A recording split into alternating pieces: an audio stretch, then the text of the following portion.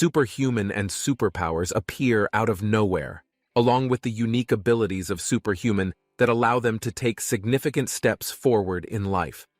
There are those who choose it to improve their skills.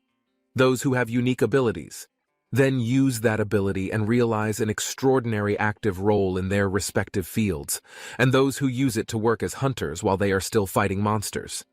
In fact, he had previously tried a career as a hunter, but it seemed too much for him. The protagonist, who once tried to become a superhuman, is forced to give up on his dream and return home to start his life as a farmer.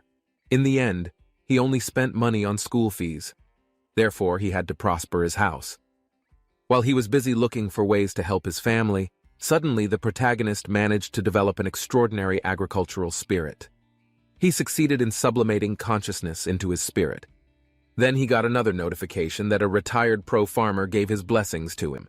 He has been resurrected as a spirit farmer to do some farming. When his younger brother Lee Chan-woo started a business that failed, it forced the family to sell all their land to pay off his debts. Jeon-woo works harder because he knows he is the breadwinner of his family. Jeon-woo starts counting. After taking care of the trees, realized that just planting this mass crop would not yield much profit. All he needs to grow a rare plant whose seeds can only be found in the dungeon. He couldn't possibly get it. But Jeon-woo wishes he had it so he could be rich. He sighed when he suddenly noticed something strange coming from the sprouts on the ground. He heard some strange voices. Jeon-woo then brings Little Sprout home for his parents to see. But only he could hear it. His father couldn't hear the sound from the plant. Jeon-woo gave a little explanation so as not to arouse suspicion. He believes in himself and thinks the tree really comforts him and talks to him. Jeon-woo takes Sprout to the treatment area. The next day, he watered it and told him many stories about the place in the hope that it would become a special seed to help him in his struggle to live. When Jeon-woo's father left his job quickly to go send the harvest. With him, his father was able to earn more than 8 million won during this harvest season. But after deducting fertilizer and maintenance costs, he had little. Jeon-woo then returned to the garden, but he saw a little girl rushing out to hug him. He looked surprised. Then a notification appears on the system board. Jeon-woo has acquired a farmer's spirit, which gives him a pound of skill extra. But when watching it over and over again, he discovered that he lacked fighting ability. When the spirit girl saw Jeon-woo, she ran to ask, and now he realized that this young girl was named Hawa. Jeon-woo was stunned when he saw Hawa's skill sheet, and hoped that Hawa will do something special for him. Hawa quickly ran back to the sprout by using the hand skills of experienced farmers. With this skill, trees touched by air will develop very well, but Jeon-woo wants something that works right away. Hawa understood what he meant. She took a breath and shouted loudly, surprising Jeon-woo, thinking she was just making a wave sound. He brought Hawa home. When a huge wind appeared and something appeared right before his eyes, Jeon-woo was once a hunter. His instincts told him it was dangerous, and this was the style of the mighty spirit. Hawa has summoned the wind spirit. He directly questioned them about why they called him. Jeon-woo immediately thought of asking the wind spirit to help him plow this area, and luckily he immediately accepted. After plowing the land, the wind spirit disappeared and Jeon-woo let out a sigh of relief. Luckily he didn't get angry or Jeon-woo would have died. He then turned to face Hawa, who was able to summon such a powerful spirit, even more extraordinary than he thought. Jeon-woo grins and takes Hawa home and tells her that today is enough. Tomorrow the notification board appears again, and thanks to the help of the wind spirit, Jeon-woo's skills were raised to a higher level. Jeon-woo takes Hawa home and tells his parents that all the storm that just happened was clearly caused by Hawa to summon the wind spirit. However, after hearing this made-up story, his parents were not convinced, and planned to consult a psychiatrist. Jeon-woo quickly comes up with a different plan to make his mother give Hawa a bath. Meanwhile, he had to sit and endure his father's screams. Her father concluded that Jeon-woo had kidnapped this sweet girl, and had ordered him to bring her back immediately. But at that time his mother screamed in fear and rushed out to tell him that Hawa had no excretions. And only then did they start to believe Jeon-woo's claim that Hawa was a spirit. A week has passed since Hawa entered Jianwu's world, and he still doesn't understand it well. He only knows that Hawa eats a lot. So Jianwu takes her to a fast food contest, and Hawa ate it all, so that the Jianwu is given a worthy reward. Then there is a spirit that Hawa summons to help Jianwu with his farming. But despite the fact that Hawa summoned this spirit, they only understand Jianwu's words and don't remember how Jianwu began to see them as a telepathic couple who depended on each other to grow. While he was thinking about it, Air went and tugged at his sleeve. He had eaten all the potato cakes that Jianwu had cooked, but he was still hungry. Jianwu is still happy and cheerfully drives her into town to get more food. Before leaving, she rushing back to the garden. To say goodbye to her plants, Jianwu takes her to a different city from his countryside. There were so many tall buildings that Hawa could not contain its excitement, but before he could go out and buy potato cakes, he had to go to the Adventurers Guild and register. From today, he will become an adventurer to have enough pocket money to cover his Hawa's food. His biggest dream is to become an adventurer. But he had failed the entrance test. This is too often. And this time was his last chance, and luckily he managed to see the certificate. He couldn't help feeling emotional. Even though his ability was only for farming, it was more than enough. Hawa saw this and wanted to try too, but because she was a spirit, she couldn't get through. Hawa was a little sad, however, when she saw Jianwu in a bad mood. She walked back to the home and immediately regained her spirits. That night, branch manager Baek Cheon-soo went to check on the situation at the head office. When he heard a big fight, he walked over to the others. Two get involved and orders them to stop the fake superpowers. Soo-jin and Jung-hyuk are the faces of the entire base. But these two individuals behave like dogs and cats, fighting all day without setting a good example for the underclassmen. Seeing that the manager had arrived, but they still argued noisily. Baek Cheon-soo firmly told them to stop and not fight at headquarters. They dragged each other along to continue arguing. Baek Cheon-soo is also helpless. He took out the list of new superpowers joining the association. He checked, but saw no one standing. This makes him stressed because he has to cultivate potential employees to move to higher management positions. But nothing had caught his attention in previous years. That night, Hawa wore some clothes that Jianwu bought for her. She's so adorable that everything looks good on Jianwu earns her a certificate similar to his. And even though it's fake and vague, it's enough to make Hawa happy. He then drew Hawa together for the photo. He completed his dream of becoming a fake superpower. But the most important thing is that Hawa has entered his world. Jianwu plans to take Hawa out to harvest corn today. And she's so adorable that Jianwu is connected to his cell phone taking her photo. His mother also constantly asked him to give her photos of Hawa to use as new wallpaper. This week he has changed 10 wallpapers. When Jianwu's father saw them huddled together, he became upset and scolded them for being lazy. However, after they separated, Jianwu's father called him back because he was jealous that he had not received Hawa's picture. After seeing that, he became much more comfortable. They have harvested corn this time and the quality is very good, so his father was sure it would be better than Class C. But there are no guarantees, so he was on his way to borrow a machine. When Jianwu called him back, they no longer needed meters because Jianwu already had a system for evaluating the quality of agricultural products. And by doing that, they will save money on the cost of that pricing engine. But only Jianwu can calculate the price. Therefore, he had to do it and shoulder all this alone. When he looked back and didn't see Hawa making any movement, Jianwu felt strange. Meanwhile, as she puffed up her mouth and dragged the huge mound of corn back into place, Jianwu nervously runs to help her and checks the quality of the corn Hawa planted. And as soon as he opened the bag, the bright light shone towards Jianwu shocked him, until realizing that the amount of corn in the bag has a plus quality in the market. The corn was higher in value and would be 10 times greater. That night, Jianwu brings a pile of delicious A-plus corn to boil and eat, and the smell alone makes the whole family drool. They waited for the pile of corn to run out, before rushing in to try it out. And then the whole family explodes, because it tastes so much better than any corn they've ever eaten. One corn wasn't enough, so Jian-woo continued to boil it again. After a short time, they consumed half of the A+ corn, just usually amazing, but also permanently increases stats for pseudo-abilities. If the world knew, this would be absolutely crazy. He couldn't tell them how to grow this corn. He would be in danger. Today there is a fair and Jian-woo invites Hawa here to play. He also asked the stall owner to sell the corn he had just picked.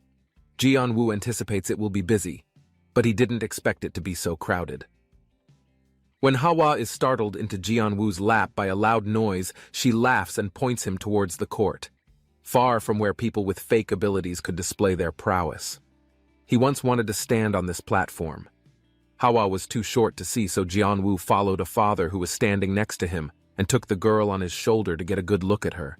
He really wanted to be on that stage, but not anymore because he now has something more important. Jung-hyuk ran around the guild. Meanwhile, the auction for fake abilities is taking place.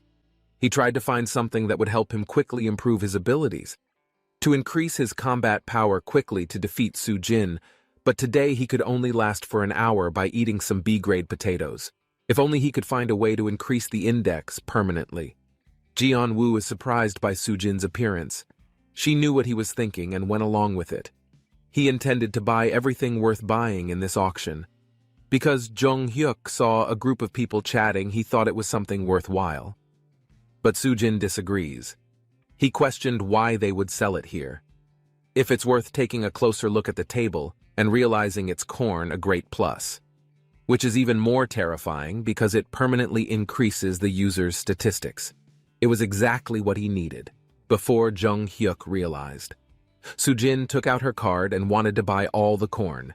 Within minutes, Jian-woo's corn was sold out, and the seller called to tell him the news that shocked him. But Jian-woo needs to reiterate that the seller should not reveal that he was the one who planted it, and that he must ensure complete safety of Hawa after selling all the corn. He intended to throw a party tonight, but first he had to figure out how to plant the seeds of beauty that the village chief had given him earlier. Beauty seeds are plants found in dungeons and are considered the most elegant hair growth medicine. Today, the process of growing this plant is a secret that very few people know. But Jian-woo is not an ordinary person, so he still knows the best way to grow this plant. The only problem is that the beauty seed only blooms when exposed to poison, a type of animal called prime mango, which is a bit difficult. So Jian-woo intends to plant other seeds first. Suddenly, a status board appeared assigning him to successfully grow this plant. So Jian-woo has to find the monster to farm, and he also used this opportunity to take Hawa on a trip around the country. While he was on his way, Grade A+ corn was advertised on television, and the most famous food reviewers are invited to test the delicious taste. Apart from that, the famous chef Jong-soo was also invited to process corn. However, he is also a fake superpower who has to do a job. Jong-soo has risen to the top of his abilities for a year, but the forgotten chef never admitted it before. He was eager to show off all his abilities for everyone to see. When Jong-soo started processing the added corn, the smell alone caused food reviewers to drool. They try it and repeatedly praise it, but Jung-hyuk and Soo-jin complain that the taste of the dish isn't even as good as when they are raw. Jong-soo is humiliated, and the forgotten chef punishes him, over and over again, until he realizes his mistake, and he has one more chance to do it again. But this time, Jong-soo just boiled the legendary corn. But Jian-woo doesn't even know anything. Jian-woo and Hawa go on a national excursion to find the animal's corpse while enjoying a meal. Of all 3 weeks later, Jian-woo returns with a pile of animal corpses. His father wanted to know why he had brought him and was about to touch him, when Jian-woo quickly intervened because the corpse of this beast was still very poisonous. This angers his father, who scolds Jian-woo for making a mess. But after hearing his explanation, his father patted his shoulder to encourage him and decided to let him make the decision, because he is the breadwinner of the family. Jian-woo then called Hawa, who was playing with the cow. Hawa summoned a wind spirit to help her plant the seeds. Even though Jian-woo wears a mask, he is still a little afraid of poison, so the wind spirit will help him blow out the poison and plant the seeds. It was quite simple, just put it into the beast's body. Jianwu brings Hawa home after finishing everything they planned to have a barbecue today. While the family is enjoying a meal together, a bulletin board appears notifying Jianwu. If he had been rewarded with a plot of fertile land for accepting the spirit farmer assignment, the next morning he took Hawa to the garden again, remembering what happened the day before. But Jianwu still doesn't understand that the gift is a piece of fertile land. But the land is now owned by the government.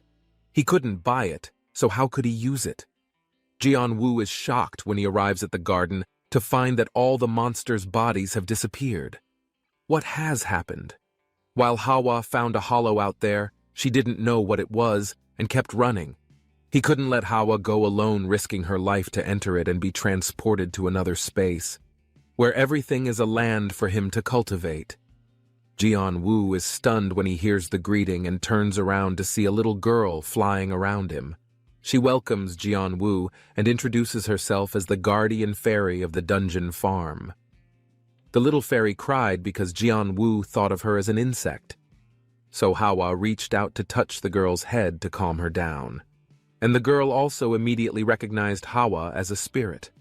Hearing the name Hawa, the girl said that it was a very beautiful name, but then remembered that he has no name to introduce. So he cried again. After crying, she explained to them again that she was a fairy whose job was to protect this farm, and she illustrated for Jianwu. How does it work? This is a unique land that is different from other lands, especially in this area, because the land will develop with Jianwu, and he can grow any plants he likes, regardless of how finicky the soil is. Listened to the explanation for a while, but he still didn't understand anything, so he just hummed and had something to ask. The only thing Jianwu is afraid of is that the government will control the land. But the little spirit girl laughed and patted her chest. Confidently said, as long as Jianwu has his permission, no one can enter this area. Jianwu doesn't believe it. When he saw the vast land in front of him, that was all his. Meanwhile, Hawa went back to playing with the spirit girl. After a while, Hawa came back and asked Jianwu to play with her, but at this point he realized that the spirit girl didn't have a name. As a result, he immediately found the name. As soon as Ella heard the name, she thought it was very beautiful and she agreed to use it. Suddenly notice boards started to appear. Jianwu gave this land fairy a good name, so the soul of Land L was approved as a new soldier. And once L's magic is restored, L is no longer as small as an insect but becomes bigger, like Hawa. L approaches Jianwu once again to greet him, telling him that she will now be responsible for his care in determining that his beauty tree. After some time, the beauty seeds completely absorbs the body of Beast without leaving any trace, which is in accordance with the expectations of the planting. They are on the carcasses of other animals. It should at least produce something like this. Of course, it wasn't perfect with the stem being a little weak, so Jianwu had to build something to support it. And because this is a rare plant, what he had to do was pay more attention to it. Jianwu turned on the bulletin board and turned to the tree that stated it clearly, that when it grows, it is about 1 meter tall. He only planted it for a week, and it has exceeded the standards. How can this grow so fast? Ella returns today to brag about her achievements, because the pile of trees had grown like this because he had taken care of them.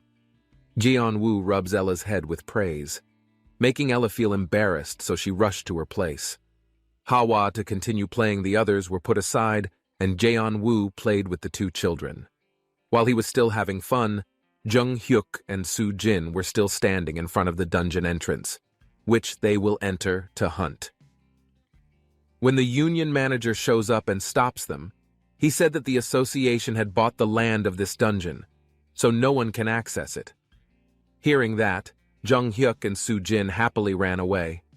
But there were other hunters holding out at the entrance, because the contents of the dungeon are very valuable. When they were inside and when they ran out, they were no longer under the authority of the association, so that hunters can get it. There are horned rabbits in this dungeon, and their horns are very valuable, so the association cannot ignore large sums of money because of the weak but aggressive nature of horned rabbits. Hunting them is quite easy. Of course, there are exceptions in herds of horned rabbits, and while their teammates were still fighting, There were two rabbits who left everything and immediately ran away. On Jianwu's side, after a game of tag with the two kids, he sat down and gasped for breath, and his physical strength couldn't compete with the children. In the following days, Jianwu continued to care for his land. This time it is certain that the quality will be very good because he has put in a lot of effort for this season. Jianwu heard Hawa scream suddenly, worried that something had happened to her. He rushed to check. He discovered that Hawa was crying because her area had been completely destroyed by something that reminded her of her own childhood. When his own fields have been destroyed by something, it makes sense that Hawa would cry now. Jianwu hugs her and persuades her to replant. When he heard a sound in the nearby bushes, a horned rabbit was seen by Jianwu and jumped out to stare at him angrily. He wouldn't let her get close, but Jianwu can tell what kind of animal it is just by looking at it. What surprised him was that he could understand what he said. Will predicts he will be able to hear animal sounds. In this way, at that time, the system gave the task to Jianwu. He needed to find a family for this horned rabbit. But Jianwu refuses. This is a type of animal that can be dangerous to women. He regretted refusing, but Hawa wanted to help this horned rabbit take a closer look. There was another horned rabbit behind Jianwu watching that. She is in the process of reproduction. It seemed that she was uncomfortable because of the difficulty of giving birth. The horned rabbit refused to let him approach. So Jianwu had to explain to him, after receiving his approval. Jianwu immediately started helping the birth of a baby female horned rabbit. It wasn't until dark that the birthing process was complete. The male horned rabbit thanks Jianwu by volunteering to let him eat it, but Jianwu rejected him because it was the father of small children, so he couldn't commit suicide like this. Jianwu also made an offer that the flock would now live with his family, in order to be able to take care of the entire flock led by Jianwu. To introduce new members to him, he was a little uneasy when he found out that they were wild animals, but very quickly the children got along. The next step is to create a habitat for the horned rabbit. Jianwu turns around to ask the horned rabbits how they live outside. In the wild, horned rabbits often dig burrows or live in bushes. So Jianwu immediately saw the situation and asked Hawa to summon the land spirit. He asked them to help him build a stone tower that would be as tall as he was. Seen a lot of TV shows with superpowers where they often employ land spirits to create new things. But that's only on television. Jianwu lets them go. He will build a nest with horned rabbits. The horned rabbit tried it for him, but it doesn't seem interesting, so Jianwu builds a nest for them. Hawa also hugged the horned rabbit. Meanwhile, Jianwu stood and felt his soul being healed by the children's cuteness. On television that night, it was revealed that the hair growth supplement was defective, and that one of the serious side effects of the drug is the tailbone growing together with the hair and piercing the skin. Ella knelt down to apologize. He claimed that he had approached the leaves of the extraordinary plant out of curiosity about the one he was growing, but Jianwu laughs and assures him that it's okay, because he had to throw it away due to the side effects of the medicine. He then turned around to look for the horned rabbit. The leading rabbit runs towards Jianwu, showing off his new fur, which surprises Jianwu. What's with this? His hair has grown thick and messy. He no longer looked like a horned rabbit at all. Jianwu once saw an advertisement for hair growth pills on TV and thought people were exaggerating about it. So he didn't expect the results to be this bad, with untested plants like this. Heard about the side effects, so she knelt down to apologize to Jianwu. It was good that she admitted it, but he still warned her not to create such a mess next time. After asking Hawa and Elle to leave, so he could talk to the horned rabbit, Hawa obeyed and ran. Meanwhile, Elle still feels very guilty. Jianwu laughed because this little girl was very sensitive, so he knelt down to comfort and encourage her. Finally, Elle recovered her composure and started playing with Hawa. The next one is this horned rabbit that seems to be enjoying its newly grown fur. But Jianwu immediately brought scissors to cut his fur. He then observed the rabbit for a while, noting that apart from the bristles, there are no other side effects. However, after looking closer, he discovered that the rabbit's horns had grown back. although the horned rabbit itself didn't realize this was new. Now, Jianwu remembers that the side effect of the drug is to stimulate bone formation. Who would have thought that would allow these horned rabbits to regrow their horns? Having a business idea crossed his mind. If a horned rabbit that has eaten the leaves of the masterpiece tree can grow its horns back, he can cut it and sell it and not have to continue caring for the masterpiece tree. Jianwu turned to face Hawa and Ella, who were laughing and having fun. It was thanks to Hawa's request that he helped save the horned rabbit, and Ella feed them, so he knows about this big business, because these children are the most valuable people in his life. Jianwu comes and hugs them. When children play outside, Jianwu sits in a corner and thinks that he no longer needs to worry about the negative effects of this masterpiece tree. Suddenly, a quest board appeared requesting that he completely remove the negative effects of this tree. Jianwu turned around to look at the fruit and leaves of the masterpiece, which were all S-class agricultural products. Or would it be better if it weren't for the negative impact of this precious thing? He will be rich. Jianwu intends to ask for expert help. But remember that he didn't know any experts, so he had to do the experiment himself. Jianwu first burns the masterpiece fruit to see if anything strange happens. But nothing happened, and he even damaged the fruit of an S-class tree. Jianwu didn't give up and experimented several more times, but that's all in vain. A large number of masterpieces have been damaged, and he now feels useless. Jianwu turned to look at the horned rabbit and called it back. He wanted to cut off the horns on his head to study it.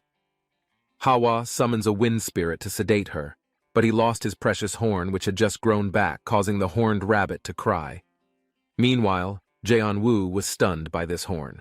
The quality reaches grade A, plus a rank that a horned rabbit would never be reached in the wild. But he can have it, and as long as he mass-produces it, he will be a billionaire. Jianwu looked at Hawa, who was comforting the horned rabbit, who was unhappy seeing this scene, making Jianwu realize that he was almost blinded by money. He saved this horned rabbit from using it for business purposes. Meanwhile, Chef Jong-soo accepts a significant breach of contract to leave his workplace, because being here only slowed down his progress. Jong-soo leaves, because horned rabbits are easy to hunt, and the prices of their products are quite high. There are many gatherings near the entrance to the area where they live. Jianwu also came here to sell some horns he had just harvested. That day he performed general surgery on a horned rabbit. Thanks to their cooperation, everything ran smoothly without any problems. But contrary to his expectations, the last horn was of much lower quality than the leader's horn. This makes Jianwu assume that horned rabbits are unique. But there was no evidence at all, so he could only wait and watch. Of course, he was trying to sell plus-grade horns, but the crowd was so confused that he was too overwhelmed to sell. So Jianwu stopped selling and waited for the next auction to sell. He was too busy with his thoughts to pay attention to Hawa any longer. But when he is drawn to the smell of a nearby stall, Jianwu goes to see if he is selling rabbit meat. He wasn't that interested, but the smell was too tempting. He had tried horned rabbit meat before, but it was too rotten, but Hawa insisted on eating it. Jong-soo, the owner of this kiosk, hopes that the first customer to make a purchase will help him resolve the situation, because there are rumors that the meat from horned rabbits is not very appetizing. And no matter how attractive the smell, he would just stand outside and watch. He also took Hawa to the shop to buy horned rabbit skewers. He held a meat skewer in his hand. They enjoyed it together, and then both shuddered. Jianwu exclaims that it is too delicious and keep eating it, causing doubts from other customers to be resolved. They then flocked to Jong-soo's shop. After eating, Jianwu took Hawa back to the farm. After eating meat satay, Hawa watches the horned rabbit and even drools along with it, which makes Jianwu consider inviting it to eat again.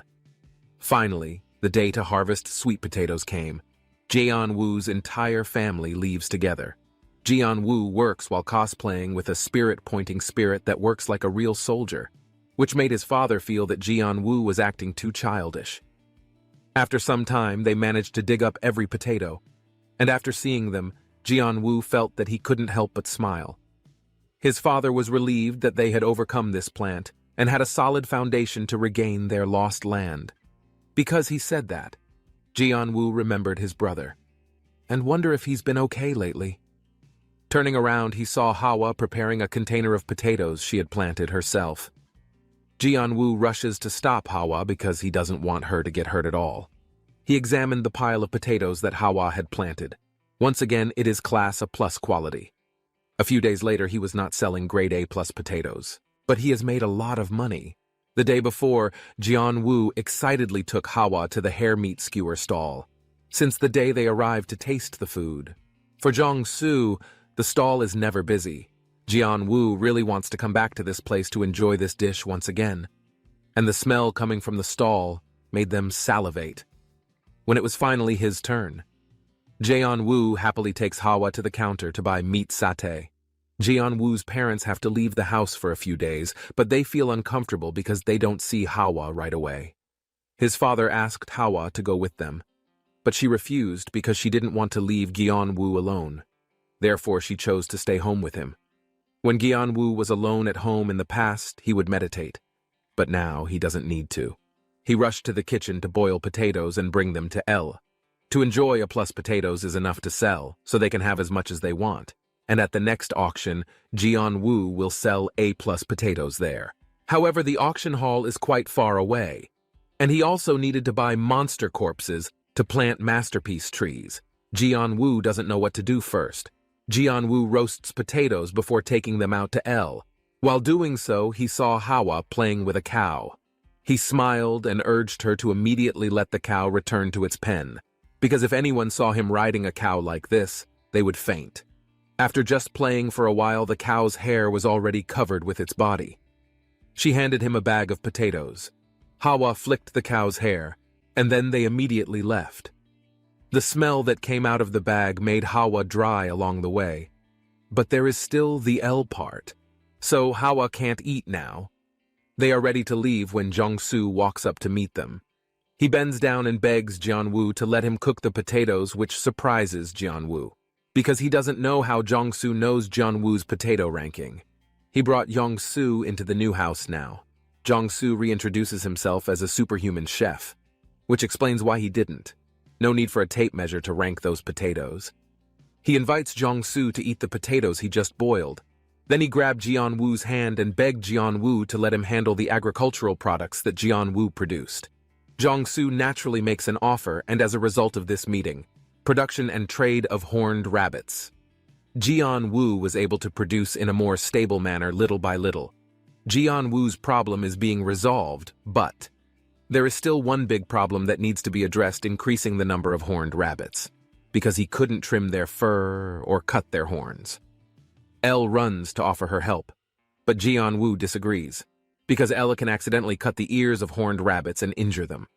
On the other hand, she is quite confident because of her ability to imitate Jianwu's skills, and imitated exactly what he did, Jianwu. Reminded by his words and seeing Elle's hopeful expression, he agreed and then caught a horned rabbit for him to try. Finally, he succeeded because Hawa saw this. He takes scissors and wants to help her, but Jianwu rubs his head and denies it, because Hawa don't have the same skills as him, so she couldn't do it perfectly to trim the fur of all the horned rabbits. Thanks to Elle's help, there is still a problem he needs to worry about, namely her sulking mood. This is the first time this has happened, so Jianwu is confused about what to do. But Jianwu invited her to a very interesting place, where she would love to go. Hawa was once again overjoyed, so Jianwu took him to Jiangsu's shop, which had just opened a restaurant nearby. Jiangsu is confident in his popularity and doesn't need to worry about the number of subscribers. But more importantly, he built a restaurant here so he could get Jianwu to allow him to cook plus-grade potatoes and agricultural products as precisely as possible. Jianwu felt a little uncomfortable with this deal, because Jiangsu only took 2 portions and the rest was all for Jianwu. However, for Jiangsu, being able to prepare dishes from agricultural products is enough to make him happy, so that he doesn't regret his offer. They do business together. And now it's time for Jiangsu to complete his task. The prize is the process of creating the most perfect masterpiece. Jianwu was shocked when he heard about it. He also wants to know that brother Jiangsu can send him the process of making a masterpiece tree. To do this, he needs to use stone bee honey, even though he already had the recipe. It's still a bit difficult for Jianwu because he doesn't have a laboratory. Almost all the ingredients needed, such as rock honey, are also very expensive. Meanwhile, Jianwu is still thinking about a solution. Jiangsu is preparing to open his restaurant. He invited the good manager and the last two superhumans. The time came to apologize for his previous mistakes. Jiangsu promises not to make the same mistake again. Today's menu will be the most perfect for him. The three of them ate the first course, but the good manager wasn't too interested in that because of the upcoming World Chef competition. He was looking forward to 1% Jiangsu's dishes, which were very delicious. Apart from that, it also has a percentage that allows superhumans to improve their skills instantly. Jiangsu laughed. He wouldn't make that dish again. Then came the main course.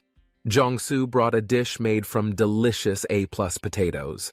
To invite everyone just by smelling it made the good manager's saliva instantly increase. This level of user skill makes any good manager sweat. Isn't this a 1% dish?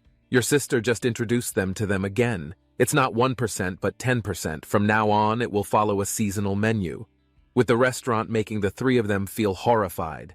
10 amazing. After enjoying and leaving the restaurant, the world started talking about this dish. So the restaurant has a long queue. Just to enjoy this dish, they waited a long time. But only those who are quick on their feet have the chance to enjoy it, because the ingredients for plus-class potatoes are limited. Jiangsu's restaurant should do better than Jianwu thought. The end of the harvest is winter coming to the fertile land of Jianwu. The cold air made people on the street feel their breath.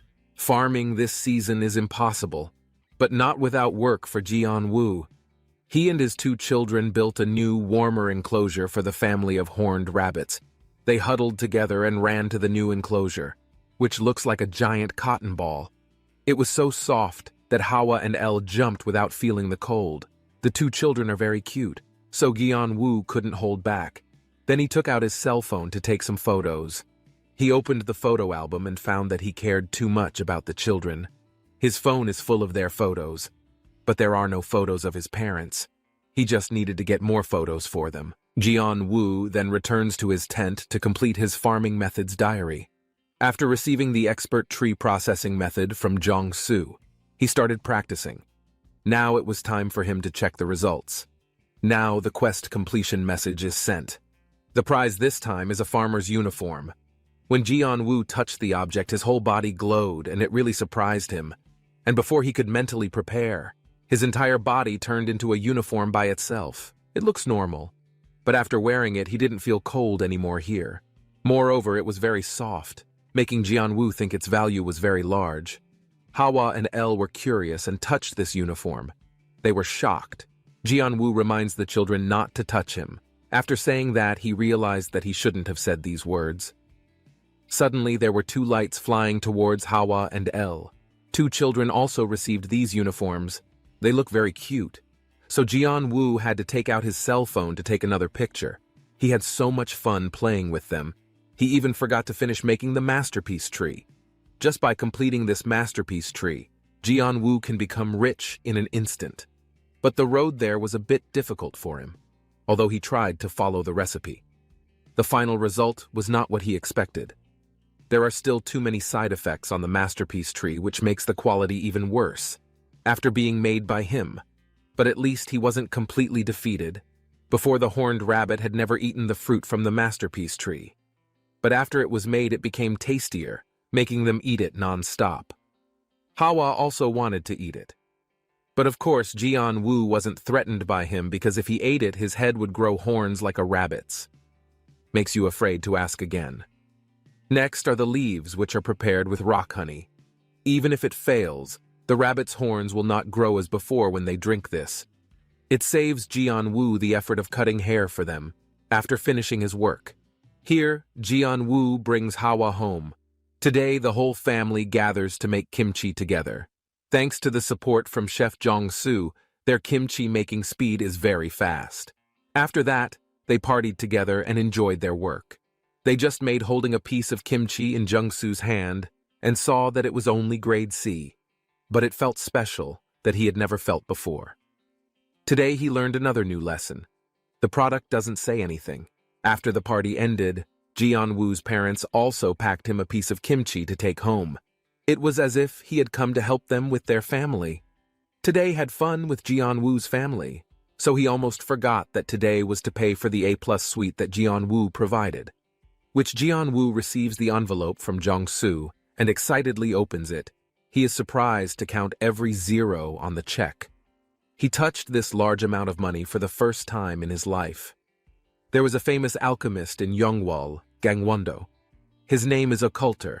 The poison he made contained the good effects that people were always looking for. However, there is no information about the person or the shadow itself that makes people speculate that he is a sage from another era. But in reality, the person hiding was just a little girl. A girl who looks at her body like that. He is actually 30 years old. 20 years ago, he was considered superhuman at a young age. Thanks to the alchemist's blessing, he learned many nonsensical healing methods. Among them is a drug called eternal youth, and maintaining beauty for women is the easiest way to make money. He brought himself in as a test subject. It works, but it's also kind of a curse.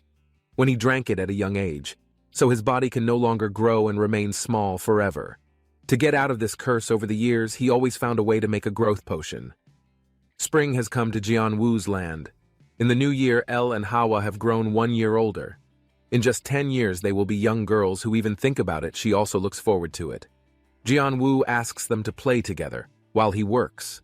This year, he will try growing chili peppers, a very difficult crop that wreaks havoc on the farmer's back.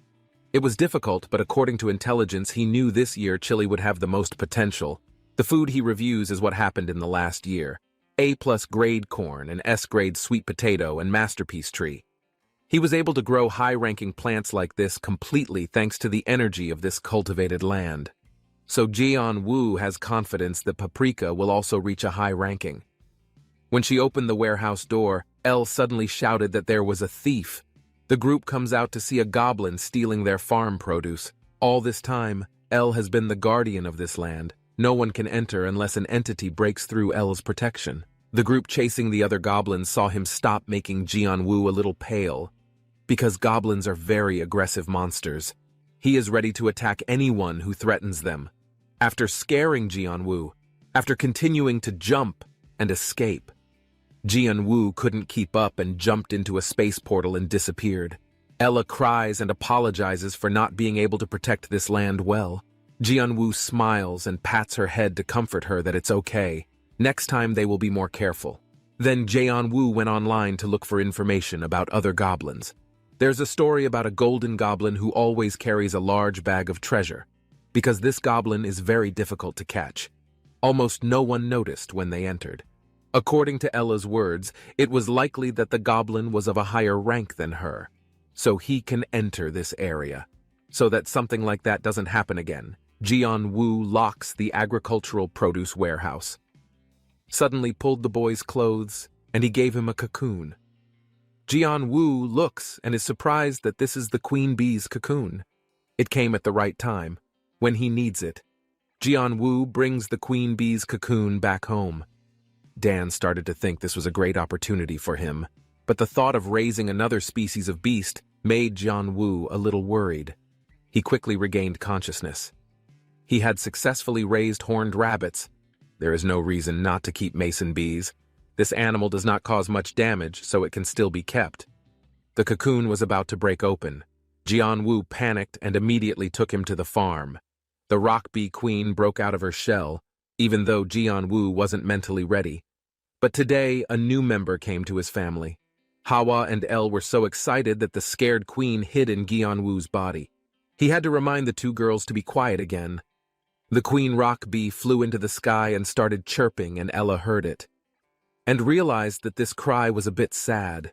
This queen bee calls her kind.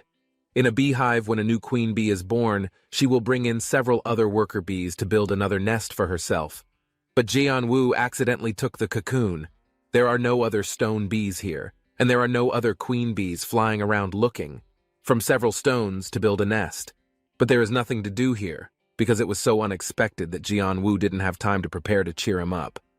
Jianwu takes out processed rock honey for the queen bee to try. Luckily, this suited his tastes and desires. The mood is much better.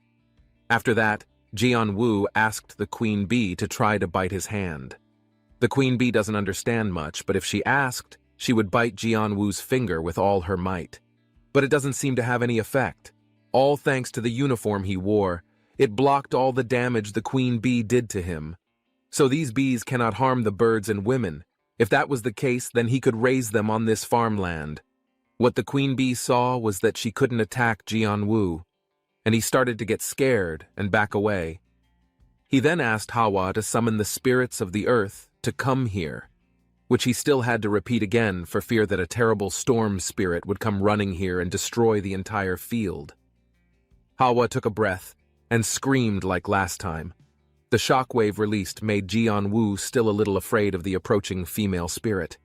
This time, a different rock flew before their eyes. Someone stepped out from within the stone without any pressure like the wind.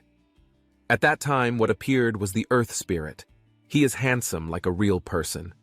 To build a nest for stone honeybees, Jianwu asked Hawa to summon an earth spirit strong enough to come. The summoned earth spirit turned around asking what was wrong. Hawa waved at him but was ignored. This was the first time he had been ignored like this. Makes Hawa very sad. Jianwu turned to Ele, who was also very afraid of this thing being called. He asked Jianwu repeatedly, and then lost Jianwu's patience. Earth spirit, to make stones suitable for the queen bee for the nest. The simple thing he gave him was that the ground began to shake violently. The giant stone pillar started to grow bigger and bigger, making Jianwu's face turn green until a bulletin board appears. He realized that. He was at the same level as the anti-wind spirit last time, but he spoke too empty to her. Luckily, this guy was friendlier than the anti-wind spirit. Actually, Jianwu has faced a presence this big before, but every time he was so frightened that he softened his whole leg and fell to the ground. Then he left immediately. The Rock Queen happily flew to the newly created rock pillar and started building a new nest for it. Just like that, another month passed, and Jianwu asked Boomy Spirit to bring food for the Rock Bee Queen. Even though the Earth Spirit Man wasn't his enemy every time he thought about it, Jianwu's mind was very tired. Since the stone pillar was erected, the queen bee has never left the nest, which makes Elle and Hawa very worried. Is the queen bee healthy? When Jianwu saw this, he laughed and bent down to explain to the two girls. It wasn't because the queen bee wasn't feeling well, but he still worked very hard, so that the two girls understand it better. Jianwu asks them to come closer to the nest, and a closer look at the entire swarm of stone bees flying in front of them all. And now Jianwu is ready to start raising stone bees. Jianwu ordered a group of chimpanzees to dig an earthen nest along the road he had passed. The other farmers had seen many of these scenes, and they gave this land the name spirit farming. Actually, this spirit is not as omnipotent as they think, so at first Jianwu had to work hard to train them. When Jianwu asked them to remove the weeds, they also moved the core. And for plowing, too. If Jianwu doesn't draw their line, it will be a big mess. That's why he doesn't leave them to their own devices. Hawa brings her parents to Jianwu and asks him to tell her parents to bring cake. But only Jianwu understands what Hawa means. But his parents should not have opinions about each other leading to heated arguments. Jianwu immediately asked Hawa to make it up to his grandparents. They shouldn't argue in front of him like that. To make the family more united, today Jianwu will take everyone to Jiangsu restaurant to enjoy his cooking. Jianwu took them to a restaurant, but when he got there, he saw that the queue was very long.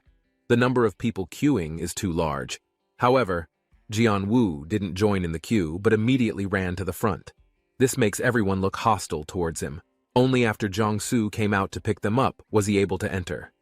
Because those people are so scary, Hawa almost cried. And to make him happier, Jiangsu immediately released today's menu for everyone to enjoy.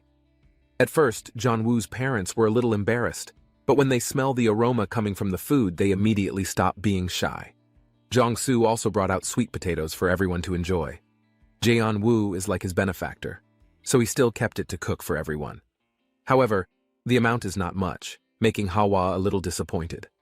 So Jong-soo brings another stack for everyone. When Jeon-woo ate it, the taste exploded in his mouth.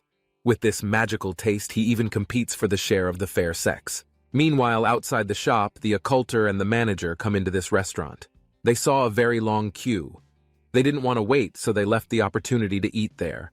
Then at that time, Jeon-woo's family came out, and they passed each other. Jeon-woo takes Hawa out to the park. Today the flowers have started to bloom.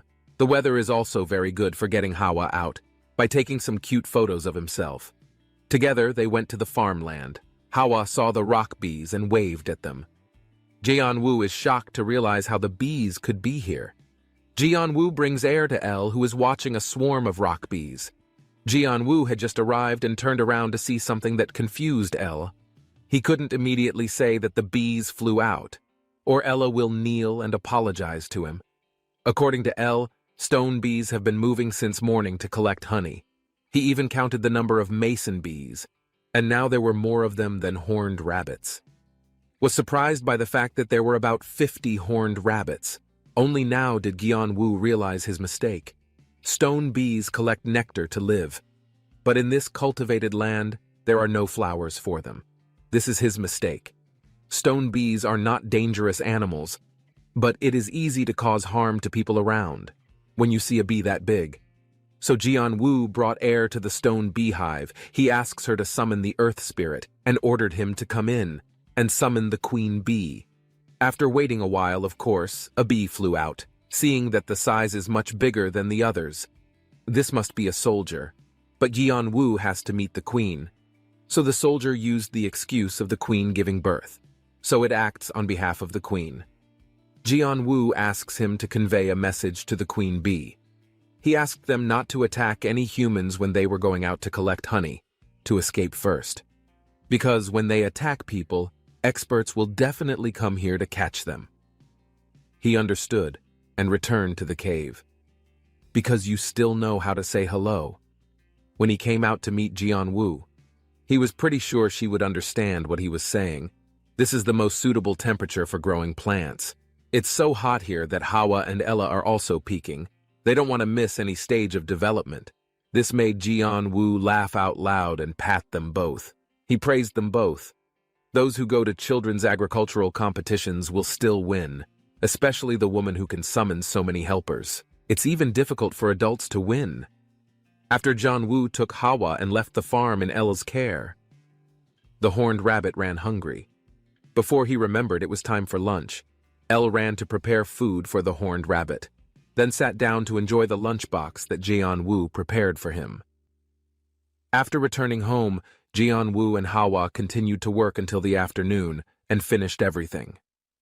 But Jeon-woo felt that time seemed to be moving a little slower today.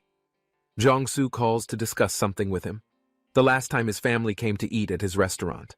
After leaving, there were other guests who asked him to tell them the recipe for the extraordinary tree. Jong-soo doesn't know how to handle it, so he called to ask Jeon-woo's opinion. Then Jeon-woo laughs and reminds him to do what he likes. After all, it wasn't his, but he has the right to forbid her from showing it to others. After turning off the phone, Jeon-woo took Hawa back to his house. At this level, nothing is more important than the air. A few days later at the village hall, Hawa and other children danced for the adults, while waiting for the village chief to arrive today. He called everyone here to discuss the recent strange bee sightings. Jeon-woo was shocked when he heard this. Why are they discussing bees here? Jeon-woo remembers that he definitely told the bees to be very careful not to attack people, which he was sure that they understood. And what the village head wants to convey to the community is just to remind them to be more wary of bees. No attacks have occurred yet. It's just that state apiaries will only teach them about new species of bees. It is his hope that anyone who is interested will come to class. This is very coincidental with Jeon-woo raising this rock bee colony, and he carefully planned how to care for them. Events like this would help him understand how to care for their species. But when he got there, the class seemed to lack interest. This made Jeon-woo a little sad. At this time, the night butler brought the woman into the classroom.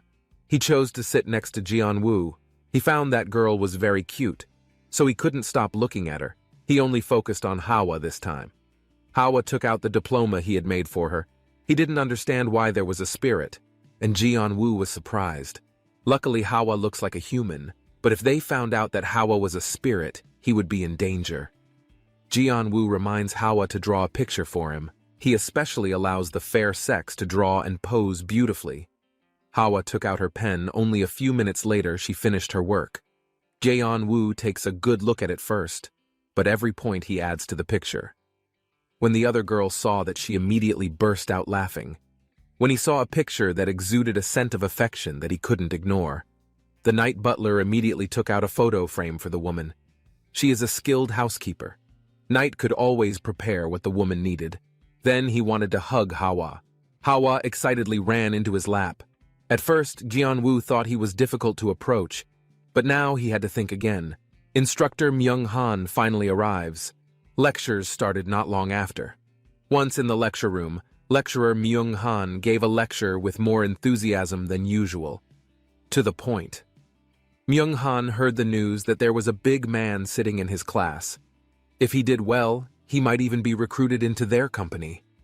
After the lecture, Jianwu and Hawa say goodbye to him and leave, even though during lectures he only pointed at women. But Myung-han said everything he knew well. According to him, everything he said was wrong, and not worth their investment. All he cares about is getting Jianwu's phone number. During the lecture, it seems that Jianwu had a prior understanding of this species of male bee, when he thought that stone bees were hermaphrodites. Jianwu bought some flashcards to teach the children, but it was a bit difficult for him. Hawa only learned words, but couldn't pronounce whole sentences, and Ella always puts the word there before every answer. He confusedly turned around to look at the horned rabbit. He didn't play with his rabbit and ran here. The horned rabbit puffed up its chest confidently, thinking that the horned rabbit was not tall enough to play with it. Jianwu immediately realized that this male rabbit was bigger than the others. Apart from that, he is also very smart. He must be a special child. She let him learn letters with Hawa and El. In the following days, he worked very hard to teach Hawa. He put on his own thick coat and went to meet his parents.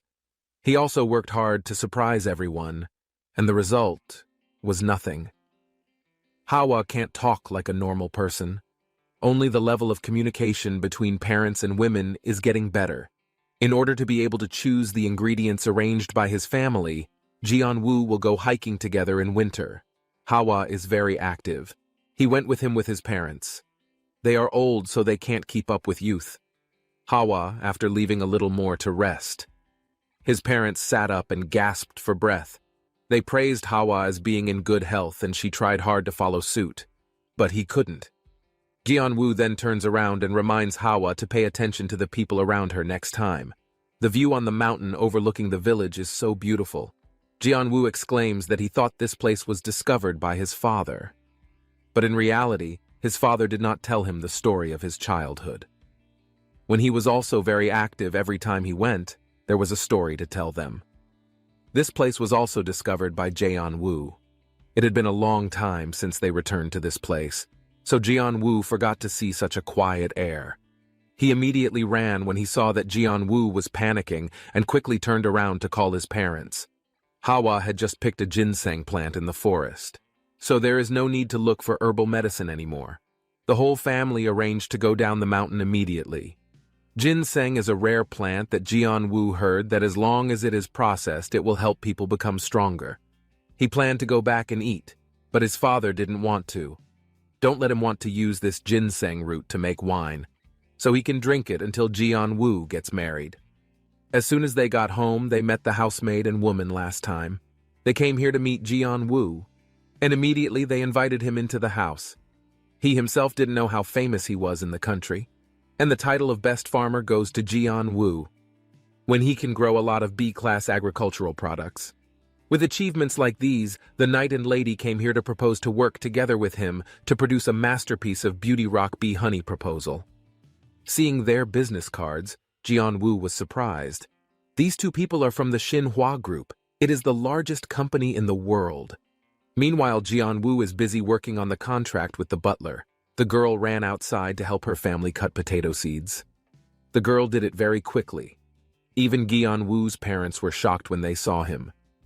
For Yuna, who is in charge of developing pharmaceuticals and artifacts in the world's #1 corporation, it is as easy as turning the palm of her hand. But Yuna did it to attract women's attention. After discussing the new contract, Jianwu is surprised to see that his parents are leading a valuable customer to cut potatoes. At this kind of help, they both immediately laughed. Because Yuna wants to do it. Like they don't force it. Butler Knights don't stop either. If it was something the woman wanted to do, he wanted to help too. Knight took a potato and joined the group. Jianwu couldn't help but laugh. Behind him, there were currently 2 people in the world's largest company cutting potatoes at home. Who would believe such nonsense? Thanks to the help of the 2 of them, the speed of cutting potatoes became faster. It only takes a moment to get everything done. At this time, Yuna mentioned the contract. Jianwu has a very thorough discussion with the night butler. He also heard from Master Yuna that he wanted to work with her to find a cure for her illness. Looks at Hawa, and then laughs and tells Jianwu all that he is looking for medicine to help himself grow. His body couldn't grow anymore, but he didn't think he would stay forever in this baby form. Jianwu understands that he promised to bring him masterpiece fruit and rock bee honey for Yuna, for him to experiment. He laughed thinking that this was support, because even the company doesn't have time for that. The butler reminded the lady to come back immediately. And now Jianwu has more work to do. Thanks to sponsorship from Xinhua Corporation, Jianwu can easily get monster corpses that serve to plant the masterpiece he requested. For this monster, but they sent him the most intact monster body. They still have teeth and claws. It can be sold for money. After all, it is nice to cooperate with Xinhua Corporation. At this time, the butler called to see if he had received the monster's body. He should have brought it himself. But there were other things preventing him from leaving. The butler has some reminders for Jianwu. According to his research, he could simply grow a masterpiece tree using only monster bones. He's afraid it's not good to send the whole child to Jianwu like that. Can't tell him he already has a prescription. Jianwu covers it up by thinking that he was just doing an experiment. And besides the corpse of this monster, he also received a swarm of bees. The other day, Jianwu asked the butler to help him handle it. This cannot be denied that the stone bee is still a kind of monster. If targeted, he cannot raise them. The butler immediately understood the problem. Based on its position, he changed the background of this bee from a monster to a harmless insect. Now no one can target him anymore. The butler did the request of these things completely. The day before he found out that Hawa was not his biological child, he was shocked.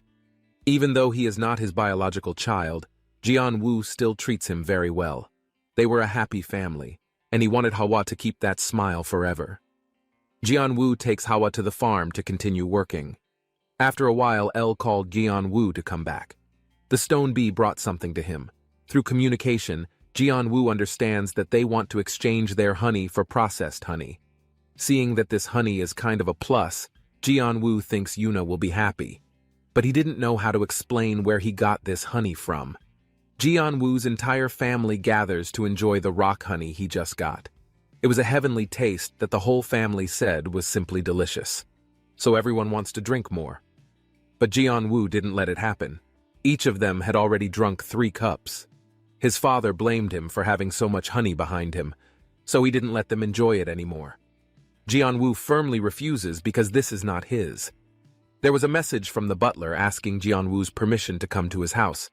At the same time, he also wanted to give this honey to them, so he immediately agreed.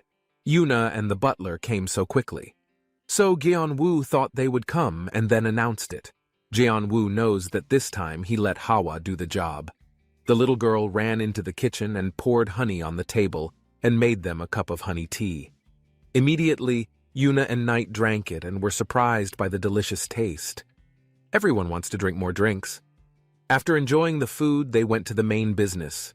The reason they came here today was to talk about their upcoming business plans. It must have been important for Jian-woo to sit still and listen to the two of them. Night then bursts out laughing, which is not exactly what makes Jian-woo realize that Yuna came here to play with Hawa. So he let her go with Yuna.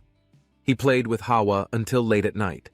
Before leaving, Jian-woo allows them to visit whenever they want. Now, even without a business plan. Yuna is excited to go tomorrow. Of course, the night butler disagrees. Night brings a box for Yuna. He calls it a surprise gift from Jian-woo. He believes this will make Yuna happier, until Yuna opened the gift that Jian-woo gave her. Yuna immediately cried. After this, he could do growth medicine research. After a period of plowing romantic films with Grandma, Hawa imitates the acting of actors in films. Jian-woo laughed and patted her head, praising Hawa's talent. She thinks that in the future she will most likely become a famous actress. But if that's the case, then Hawa has to study harder so that she can at least name each member of her family. After that, they went to the farm together. Nothing happens. When he left here, the stone bees were also doing well because of the new characteristics of this farmland. After Jian-woo received honey from the bees, there were several changes to this land. The first is that the agricultural area has increased a lot. And the second is that there are spatial cracks that have formed in the cultivated land. According to L, this is a newly formed ground fissure. He said it was a road that connected to other lands. This makes Jian-woo a little afraid that monsters will come here through this road. L laughed at this. He didn't need to worry because as long as he was here, he couldn't enter without her permission. Above all, monsters who want to use this land permission must have Jian-woo permission. Jian-woo felt relieved after hearing this. But he doesn't know how to use permissions. After thinking about what to do for a while, Jian-woo let the stone bee go exploring. Even though they were only pets in this cultivation land, it was still a wild beast, which was probably why the rock bee could pass through this land. Thanks to it, it can go out and collect honey in the most stable way. Jian-woo then reminds the kids to take out their pens and paper because today is the day he checks their results. While the group of kids is taking the exam, Jian-woo starts thinking about planting more trees in his upcoming mission. Now Jian-woo has to plant 2 more plants that are different from the ones he planted, to become a true farmer. Jongsu Restaurant continues to welcome guests. This time, Jung-hyuk and Soo-jin brought both of their children. Yi-ran and Yi-jin are grumpy like their parents who constantly argue in front of adults. This made Jong-soo gape and laugh. Then he said that today's menu was called Devil's Temptation and Angel's Temptation. Angel's Temptation is warm honey tea, and the Devil's Temptation is ice cream. Jong-soo let them choose the menu as they pleased. Everyone has their own opinion. But Jung-hyuk chooses whatever, and he chose his wife the Devil's Temptation menu. He made his own decision because he knew that his wife liked to eat ice cream. But this makes Soo-jin still angry.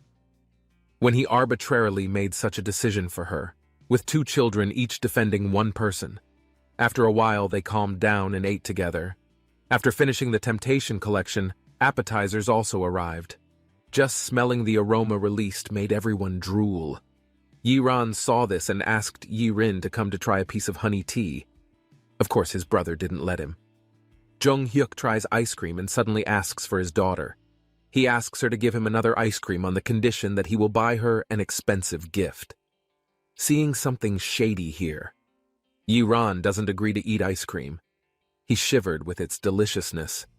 Jung-hyuk's wife turned to ask her husband where he got that much money and promised to buy things for him. They continue to argue. So Jong-soo didn't know what to do, so he could only send a message to Jian-woo asking for help. Jian-woo also thinks Jong-soo is busy with his new honey dish, so he didn't pay much attention to this boy still leading Hawa to the farm. When he arrived, he saw the horned rabbits huddled together to watch something with L. Gaeon-woo is confused. He was afraid something would happen to the children. So he went out to ask them, and received news that the Golden Goblin had come to this land again. The previous night, this farmland was still very peaceful, but the uninvited guest once again visited this place. L has been alert since last time. He gathered everyone together to come up with a plan to capture this goblin. The Golden Goblin walked happily through the land. When he was surprised to see music in the mist appearing, this was caused by the spirits of wind and water. He panicked and hid inside the glass wall, then jumped. When the monster inside saw it. In fact, this is just a shadow created by the earth spirit and fire spirit. At this time, the golden goblin was already scared. But that's not all when Elle and the horned rabbit build a tower. The rabbit had horns to scare him. The frightened gold goblin cowered and ran away. He forgot the treasure bag he always carried. It was like the bag the gold goblin always carried. They tried to open it, but couldn't do anything. Jianwu also tried to open it, and it didn't work. He assumed that there must be some kind of spell to open this bag. But Hawa just turned the bag over, and the items automatically fell out. The golden goblin treasure is only passed down like an urban story. Who would have thought that Jianwu would see it with his own eyes? He sat down to see what valuables he managed to get from the goblins. With this incident, the items he had stolen from before were returned along with other items that, as far as they knew, were of no use. Of course, not all items are useless. From a pile of things, Jianwu took a chair from an extinct hellgrass plant. It drags everything to hell. Looking through the introductory lines made Jianwu somewhat pale, so it hasn't been planted for a while. When he finished bringing Hawa home, he found Yuna and Butler Knight waiting in his yard. They came here to give Jianwu a housewarming cake. A few days ago, his neighbor announced his son's move, asking him to go to the city to live with him, when he was recruited by the Xinhua group. At first, Jianwu could only congratulate him until today. When he saw Yuna announce that she was moving here, he knew that all of this was arranged by her, so he can see Hawa more often. The spirits fly to report that they have completed their assigned tasks, and Jianwu let them fly free. That surprised Yuna a little. He can control star spirits. It usually takes a lot of energy to maintain such a spirit. After all, how strong Jianwu must be to do that. He couldn't tell Yuna that the spirit was summoned by Hawa, so he just went along with her pretending to be strong. Suddenly a scream made him jump all over the place. She messes up the cake that Yuna brought for Jianwu's housewarming. He seemed to be lost in a happy paradise with the delicious taste of this cake. Yuna added a plus-grade rock honey to this cake to make it even more delicious. He was very grateful to Jianwu for the amount of rock honey that his experiments had grown. After a while, they finished all the cakes that Yuna brought, and Hawa lay down to eat. Knight suggested that Hawa be taken for a walk, and Jianwu immediately understood and asked Yuna to take air for a walk, while he stayed to discuss some plans with Knight. He mentioned the land in the dungeon. If the land of the horned rabbit is only a land with low danger, it's completely different there. This is a dangerous area belonging to the highest danger class. In this land, there is a lot of poisonous gas. Moreover, it also escaped, causing a huge impact on the surrounding area, making everything within 500 meters around it have to stop working. That's why Knight wants Jianwu there to invade this land. Jianwu was shocked by this request. He was just a farmer, how could he invade such a dangerous area?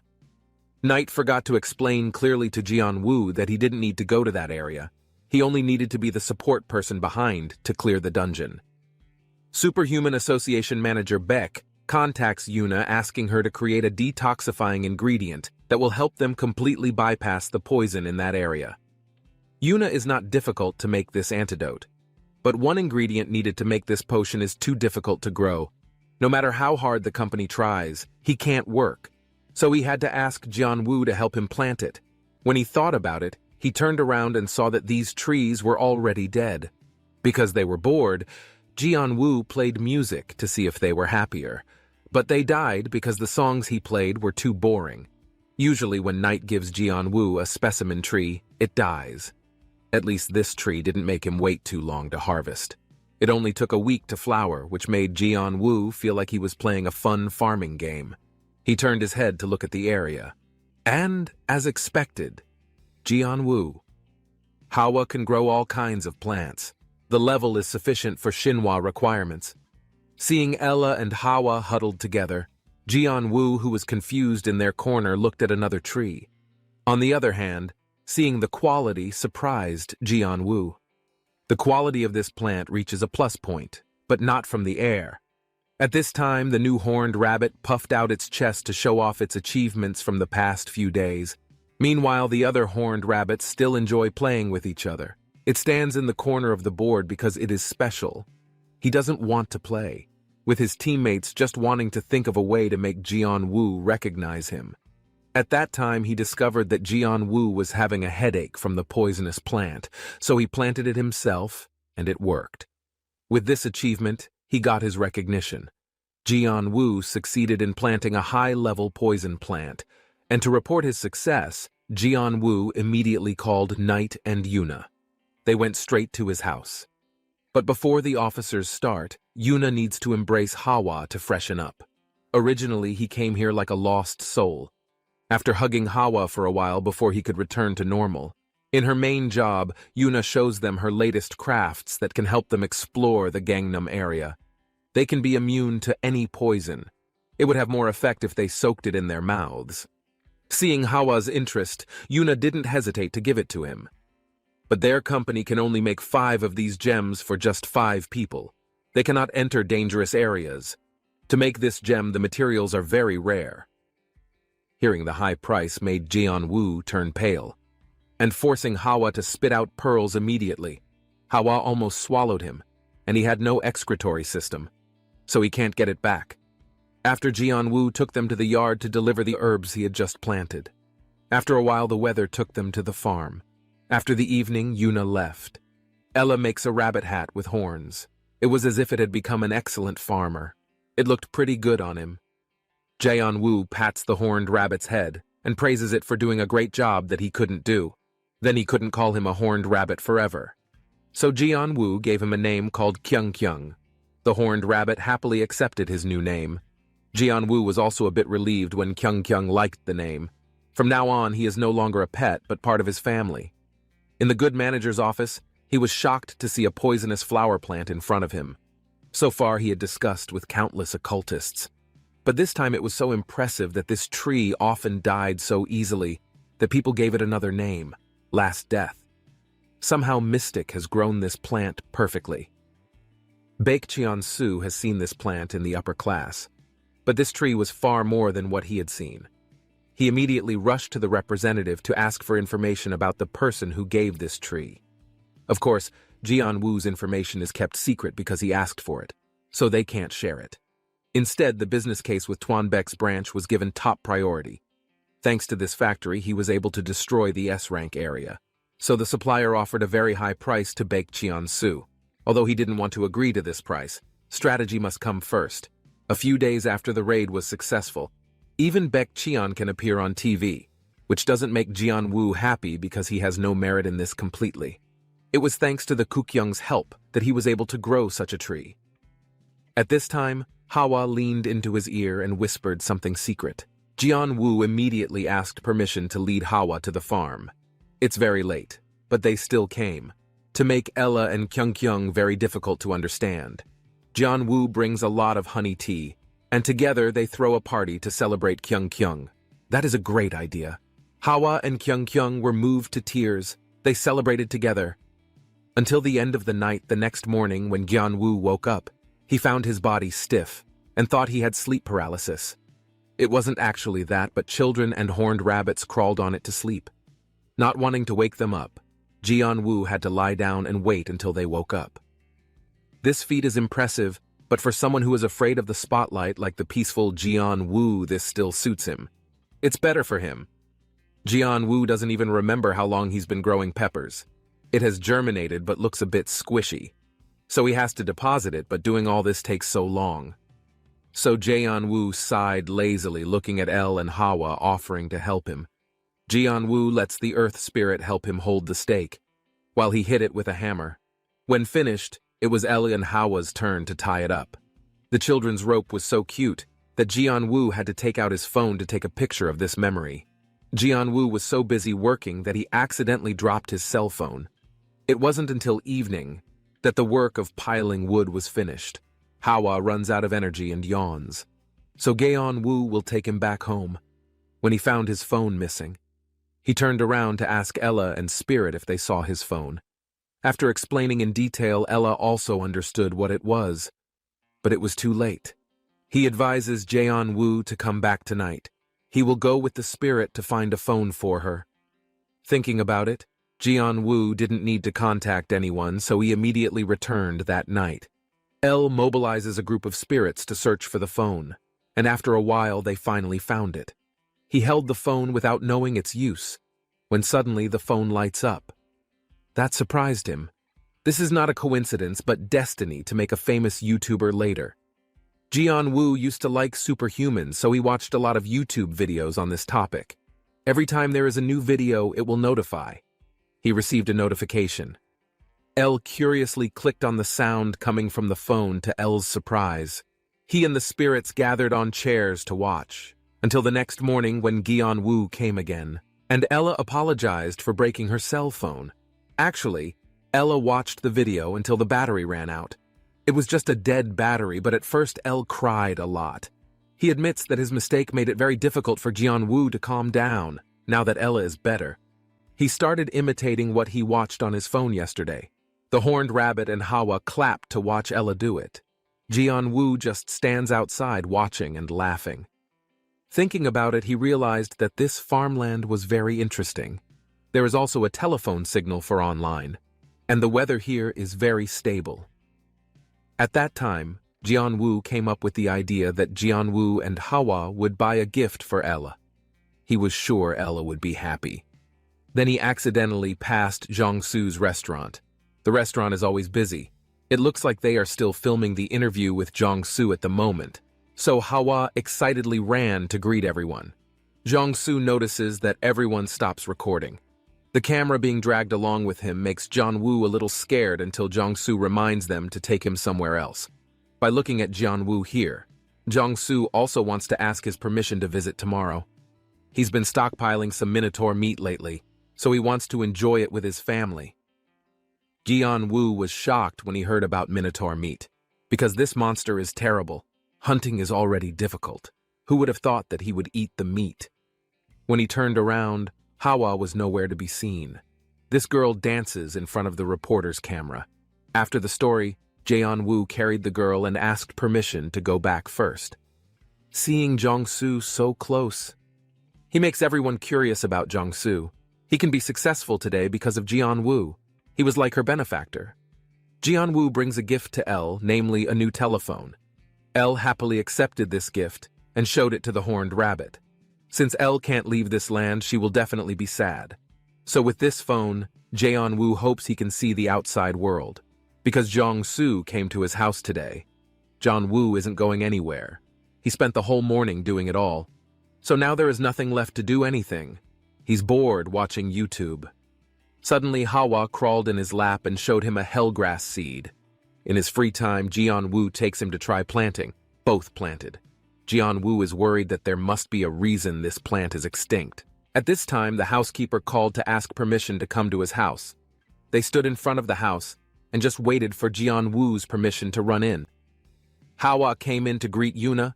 Even Jae-woo forgot about the hell plant. As soon as he left, it grew. Night Butler comes to announce that they are allowed to mass-produce the antidote, so that outsiders can buy the antidote at a cheaper price. Jae-woo gives Yuna a compliment that surprises her. The radio program was a program created by a hunter organization in collaboration with Shinhwa Corporation.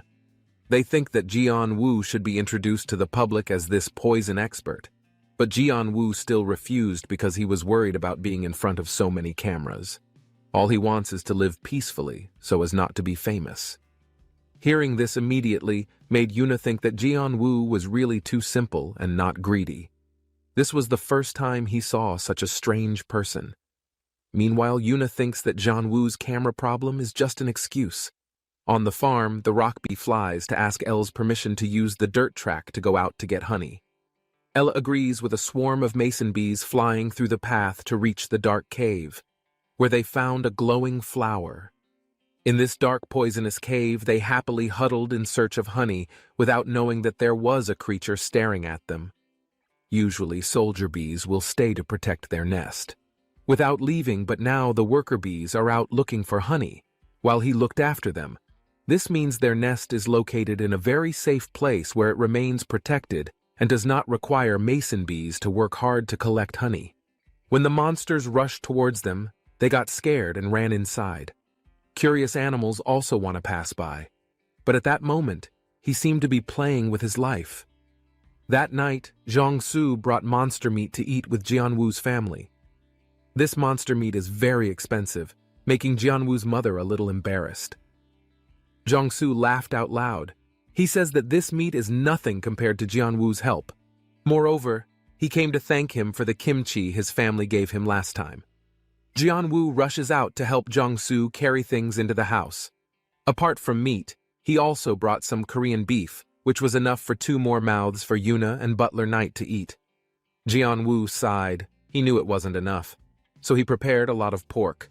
Hoping that after today, Jiangsu won't be surprised by the power of the air, Jianwu focuses on grilling meat for everyone to enjoy, seeing that he was doing too much. Jiangsu offers to help him, but Jianwu refuses. As the host, he had to serve today's guests. Hawa understands what Jiangsu means.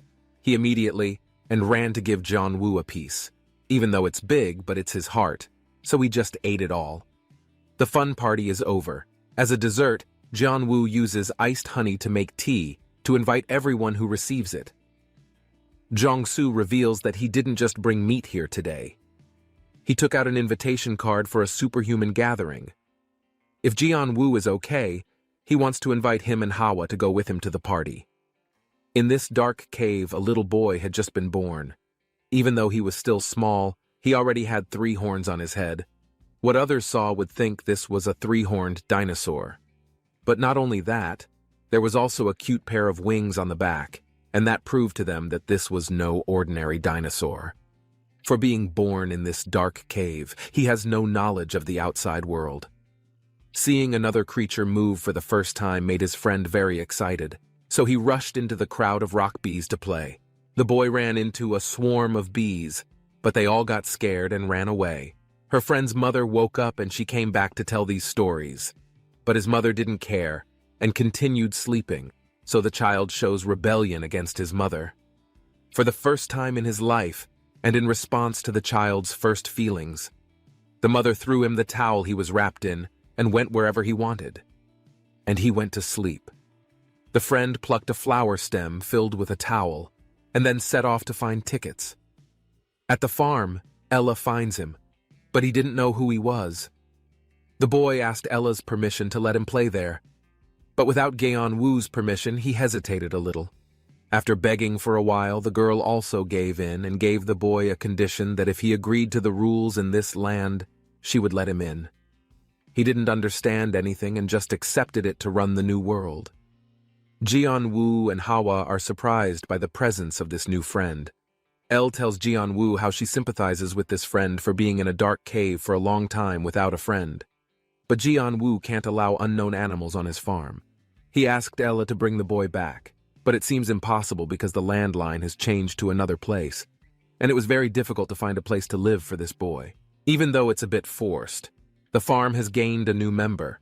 After becoming part of the Jianwu family, Jianwu still has problems with this friend, because he only eats those things. Jianwu and Hawa touch. At first, he did not eat anything given to him. He only ate the stalk of flowers he brought. When invited to taste this flower, Jianwu discovers that these flower levels are not normal at all. His friend eats this every day. Makes Jianwu feel that he is like a rich man. That's why Jianwu wanted to try planting some silver pine flowers on this land. However, this species does not seem to have seeds to plant. It's going to be hard to keep his mouth shut for this friend. While thinking, the boy reached for the pan of kimchi fried rice made by Jianwu. Seeing him was very bad, but his friend still ate him very well. Seeing this friend is so cute, making his father struggle to feed his friend. Jianwu decides to raise this boy, because his mother reminded him to give him a name. He couldn't keep calling him a child. His mother reminds Jianwu that he racked his brain to think of a cool name. Jianwu can't think of a good name, and his mother thinks she should call him Golden Boy. His father was categorically against this name.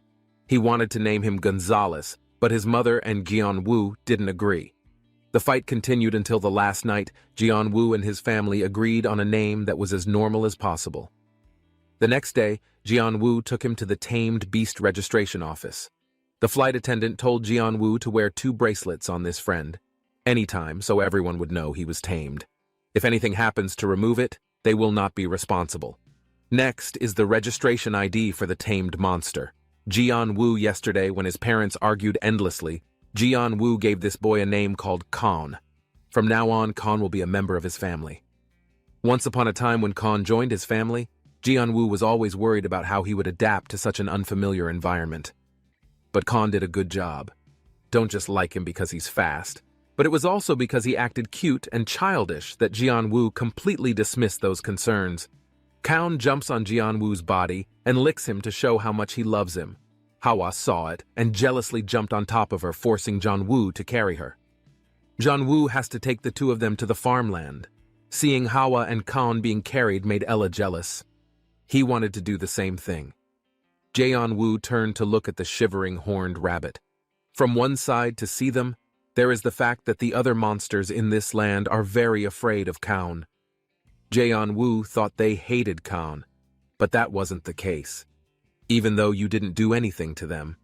Horned rabbits' instincts always tell them that Khans are dangerous at first.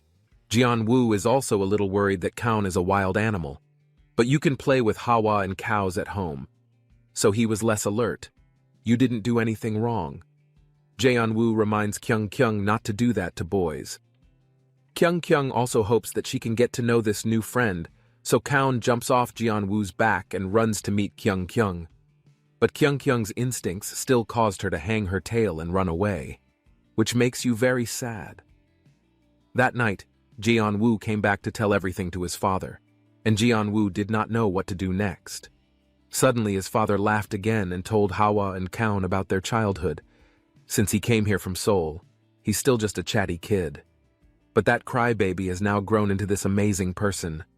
His father wants to tell Jianwu that everything has a solution and everything will be fine.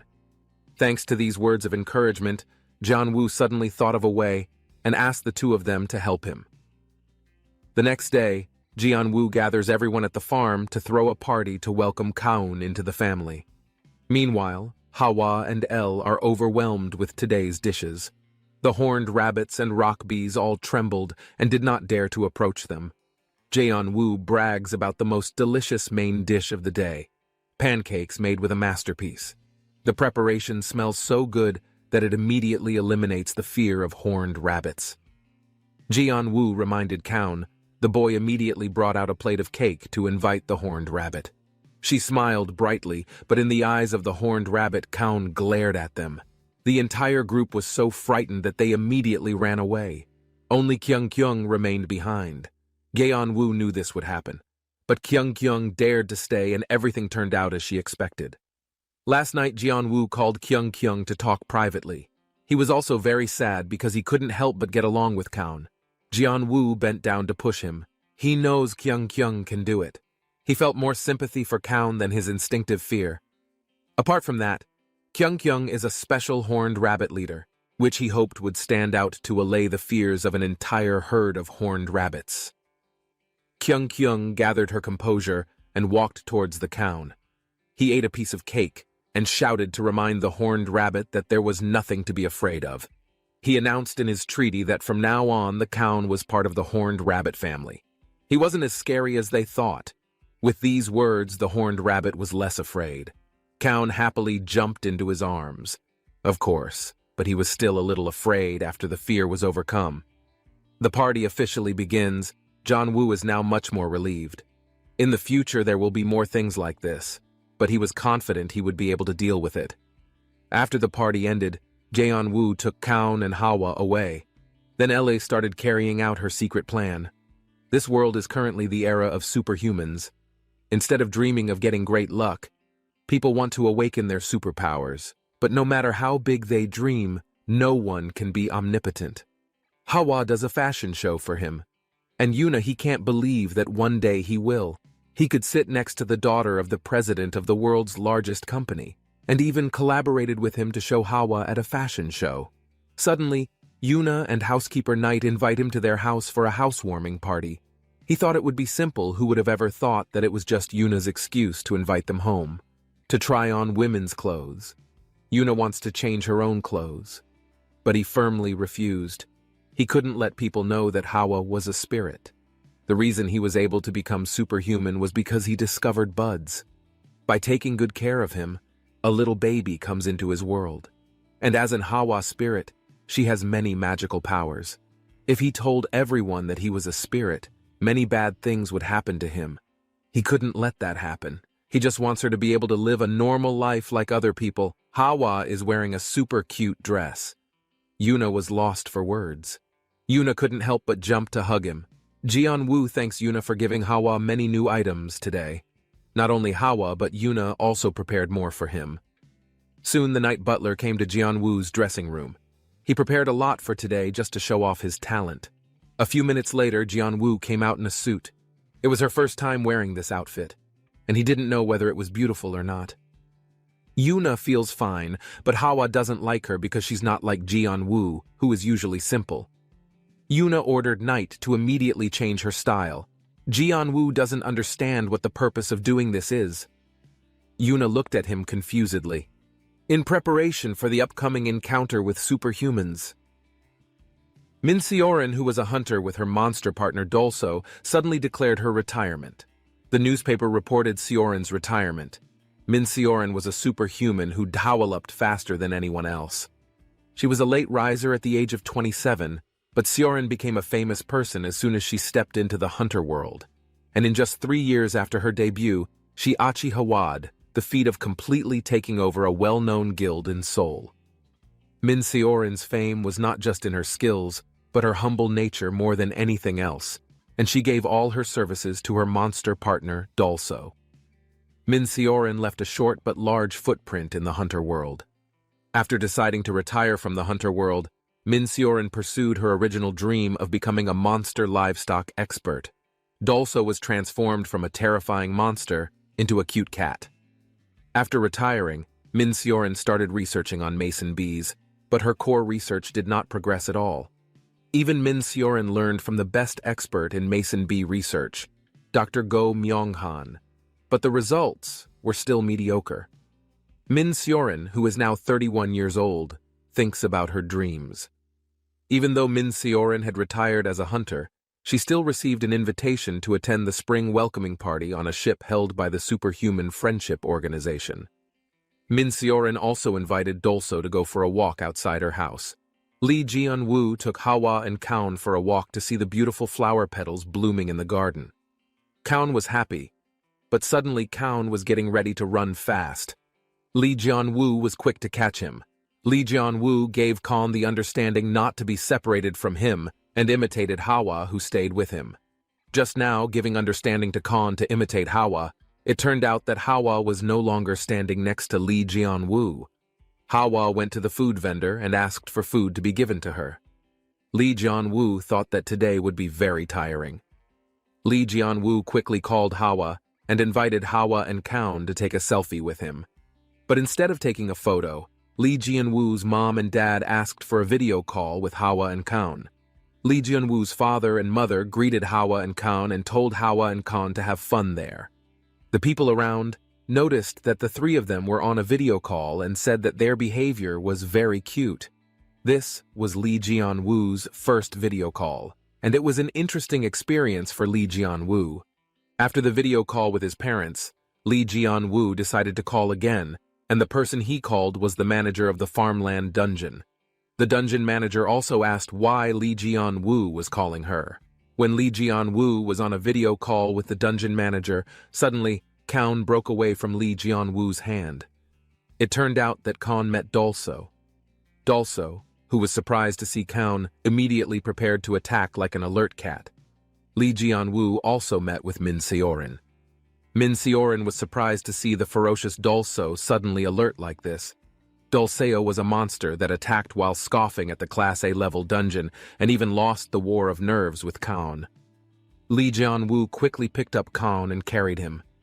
Lee Jianwoo also gave Kaun another understanding to obey, even though he wanted to play and threatened that if he did not obey, Li Jianwu would not want to invite him again in the future.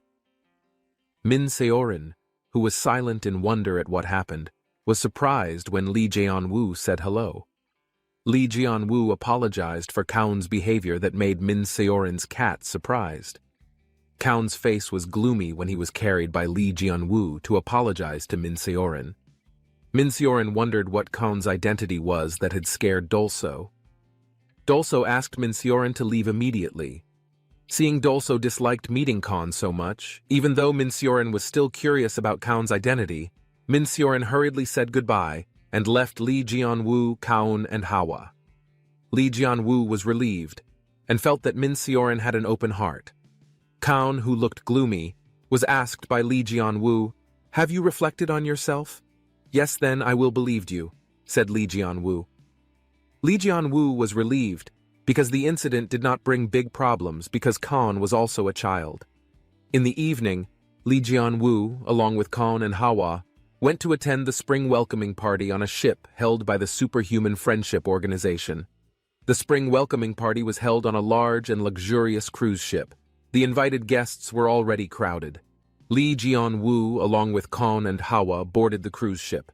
But at the entrance of the ship, Li Jianwu was detained by a servant, and the servant said for security reasons, the monsters brought by the invited guests must be deposited separately.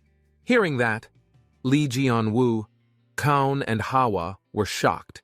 Since it was the rule, Li Jianwu was forced to leave it. But Kaun refused, and it took about 30 minutes. Li Jianwu could only persuade Kaun. Li Jianwu also felt guilty to Kaun. The spring welcoming party was crowded with invited guests, and the party was held very luxuriously. Li Jianwu also felt that the atmosphere of this party venue was too upscale and regretted not wearing the clothes that Yuna had prepared. Li Jianwu also heard a voice calling him. It turned out to be the voice of Suchin, Yuna and Yuna's servant. Hawa also looked happy when she saw them. Li Jianwu protested to Suchan for not telling him that the party was so luxurious. Suchan apologized and gave an excuse because of his busy schedule. He should have told him on the way. Fireworks lit up the sky, and it was a sign that the spring welcoming party had begun. From the deck of the ship, Baek Cheon-soo, as the deputy head of the Wonju Superhuman Association branch, gave a speech to open the spring welcoming party. Li Jianwu and Hawa were feeling happy at the party and no longer thought about their dress code. At that time, they didn't know that there were colleagues who deviated from the dress code as well. Min Seorin was the same as Li Jianwu, who had the wrong dress code and felt like going home in shame. The spring welcoming party held by the Superhuman Friendship Organization began, and the Baek Cheon-soo branch began introducing the invited superhumans. Among the superhumans introduced were Noeji, Park Jung-hyuk, and Young Soo-jin, who came together with their son and daughter. Seeing the superhumans introduced by Baek Cheon-soo made an inner shock for Li Jianwu, who felt late in becoming a superhuman. Li Jianwu felt as if he had come to an idol concert for the first time in his life. Unlike Hawa, she didn't pay attention to the superhumans who were introduced. Hawa was busy with piling up the food that she was ready to eat. Li Jianwu thought Hawa didn't care about his story at all. Li Jianwu also thought about Suchin, who had invited him, because Suchin had no choice but to go because she had various kinds of business. Suddenly, the waitress Yuna reprimanded Li Jianwu from behind and asked if Li Jianwu enjoyed the party. Li Jianwu also felt that he really enjoyed the party because he could see the superhumans he liked at once, and this made Li Jianwu moved. After introducing the attacker-type superhumans, Baek Cheon-soo began to introduce the sword-expert superhumans. Hearing that, Li Jianwu was confused why Baek Cheon-soo prioritized introducing superhumans who were not the attacking type.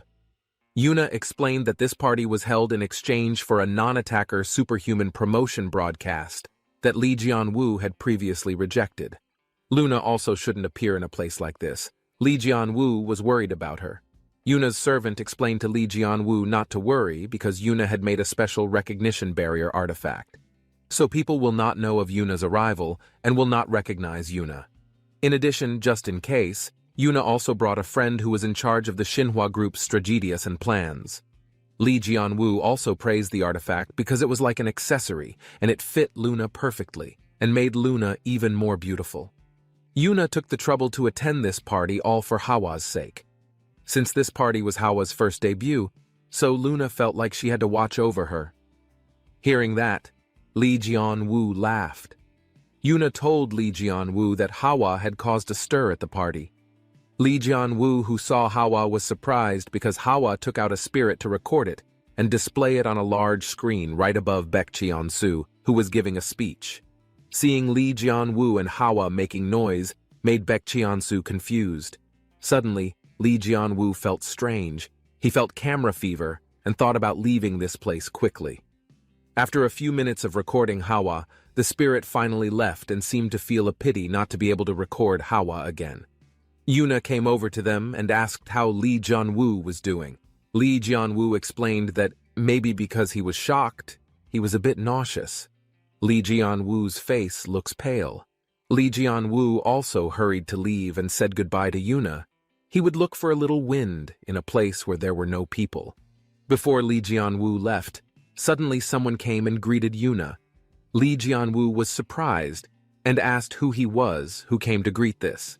Yuna's maid explained that it was someone from Luna's side. That person also introduced himself as Phone. Yuna's maid asked Phone about his arrival. Phone whispered directly to Luna. Suddenly, Yuna said goodbye to leave for a while and promised Hawa she would come back again. Li Jianwu and Hawa left for a short break. When he was about to leave for a break, Li Jianwu accidentally met Min Seorin and greeted her. Min Seorin was surprised to meet Li Jianwu. Li Jianwu, who had not previously been acquainted with Min Seorin, finally realized that the woman was the superhuman Min Seorin, because Li Jianwu was a big fan of Min Seorin, but in a slightly angry tone to Li Jianwu, who did not recognize her when they first met in the park. But Min Seorin immediately said she was joking, and said that even the friend who was close to her couldn't recognize her. Li Jianwu also asked if it was true that Min Seorin had retired and didn't expect to meet in a place like this. Min Seorin explained that she came to the party because she had another purpose besides the party. They laughed together because they felt they had the wrong dress code. Hawa was confused by their behavior. Li Jianwu asked Min Seorin if the cat that was with Min Seorin was Min Seorin's partner, Dolso. Min Seorin also said that Dolso is currently probably controlling the monster waiting room. Suddenly the two of them remembered that Dolso and Kaun did not get along. The three of them rushed to the monster waiting room. On the way, Li Jianwu explained to Min Seorin that monsters fear Kaun instinctively. Min Seorin was worried that Dolso would break up and start fighting with Kaun. When they arrived at the monster waiting room, the three of them were at a loss for words after seeing the scene in the waiting room. The monsters were scared and stuck to the wall. The servants were confused, more than anything else. Kaun was seen sleeping on Dolso's body that had transformed into his original body, and Dolso looked unconscious. On the day when Li Jianwu went to the party on the boat in the rice field gungeon, Elku's dungeon caretaker asked Kyuk-young to hold the camera to record him singing and dancing. The dungeon caretaker sang and danced lively and cheerfully. After finishing singing and dancing, dungeon caretaker Elku took a towel to wipe the sweat from her face. The dungeon master also asked Kyuk-young about the recording, and Kyuk-young explained and apologized that she didn't record it. The camera was too heavy to be lifted by Kyuk-young's hands. Elku's dungeon caretaker was confused. Who could she ask for help to hold the camera to record herself singing and dancing? She asked the spirit masters for help, but the spirit masters did not listen to anyone's request other than Li Jianwu. Suddenly, the dungeon master got an idea. The next day, Li Jianwu, Hawa, and Kaun were no longer at the spring welcoming party. They were already at Li Jianwu's house. Li Jianwu's mother asked them to go home so early. Li Jianwu explained the situation that caused them to go home early. It wasn't a situation where they could be at the party at all. Hearing those words, Li Jianwu's father was angry because Li Jianwu blamed Kaun for the situation. Li Jianwu also felt that no one was on his side at home. But Hawa and Kaun immediately approached Li Jianwu. Li Jianwu immediately hugged them, because he felt that only they were on his side. Lee Jianwoo also invited to continue his gymnastics together. After finishing preparing to carry out their activities as scheduled, Lee Jianwoo and Kaun were confused because they did not see Hawa. They were looking for Hawa. It turned out that they found Hawa near the cowshed. Hawa was looking at something. A notification appeared and explained about the shoots of hell plant. Hell plant buds is a single agricultural product. The hell plant shoots were known to exist in the past. There are rumors that this is a plant that drops anything into hell. You can see its figure eating small insects that are flying. Lee Jianwoo also noticed the hell plant shoots. Lee Jianwoo still doesn't believe that the shoots of this hell plant eat insects. He also stuck out a small twig towards the hell plant shoots, and suddenly the twig was bitten by the hell plant shoots. Lee Jianwoo was shocked and trembled to see it. Likewise with Kaun and Hawa, who immediately hid behind Lee Jianwoo. The hell tree shoots immediately ate the branch. The notification appeared again, and the content was the same as before. Looking at the shoots of the hell plant, Lee Jianwoo thought that if it was a hand and not a branch, maybe Lee Jianwoo's hand had been eaten by the shoots of the hell plant. Feeling that this plant was dangerous, Lee Jianwoo thought about moving it. Lee Jianwoo also brought the hell plant shoots to the rice field dungeon along with Kaun and Hawa. Arriving at the farmland dungeon, Lee Jianwoo felt confused because Elku did not welcome him. They immediately looked for Elku. They also found Elku busy with her camera taking pictures of Kyuk-young in various poses. Lee Jianwoo immediately reprimanded Elku, who did not realize their presence. Elku explained that she was recording a video to upload to MeTube, and Elku decided to name it Kyuntu. Lee Jianwoo was confused about what MeTube was. Elku was surprised to see Lee Jianwoo, who was confused. Lee Jianwoo also checked the video footage that would be uploaded to MeTube. Lee Jianwoo decided to allow the videos to be uploaded because at first glance, the farmland dungeon was just an ordinary field, and lately videos with monsters were also easy to find. Just don't show the stone bee nest and special agricultural products. Elku also explained that it could be edited. Elku really understands the use of cell phones in contrast to Lee Jianwoo, who is a little bit failed to understand smartphones. Seeing the potential of Elku, Lee Jianwoo also offered to help if there was anything else needed by Elku, and Lee Jianwoo was ready to sponsor Kyungtube. Elku also shouted with joy and shouted that he would work hard and would definitely get the gold button. The legend of Kyungtube begins.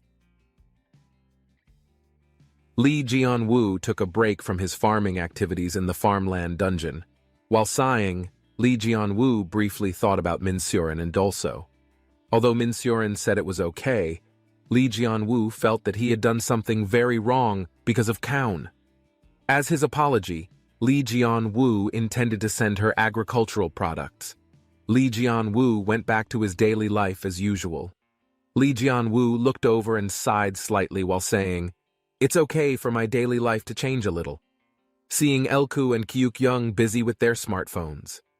Lee Jianwoo yelled at Elku and Kyuk-young, who kept sticking to their phones. Lee Jianwoo also threatened a little. If Elku and Kyuk-young continued like that, he would confiscate their cell phone. Hearing that, Elku also hurried to put her cell phone.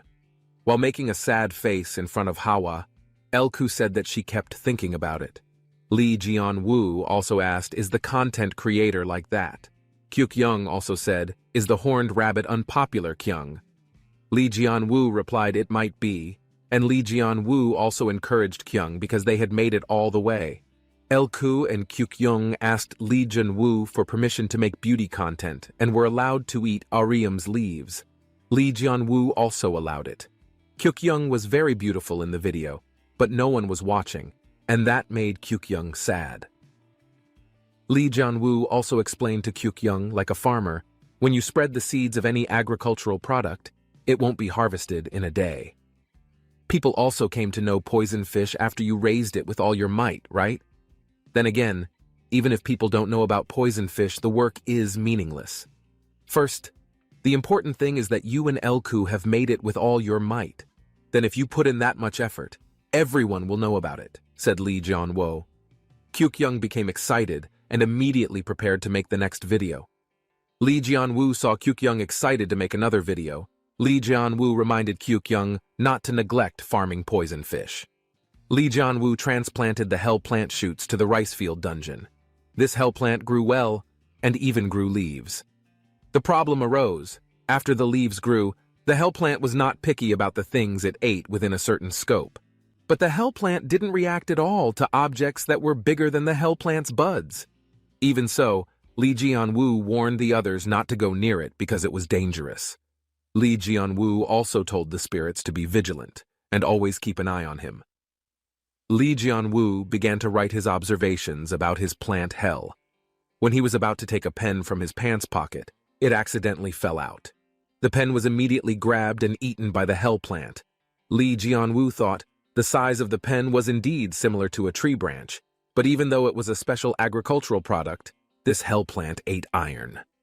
Li Jianwu also thought that this hell plant was really dangerous. Suddenly, Elku was heard. Elku shouted that Mr. Jianwu was sick. Elku, who lifted Hawa's body, also showed something from Hawa's hand. They found next to the stone bee nest a stone dead. Stone bees live their own lives well without any special care. The only thing that was done was to give honey to the processed stone bees once in a while. Therefore, Li Jianwu felt that he had been negligent in taking care of the stone bees.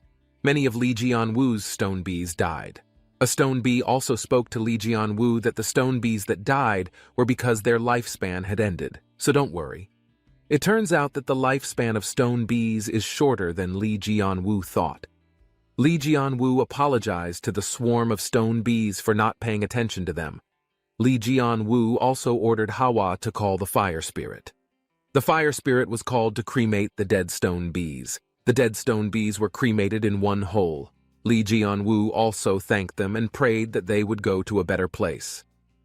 Hawa, Elku, and others also prayed that the dead stone bees would go to a better place. Until the blazing fire dies. They prayed for the stone bees. Suddenly Hawa showed something to Li Jianwu. It turned out that what Hawa showed was a magic stone. It was a special stone that only some of the monsters had. Not only environmentally friendly, magic stones also have unique powers. Because of this, it was widely distributed.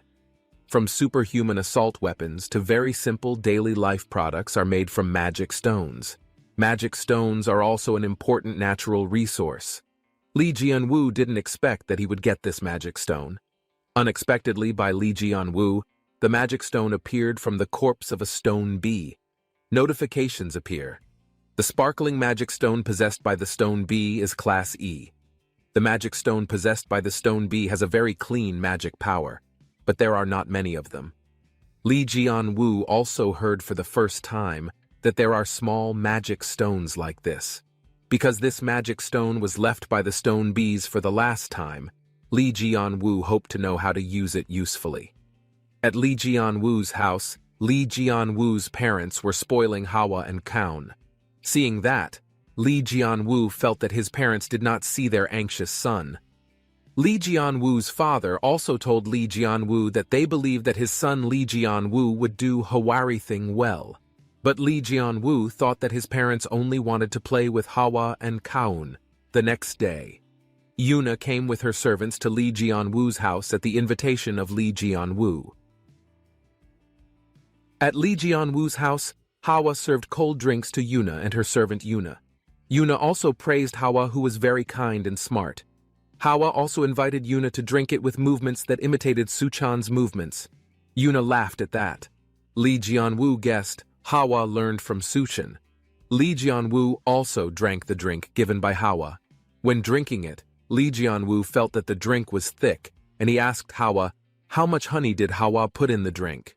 From the expression shown by Hawa, Hawa put a very large amount of honey into the drink.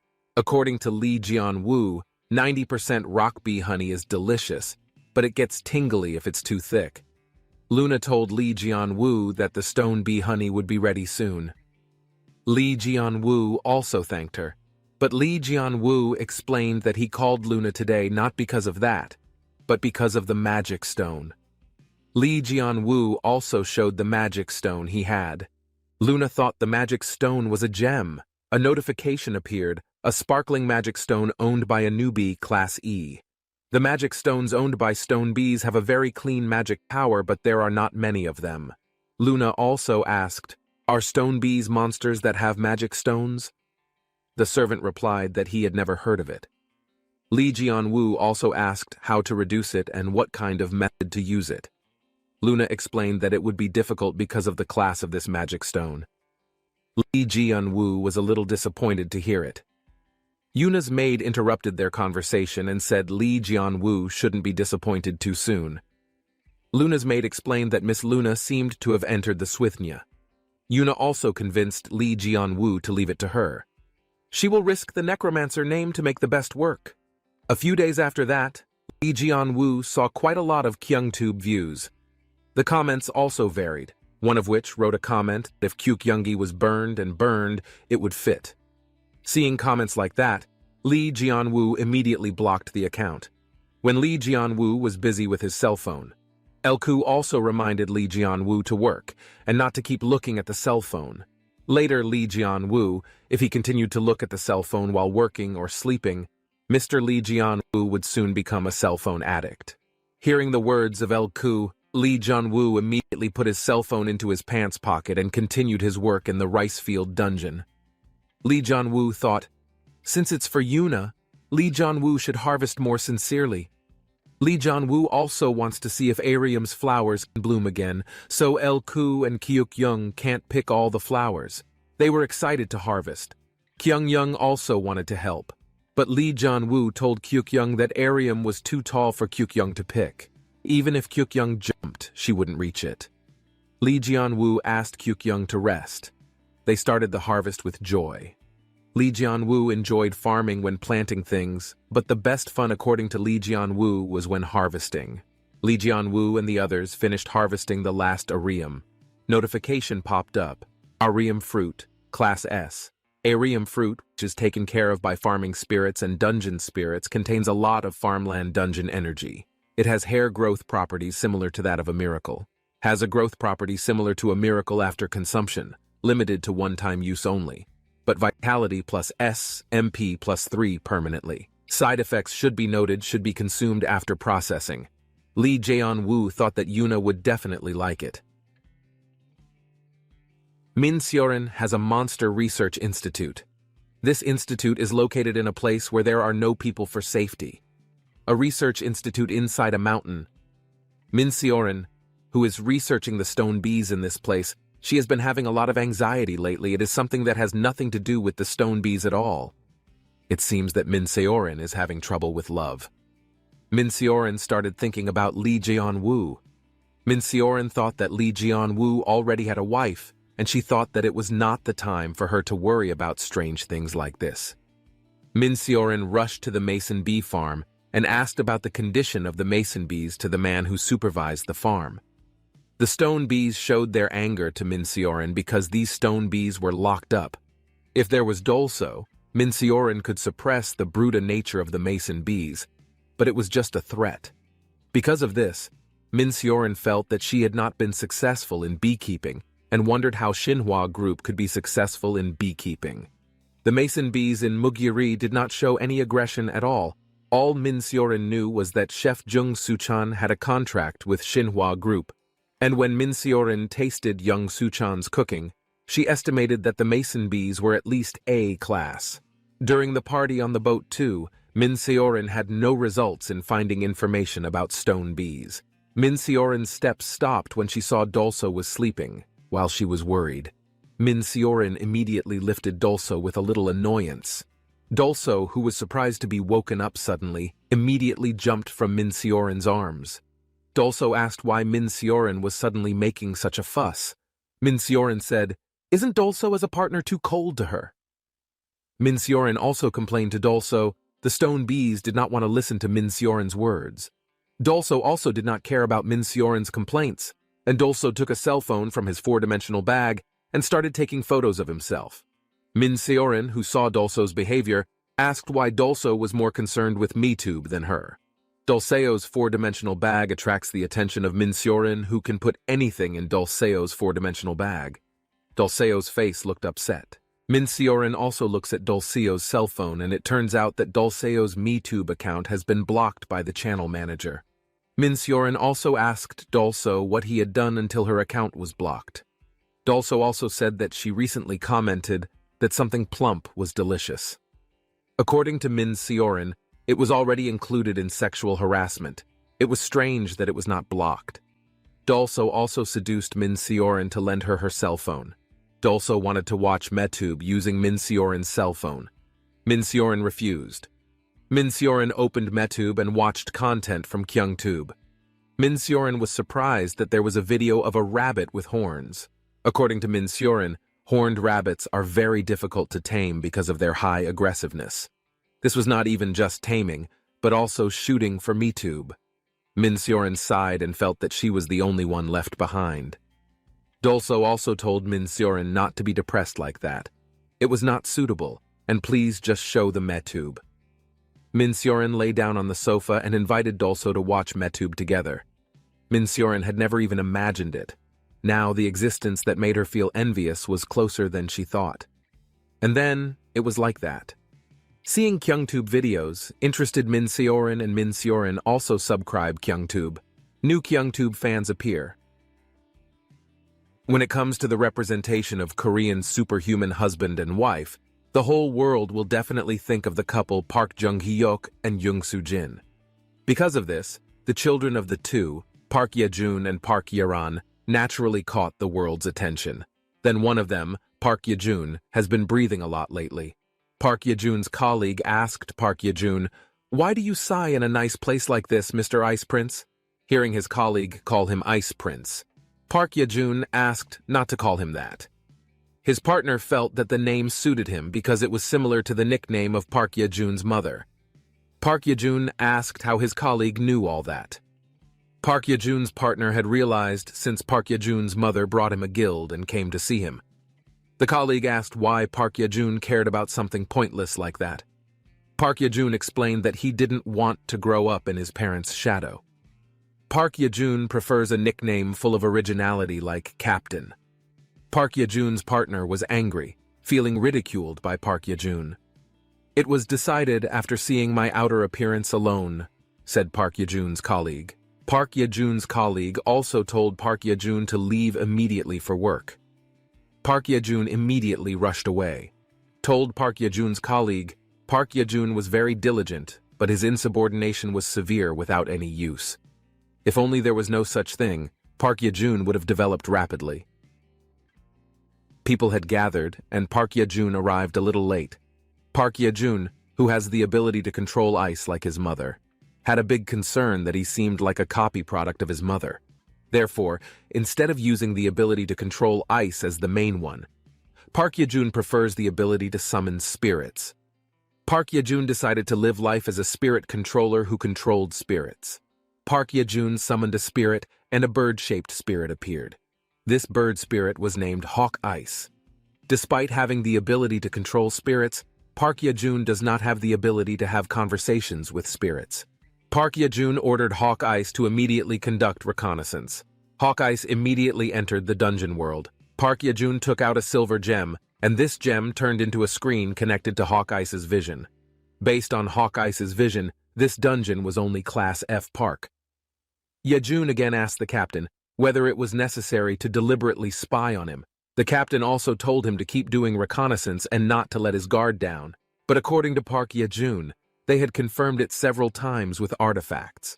Based on Hawk Ice's vision, why is there no monster in the dungeon at all? The captain thought, this is a Class F dungeon, but the monsters are nowhere to be seen. Finally, the captain realized it. The captain ordered someone to quickly report to the Hunter Association because this dungeon was a deep earth worm dungeon. Deep earth worm is a disgusting monster that looks like a large version of a worm. If you look at its appearance alone, many people are reminded of the famous sandworm. But the size of this monster is so small that it can be stepped on by a small child, so the class is also F. The size is also small, and even the land inhabited by the deep earth worm is famous as fertile land, to the point that its farms are researched. Deep earth worm is a safe monster. The problem is not the deep earth worm, but the deep mole. Because Deep Mole really likes deep earthworm, he is a monster that always immediately makes a dungeon nearby and appears. Deep Mole not only eats deep earthworm, but all agricultural products will be damaged. Meanwhile, in the farm area of Li Jianwu's house, Li Jianwu invited Hawa and Kaun to come out. Hawa and Kaun went out by riding a cow. Not far from Li Jianwu's house, there was a group of people gathering. Seeing the crowd of people, Li Jianwu approached them to find out. Someone told him that at the entrance of the village, a deep earthworm dungeon appeared. The one who told Li Jianwu turned out to be Phone. Li Jianwu also asked if Yuna also came to Phone. Phone also explained that Yuna didn't come, only she came because this time the problem appeared suddenly. Hearing that, Hawa was depressed. Seeing Hawa gloomy, Li Jianwu tried to cheer Hawa up by saying let's play with Yuna's brother at the next opportunity. Li Jianwu also asked Phone there was a dungeon that appeared why Phone came. Phone explained that this dungeon was a precious place for Miss Yuna. Li Jianwu's parents had also come first to see the dungeon that appeared and told him that the hunters came to attack the dungeon. Li Jianwu's father told him to quickly approach them to see. Li Jianwu was surprised to see his parents also coming there. No, Li Jianwu said. Then look around. That's not polite for working hunters. You also brought popcorn from Manalagi, said Li Jianwu. Phone replied that Phone prepared popcorn for Li Jianwu's parents. Li Jianwu was surprised. Phone explained that since it was a sudden matter, I thought that it would be difficult to organize the people of the village as a whole. So I just made this into a spectacle. Li Jianwu questioned if there would be no problem with the hunters because it was a spectacle. Phone replied that there would be no problem because Xinhua Group sponsored potions for them. Then they are also pro-hunters. Li Jianwu thought of preparing honey water for the hunters when they finished. Suddenly, the captain's stomach felt sick. The captain and Park Yejun wondered why the Xinhua Group came. Because the Xinhua Group came that made the captain's stomach hurt. The captain doesn't want to make a mistake in front of the biggest group in the world. Park Yejun also encouraged the captain because, according to Park Yejun, this was an opportunity for them to attract the attention of the Xinhua Group with only an F-class dungeon. Suddenly, a hunter reported that the artifact reacted. Soon, the monster wave would begin. Park Yejun prepared for action. The captain also reminded Park Yejun not to let his guard down. A few minutes later, the monster wave began. The deep earthworm started trying to get into the ground, but the captain attacked immediately. The hunters interrupted that. The hunters didn't let the deep earthworm enter the ground. Just like that, the hunters with rich experience stopped the deep earthworm effectively, and Odie seemed to be running smoothly for a while. Hawkeyes also helped attack deep earthworm. Park Yejun, who faced the deep earthworm with confidence. But not long after, that confidence became carelessness. A deep earthworm managed to get into the ground. The defense line was destroyed through the gap. Meanwhile, Li Jianwu was at home preparing stone bee honey water for the hunters. The honey water was packed in large bottles. After finishing preparing the honey water, Li Jianwu invited Kaun to deliver it to the hunters who were working in the dungeon that appeared at the village door.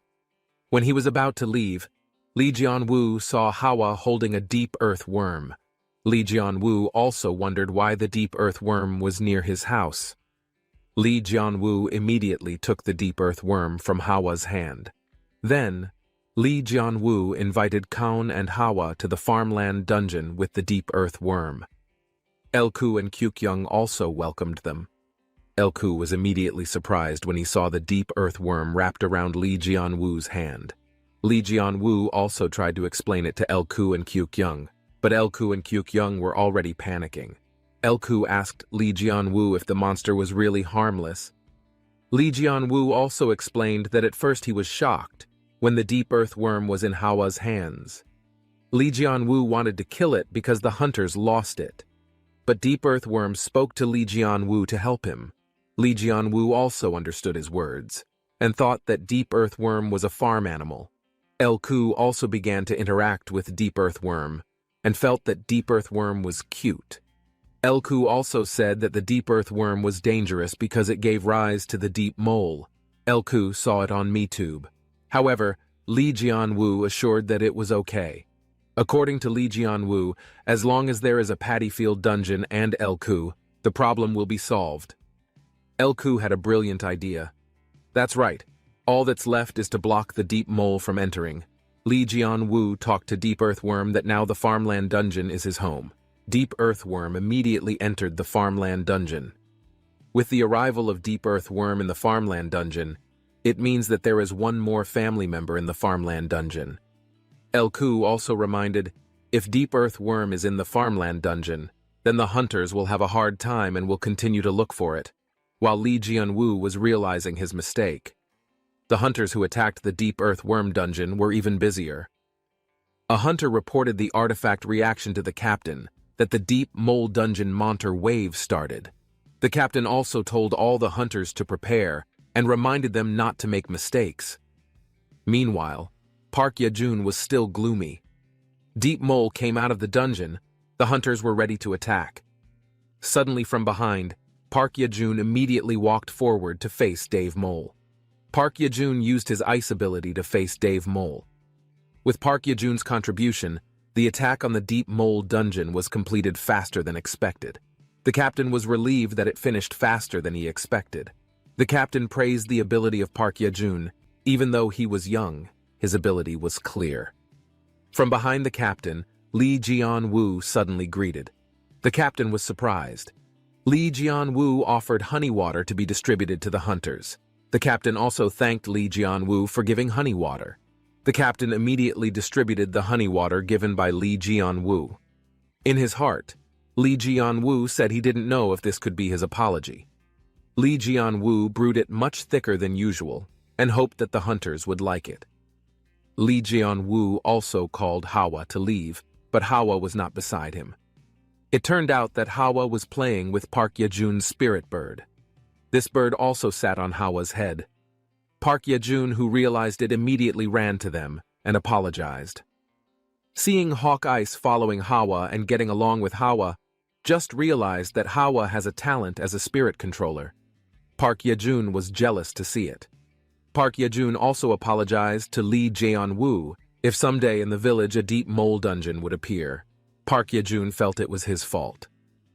Lee Jianwu also said not to apologize to Park Yejun. Actually, all because Lee Jianwu took away the Deep Earthworm. Lee Jianwu and Hawa said goodbye and quickly left Park Yejun. The captain also asked Park Yejun, then sighed, the best contributor to the Deep Mole dungeon. Park Yejun was gloomy again. He felt a big problem because of him. The captain also assured Park Yejun that this was not Park Yejun's own fault, but the fault of all our guild members, so don't bear the burden alone. The captain's message to Park Yejun, to make this experience a foundation, the important thing is not to make the same mistake in the future. Park Yejun was grateful for the words of the captain and asked if this place was now the place where the Deep Mole dungeon appeared. The captain said yes. With confidence, immediately drank all the honey water in the glass in his hand, and Park Yejun decided to stay in the village and try to take responsibility for his mistakes. A few days after the Deep Earthworm dungeon case occurred, Lee Jianwu also heard news from the village chief that the hunters settled in their village. These hunters stayed because they didn't know when the deep mole would appear, so they waited in the village. Hearing that, Lee Jianwu was surprised. Lee Jianwu felt a bit guilty. The village chief handed Lee Jianwu a list of hunters living in the village. Lee Jianwu also looked at the list together with Hawa and Kaun. Hawa and Kaun also pointed to the photo on the list of hunters. Lee Jianwu was surprised. The list of hunters included Min Seorin with Dolso and Park Yejun with Hawk Ice. There are faces that Lee Jianwu is familiar with. A few days ago, Min Seorin was busy watching KyoungTube. Min Seorin's stress because of the stone bees was Relihawad by seeing the video of Kyukyungi, who was very obedient and cute. Then there is also another charm of Kyukingi that Min Seorin saw on KyoungTube. The child named Elle, who recorded her videos, even though her face never appeared, made Min Seorin like her very much. Dolso also wants to write a comment on KyoungTube, but Min Seorin forbids it, because Min Seorin is worried that his Metro account will be blocked due to comments from Dolso. While Min Seorin was busy watching KyoungTube, A message came in from the Hunter Association. Min Seorin grumbled because he felt he had retired but was still being contacted by the Hunter Association. Min Seorin opened the message and was surprised. The content of the message was a hunter recruitment announcement related to Mugieri's deep mole dungeon. If it was Mugier, was it really Mugieri who succeeded in stone bee farming in Min Seorin's mind after receiving the message from the Hunter Association? Min Seorin did not dare to investigate Mugier for fear of being tagged by Xinhua Group if he investigated without a strategy. If Min Seorin went as a participant and investigated secretly, surely no one would suspect Min Seorin. Min Seorin felt that this was an opportunity passed down to her by God. Min Seorin excitedly told the Dolso to support her. Just like that, Min Seorin gained her fighting spirit and registered as a hunter who settled in Mugieri. And Dolso looked at her like that while wanting to continue watching Kyungtube alone. Lee Jianwoo didn't expect the retired Min Seorin to come too. Lee Jianwoo felt guilty, but at least Lee Jianwoo would serve them potatoes.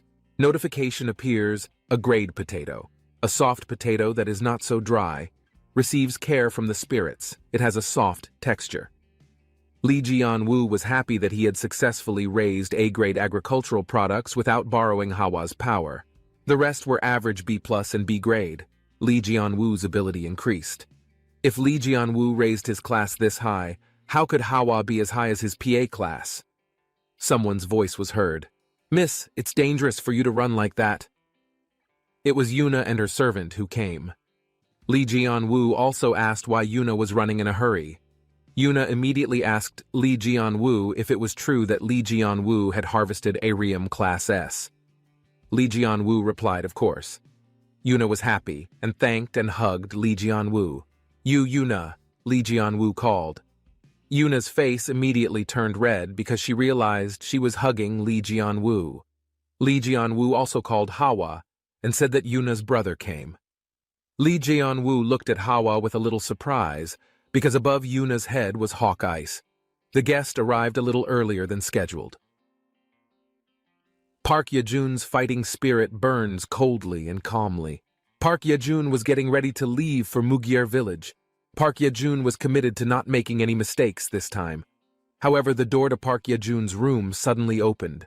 Park Yejun's sister opened the door loudly and called Park Yejun an ice rat. Park Yejun replied by calling his older sister a fire hog. Park Yejun also said, "You think I'm going to treat you like an older sister just because of a few minutes difference?" Park Yejun's sister also let out an angry tone. Park Yejun also asked why his sister came to his room. His sister asked if she was really going to go to Park Yejun. Park Yejun replied, yes, he would go. His sister also said, if you go to a village like that, the difference in your abilities will be very different from him. Park Yejun also answered his brother's words. There would not be a big difference as long as he went to the village. The problems in the village are his responsibility. Park Yejun's sister was angry and said, since when did Park Yejun become a responsible person like this? Park Yejun also mocked his brother. If he left, his brother would be lonely. Park Yejun also taunted his brother to be independent because he was an adult. That's not possible. Misunderstandings should also be reasonable, said Park Yejun's brother. Park Yejun's sister left Park Yejun's room. Park Yejun also muttered, could he not joke? For this time, the ability of Park Yejun was dawaloping by being able to summon Hawk Ice for a long time. Park Yejun did not know that Hawk Ice was summoned for a long time because of MP Hawa. No one knew whether Park Yejun's mistake would be a disadvantage or a mountain. At that time in Mugieri, Hawa, who was playing with Hawk Ice, was asked by Lee Jianwoo whether Hawa was the one who called Hawk Ice. Hawa also answered yes. Lee Jianwoo was confused. Is the ability to call Hawa's spirit able to call other people's spirits? Yuna also asked Lee Jianwoo, did this spirit belong to Lee Jianwoo too? Lee Jianwoo replied that it was not. Seeing Hawa so familiar with Hawk Ice, Yuna was very happy. Suddenly, Kaun hugged Hawa. Lee Jianwoo saw Kaun's height, thinking Kaun was jealous of Hawk Ice. Suddenly, Yuna took out an extraordinary camera to take pictures of Hawa. Who would believe that a kid like Yuna is Xinhua Group's general director of development? Lee Jianwoo invited Yuna to see the harvested S-class Arium, Yuna was amazed when she saw the S-Class Arium. Yuna was curious how Lee Jian-woo planted that much S-Class Arium. Lee Jian-woo joked by saying he worked according to the money he received. Yuna explained that despite receiving money, there are a lot of people who don't work properly either. Money is money, but because this is something for you, Yuna. How is it? Can your illness get better with this? Said Lee Jian-woo. Yuna also said that this was still not enough. Even so, Yuna felt that Lee Jian-woo had really helped her, and was very grateful to Lee Jian-woo. Lee Jian-woo was a little disappointed to hear it, and Yuna was a little depressed. Hawa also tried to cheer Yuna up, and Yuna was moved. Yuna's waiter reminded Yuna that there was one important thing. Yuna also told Lee Jian-woo that there was one thing that really made her feel guilty. Lee Jian-woo was confused by Yuna's words. Yuna apologized for suddenly being like this, and said that Yuna's mother would visit this place. In the early morning, all the people of Mukya-ri were gathered at the gate. Lee Jian-woo, Hawa, and Kaun were also there. Phone, as the representative of Xinhua Group, thanked all the villagers for gathering. The village chief also said, "All thanks to Xinhua Group, our village from today turned into a young village." Lee Jian-woo told Hawa that it was a gift from Yuna for their village.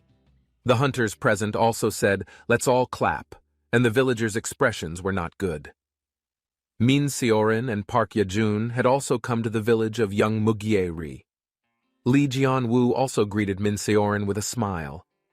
Min Seorin was confused to meet Lee Jian-woo in Mugye-ri. Min Seorin asked why Lee Jian-woo was here. Lee Jian-woo explained that he lived in this village. Suddenly they were confused, because Kaun was chasing Dolso. Lee Jian-woo immediately caught Kaun. Lee Jian-woo also whispered, if Kaun was like that again, he would scold Kaun. Dolso hugged Hawa tightly, and Min Seorin asked Dolso how long he would hug Hawa like that. Dolso fell asleep in Hawa's arms. Min Seorin was surprised that Dolso, who was a monster, gave her body to a child, whereas with Dolso's pride, he is not like that. Min Seorin said goodbye to Lee Jian-woo and left the Dolso. Min Seorin hurriedly left Lee Jian-woo. Lee Jian-woo was confused. Where was Min Seorin going in such a hurry? Min Seorin also met Phone and asked about stone bees. Lee Jian-woo finally realized that Min Seorin, who had retired, also registered. It turned out that Min Seorin was researching stone bees. Actually, Lee Jian-woo wanted to help Min Seorin as his fan. But Lee Jian-woo's way cannot be imitated by others and does not know how to teach livestock and communication skills. Suddenly Hawk Ice came again. Hawk told Lee Jian-woo that he came after meeting the person who contracted with him. Park Yejun also came to chase Hawk Ice, and was a little surprised when he met Lee Jian-woo. Park Yejun also apologized for the 2 times Hawk Ice had come to them. It looks like Park Yejun saw Lee Jian-woo's ability to communicate with Hawk Ice. He wanted to ask, but he abandoned his intention to ask. Park Yejun excused herself and left Lee Jian-woo. Lee Jian-woo was still confused. What did Park Yejun want to say to him? Phone escorted the hunters to the inn. Park Yejun entered his room. Park Yejun was amazed because he didn't think Xinhua Group would prepare an inn like this, and even the furniture was very new. Hawk Ice also liked the room where they were staying. Park Yejun also asked Hawk Ice. There was no way Hawk Ice could stay here for long with Park Yejun's MP. Hawk Ice's eyes said, "You won't understand even if I answer it." Park Yejun also gave up. Park Yejun was still thinking. While looking for Hawk Ice, he saw Lee Jian-woo communicating with Hawk Ice. Park Yejun thought that his daughter was talented, but it turned out that his father was also extraordinary. Park Yejun covered his face with his hands and felt embarrassed to talk about talent with Hawa. Notifications suddenly appear. The first exam recommended by people who want to resemble Winter. Even if it is sudden, escape from the darkness of the heart. Objective: let's escape from the darkness of the heart. Success reward: a gift from the person who wants to resemble Winter. Park Jae-eun was surprised by this sudden notification. Park Yejun felt excited because she had prepared herself for something like an exam. This is his chance to raise his level. That's how Park Ye-jun got the chance to grow beyond his expectations. Time goes by, and all the hunters who came to the village suddenly worry about whether they can live a good life. But perhaps thanks to the relaxed atmosphere of the village and the sponsorship of the group Xinhua, now everyone is blending in and living a good life. Since the dungeon didn't appear either, it seemed like everyone was less nervous. But no matter how long it took, there were two people who couldn't get along in the village. One of them was Min Seorin. Since the first day Min Seorin came to this village, she had only been chasing stone bees. Thanks to that, she was treated as a freak in the village. Then the other person was Park Ye-jun. Today, he was up in the tree. Park Ye-jun, who got the test, he remembered his mother's words, and in order to conquer this, he started meditating in all the places in the village. Thanks to that, Hawa had a game of finding Ye-jun once a day. It was a sight that was seen with amazement by everyone elsewhere. But in the village, he was treated as a person even stranger than Min Seorin. This was because it was all an act that had been done in the past in this village, so why hide it? Lee Jianwoo saw professional hunters doing it, thinking it was a pretty good way to practice. Lee Jianwoo wished he could help Park Ye-jun, but Lee Jianwoo felt that he wasn't a hunter, so he wouldn't need to do that. Lee Jianwoo thought there was nothing he could do to help. Notifications pop up, you have an epiphany. Will you evolve?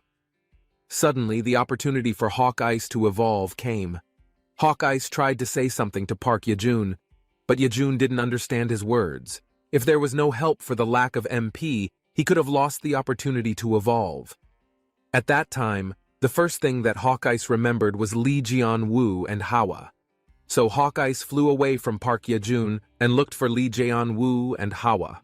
Hawkeyes flew without hesitation towards the person who seemed to help him the most. Today, stone bees are also working hard. The villagers also knew that mason bees were harmless and faced them comfortably. While the honeybees were working to collect the flower essence, a man was secretly carrying a net to catch a mason bee.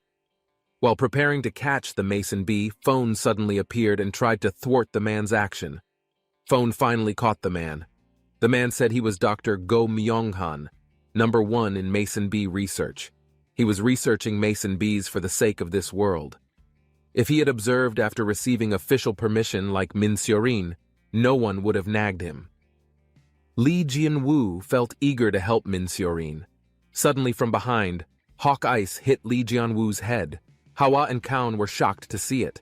Lee Jianwoo fell to the ground. Lee Jianwoo didn't know what was going on. Lee Jianwoo asked Hawk Ice, shouldn't Hawk Ice be meditating with Park Ye-jun?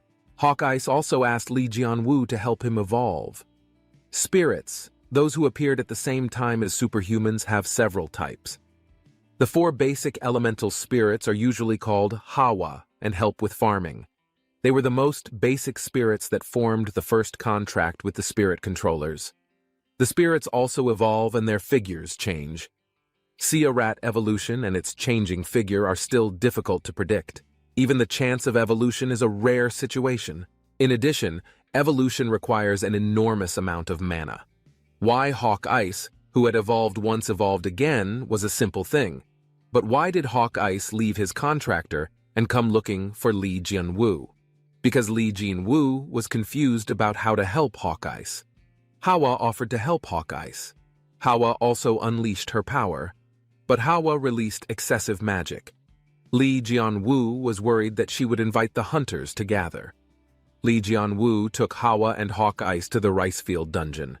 If done in the farmland dungeon, Hawa's magic would not cause any problems. Hawa began to use her magic.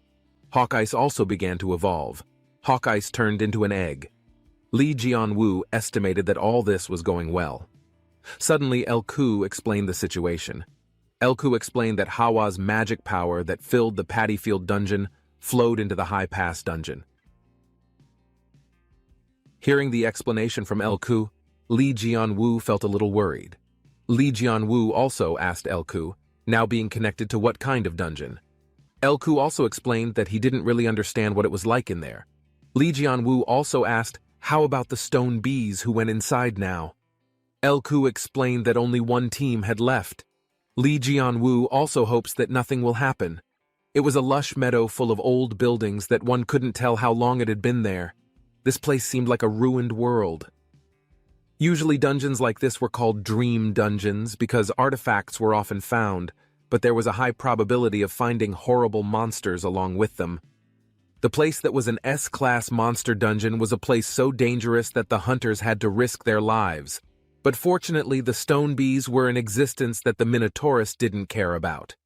Because of that, the stone bee warriors judged that they could safely collect honey. But at that moment, a problem that the mason bees couldn't even imagine occurred.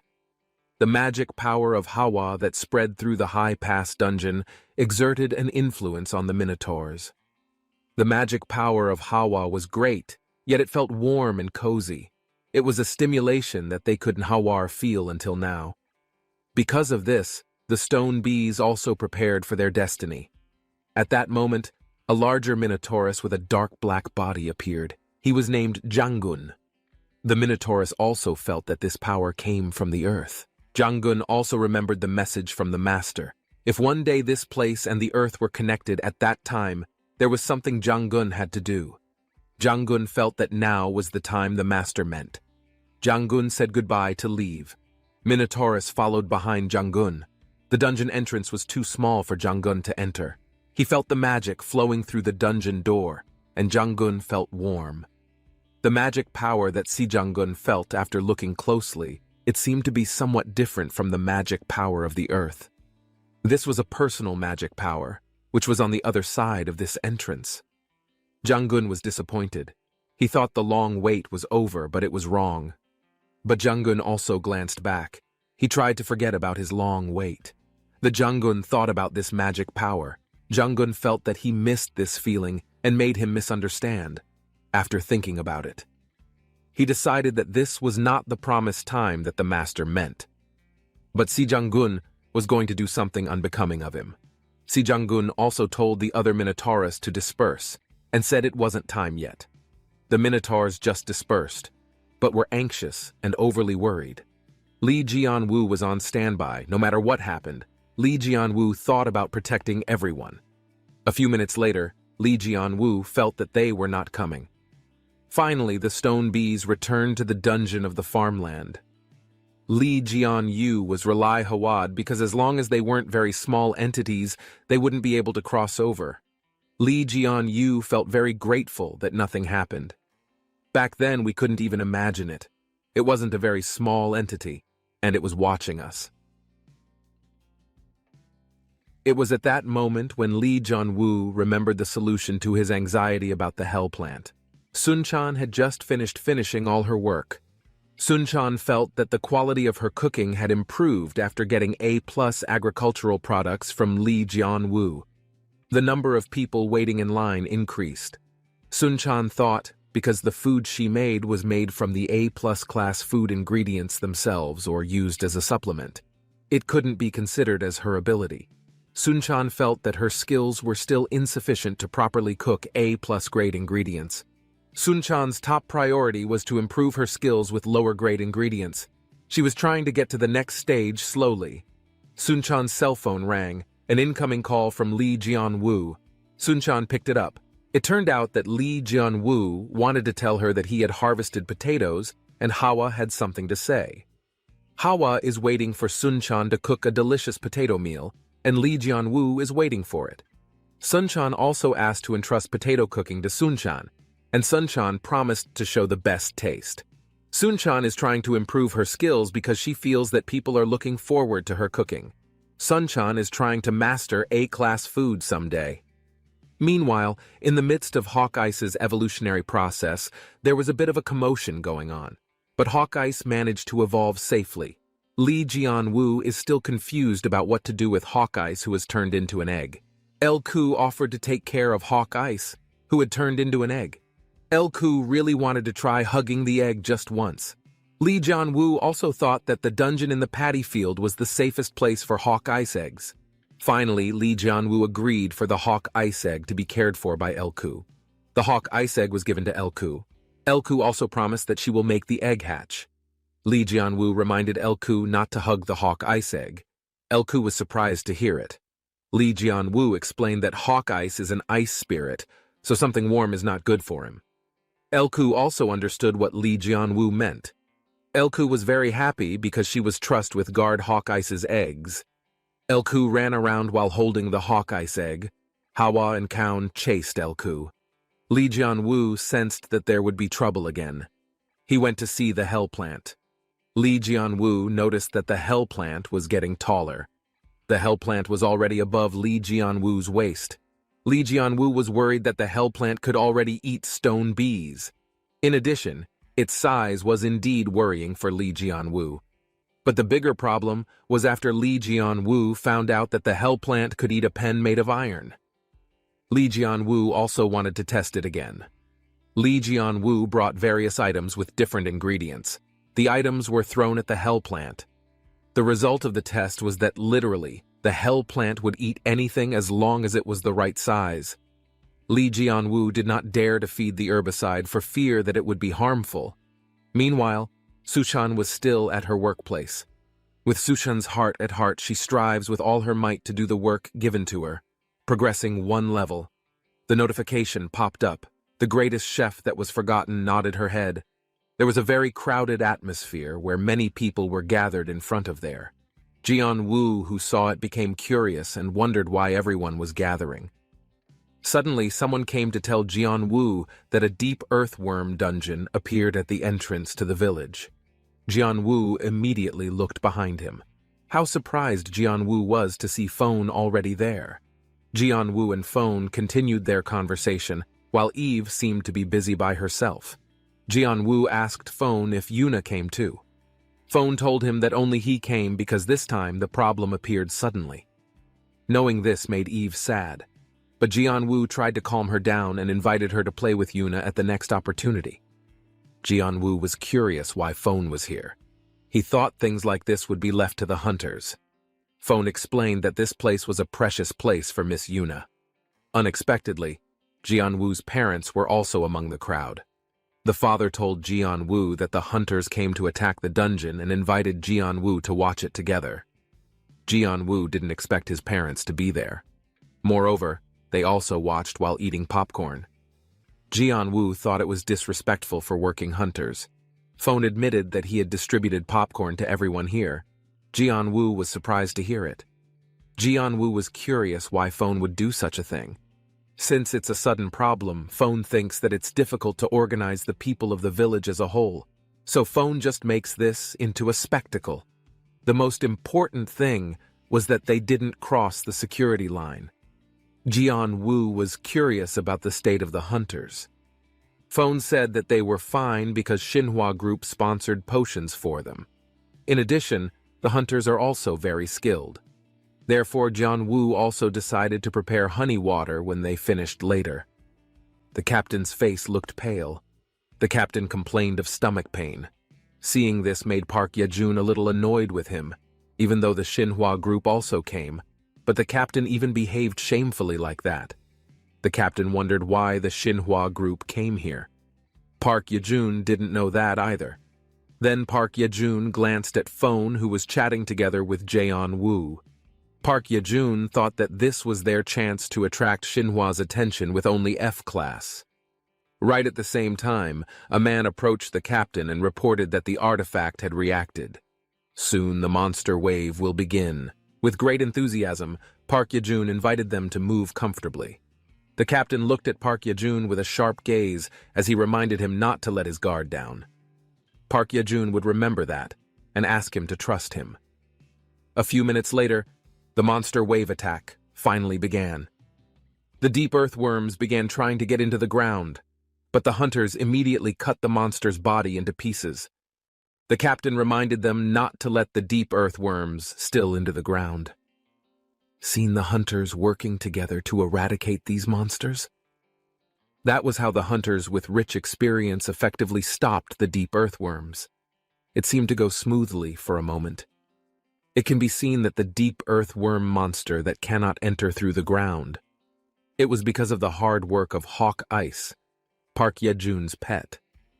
Park Ye-jun thought that this would end with just Hawkeye without him having to intervene. Park Ye-jun faced the deep earthworm monster with confidence. However, it wasn't long before that confidence became a weakness for him. There is a space that is not frozen.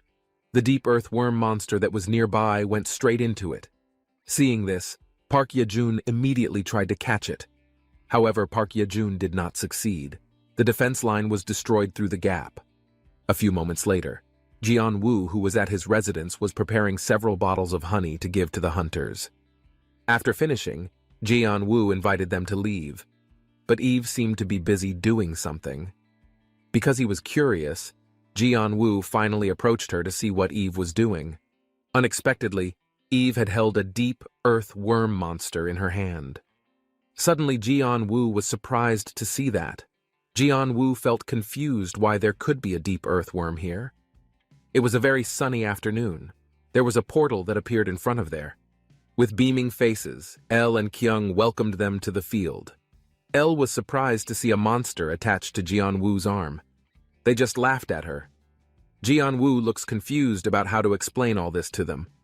Jian-woo reassured Elle that he was fine and asked Elle to lower the device from her hand. Elle and Kyung looked panicked and scared because they saw the monster.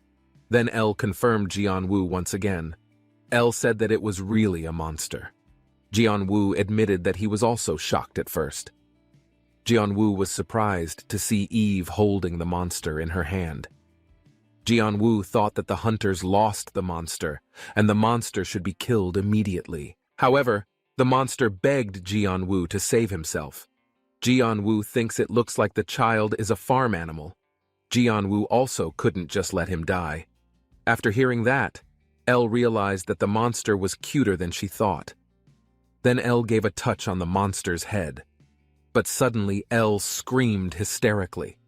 It turned out that it was not what Elle imagined. Elle could feel like there was something when she touched it. Elle asked Jian-woo to confirm whether the monster really wouldn't be a problem. Elle had heard that the deep earth worm was dangerous because it gave rise to the deep mole. Jian-woo assured her that it would be fine. As long as there was a farmland dungeon and Elle, Jian-woo was sure that the problem would be solved. Elle looked surprised to see Jian-woo, who trusted her. Instantly, Elle's expression turned cheerful. She had an epiphany. Elle thought she only had to block the deep mole from entering. Jian-woo told the deep earth worm that starting today, this field would be his home. The little monster looked happy, and then went straight into the ground.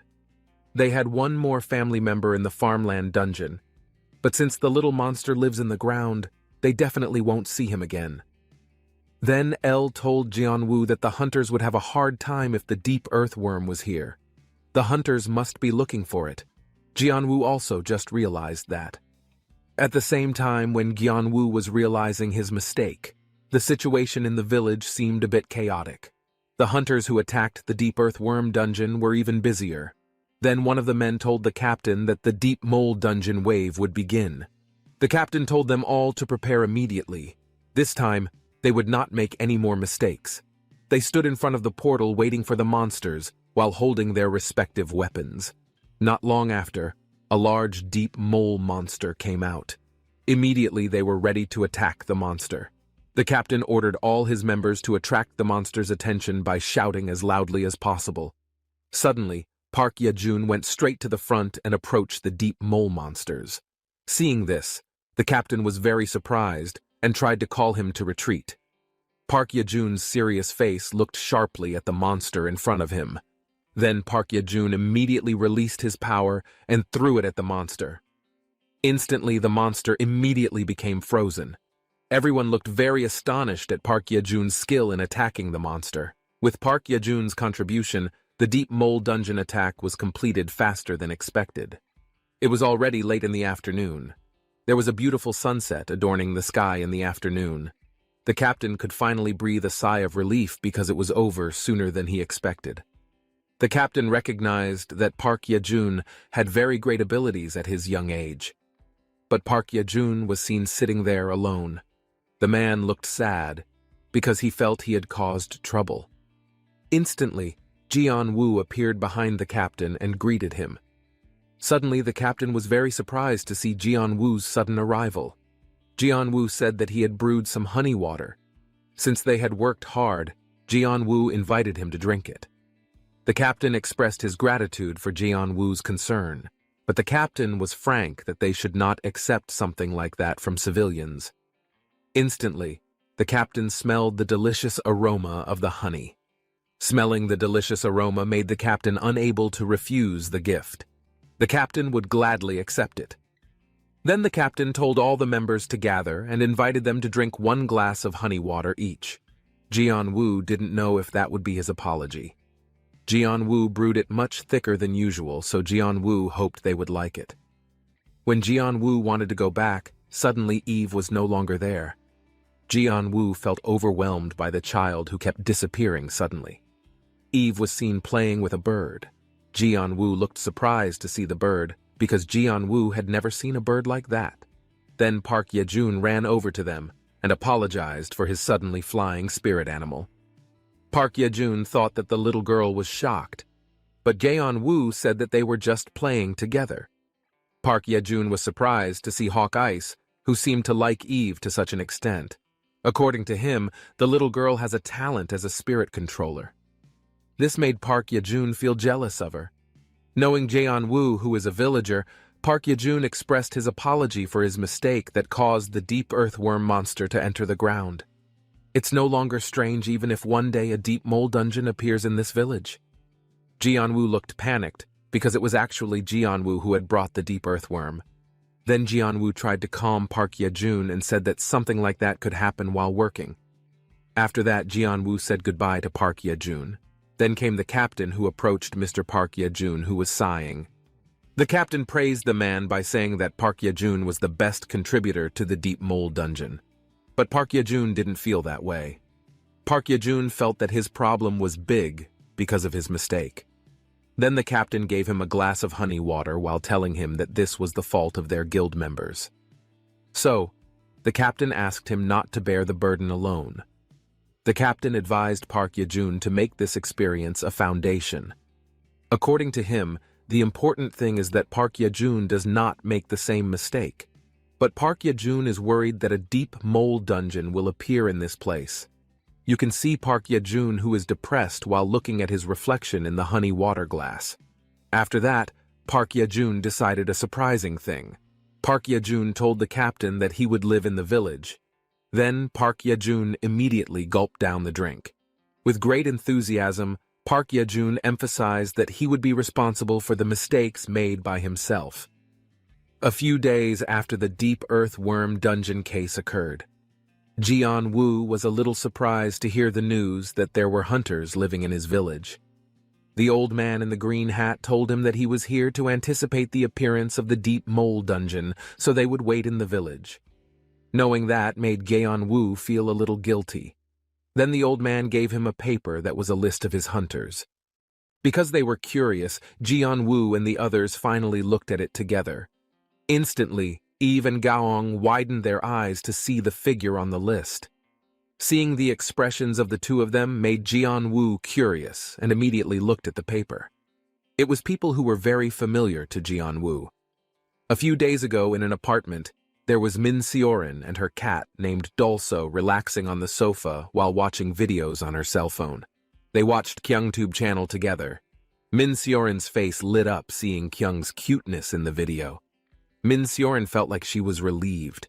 Her stress was piling up because of the stone bees that didn't hear her words. Min Siorin really likes Kyungi, who is very smart. Then there is also another charm, a girl named Elle who records her videos even though her face never appears. Min Siorin thought that Elle's voice was very sweet. Min Siorin was busy typing on her cell phone screen to give her comment. Min Siorin thought Elle would definitely like it. Not forgetting, Min Siorin also pressed the like button. Seeing Min Siorin's overreaction irritated Dolso. Dolso told Min Siorin that Dolso also wanted to comment. However, Min Siorin rejected it firmly. Min Siorin was worried that Dolso would write weird comments again. This made Min Siorin afraid that her ID would also be blocked. In the middle of Min Siorin watching the video, a message suddenly came in. It appeared to be from a hunter association. Min Seorin was a little surprised, even though it had been a long time since Min Seorin had retired. Out of curiosity, Min Seorin finally opened the message. Min Seorin's eyes widened, and she immediately left her place. This made Dolso also surprised. Min Seorin looked at the message once more to confirm it. The message was announcing the recruitment of permanent hunters related to Mugieri's deep mole dungeon. Min Seorin realized that Mugieri was a village that was successful in stone beekeeping, yet until now Min Seorin had been unable to investigate properly, for fear of being tagged by the Xinhua group if she investigated without a strategy. Min Seorin was sure that if she went as a participant and investigated secretly, no one would suspect her. A smile appeared at the corner of Min Seorin's lips. She thought this was an opportunity handed down by the gods. Just like that, Min Seorin gained her fighting spirit and registered as a hunter who settled in Mugieri. Meanwhile, Dolso stared sarcastically at Min Seorin.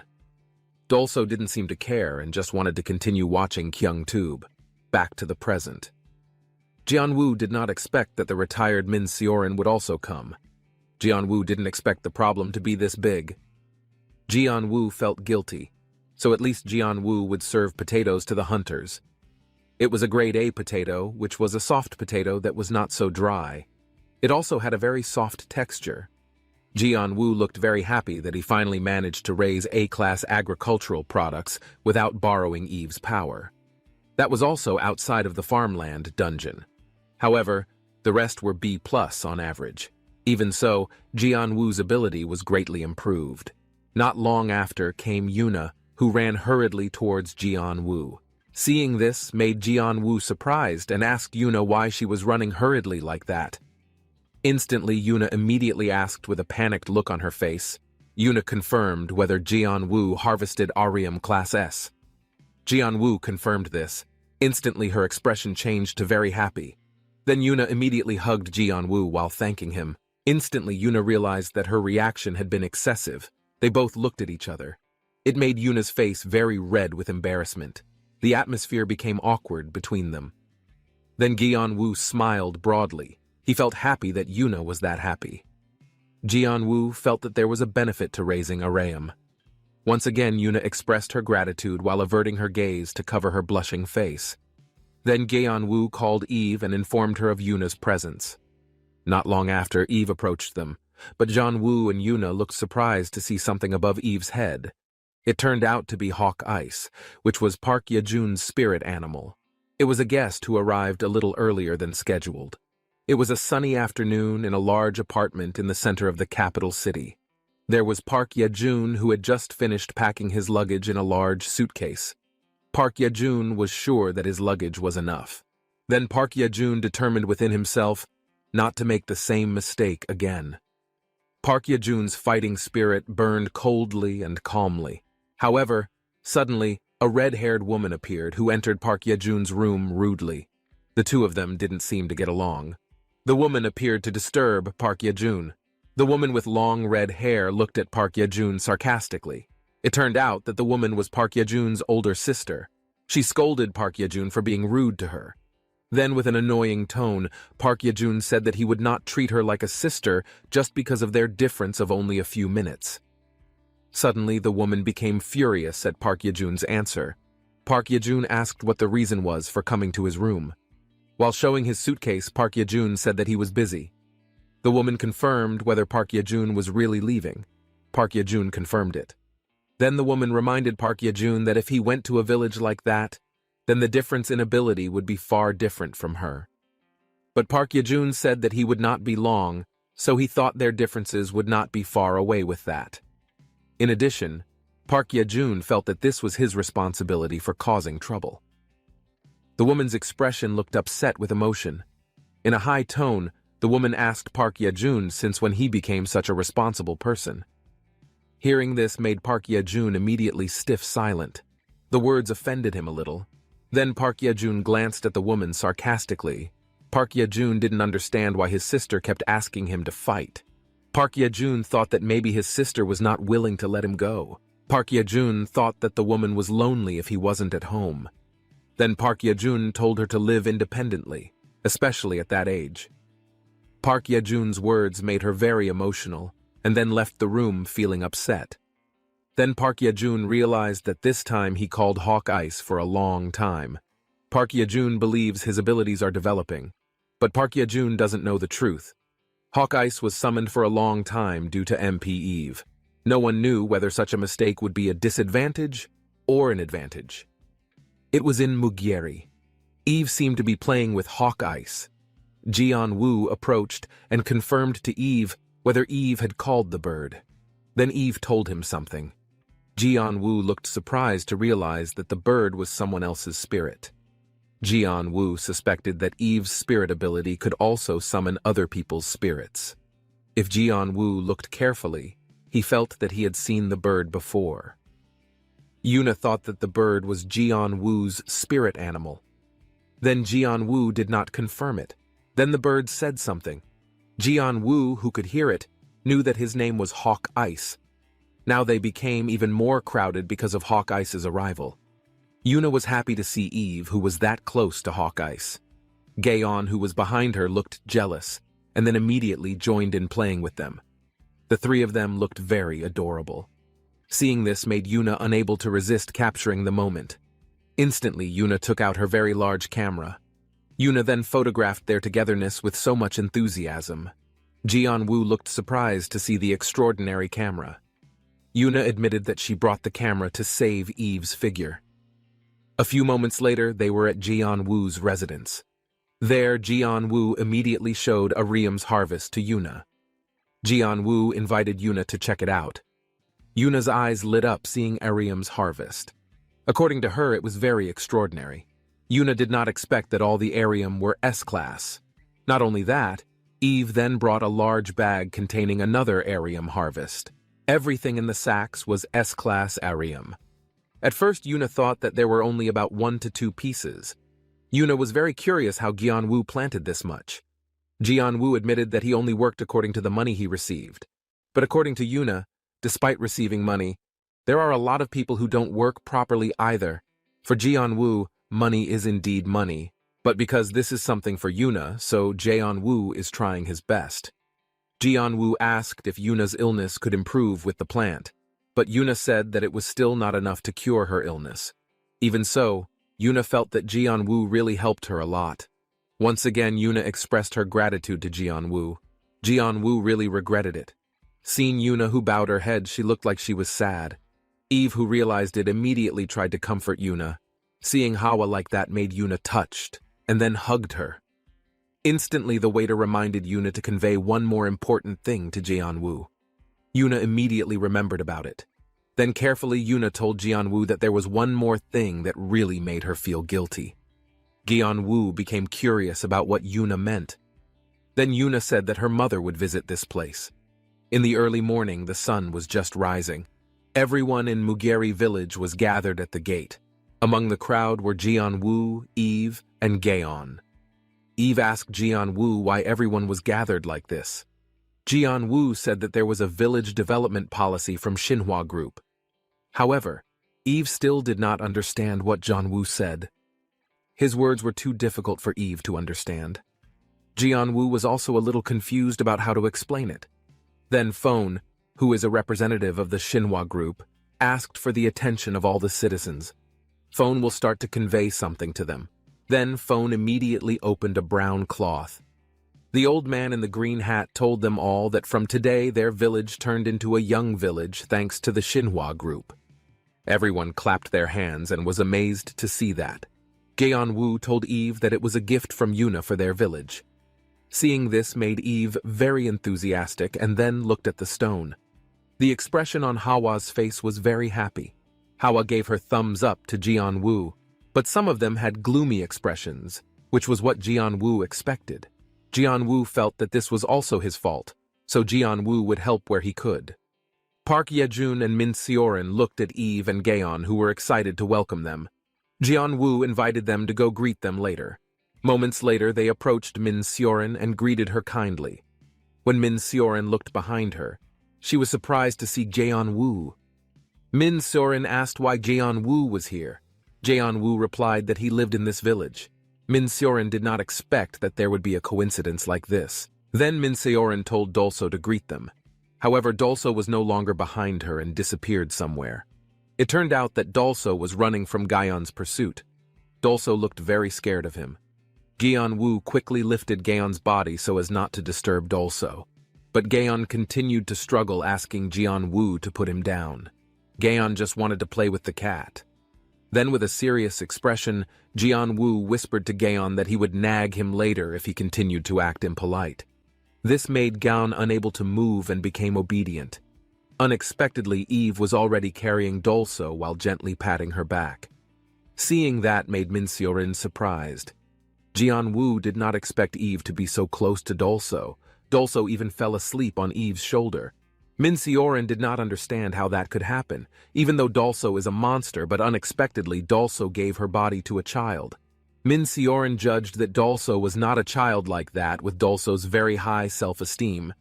After meeting Jeon-woo, Min Seorin felt that many surprising things happened. Instantly, Min Seorin realized that this was not the time to think about it.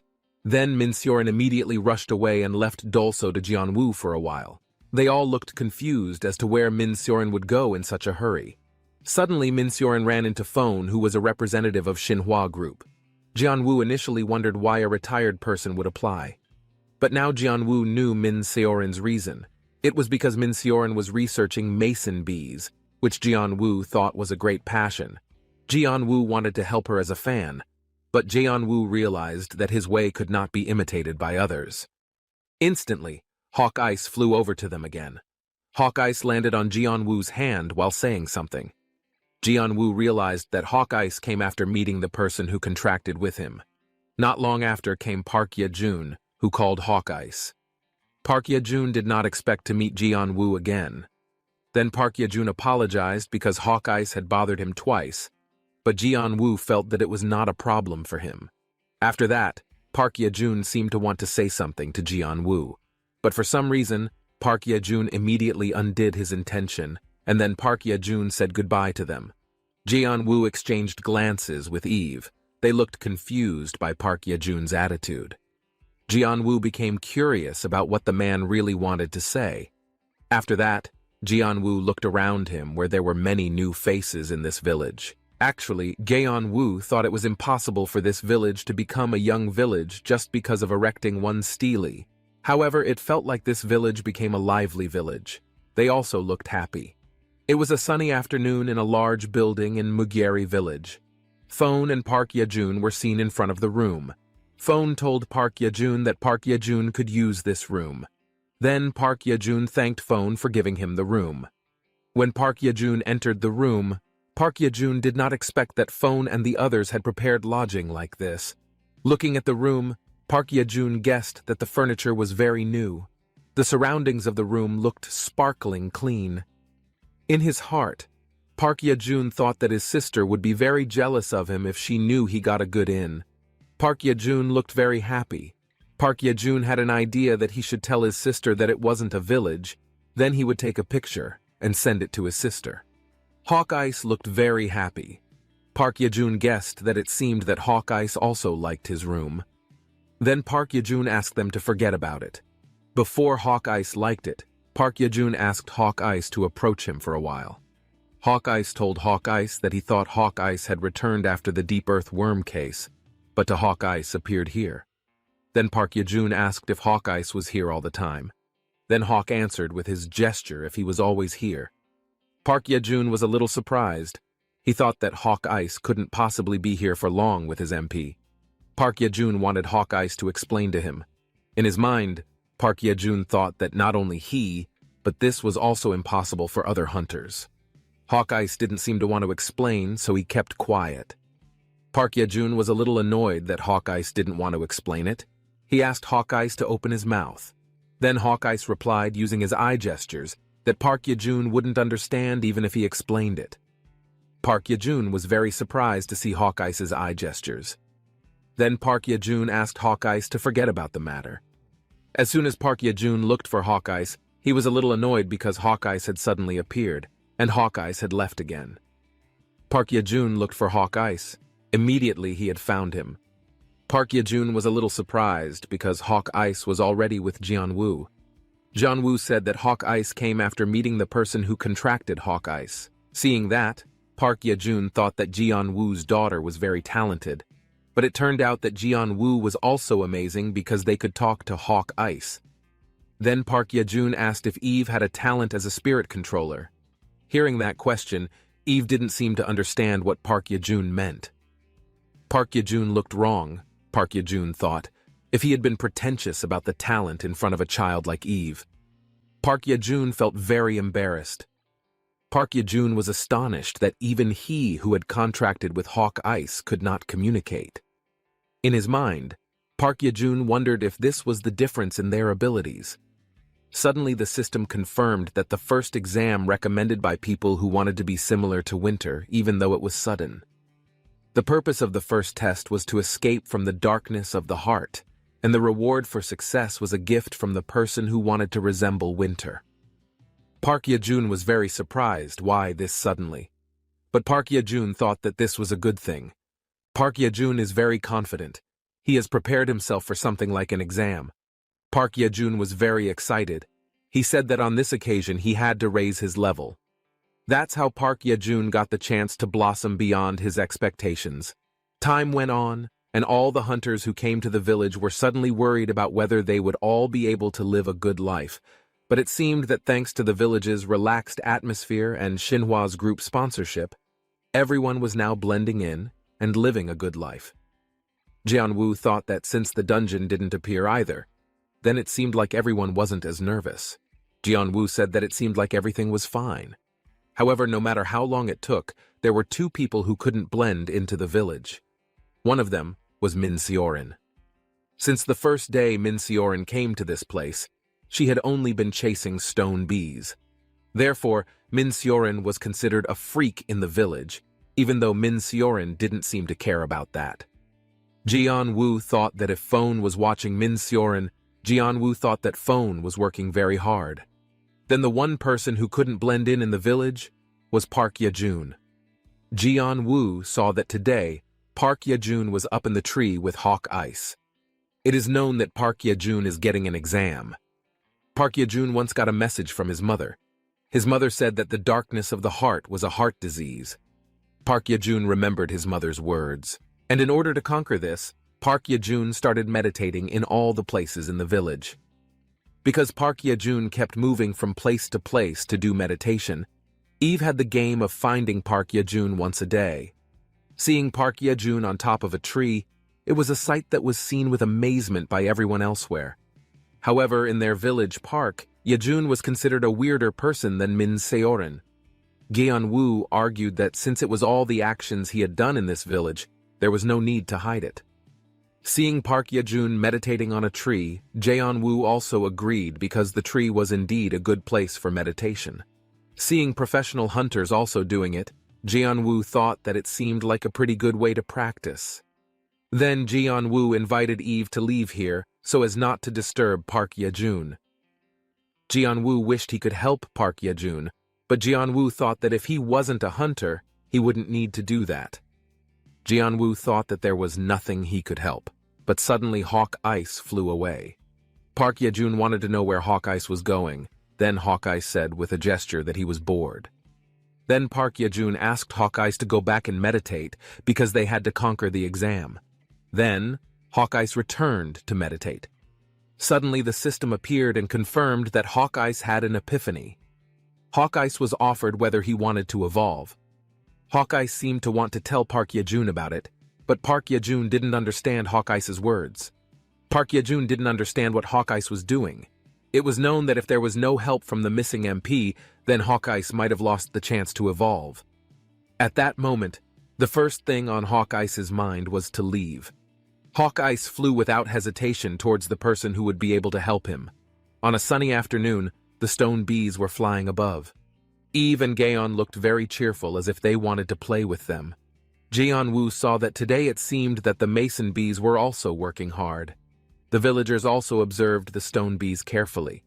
They were amazed at the large size of the bees, and they thought the bees also looked cute if they looked carefully. The people in the village also knew that mason bees were harmless, and they dealt with them comfortably. Jianwu hoped that everything would flow casually like this, but that wasn't right either. Eve nodded in agreement with Jianwu's words. There was one stone bee flying towards the flower in front. The stone bee looked happy while sucking the essence of the flower. But not long after, someone appeared who approached the bee. The old man was preparing to catch the bee from behind with his net. The old man felt he would soon know the secret of stone beekeeping after catching that one bee. But at the same time, Phone tapped the old man on the shoulder. Suddenly, the old man was immediately surprised and failed to catch the bee. The old man rebelled against the two men who were holding him. The old man told them to let him go while telling them who he was. The old man was Dr. Go Myonghan, who is the #1 figure in Mason bee research. Dr. Go Myonghan said that he was doing Mason bee research for the sake of this world. Jianwu realized that the person who targeted beekeeping techniques and tried to hurt stone bees like that. Jianwu also thought that Dr. Go Myonghan was also #1 because there weren't that many people researching monsters. Knowing that made them upset. If observing after receiving official permission like Min Seorin, then it would definitely be well received. Jianwu also felt no objection to that. However, Jianwu realized that it was not a beekeeping tip that they could know because it was a skill. Visible behind Jianwu is Hawk Ice flying at high speed. Instantly, Hawk Ice hit the back of Jianwu's head hard. Eve and Gaon, who saw it, looked very surprised. Jianwu's body fell to the ground. Jianwu immediately got up from his fall. There was a big bump on Jianwu's head from the collision just now. Jianwu looked confused to see Hawk Ice, who was here. Jianwu thought that Jianwu was meditating with Park Yejun. Then Hawk Ice said something to Jianwu. Jianwu's face looked surprised after hearing Hawk Ice's words where Hawk Ice wanted to ask for his help for evolution. Hawk Ice looked like he was begging Jianwu. Spirit beasts are those that appear at the same time as superhumans and have several types. The basic 4-element spirits are usually called Eve and help with farming. They were the most basic spirits that formed the very first contract with the spirit controllers. The spirits also evolved, and their figures changed. The terms of evolution and the figure of change are still difficult to estimate. Even evolution opportunities were rare situations. Plus, evolution requires a huge amount of mana. Jianwu wondered why Hawk Ice, who had evolved once, wanted to evolve again. It was a simple thing for Jianwu. However, Jianwu wondered why Hawk Ice left his contractor and came to him. Moreover, Jianwu was at a loss as to what and how to help him. Eve immediately pointed her hand high and said that she would help him. Jianwu thought that with Eve's magic power, she would be able to help him. Then Eve immediately took action. Eve only needs to blow her magic power into Hawk Ice. It can be seen that Eve is very focused while closing her eyes. Little by little, Eve's magic power began to show. However, the longer Eve's magic power grew around the place, Jianwu, who realized this, became very panicked and then told Eve to stop. Jianwu immediately took Eve away from that place. If the magic power is excessive like that, then it is feared that it will make all the nearby hunters gather. So Jianwu took her away to the rice field dungeon. There Eve could do as she pleased without having to be vigilant. Then Eve began to refocus on releasing her magic to help Hawk Ice evolve. There was a magic aura that enveloped Eve's body. They all looked astonished at Eve's enormous magic aura. Instantly, there was a very bright and dazzling light. Then Jianwu slowly opened his eyes to see if his evolution was successful. Unexpectedly, Hawk Ice had become an egg. The system told him that Hawk Ice was evolving. Jianwu thought that it was like a cocoon. Jianwu praised Eve for doing the hard work. Then Elle came over to Jianwu like she wanted to say something. Jianwu was sure that Elle must be confused because there was no explanation at all from earlier. It was because they were in a hurry, so Jianwu couldn't explain it. Then Jianwu told her that they wanted to make spirits evolve. However, that was not what Elle meant. Elle began to explain carefully to Jianwu.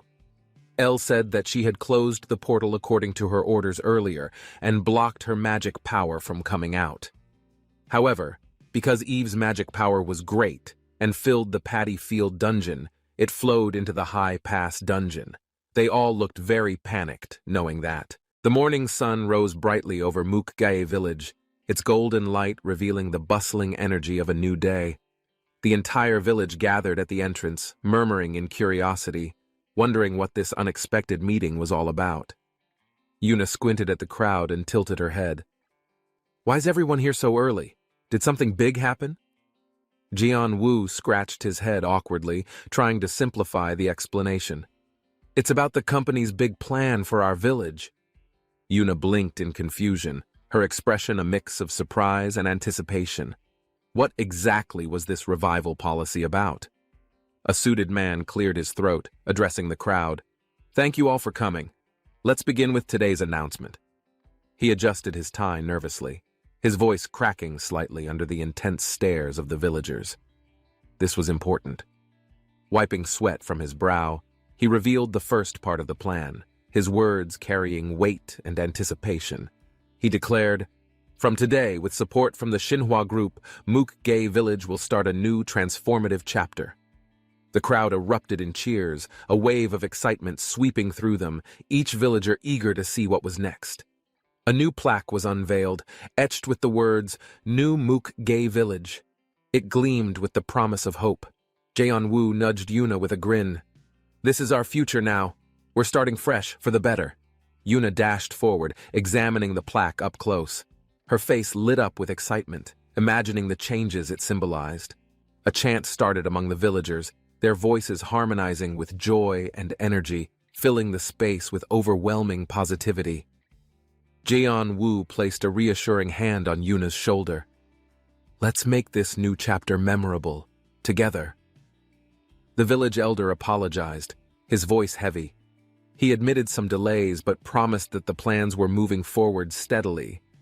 Yuna looked uncertain but tried to hide her concern. She hoped the villagers would remain optimistic about the future. The elder explained how everyone's participation was crucial. His kind words lifted the spirits of those still doubting the changes. A gentle round of applause filled the air, and a few hesitant smiles emerged, encouraging the efforts made so far. Jian-woo observed the reactions, noting how some were shy. "If I caused any trouble, I'll make it up," he thought. Yuna noticed Kaung approaching, excitedly pointing him out to Jian-woo. His cheerful presence seemed to bring life to the gathering. The little group's laughter grew louder as Kaung joined in, spreading his contagious energy among the villagers standing nearby. Jian-woo gestured toward the gathering, suggesting they greet new arrivals later. Yuna nodded, curious about meeting everyone involved in the project.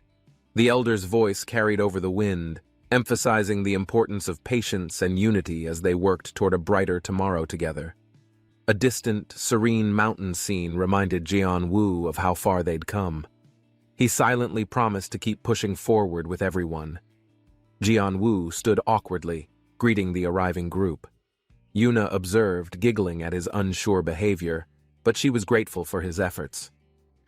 Yuna introduced herself enthusiastically while Kaung leaped in joy. The playful energy helped break the ice between them and the newcomers. The elder motioned toward Yuna, suggesting she take the lead in welcoming others. She smiled, her confidence growing with every step. Kaung accidentally stumbled, causing a small commotion. Jian-woo hurried to help, laughing lightly at Kaung's endless energy and mischievous antics. Yuna patted Kaung gently, ensuring he was okay. Jaeon-woo smiled, thinking how even small moments like this kept everyone together. Kaung's mischievous antics earned him a stern look from Jian-woo, who silently wondered how to keep him out of trouble. A kind villager stepped in, reassuring Jian-woo with a warm smile. Everyone was adapting to these moments of chaotic joy. Yuna hugged Dolso gently, her heart melting at the sight of her friend's peaceful nap, even amidst the lively surroundings. Dolso's quiet comfort seemed surprising to others, but Yuna found it endearing, watching over her like an older sibling would. Jian-woo couldn't help but smile, noticing how Yuna effortlessly bonded with everyone, even those who were hesitant at first. Yuna observed Dolso with curiosity, her mind spinning as she wondered why this little one relied on her so much. Jianwu glanced at the bustling crowd, realizing the importance of balance and responsibility as they welcomed newcomers into their growing community. The elder gently handed Dolso to Yuna, trusting her with the task of care. It was a small but meaningful gesture. A light breeze brushed through the gathering as everyone settled into their roles, ready to support each other in every way. Kong dashed about excitedly, stirring laughter from everyone, his boundless energy reminding them that lightheartedness was essential during challenging times.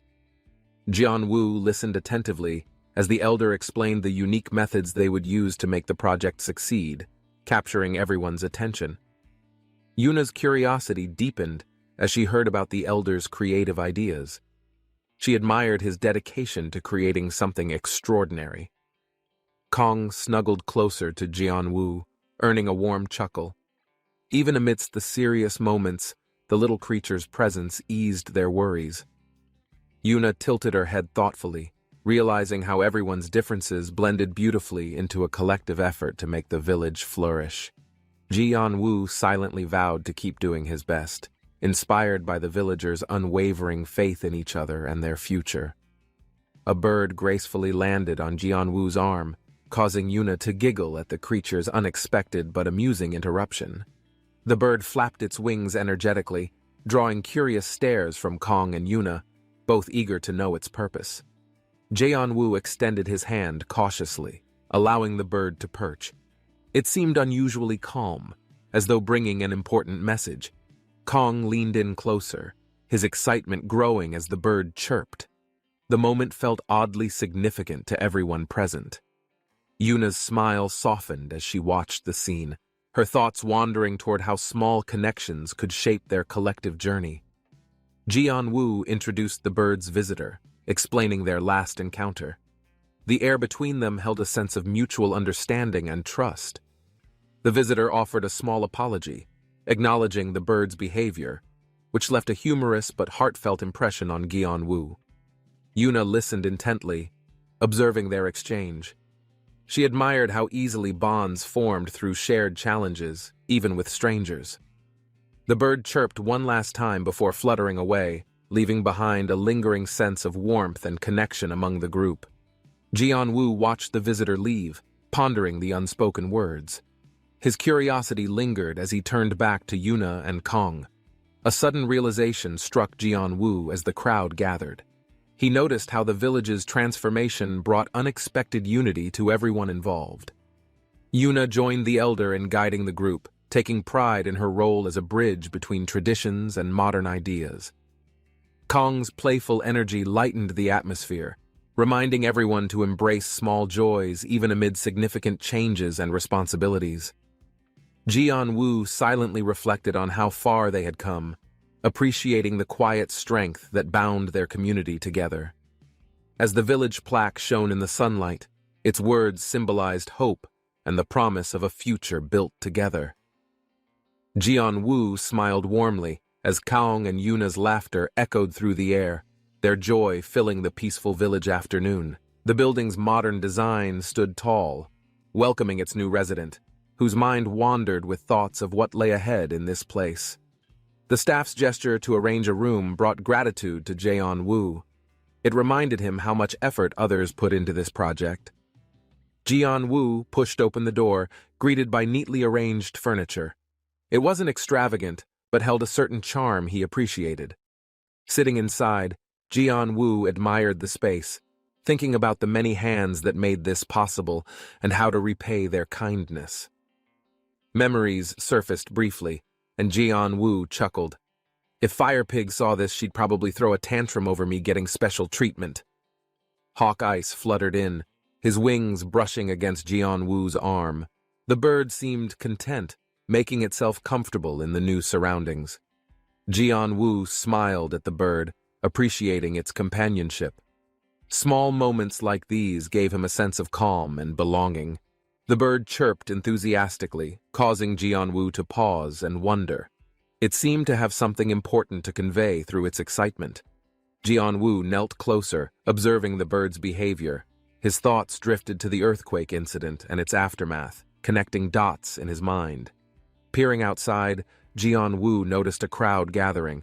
The scene intrigued him, raising more questions about the bird's sudden reappearance in this village. Jianwu turned back to Hawk Ice, his curiosity growing. "Were you here all along?" he mused, trying to piece things together. The bird's chirping grew louder, almost playful, as if teasing Jianwu for being slow to understand its unspoken messages. Jianwu tilted his head, confused but amused by Hawk Ice's antics. Despite the bird's silence, their bond felt stronger than before. Hawk Ice's unwavering gaze unsettled Jianwu for a moment. Its expression seemed to carry more meaning than he could decipher. With a resigned sigh, Jianwu smiled. "Let's just go with that," he thought, letting the moment pass as he cherished their odd friendship. Park Ye-jun observed Hawk Ice fluttering away before settling on Jianwu's arm. It seemed like this bird had a plan. Ye-jun approached Jianwu, surprised by his bond with Hawk Ice. Their unique connection hinted at something deeper than casual companionship. Hawk Ice chirped playfully, and Ye-jun marveled at how effortlessly Jianwu communicated with the bird, forming an unspoken understanding. Jianwu laughed, realizing Ye-jun noticed his knack for bonding. Even his skills surpass expectations, Ye-jun thought, genuinely impressed. Yuna tugged on Jianwu's arm, her playful energy pulling everyone back into the lightheartedness they needed after a thoughtful pause. Ye-jun watched Yuna interact with Hawk Ice. He felt a sense of pride, but also questioned his role in this dynamic. Hawk Ice chirped as Ye-jun extended his hand, attempting to connect. "Is this a gap in our understanding?" he wondered. Suddenly, Ye-jun saw a faint glow, a notification for a trial appearing before his eyes, leaving him stunned. The trial's challenge loomed in Ye-jun's mind, stirring both determination and anxiety. He knew this was an opportunity to grow. The text vanished, and Ye-jun clenched his fists. "I'll rise to this challenge," he resolved, looking to Hawk Ice for guidance. Ye-jun braced himself, embracing the trial ahead. He saw this as a chance to prove his worth and grow stronger. Time passed as Ye-jun worked tirelessly, overcoming obstacles. Each success fueled his confidence, pushing him further in his personal journey. The village adapted seamlessly, surprising everyone. The bustling energy created a warm environment where even the unlikeliest individuals thrived together. Ye-jun smiled as he noticed Yuna's laughter. Her carefree spirit balanced the hard work surrounding their progress, keeping everyone motivated.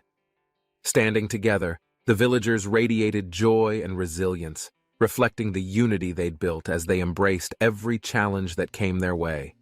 The villagers' cheerful energy filled the air, creating a heartwarming atmosphere. Despite initial challenges, they embraced their new roles together. Jianwu noticed the calmness. Without the threat of dungeons, everyone could relax, though his sharp instincts reminded him to stay vigilant. Yuna and Kong's vibrant energy stood out, bringing laughter and joy. Their innocence kept everyone grounded amidst the changes. Two individuals, however, struggled to adapt. Jianwu's thoughtful gaze lingered, pondering how best to support those still finding their place.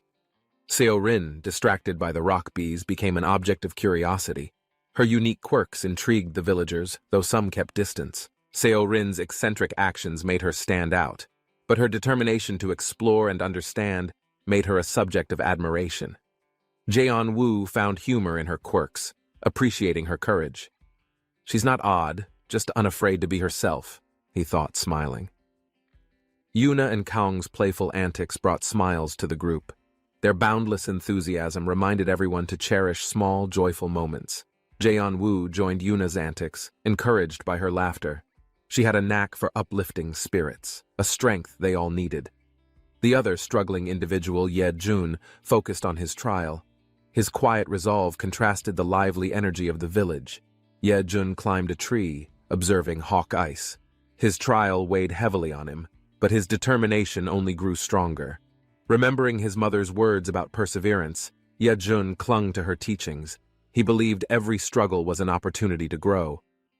Hawk Ice perched nearby, offering silent encouragement. Ye-jun's bond with the bird strengthened as they worked together to overcome challenges. The trials tested Ye-jun's limits, but his unwavering spirit inspired others. He faced each obstacle with courage and adaptability. Standing tall, Yejun looked ahead, ready to face whatever lay beyond. His growth reflected the resilience of the entire village. Yejun meditated on a cliff, embracing tranquility. His search for inner balance turned into a habit that inspired others. Around the village, Yejun's meditations sparked curiosity. Each location he chose symbolized a connection to nature and personal growth. Gaeon-woo and Yuna discovered Yejun again, turning his meditations into an amusing game of hide-and-seek across the village.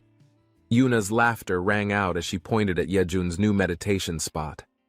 Their light-hearted moments became a daily tradition. Meanwhile, Seorin's actions intrigued the villagers. Her willingness to explore and grow made her an inspiring figure in unexpected ways. Jaeon-woo observed the bustling village, contemplating his contributions. What can I do to support this progress? His thoughts wandered quietly. Yuna's enthusiasm lifted Gaeon-woo's spirits, her curiosity reminding him that small, steady actions made a big impact over time. Yejun's meditations evolved into a creative training method. Even pro-hunters admired his dedication, finding peace in his practices. Kong tugged at Jaeon-woo, signaling it was time to leave. Jaeon-woo pondered ways to make meaningful changes as they walked. Jaeon-woo's gaze softened. If only I could discover something uniquely mine to offer, he thought, inspired by the efforts around him. Jaeon-woo doubted himself briefly, feeling inadequate. What if I can't contribute? The thought lingered, though he refused to let it grow. Hawk Ice noticed Yejun's focus wavering and chirped playfully. Its presence reminded him of the bond they shared. Yejun followed Hawk Ice's lead, realizing the bird's movements carried a deeper meaning, guiding him through moments of uncertainty. Hawk Ice insisted on staying active, nudging Yejun to meditate more. Their teamwork fostered resilience during the trials. Together, they laughed and worked through challenges, knowing that every obstacle was shaping them into stronger individuals and companions. Hawk Ice perched silently, observing the world around him. The stillness in the air mirrored his contemplative thoughts of progress. Stretching his wings, Hawk Ice took in the warm sunlight. The weather is perfect, he thought, ready for another day. Finding a quiet spot under the tree, Hawk Ice began to relax. His soft chirping blended with the soothing breeze.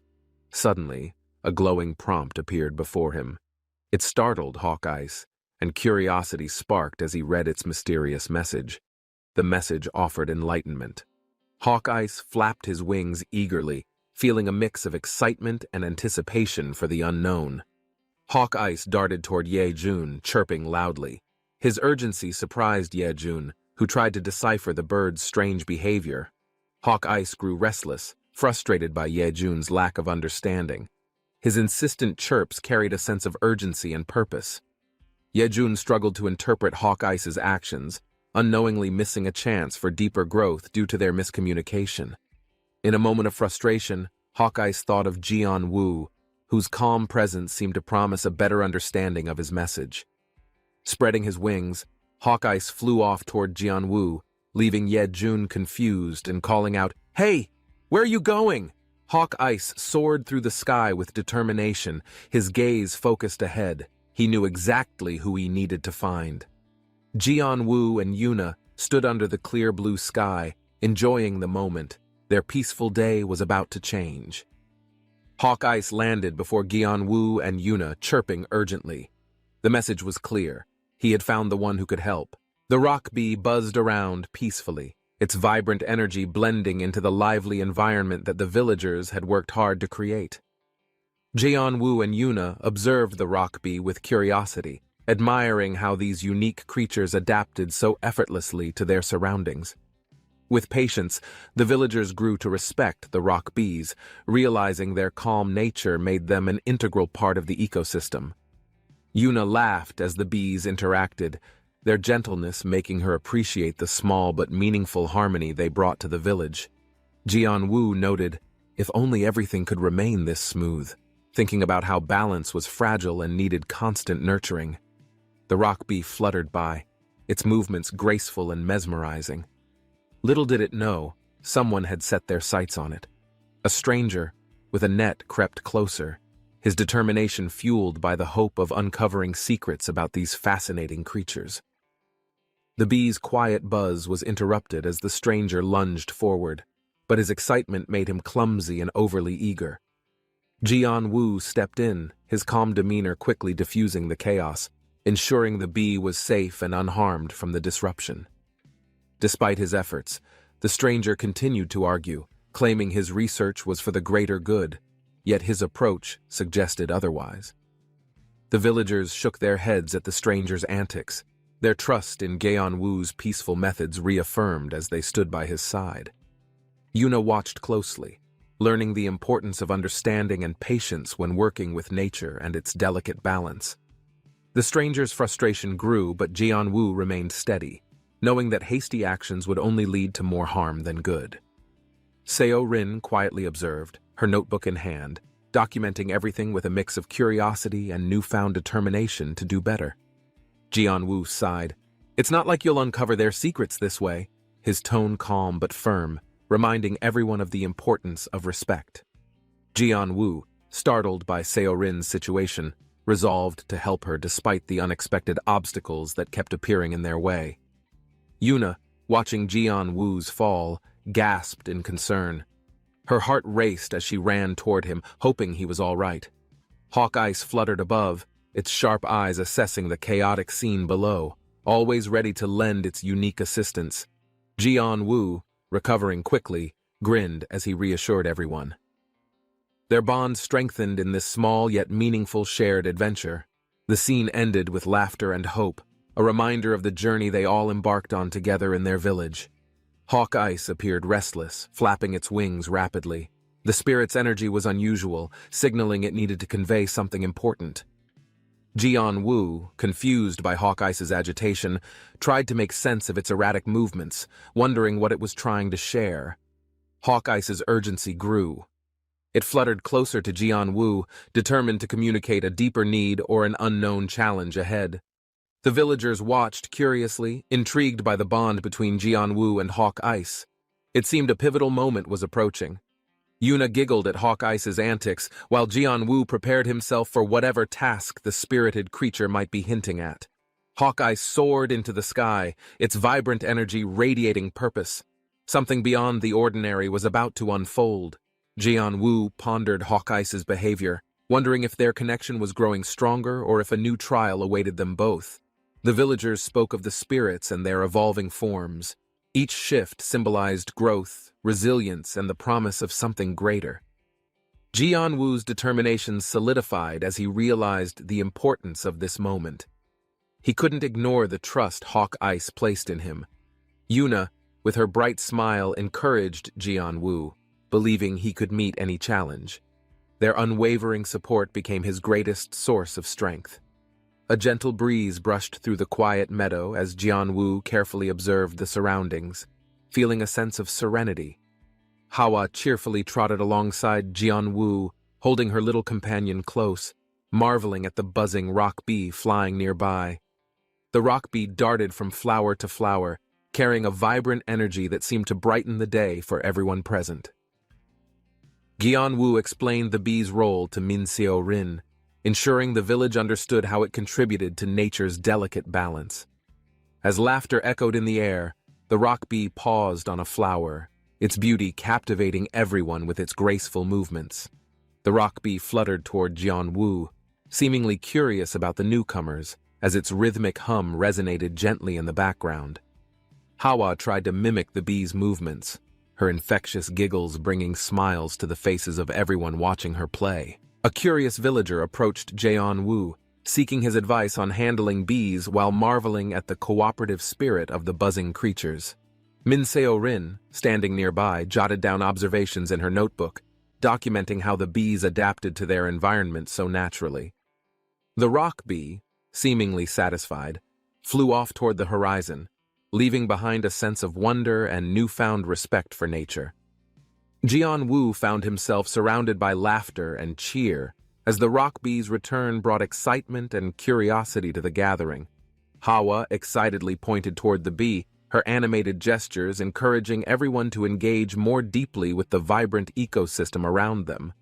Jian-woo smiled warmly, appreciating the shared joy and understanding blossoming between the villagers and the nature that embraced them.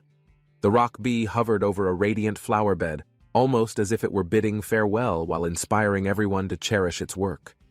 As the day ended, Jian-woo reflected on the bond forged between the people and the environment, a harmony worth nurturing forever. Jian-woo carefully observes a mysterious orb glowing faintly, wondering if its transformation is a sign of progress or peril. As Hawa excitedly examines the glowing orb, her curiosity turns into fascination, prompting everyone around her to pause and watch. Min Seo-rin holds the orb carefully, her eyes sparkling with anticipation, wondering if this transformation is truly a miracle. Jian-woo anxiously ponders the orb's significance, questioning if this evolutionary process might bring more challenges than answers to their journey. The glowing orb pulsates with energy, drawing everyone closer as its shimmering surface hints at secrets waiting to be unlocked. Min Seo-rin speculates the orb's transformation is akin to a cocoon, a mysterious stage before something extraordinary emerges. Jian-woo reassures Min Seo-rin of their efforts, emphasizing teamwork and perseverance to unravel the secrets behind this mysterious occurrence. A sudden appearance of a newcomer disrupts the moment, their cryptic expressions hinting at knowledge or warnings about the glowing orb. They explain the orb's effects on magical equilibrium, raising the stakes and adding urgency to handle the powerful artifact responsibly. With tensions high, the group deliberates on safeguarding the orb and addressing the strange portal-like phenomena arising in its wake. The portal swirls ominously, pulling in magical energy as Min Seo-rin, Hawa, and Jian-woo strategize to stabilize its chaotic power. Hawa's inadvertent actions intensify the magical flux, showcasing her raw energy as both a strength and an unforeseen liability. Min Seo-rin attempts a controlled spell to counteract the portal's instability, demonstrating her leadership under mounting pressure. The team, now unified by urgency, coordinates efforts to mitigate the portal's effects, revealing the strength of their shared determination.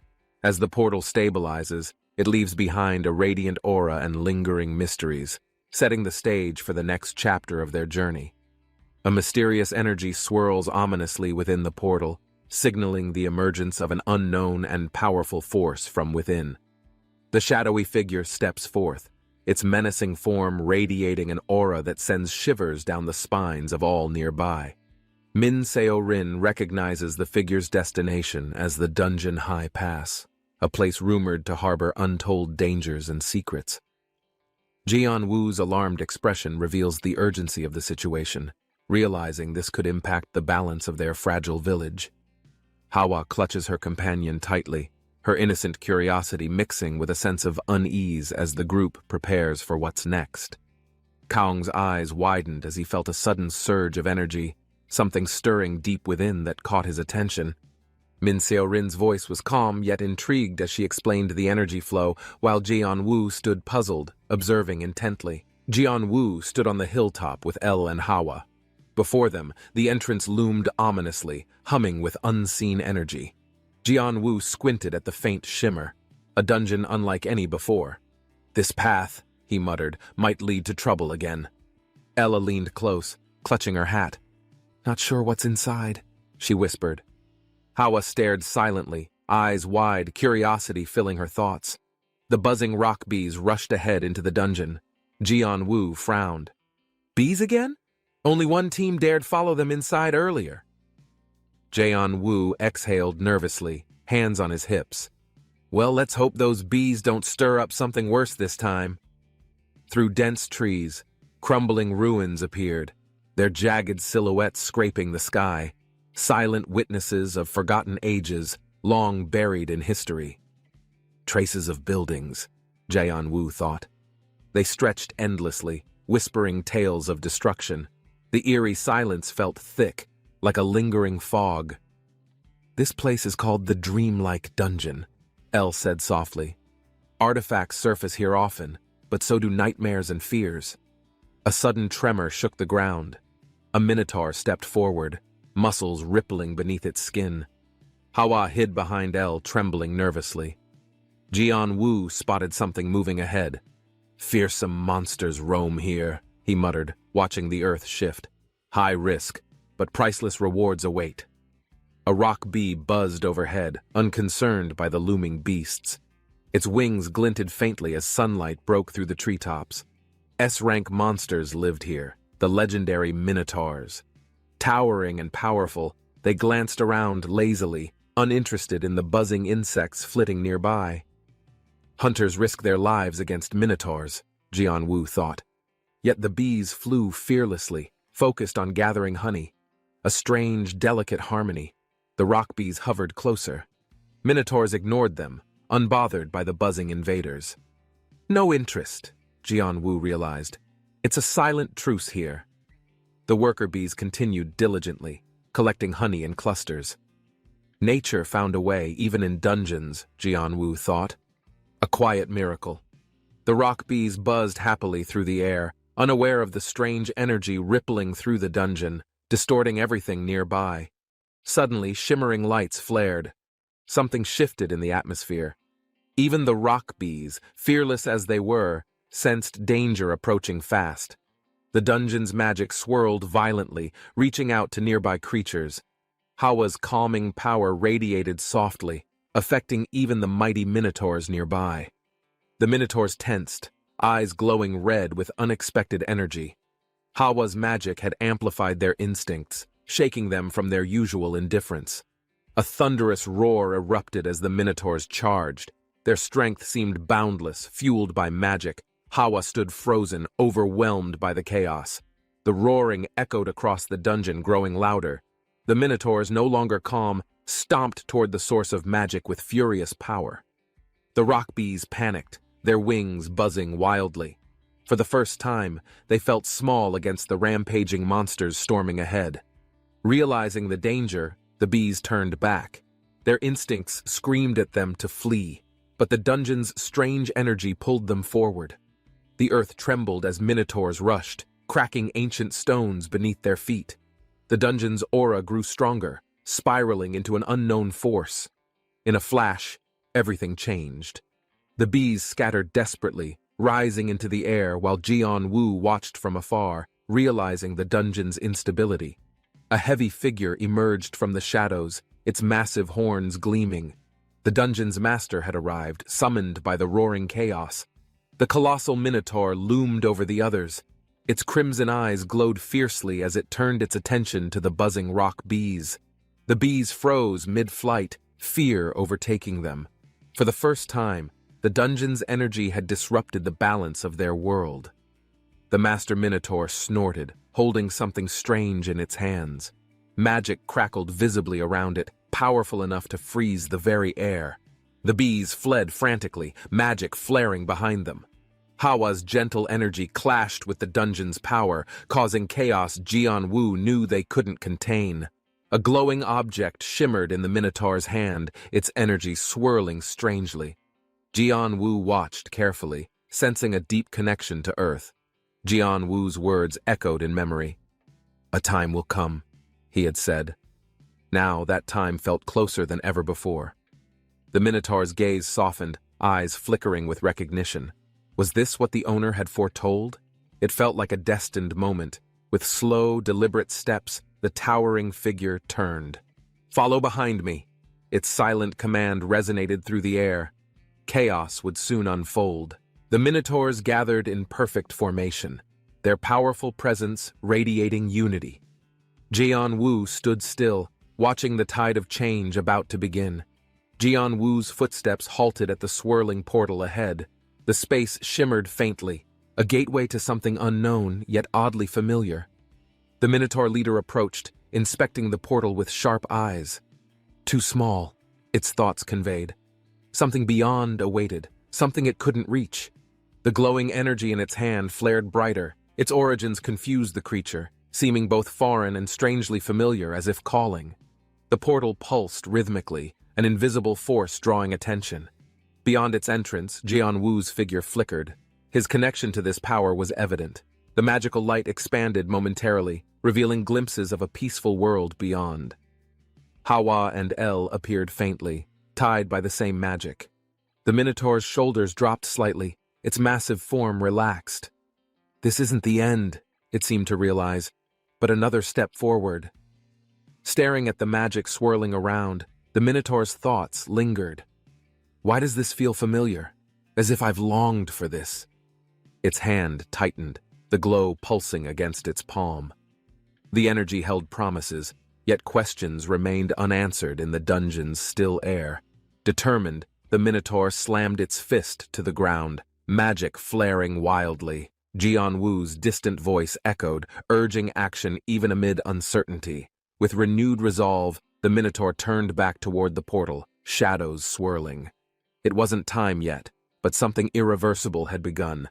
The Minotaur's hand glowed as it lowered the object. Energy condensed, swirling ominously, ready to unleash something powerful and ancient. Its massive form bent low, inspecting the portal again. The energy pulsed stronger, reflecting the surrounding forest in shifting, rippling hues. The portal crackled with unstable energy, revealing glimpses of another world. Jianwu's group remained unaware, still distant from the unfolding chaos. The Minotaur exhaled deeply, its tone strangely resolute. For the first time, it acted against instincts, calling its warriors to scatter quickly. "Disperse!" its voice boomed. The other Minotaurs obeyed instantly, leaving the portal behind. The dungeon trembled faintly, a sign of bigger trouble. The Minotaur stared back at the portal, its red eyes calm yet uncertain. This much, it thought, will have to be enough. Dark mist swirled through the dungeon air. The glowing orb hovered, pulsing faintly as though whispering secrets of its mysterious origins. Unbeknownst to Jianwu, something vast and ancient was spreading. The magic had escaped containment, crawling silently toward them like an unseen shadow. Jianwu adjusted his grip on the staff, unaware of the changes. His gaze was focused, instincts warning him of something odd. Hawa's worried glance shifted toward the distance. Something didn't add up. Behind her, Elle tightened her grip, a growing unease filling the air. Jianwu's thoughts raced. Protecting Elle and Hawa was the only thing that mattered. The children followed his lead with hesitant steps. The small group moved quickly, staying close together. Jianwu's resolve hardened. This was his burden to carry, regardless of what happened next. After a tense moment, Jianwu stopped. He glanced back, puzzled. Why hasn't anyone followed us? The area behind them remained unsettlingly quiet. The rock bee hovered near Jianwu, its wings buzzing anxiously. He raised an eyebrow, suspicion momentarily flickering before dismissing the thought entirely. The bee buzzed louder, pointing frantically toward something unseen. Jianwu exhaled with a smile, patting the bee reassuringly. No need to worry. Jianwu stretched casually, the tension easing. Nothing happened after all, he thought. The buzzing bee beside him bouncing lightly in agreement. The rock bee hovered closer, its tiny wings buzzing steadily. Its calmness was reassuring, yet Jianwu still felt something strange lingering nearby. Hawa tugged at Ella's sleeve, eyes wide. Jianwu motioned toward the path. Let's collect honey here, his calm demeanor masking subtle worry. The group turned back, walking cautiously together. Jianwu smiled faintly, reassuring Hawa and Elle. A bluff, he thought. Everything's just fine. Unbeknownst to them, far below the dungeon, a deep rumbling began. The Minotaur leader stirred awake, eyes glowing ominously with power. The Minotaur opened one eye slowly, sensing a distant shift. Its instincts stirred, something far away tugging at its awareness softly. Jianwu and the others stood calmly, enjoying the clear skies. The faint hum of energy nearby seemed insignificant under the sun. Laughter broke the tension as Hawa and Elle giggled joyfully. Jianwu grinned, their small harmony like a calm break in chaos. But far below, the Minotaur's gaze sharpened. Its glowing eye reflected the faint blue light, recognizing something that others had ignored entirely. During an unexpected event, Hawa held the glowing egg carefully, eyes wide with wonder as energy swirled mysteriously around her. Jianwu couldn't help but feel nervous. The situation was unfamiliar, and strange vibrations filled the air, sparking unspoken tension. The light gradually subsided, leaving behind silence and an unhatched egg. Its icy glow pulsed faintly in Jae-woo's hands. Anyway, Jae-woo muttered to himself, unsure of what to do. The egg felt heavier now, like it was alive. Hawa bounced forward excitedly, reaching toward the egg with both hands. "Sir Jae-woo, I'll take care of it," she insisted. Jae-woo looked skeptical. Hawa met his gaze with pure determination, her hands clasped tightly as if making an unbreakable promise. "I've always wanted to incubate something," Hawa whispered with sparkling eyes, filled with excitement only she seemed to understand. Her enthusiasm was unmatched, though she slipped up comparing herself to inventors. Jae-woo shook his head, barely holding back laughter. Jae-woo studied the egg again, realizing the dungeon farmland was ideal. Spirits could grow better there, given the right conditions. Carefully placing the egg into Hawa's eager hands, Jae-woo sighed deeply. "I'll trust you with this," he said reluctantly. "I'll definitely hatch this egg," Hawa shouted confidently, clutching it close to her chest. Her energy was contagious to everyone. Jae-woo smiled softly as Hawa celebrated, fully convinced she'd do her best. The egg shimmered faintly under the sunlight. "But," Jae-woo started, his expression turning serious, "you can't hold on to it forever, Hawa." He spoke calmly but carefully. Hawa froze mid-celebration, clutching the egg protectively. "Is it because I'll break it?" Her expression turned nervous, overthinking his concern. "No, it's because the ice chicken spirit needs cold to thrive," Jae-woo clarified, as a small, icy bird flew nearby. Jae-woo explained gently, "Keeping the egg warm wouldn't help it hatch." Elle blinked, suddenly realizing her earlier mistake. "You're right! I didn't think of that!" Ella exclaimed, her enthusiasm unfazed, cradling the egg like her most precious treasure. With cautious hands, Jae-woo placed the ice egg back into Ella's care, trusting her excitement more than he'd admit. "There's no reason I wouldn't trust Elle," Jae-woo thought, trying not to laugh at Elle's serious and hopeful expression. "Then can I leave the ice chicken spirit to you?" Jae-woo asked, watching Elle beam with unwavering determination. Suddenly buzzing filled the air. Jae-woo's eyes darted upward, spotting a large bee zipping dangerously close to his face. Jae-woo tensed, realizing something was off. The bee circled aggressively, as though protecting its territory. He froze on instinct. From the corner of his eye, Jae-woo saw the ominous hellweed slithering beneath his feet, inching slowly upward. Stepping back nervously, Jae-woo muttered under his breath, frustrated. "This weed really doesn't know when to quit growing." The hellweed erupted violently, shaking its massive tendrils. Its ominous shadow loomed as Jae-woo realized things had escalated. "It's grown bigger than me now," Jae-woo sighed, staring at the towering hellweed. The problem was out of control. The weed swayed ominously, now large enough to easily grab anything, including the aggressive soldier rock bees buzzing nearby. "It's growing faster than expected," Jae-woo thought. He glanced at the bees and realized they were fueling the weed's power. Things became worse when Jae-woo discovered it wasn't just plants. This hellweed could even devour metal objects like pens.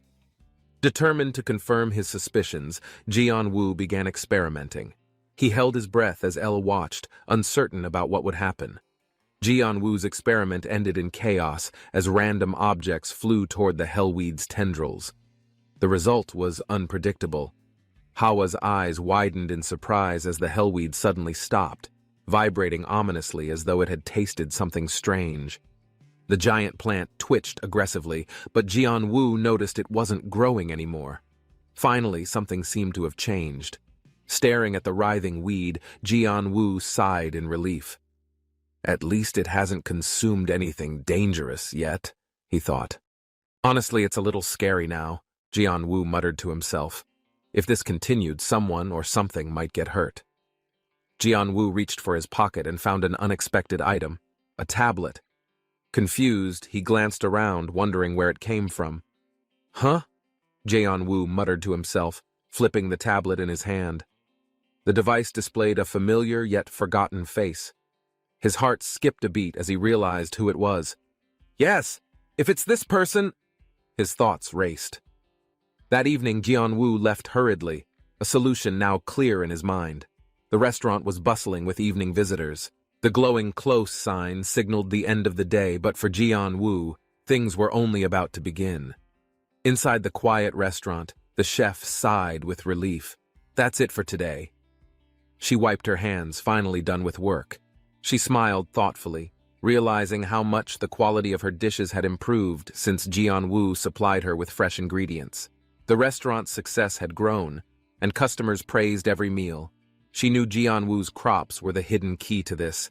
The perfectly prepared food and drinks sparkled like magic, leaving patrons smiling. Every dish seemed infused with a touch of life. So, the chef whispered to herself, I can't take full credit. Jianwu's hard work makes all of this possible. Suchan stared at the perfect crops Jianwu delivered, fresh, vibrant produce that held the promise of something extraordinary. My skills still aren't enough, she admitted to herself.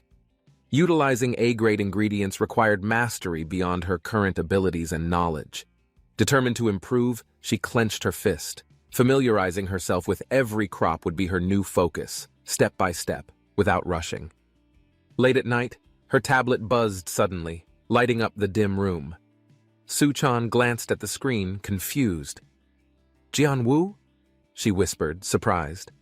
The unexpected call from him immediately broke her train of thought as she stared at the screen. Jianwu's cheerful voice on the other end caught her off guard. He casually mentioned the potatoes were almost harvest-ready. Suchan listened carefully, realizing his call was a reminder of how hard Jianwu worked to provide fresh ingredients. Hawa chimed in excitedly in the background, making her smile. Even from afar, their optimism always gave her some renewed energy. Jianwu reassured her, saying he believed in her cooking skills. It was just the encouragement Suchan didn't know she needed. As she hung up, a small smile spread across her face. With Jianwu's support, doubts seemed a little less heavy. Leave the potato dishes to me, Suchan promised herself. She would honor the trust placed in her cooking abilities. Placing her knife on the counter, Suchan sighed in quiet relief. She'd let her worries get the better of her. She glanced at the exceptional ingredients. Each crop radiated the effort Jianwu poured into growing them. That thought filled her with pride. The combination of great ingredients and people who believed in her was all she needed to push herself further without hesitation. Hawa burst into laughter nearby as Jianwu watched, smiling at the moment. Together they would savor every bite of success. Suchan pushed aside her lingering doubts. No more useless worries, she thought, tightening her apron, ready for whatever came next. Fueled by her determination, Suchan reminded herself that every challenge was a stepping stone toward mastering her culinary skills. Walking confidently into the kitchen, she resolved to give her best effort, no matter what ingredients or tools she had available. Her growth wasn't just skill, but mindset. Suchan had leveled up. Somewhere unseen, even the forgotten extreme chef silently nodded in approval. Under the serene glow of the crescent moon, Jianwu's cozy house stands still, wrapped in the calm night. The clinking dishes in the sink remind Jianwu of the hearty dinner shared with Hawa and their little companion. That was delicious, Jianwu says with a smile, patting Hawa's head while their mischievous friend jumps around cheerfully. Jianwu gently teaches, after meals, we express gratitude, prompting Hawa and the companion to repeat in their playful yet clumsy way. With satisfied smiles, they chorus, thank you for the meal, while Jianwu laughs, embracing the warmth of their little family. After dinner, Hawa's bright grin caught the attention of Jianwu's mother, who chuckled and ruffled their hair lovingly. Jianwu's parents, holding toothbrushes, cheerfully proposed a family routine, brushing teeth together, bringing warmth and smiles to everyone's faces. Hawa and the companion sat close, exchanging puzzled glances at the toothbrushes, unsure of their purpose but eager to learn. Come on, Jianwu encouraged, demonstrating as Hawa enthusiastically joined, bringing an unexpected burst of energy to the evening routine. Together, the family hummed a cheerful tune while brushing, creating a harmonious and endearing scene that filled the house with joy. Jian-woo observed the peaceful scene, quietly realizing how the children's laughter brought life and harmony to the family home. However, balancing that harmony wasn't always easy, as Hawa's curious mischief often turned the simplest moments into unexpected adventures. Despite occasional chaos, the lively energy of the little ones brought irreplaceable warmth, making every day feel uniquely special. Brushing time ended in playful antics as Hawa proudly flaunted their clean teeth, spreading contagious laughter among the family. As calm returned, Jian-woo decided to rest a little, sipping tea quietly, grateful for the family's love and energy. Jian-woo scrolled through QuickYoungTube, smiling proudly as he saw their channel thriving with cheerful content and growing subscribers. Thinking aloud, Jian-woo decided to ensure the comments were all positive, wanting to shield the kids from negativity. Reading the stats, Jian-woo marveled at their growing popularity, resolving to keep a closer eye on their online presence. Luckily, no harsh comments appeared, relieving Jian-woo. He sighed, grateful for the internet's kindness toward his precious little family. Determined, Jian-woo stayed vigilant, balancing the fun and responsibility of managing the channel while humming quietly to himself. With energy renewed, Jian-woo tackled the day's chores, fueled by the thought of safeguarding their harmonious home environment. Though not every day was perfect, Jian-woo found joy in small victories, even in handling seemingly minor tasks. Moments of silliness filled their lives, like Hawa and Kyung playing together, sparking bursts of laughter throughout their peaceful home. Suddenly, Hawa and Kyung's antics turned chaotic, their boundless energy overwhelming Jian-woo, who found himself hilariously outnumbered. Despite the chaos, Jian-woo's heart swelled with love, realizing life's unpredictable moments made their family bonds even stronger. Hawa playfully pounced onto Jian-woo, followed by Kyung, both brimming with energy that lit up the lively evening. Jian-woo reassured them it wasn't bedtime yet, mentioning a guest, sparking curiosity in their bright, eager eyes. The sound of the doorbell echoed, prompting Hawa to leap excitedly, her joy infectious as everyone's attention shifted. Jian-woo darted to the door, heart racing, wondering who might bring a new surprise into their cozy home. Opening the door, Jian-woo greeted the visitor warmly, the air buzzing with excitement as the night's adventure began. Hawa sprinted forward, leaping into Yuna's embrace with delight, their infectious energy lighting up the room with happiness and warmth. Jian-woo, noticing Yuna's presence, smiled warmly, welcoming her back home as the little ones circled her in excitement. Yuna cheerfully revealed she had brought a special gift for Hawa, sparking curiosity and anticipation from everyone in the room. Hawa's eyes widened with excitement as Yuna hinted at a surprise, her playful grin filling the air with growing anticipation. Moments later, a delightful treat and juice were served, setting the stage for a joyful evening shared together. The entire family gathered, smiling at the thoughtful gesture, while Hawa's glowing happiness melted everyone's hearts in the cozy setting. Yuna gently placed a sparkling crystal tiara on Hawa's head, making her beam with pride as everyone cheered for her. Twinkling under the lights, Hawa admired her new treasure, a symbol of love and care from Yuna's thoughtful gesture. Hawa's sparkling presence filled the room with admiration as Yuna marveled at how effortlessly she brought joy to those around her. In that moment, Yuna's eyes glistened with happy tears, overwhelmed by the sheer innocence and magic of Hawa's radiant smile. Jian-woo admired the tiara's intricate details, marveling at the craftsmanship and how it added an air of elegance to Hawa. Yuna explained the origins of the rare crystals used in the tiara, sharing the fascinating story behind their magical properties. Despite their small size, Yuna highlighted how the crystals were cherished for their unique beauty and ability to captivate anyone's attention. Jian-woo nodded thoughtfully, appreciating Yuna's explanation, while reflecting on the timeless allure and value of such precious crafted artifacts. Surrounded by admiration, Hawa and Yuna shared a heartwarming moment, their bond growing stronger as the evening unfolded with laughter and joy. A visitor presented Jeon-woo with a surprising contract for the magic stones, sparking curiosity and careful consideration about its implications. Jeon-woo expressed confusion, but Yuna stepped forward, her determined stance showing her commitment to handling the matter responsibly. Yuna graciously declined the offer, explaining her belief in fairness and reciprocation for the trust placed in their shared efforts. Her heartfelt explanation brought clarity and admiration, showcasing her unwavering principles and dedication to maintaining integrity in their growing partnerships.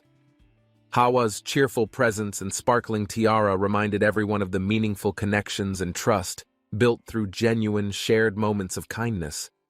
A handshake sealed the understanding between Jeon-woo and Yuna, solidifying their bond and mutual trust regarding the magic stones.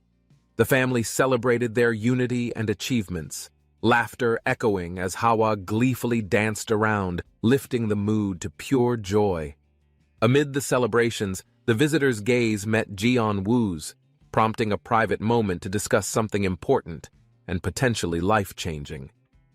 Jeon-woo's thoughtful nod reflected his trust in the visitor's wisdom, opening the door to deeper conversations about their future. The evening's cheerful glow masked a deeper anticipation, as everyone prepared for the next chapter in their shared adventure. Jeon-woo received an unexpected message from Night, sparking curiosity and a realization that this could bring profound changes to his journey. The message hinted at something urgent, prompting Jeon-woo to reach out to Night for guidance on handling this mysterious new development. Night's calm response provided reassurance, but the subtle weight of his advice left Jeon-woo pondering the implications of their conversation. Outside, the shadows of an unusual plant hinted at deeper mysteries yet to be uncovered, leaving a lingering sense of intrigue. The cool night breeze carried a promise of change, as Jeon-woo prepared to face the challenges awaiting him tomorrow. The sun rose over the quiet farmhouse, casting a warm glow on the wooden fences and empty fields waiting for the day. Footsteps pounded the ground as Kong excitedly ran toward the barn, his tiny legs moving fast, filled with energy and purpose. Jeon-woo turned around, surprised as Kong and the cow spirit eagerly followed, their eyes filled with curiosity and excitement. Hawa peeked shyly from behind a wooden post, her tiny hands gripping the rough bark as she nervously watched the scene unfold. With a deep breath, she hesitantly stepped forward, but her legs gave out, making her collapse onto the soft haystack nearby. Jeon-woo laughed, patting the cows, feeling grateful for their hard work on the farm, while Kong cheered joyfully beside him. Hawa blushed as she clung to Jeon-woo's arm, her tiny heart pounding, unsure of why she suddenly felt so embarrassed. Kong tilted his head, puzzled by Hawa's reaction, while Jeon-woo adjusted his hat, thinking about the recent farm troubles. Hawa's worried expression deepened as she thought about the crops, her brows furrowed, wondering if something had gone wrong overnight. Jeon-woo crossed his arms, looking up at the sky, realizing that the weather had been unpredictable these past few days. Hawa pouted, thinking about the farm's condition, but before she could speak, Jeon-woo reached out to reassure her with a smile. Her small hands clenched into fists as she struggled to find the right words, but her worried expression only grew stronger. Jeon-woo gently placed a hand on her head, reminding her that taking care of herself was just as important. He reached into his bag, pulling out a sun cap, placing it firmly on Kong's head with a satisfied nod. With a bright grin, Kong cheered loudly, while Hawa's tense shoulders finally relaxed, feeling comforted by Jeon-woo's reassuring presence. Jeon-woo walked alongside Kong and Hawa when a sudden loud noise erupted, making them jump as dust filled the air. A sharp impact sent him stumbling backward, clutching his shoulder in surprise, confused by what had just struck him so suddenly. Blinking through the dust, he saw Ye-jun standing there, his outstretched hand offering help while concern flashed in his eyes. Recognizing him instantly, Jeon-woo hesitated before reaching out, remembering their previous encounter and wondering what brought him back here. Ye-jun's face was tense as he explained his urgent situation, searching frantically for something important he had lost along the way. Hawa tilted her head curiously as Yejun spoke, looking around as if trying to recall something important she had forgotten. Suddenly, realization hit Yejun, and he turned abruptly, his voice filled with urgency as he mentioned his missing spirit companion. Jianwu furrowed his brows, realizing that if a spirit had disappeared, it could mean something unusual was happening on the farm. Yejun sighed, frustrated, explaining that he had tried summoning it multiple times, but no response ever came from the other side. A sinking feeling settled in Jianwu's stomach as he remembered something, an odd event earlier that might be connected to this. Thinking fast, Jianwu tried to downplay the situation, but he knew deep inside that Yejun's missing spirit might be in danger. He hesitated before finally suggesting that they check the dungeon farmland first, hoping to buy time and figure things out. Yejun's eyes lit up with hope, thanking him before dashing off in the direction Jianwu had pointed, determined to search. Meanwhile, Hawa and Kaong exchanged nervous glances, sensing that something was off, but trusting Jianwu's lead as they followed along. Unnoticed by the others, a faint magical presence shimmered behind a wooden post, pulsing gently like it was waiting to be found. A mysterious aura surrounded Ice Chicken as it flapped its wings, releasing a frosty mist that shimmered under the bright sunlight. With a confident leap, it soared into the sky, its feathers glowing as if undergoing a powerful transformation before everyone's eyes. Hawa and Kaong gasped, their eyes widening as they watched Ice Chicken's supposed evolution unfold right in front of them.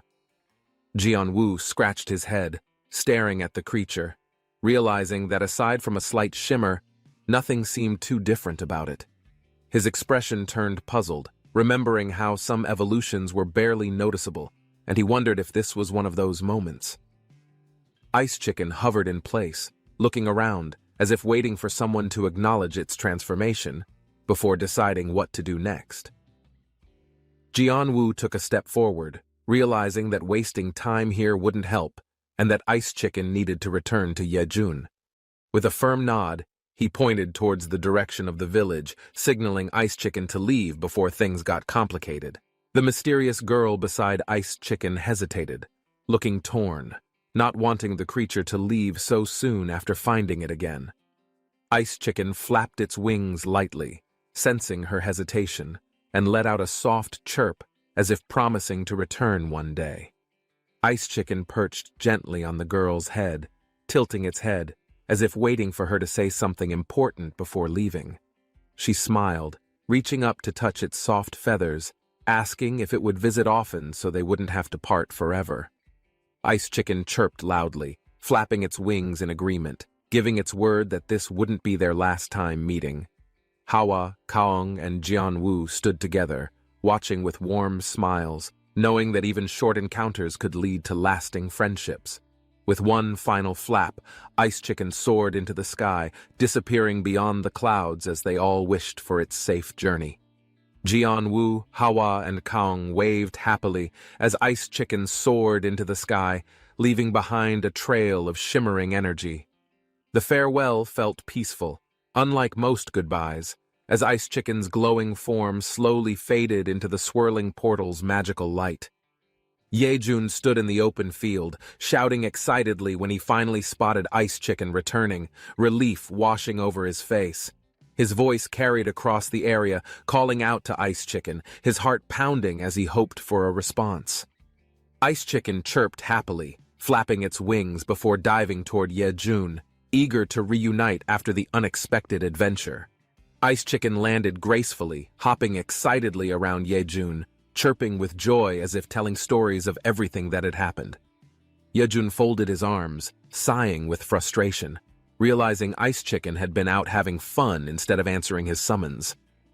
Just as he was about to scold Ice Chicken, something unusual happened. He suddenly understood every chirp and sound it made. His eyes widened in shock, processing the fact that he could now hear Ice Chicken's thoughts as clear as spoken words. The realization sank in, and he understood it was due to Ice Chicken's growth, an unexpected but fascinating development between them.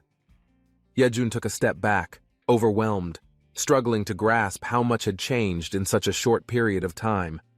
Ice Chicken tilted its head, chirping curiously, unaware of the sudden new bond that had formed between them. Yejun's mind raced, interpreting every sound, his confidence rising as he clenched his fists, convinced this was a sign of his progress. Determined, he decided to push forward, embracing this new connection, unaware of the trouble his misunderstanding would soon bring. A chilling sensation crept in as unseen forces watched from the shadows, chains tightening in the distance, waiting for the right moment. Yejun's eyes widened as glowing symbols floated around him, a surge of unfamiliar energy spreading through his body like a sudden revelation. A message appeared before him, and as he read the words, realization hit. He had unknowingly overcome a dangerous internal struggle. The massive research facility loomed in the distance, its high-tech structures humming as scientists inside worked tirelessly on a groundbreaking experiment. Inside the lab, researchers busily analyzed data, their focus set on perfecting the mysterious hellgrass weed they had been cultivating. The project had reached a crucial point, with scientists eagerly awaiting results, knowing they were on the verge of something big. The lead researcher, a stern woman with determined eyes, watched as the machinery activated, signaling the start of the next trial. A robotic arm lowered carefully, placing a sample into the testing chamber as the entire team held their breath in anticipation. The sample was released into the containment unit, the machine humming as energy surged, preparing for the next phase of the test. The lab filled with tension as the experiment reached its climax, the team hoping this attempt would succeed where others had failed.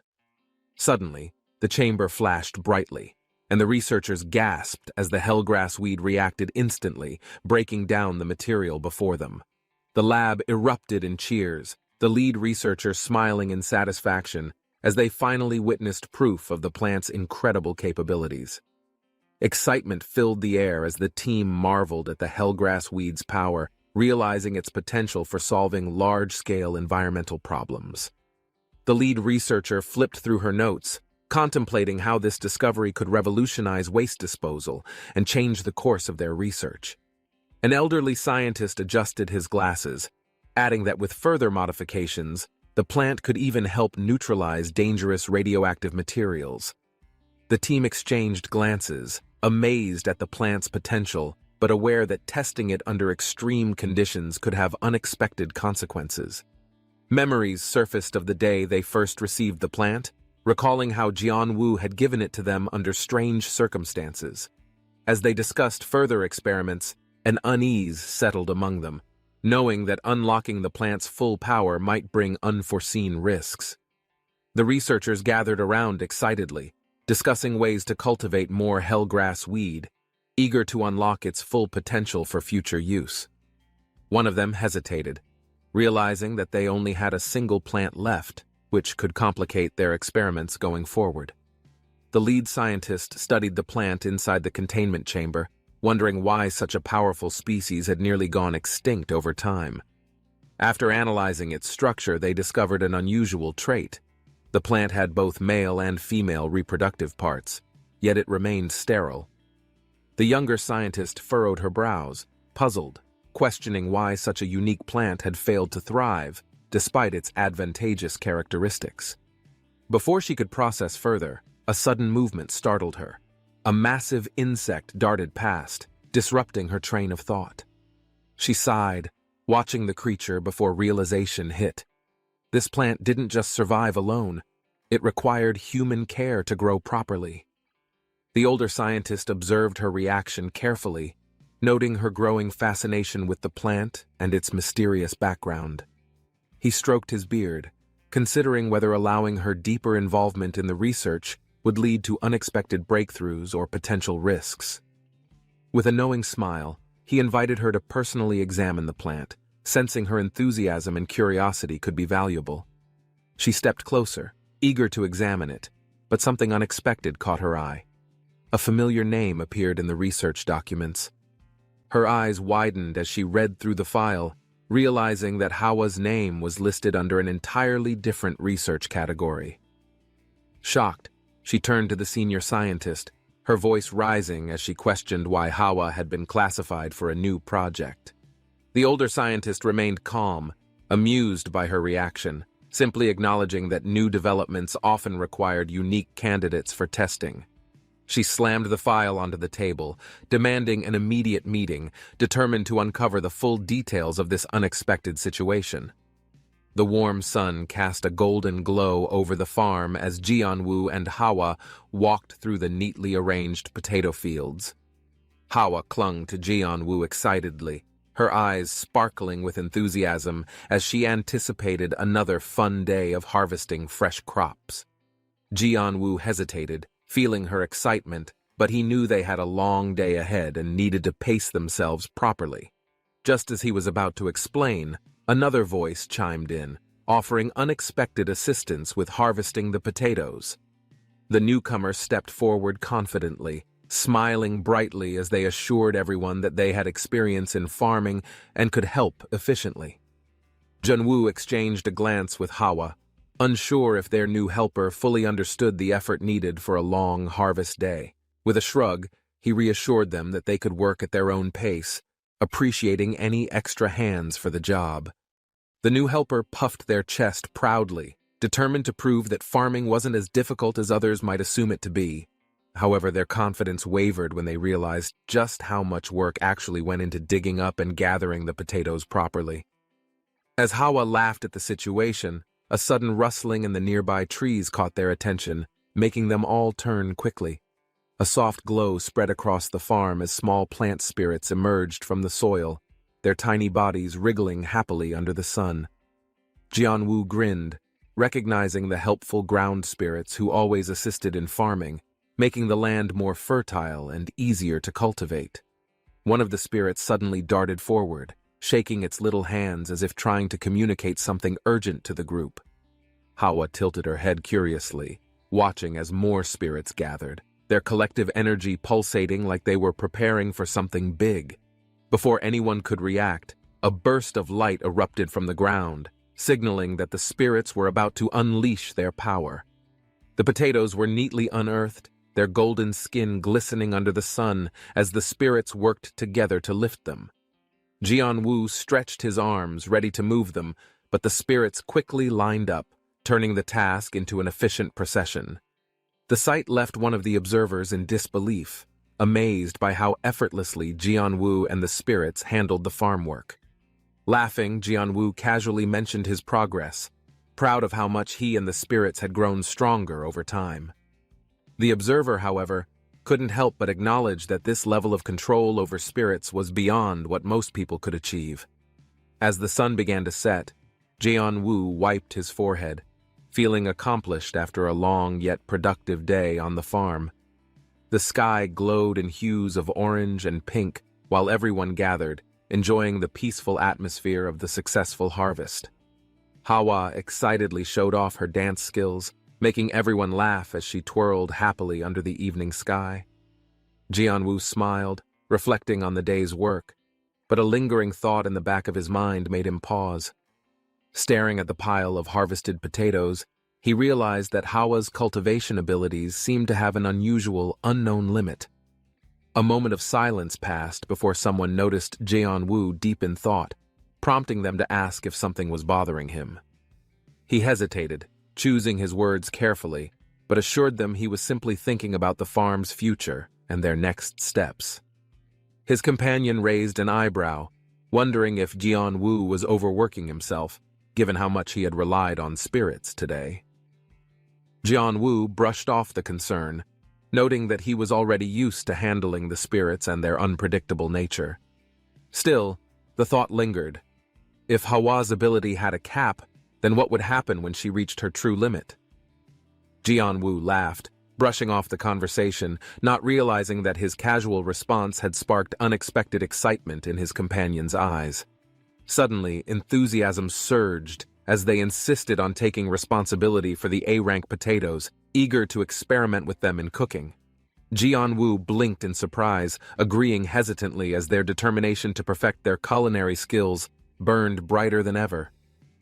As the evening settled in, the golden light illuminated scattered ingredients, each one holding the potential to enhance their abilities.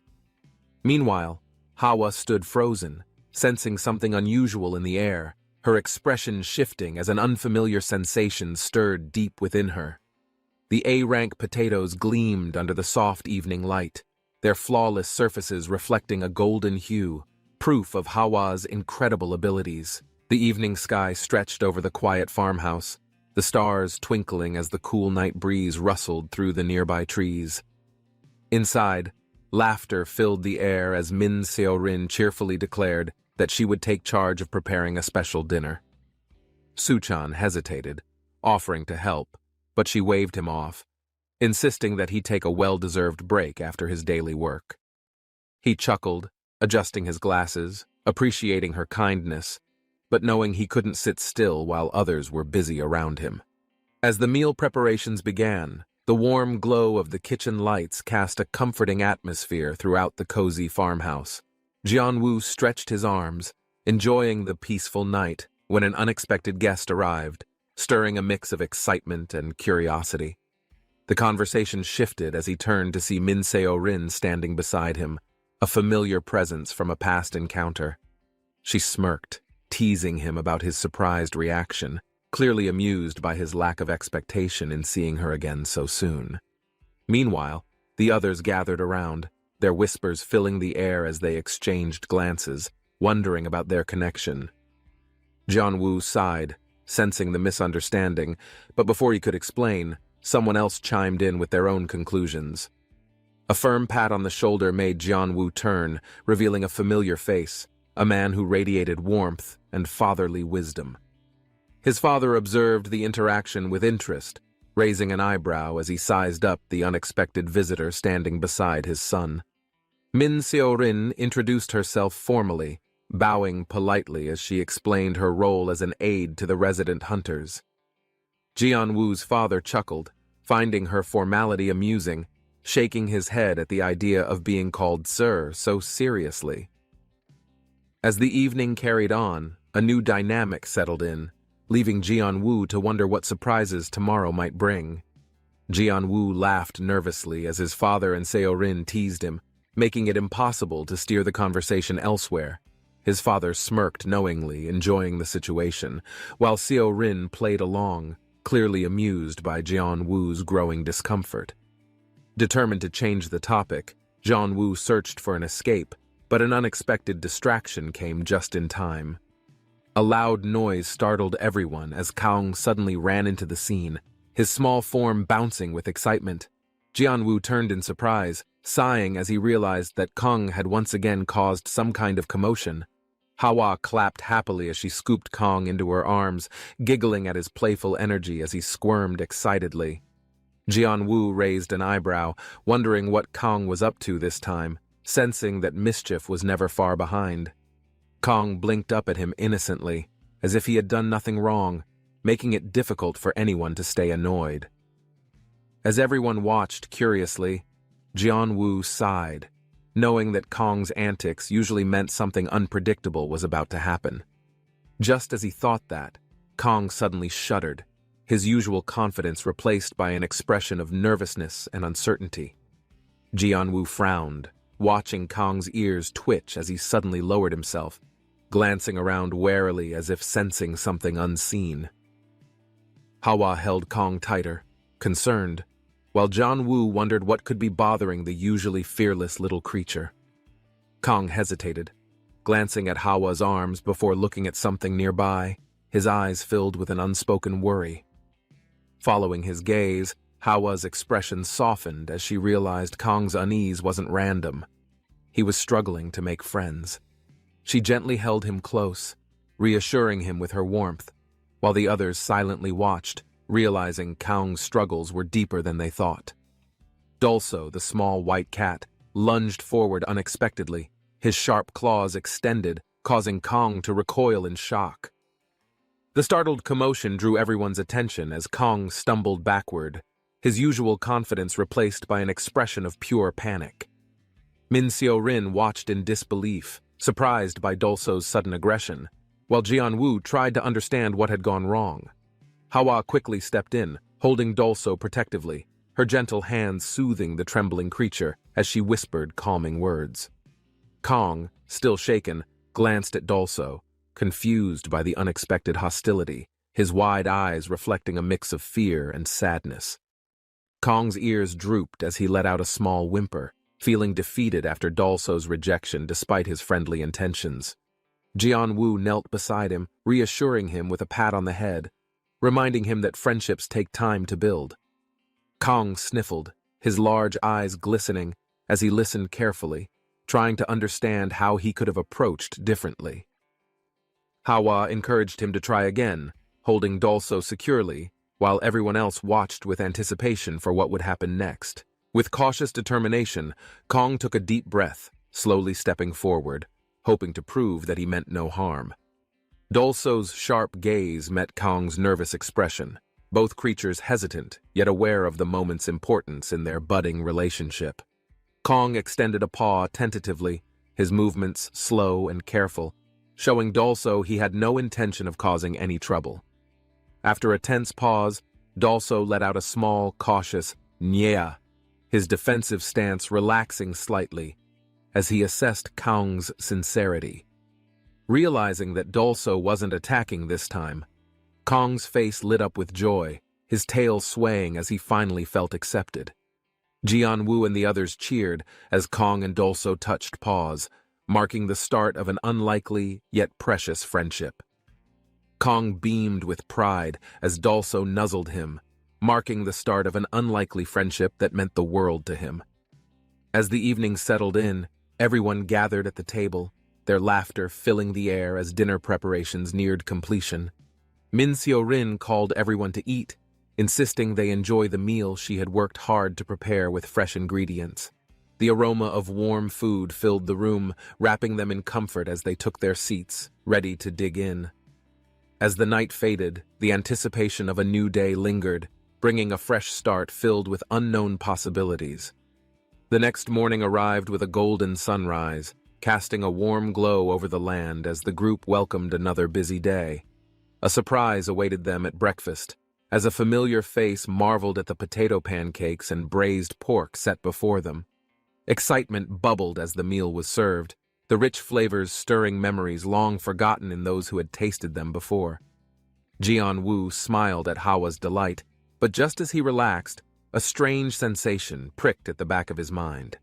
His gaze locked onto a glowing blue orb that hovered nearby, a mysterious force silently observing him from the distance. A deep, contemplative voice echoed in his mind, reminiscing about flavors long lost, the feeling of warmth, and the joy of sharing meals. A large, shadowed figure lay still, his glowing eyes reflecting the past, lost in memories of meals that once brought him comfort. His large hands clenched, knowing that such moments were behind him, his duty forcing him to set aside such desires. Though nostalgia tugged at his heart, he reminded himself of the promise he had made, pushing emotions aside for responsibility. As the energy around him shifted, he prepared himself, knowing that whatever lay ahead, it was time to move forward. The large figure sat in silence, gripping his staff as energy surrounded him, sealing his emotions behind a stoic exterior. He whispered to himself, waiting for the day his purpose would be fulfilled, letting his presence slowly fade into the background. Over time, the remaining magic within him would dwindle, disappearing like a forgotten whisper in the vast, endless world. Meanwhile, in the fields, a small ground spirit hummed, unaware that something mysterious was about to disrupt the peaceful moment. As the spirit moved through the plants, a strange orb of energy approached, its presence causing an eerie shift in the air. The ground spirit turned suddenly, sensing something unfamiliar, its tiny body shivering as the floating magic loomed closer. In an instant, the unstable energy made contact, wrapping around the spirit in erratic waves, creating an unexpected reaction. The ground spirit panicked, flailing wildly as blue sparks engulfed its small form, sending tremors through the earth beneath it. Without warning, the magic burst forth, spreading rapidly into the surrounding soil, causing an unseen force to awaken. Deep within the land, something stirred, shadows shifting as an ancient presence slowly began to rise from its slumber. The large figure slowly stirred, his muscles tense as he took in the unfamiliar surroundings filled with tall, twisting plants. His voice rumbled with uncertainty as he glanced around, realizing he was somewhere unknown, surrounded by an eerie, unnatural stillness. The warm bread glowed under the sunlight, filling the air with a comforting aroma as everyone finished their satisfying meal together happily. Hawa cheered loudly, clenching her fists with excitement. Beside her, Lily laughed, her cheeks slightly puffed from stuffing herself too much. Jian-woo pointed at the table, reminding them that cleaning up was just as important as enjoying the meal they had. Hawa and Lily raised their arms enthusiastically, promising to clean thoroughly, though their mischievous smiles hinted at something else entirely unexpected. A burst of energy erupted from Hawa's fingertips, crackling with electricity as her unique way of cleaning suddenly took an unexpected turn. Hawa's ears twitched as she sensed something strange, turning her head sharply toward the corner where an unusual presence suddenly lingered nearby. Jian-woo noticed her expression and asked, raising an eyebrow. Lily looked on curiously, holding her stuffed animal tightly in surprise. A faint murmur echoed from the darkened space, causing a chill to run down Hawa's spine as her instincts sharpened. "It's not an intruder," she muttered, staring at the strange figures forming within the shadows, appearing oddly familiar yet unsettling. Her glowing eyes narrowed as she observed them. They had always been there, yet today, something about them felt different. Jian-woo felt his chest tighten as Lily suddenly gasped, eyes wide. Whatever Hawa sensed was growing stronger by the second. Without hesitation, Lily dashed forward, calling Hawa's name urgently, her small legs moving fast as if trying to stop something reckless. "Hawa, wait!" Jian-woo reached out, barely stopping her before she could charge straight into the unknown presence lingering ahead. He sighed, taking a deep breath. "I'll check first," he said firmly, stepping forward, unwilling to let them rush in blindly. Lily pouted but stayed quiet, gripping her scarf tightly. Even her usual excitement faded, replaced by an unfamiliar sense of nervousness. The warmth of a reassuring touch settled the lingering tension, bringing a soft glow of comfort to the uncertain moment.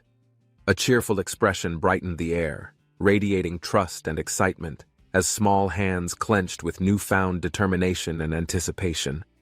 Stepping forward with quiet resolve, the weight of responsibility settled in, pushing thoughts beyond hesitation into decisive action.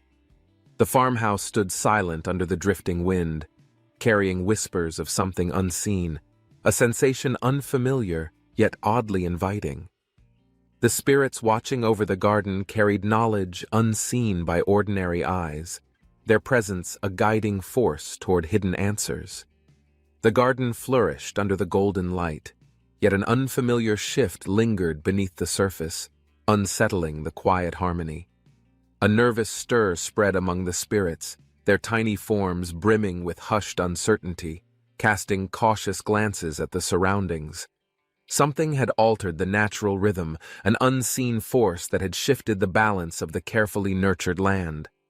The spirits moved with cautious energy, their gazes flickering between familiar structures and the unknown presence lingering just beyond sight.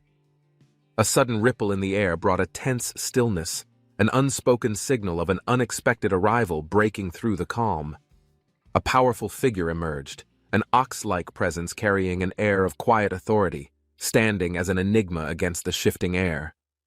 The creature's deep eyes held an unwavering steadiness, neither spirit nor beast, a presence unbound by the expected rules of nature. Strength radiated from its stance, as if it carried wisdom beyond its form, yet something about it remained strangely misplaced.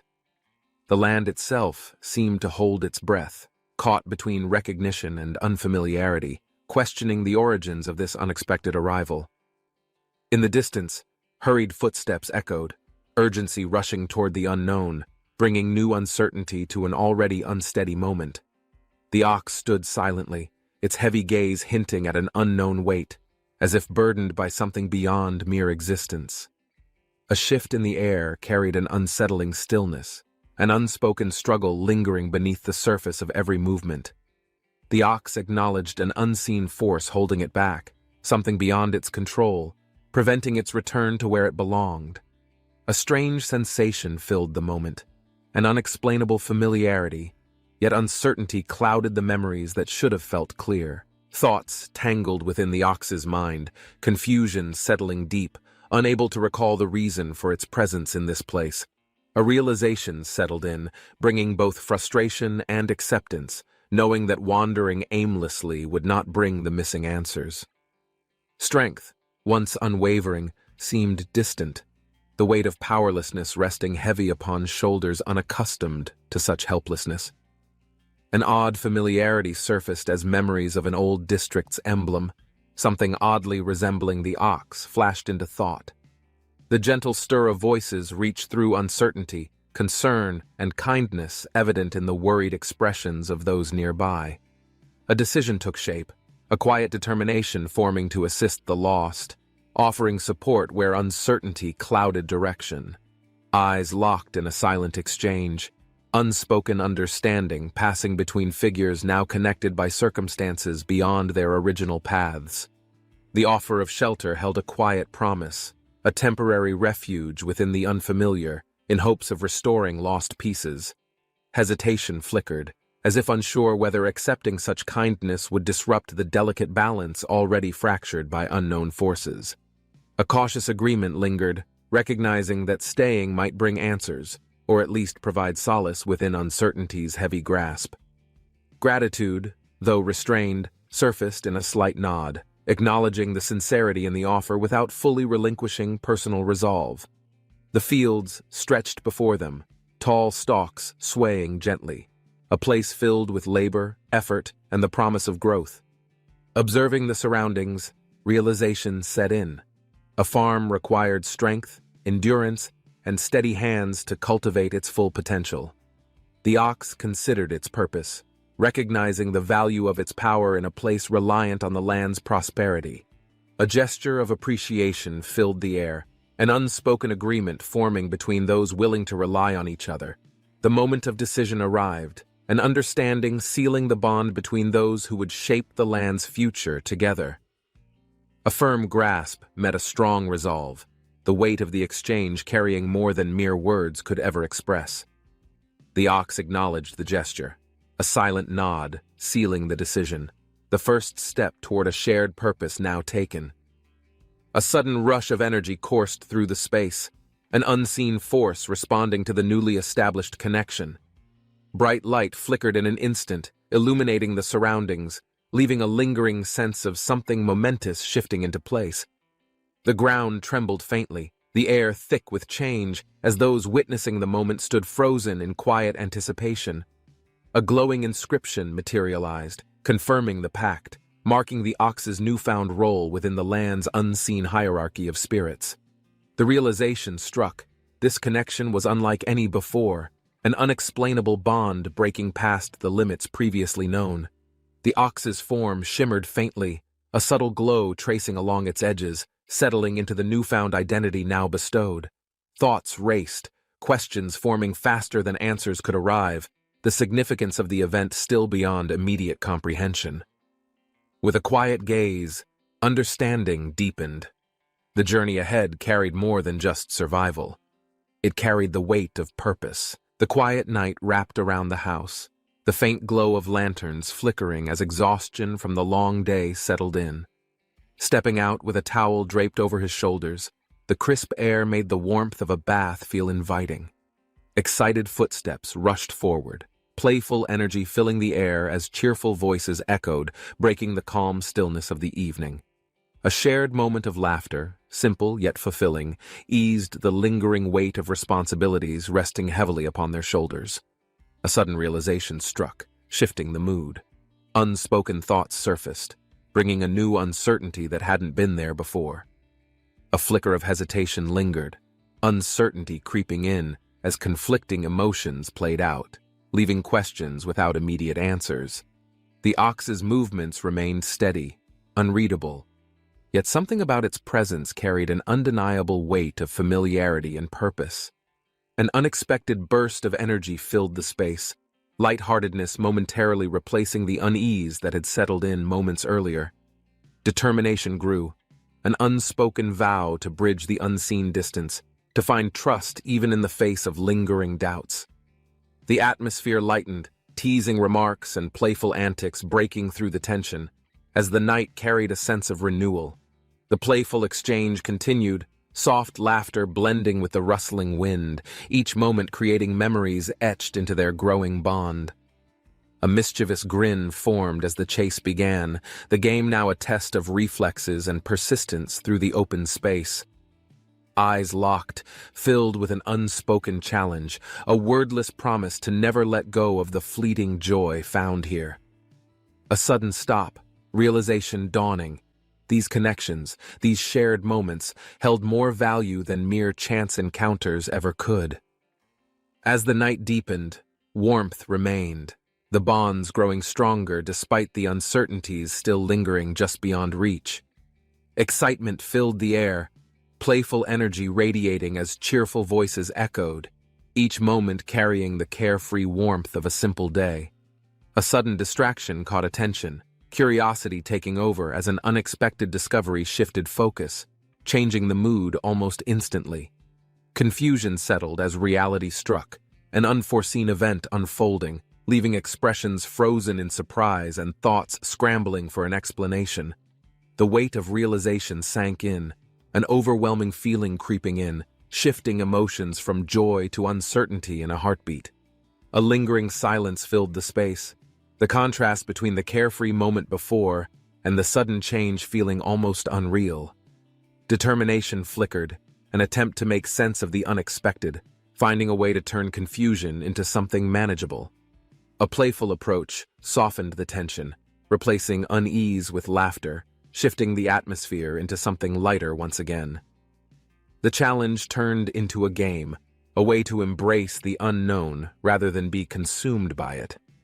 A sense of excitement returned, filling the space with renewed energy, the tension from before melting into shared enjoyment.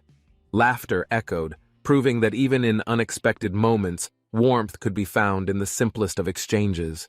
Curiosity grew stronger, leading to unexpected discoveries, each new piece fitting together in a way that slowly formed a clearer picture. A realization dawned, bringing a deeper understanding, revealing hidden layers beneath what once seemed like mere chance encounters.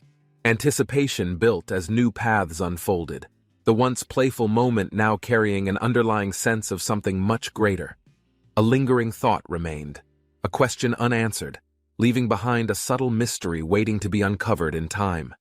With excitement still in the air, the journey ahead remained unknown, yet something about it felt undeniably promising. The morning sun cast warm light over the house, signaling the start of a new day filled with unknown surprises ahead. Laughter filled the air as friendly exchanges took place, easing the tension from the unexpected visit that had arrived early. A hint of hesitation lingered in the air, an unspoken thought buried beneath the cheerful expressions exchanged between familiar faces. A sudden shift in focus drew attention to an unfamiliar tension, something subtle yet noticeable among the gathered individuals. The cheerful mood slightly dimmed, concern flickering as eyes observed the quiet figure standing off to the side, lost in thought.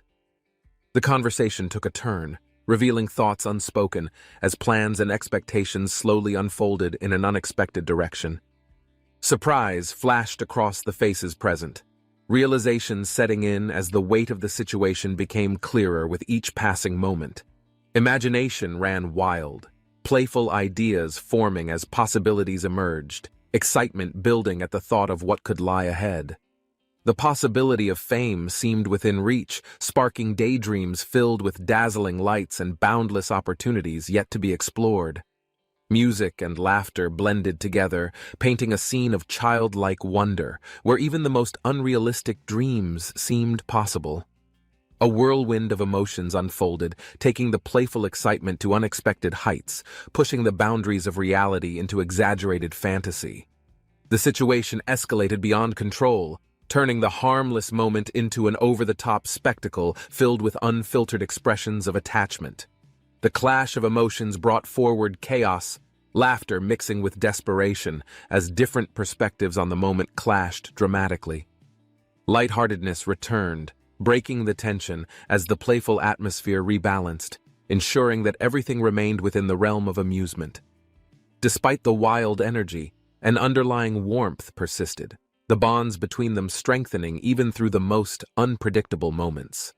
A soft breeze passed through as an uncertain expression settled, the quiet moment holding an unspoken hesitation between two familiar faces.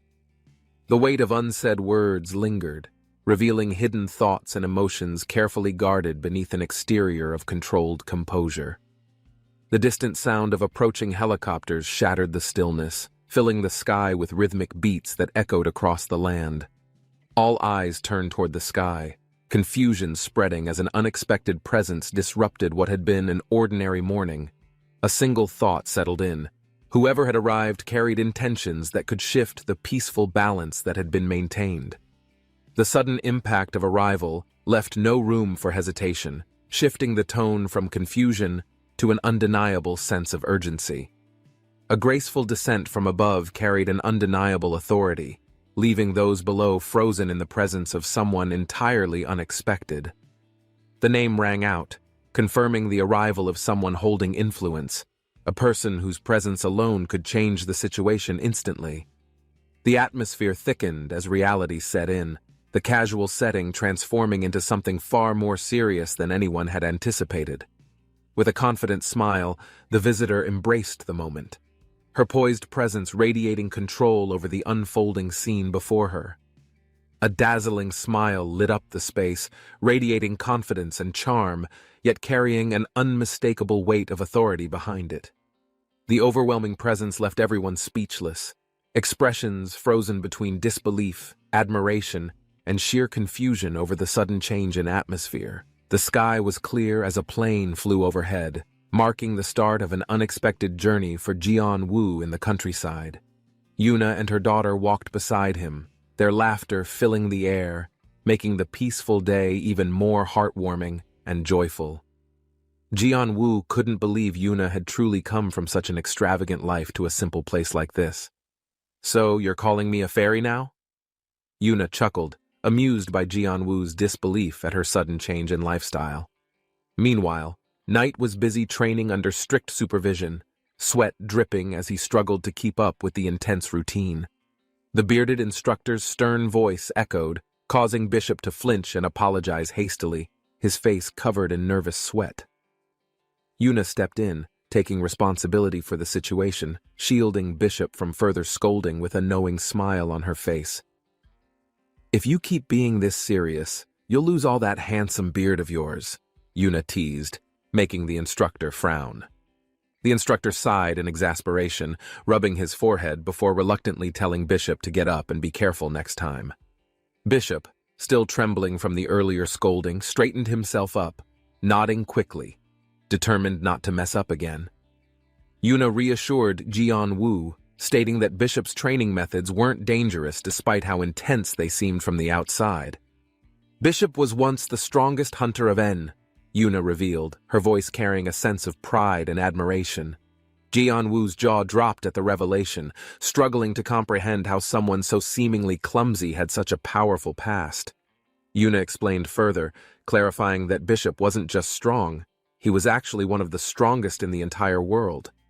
Jian-woo gulped, his mind spinning, realizing that he had been surrounded by people far more incredible than he had imagined.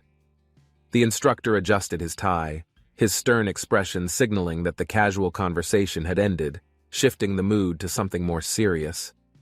Yuna nodded in agreement, setting aside the light-hearted banter, preparing herself for whatever topic needed to be addressed immediately. Inside the house, the scent of honey filled the air as 2 glasses of golden honey water were placed on the table.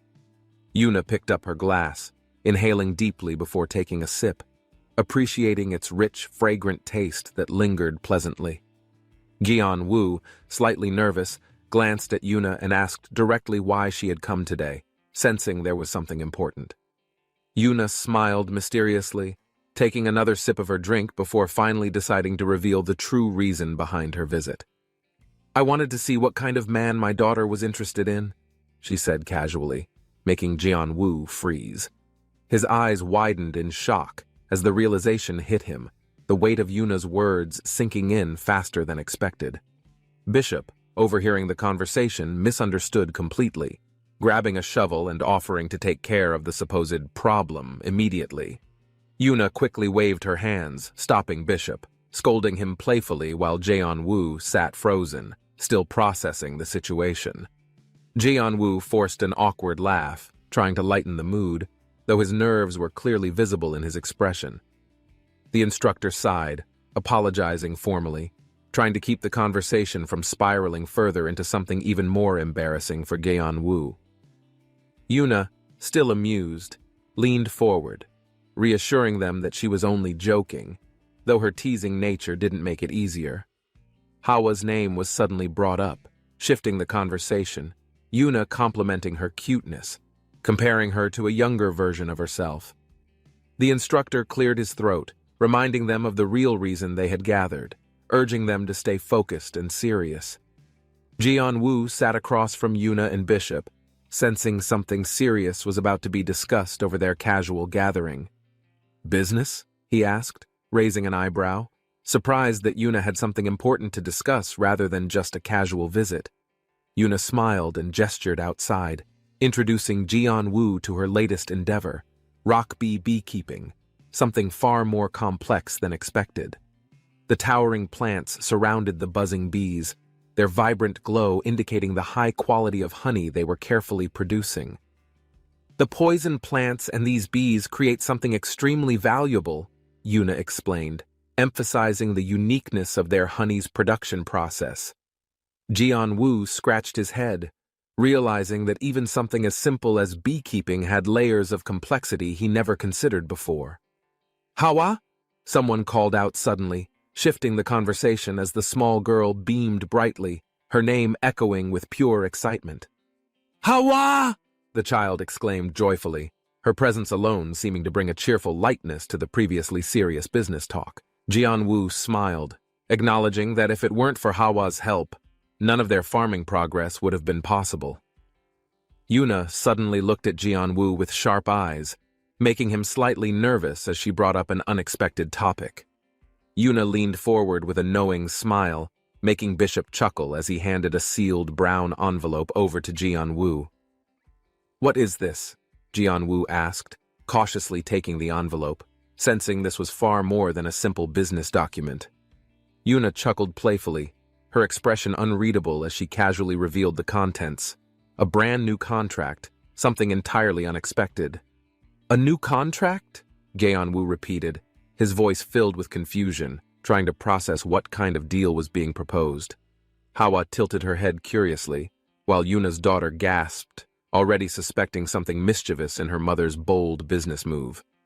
Yuna maintained a composed expression, her folded hands resting on the table as the contract's significance loomed over the conversation. Jeon-woo's eyes widened at the document's title, realizing the weight of the offer placed directly into his hands. The golden seal gleamed under the light, confirming its authenticity, an undeniable proof of Shinhwa Group's share transfer and partnership agreement. A sudden demand shattered the room's atmosphere, instructing Jeon-woo to sever all existing agreements with Yuna without any hesitation. The unexpected command sent ripples of shock through the gathering, leaving Yuna's daughter speechless as the situation took an unforeseen turn. A moment of silence settled in as Jeon-woo processed the drastic shift from casual discussion to a high-stakes negotiation. Yuna's demeanor no longer carried the warmth from before, replaced by an air of authority that felt both intimidating and final. Her eyes held a piercing intensity, sharp and unwavering, signaling an unspoken dominance over the unfolding conversation and its consequences. The weight of the decision pressed heavily, revealing an offer that could change the very foundation of their existing relationship. A new reality began to form, one where Jeon-woo unknowingly stepped into a world of corporate power and strategic influence. The narrow streets of Yunnan province pulsed with urgency, as figures darted between alleyways in pursuit of a single fleeing target. A frantic voice cut through the air, demanding a swift capture, while heavy footsteps echoed against the worn pavement. A man in a suit panted against the rusted walls of an abandoned factory, desperately seeking a way to escape. Lee Chan-woo found himself trapped within an unfamiliar city, now pursued by forces beyond his control or understanding. What began as a simple business trip had unraveled into something far more dangerous than he had ever anticipated. Deep underground, an enormous creature emerged from the darkness, its grotesque limbs writhing as it sensed movement within its domain. A trembling hand clutched a chest, frustration evident as thoughts of past failures clashed with the immediate danger ahead. Another setback loomed, raising the question of why every business venture ended in chaos instead of the expected stability. A fleeting thought of abandoning everything crossed the mind, the overwhelming exhaustion making the idea of returning home more appealing. A vision of warmth surfaced, a reminder of the people waiting back home, reinforcing the resolve to push forward. Hesitation melted away as the urgency of the moment took precedence, thoughts of responsibility outweighing the desire to retreat. A sudden movement disrupted the surroundings, revealing an unknown presence approaching with an unreadable expression and an air of mystery. A cryptic message materialized mid-air, detailing an opportunity intertwined with something far greater than mere survival or financial success. A surge of disbelief hit as the realization dawned. This wasn't an illusion, but a doorway to something truly extraordinary. A wave of uncertainty loomed, yet the undeniable pull of destiny made ignoring the offer nearly impossible. Confirmation of the opportunity came in an instant, illuminating the unknown path ahead with newfound clarity and conviction. A purpose far beyond simple transactions and business ventures revealed itself, promising an impact that stretched across the entire world. The weight of the decision bore heavily, knowing that once accepted, there would be no immediate return to familiar comforts. A deep breath steadied the resolve, fully accepting the challenges ahead, not just for personal gain, but for family. The surroundings shifted in response, marking the official beginning of a journey far greater than ever imagined. Scattered papers and empty bottles covered the ground, remnants of a desperate escape or an abandoned deal gone terribly wrong. John-woo arrives at a large farm, taking in the rustic buildings and the fresh countryside air beneath a bright blue sky. Hawa and her companion recoil at the overwhelming stench, covering their noses while looking at John-woo with wide, horrified eyes. John-woo, amused by their reaction, shrugs. The smell is unavoidable, and there's a good reason for it after all. The barn doors creak open, revealing the cause, a massive flock of chickens, clucking and flapping as they rush around excitedly. Hawa and her spirit companion freeze as chickens swarm them, feathers flying. The realization dawns. This is a chicken farm, after all. Hawa excitedly cheers, throwing her arms up as her spirit friend mimics her energy, both delighted by the sight of chickens. She suddenly calls out, rushing toward the barn enthusiastically. Jian-woo watches, a little surprised by her overwhelming excitement. He chuckles awkwardly, confused by her reaction. Raising an eyebrow, he tilts his head slightly. "Rumors?" he asks, curiosity piqued. Hawa turns, eyes sparkling, and explains that word has spread across villages about Jian-woo's adorable spirit companion and his unique farming talents. Jian-woo scratches his head, laughing nervously. He never expected something so trivial to become a well-known topic among neighboring villagers. The farmer changes the subject, stepping forward with a serious expression. "Anyway, let's check what you needed from the farm today." Jian-woo nods, remembering his purpose. The farmer hands over a sack of high-quality fertilizer and carefully packaged fertilized eggs for him. He thanks the farmer, relieved to have gathered what he came for. These supplies would be incredibly useful for his farm. Before leaving, the farmer brings up a new topic. Shinwan Group has been scouting young talent from Muki Village recently. Jian-woo stiffens slightly, a nervous bead of sweat forming. Avoiding the farmer's gaze, he mutters that he hasn't heard anything. Jian-woo laughs loudly, his excitement bursting out. After struggling for so long, finally reaching this point feels like an incredible achievement. The warm sunlight hits his face as he smiles. Even with doubts in his heart, the journey so far has been rewarding. A contract appears, filled with promise. Though tempting, the weight of responsibility feels heavier than expected. making him question his next step. The air grows still as he makes his choice. Walking away from something significant isn't easy, but his heart feels lighter. Yuna and the others stare, their expressions frozen. A mixture of shock and confusion lingers, uncertain why he rejected such an opportunity. Yuna's sharp gaze pierces through the silence, her frustration evident. Something about this refusal doesn't sit right, making her even more uneasy. Jianwu stands firm, his expression unchanged. Though doubt lingers, his decision remains unshaken, knowing he must stay true to his priorities. The disbelief in Yuna's eyes grows stronger. Rare opportunities like this don't come often, and seeing it wasted feels almost unbearable. Tension fills the space as she leans forward. Watching someone willingly turn away from a chance at something bigger feels frustrating. Jianwu remains thoughtful, his mind replaying everything. Even if the decision hurts now, he knows he must focus on the path ahead. Jianwu exhales, his thoughts tangled. Every choice comes with a price, and he wonders if he made the right one today. His gaze shifts toward Yuna, recalling their original agreement. Helping her had always been his goal, and everything else was never the priority. Yuna blinks, realization dawning upon her. Perhaps this wasn't about rejecting an opportunity but staying true to something far more meaningful. Responsibilities pile up fast and dreams can't be reached by accident. A divided focus risks ruining both, something he cannot afford anymore. With a quiet resolve, Jianwu looks forward. The future remains uncertain, but he knows where his heart belongs at this moment.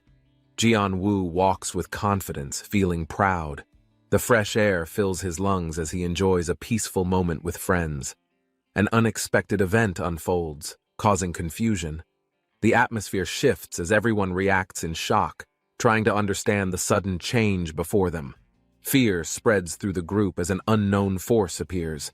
Eyes widen, and tension fills the air as uncertainty grows stronger. A floating rock hovers mid-air, spinning slowly. Its presence feels unnatural, leaving everyone speechless as they try to grasp the situation. A glowing presence appears gracefully. A familiar face greets Jianwu, bringing warmth and familiarity amid the strange unfolding events. The new presence steps forward, catching everyone's attention. With a confident stance, they prepare to reveal something that will surprise everyone. A small creature reacts excitedly, ready to show something important. The anticipation grows, curiosity filling the air around them. A sudden realization strikes. Something precious has been discovered, bringing an unexpected turn of events that leaves the group momentarily stunned. A carefully kept treasure is presented, an item holding significance. Excitement sparks as the importance of the moment finally becomes clear. A heartfelt promise is made.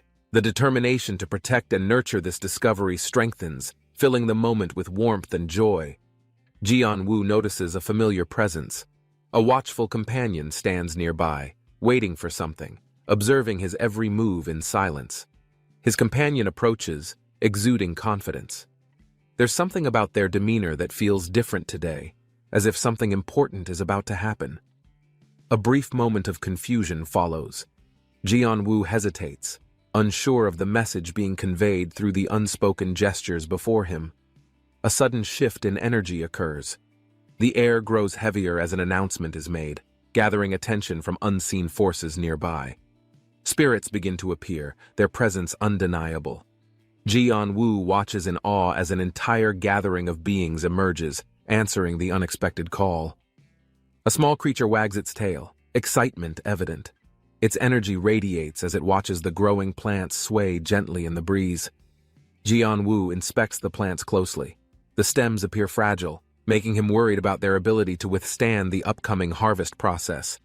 A thoughtful moment lingers. If picked incorrectly, the weak branches could snap, ruining the crop before they reach full maturity. The small creature observes Jianwu, seemingly knowing something. A subtle shift in its stance suggests an understanding beyond what it appears to be. With determination, the work begins. Spirits move energetically, responding to an unseen command as the harvesting process officially gets underway. Leaves rustle as the spirits move in synchronized patterns. Their efficiency in the field is mesmerizing, showcasing an advanced understanding of teamwork. Jian-Woo watches in amazement, realization dawning. This level of organization isn't ordinary. Something about this process feels too well coordinated. The small creature continues leading, its confidence unwavering. It seems to hold deep knowledge, guiding the spirits without hesitation or confusion. Jian-Woo admires its agricultural expertise, believing it must be an evolved being with past memories of farming knowledge. The thought intrigues him. Despite his assumptions, the spirits diligently follow their leader's guidance. The teamwork displayed during harvesting creates a scene of perfect efficiency. Cheers erupt as the harvest reaches completion. The vibrant green field now stands bare, with baskets filled to the brim with fresh produce. The green chilies shimmer under the sunlight. Their freshness is unmatched, the perfect result of meticulous care and well-executed farming techniques. A closer look reveals an especially unique chili. Something about it feels different, standing out even among the high-quality harvest surrounding it. Jian-Woo holds the chili, eyes widening. A deep sensation runs through him, signaling its extraordinary nature compared to the others. A glowing text confirms the truth. This chili isn't ordinary. It holds immense value, ranking far beyond the usual crops harvested today. Jian-Woo clenches his fists, excitement surging through him. After endless effort, he finally achieved something special, feeling proud of his success. The group gathers, their eyes filled with joy. Seeing an ordinary yet high-quality crop makes the moment feel more rewarding than expected. Lifting the crop high, Jian-Woo celebrates loudly. The hard work paid off, proving that patience and dedication truly bring great results. A peaceful day in Mukgeri village, where the sky stretched endlessly, and a small winged creature soared gracefully above the rooftops. Ice Chicken flapped its wings desperately, trying to stay airborne, but exhaustion took over, and its movements became sluggish in the sky. Watching from below, Jian-Woo and Hawa smiled, enjoying the sight, unaware of the tiny creature's growing struggle with magical depletion. Determined to restore its power, Ice Chicken fluttered weakly, making a last effort to reach Hawa, hoping for a quick solution. But before it could reach its destination, its wings gave out, and with a helpless cry, it plummeted straight toward the ground. Dust scattered upon impact as Ice Chicken landed face first, dazed, exhausted, and too weak to lift itself from the dirt path. A sudden shadow loomed overhead. Ice Chicken blinked, confused, as a large paw stepped forward, its owner watching curiously. A menacing, wolf-like creature stood over Ice Chicken, its sharp eyes gleaming with interest as the little creature trembled in fear. Just as the situation seemed dire, a foot stepped in, breaking the tension. Someone had arrived, shifting the moment dramatically. Hawa rushed in, waving a small stick, calling out loudly, determined to protect her tiny friend from any lurking danger. Meanwhile, a floating tray of vegetables hovered above, guided by small spirits, adding to the everyday magic of the village. Jian-Woo chuckled at the sight, patting the small, excited spirit beside him, amused by the unusual yet efficient teamwork. Hawa, full of energy, twirled happily, overseeing the floating trays, ensuring everything was in perfect order before moving forward. "Let's go!" someone called out, signaling the group to move. The floating trays followed behind, gently bobbing through the air. But something felt off. Jian-Woo turned suddenly, a strange feeling creeping up his spine, sensing something unexpected in the distance.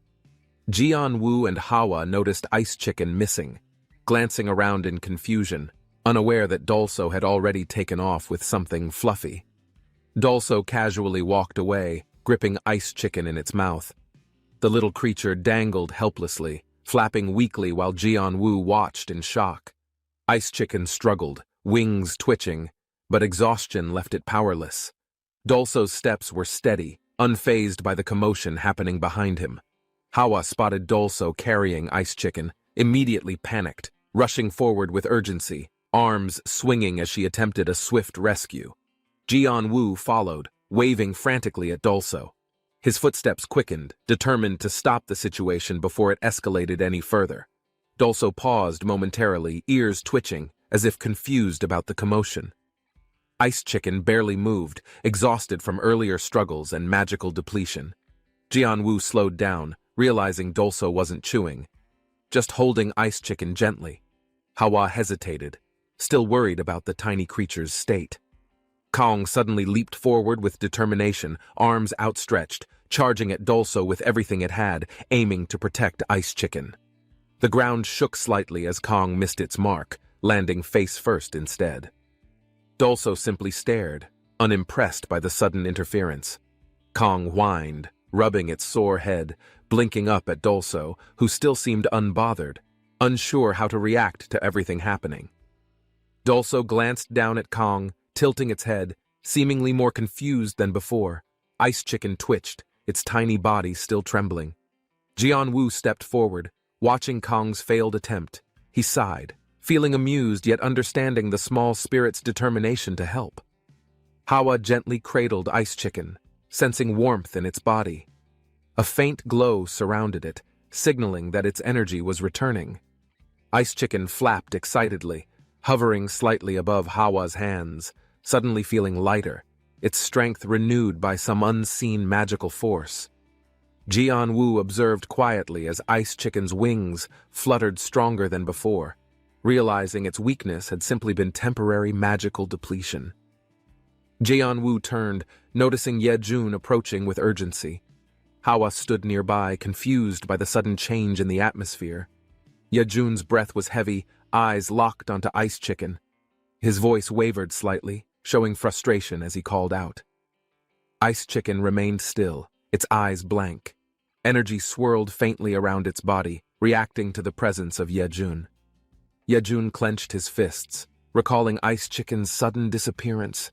He had been searching, feeling betrayed by its abrupt retreat. Hawa observed quietly, sensing tension between the two. Ice Chicken's expression remained unreadable, as if awaiting a final decision. Ice Chicken blinked, twitching slightly. Yejun's frustration softened, but a lingering feeling of uncertainty made him hesitate before stepping forward. Energy flickered around Ice Chicken's wings, pulsing in response. Its thoughts, unspoken, resonated strongly between them, making Yejun pause. Kong observed from the side, tilting its head curiously. The air grew heavier, signaling an unspoken resolution forming between them.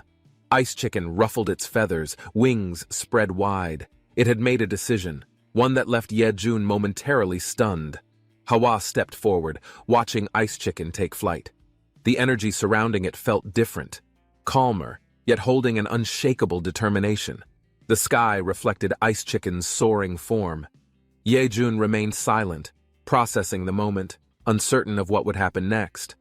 Hawa smiled, sensing the situation shifting naturally. Jianwu exhaled, realizing that Ice Chicken had made a choice to stay. Kong clapped its tiny hands, celebrating as if understanding the weight of Ice Chicken's decision better than anyone else. Yejun sighed, rubbing his forehead. His earlier frustration faded into reluctant acceptance, though his expression held lingering emotions. Jianwu patted Yejun's shoulder, offering silent reassurance. Sometimes letting go was simply another way of moving forward. Hawa's expression tightened, frustration bubbling up. Ice Chicken flapped wildly, sensing the tension, while Yejun stood frozen, overwhelmed by emotions. Ice Chicken trembled, wings twitching anxiously. Its cries filled the air, echoing through the surroundings, drawing the attention of everyone nearby. Yejun flinched, startled by the outburst. Hawa pointed firmly, expression unwavering, as if ensuring Ice Chicken's voice was finally acknowledged. The air around them felt heavy, but Hawa remained firm. Ice Chicken fluttered, as if desperately trying to prove something important. Jianwu exhaled, watching the situation unfold. Hawa's energy pulsed strongly, her determination unwavering, making it clear she wouldn't back down. Ice Chicken's voice softened, wings lowering slightly.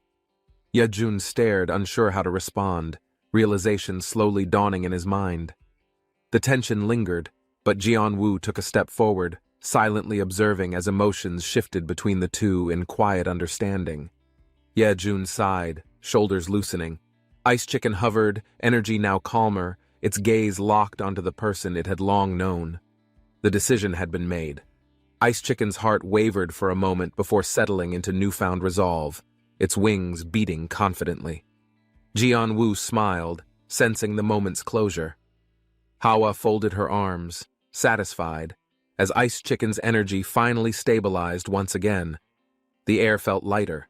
Ice Chicken flapped happily, circling above Ye-jun, its tiny figure glowing under the warm afternoon light. Ye-jun exhaled, nodding slightly. He finally understood Ice Chicken's feelings, letting go of frustration, accepting their new dynamic with ease. Jaeon-woo watched the two, amused by how things unfolded. Hawa twirled in place, celebrating the successful resolution of lingering conflicts. Their journey continued. Ice Chicken soared, feeling freer than ever. The village remained lively, yet something had shifted in the air. A new chapter awaited. Ice Chicken and Ye-jun walked side by side, knowing that change wasn't an end, but a beginning. The tension in the room grew as a frustrated woman paced. Her voice echoed, filled with urgency, as concern weighed on her. A composed assistant stepped forward, attempting to calm the situation. The woman, however, was too agitated to consider any logical reasoning. Frustration boiled over as she recalled Jian-woo's rejection. His refusal to engage with Shinhwa Group complicated their plans significantly. A blonde woman speculated on Jian-woo's unexpected decision. His success in farming might explain why he rejected their offer. The realization only deepened the problem. If their connection soured, unwanted consequences could arise, jeopardizing relationships beyond just business matters. A sudden determination sparked. The woman clenched her fist, vowing to mend ties before irreversible damage affected their standing. With newfound resolve, she declared her intent. If Jian-woo wouldn't cooperate naturally, they would ensure things turned in their favor. The assistant hesitated, but nodded. There was no other choice. They had to act quickly before the situation worsened beyond repair. Outside, laughter filled the air. Jian-woo and Hawa walked together, completely unaware of the storm brewing behind closed doors. The wind carried their carefree voices, untouched by the business world's chaos. But change was approaching, faster than they realized. The night sky stretched above a quiet house, while distant figures approached, carrying concerns that would soon disturb the peaceful air. A woman stepped forward, her expression tense. She carried an important matter, one that couldn't wait any longer for discussion. The woman hesitated slightly, sensing an unfamiliar presence nearby. She wasn't alone in seeking an answer to an unresolved situation. Laughter echoed in the air. Jian-woo stood confidently, unaware of the weight of the conversation about to unfold. Another woman, smiling, introduced herself warmly. Yet beneath her friendly tone, unspoken concerns hinted at a deeper, unresolved tension. The mood shifted inside, uncertainty lingering between them. Jaeon-woo listened quietly, though his relaxed demeanor didn't falter in the slightest. A woman leaned forward, voice steady but laced with something deeper. She wanted answers, and she wasn't leaving without them.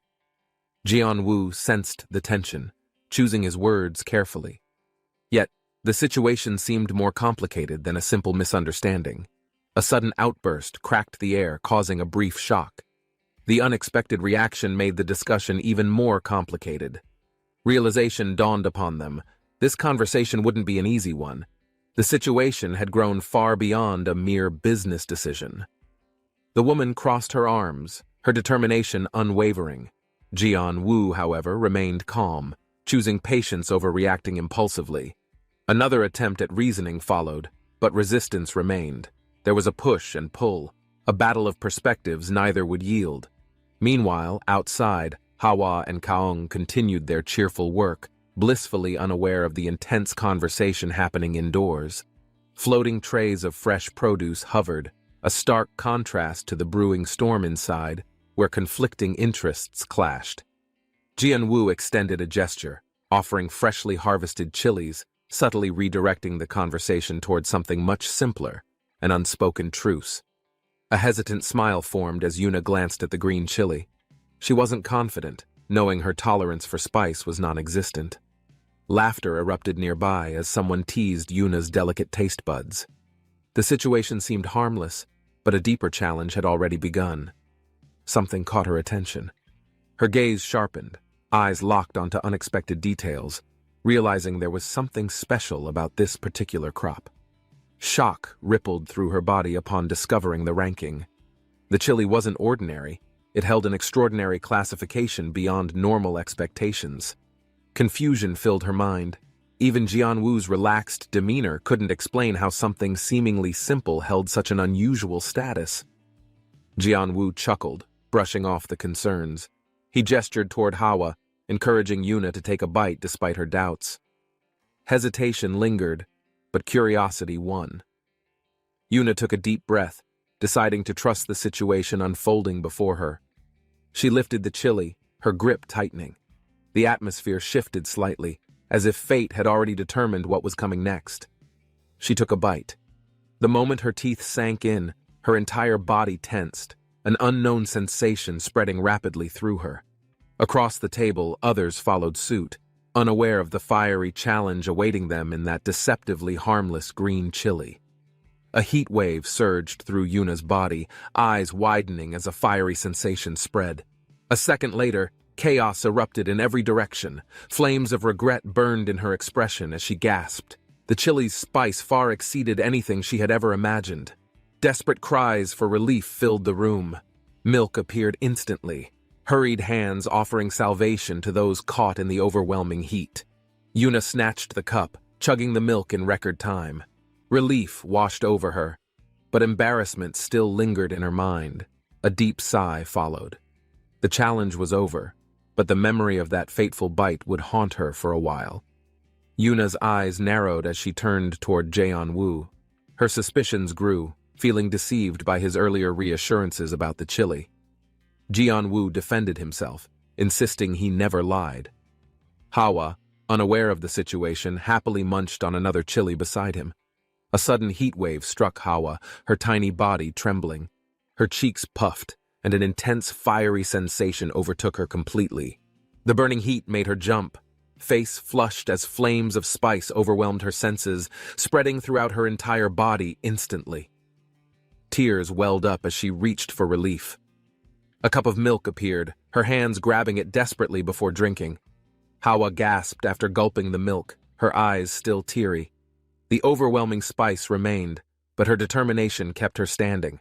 She raised a finger dramatically, announcing her triumph over the chili's fiery challenge.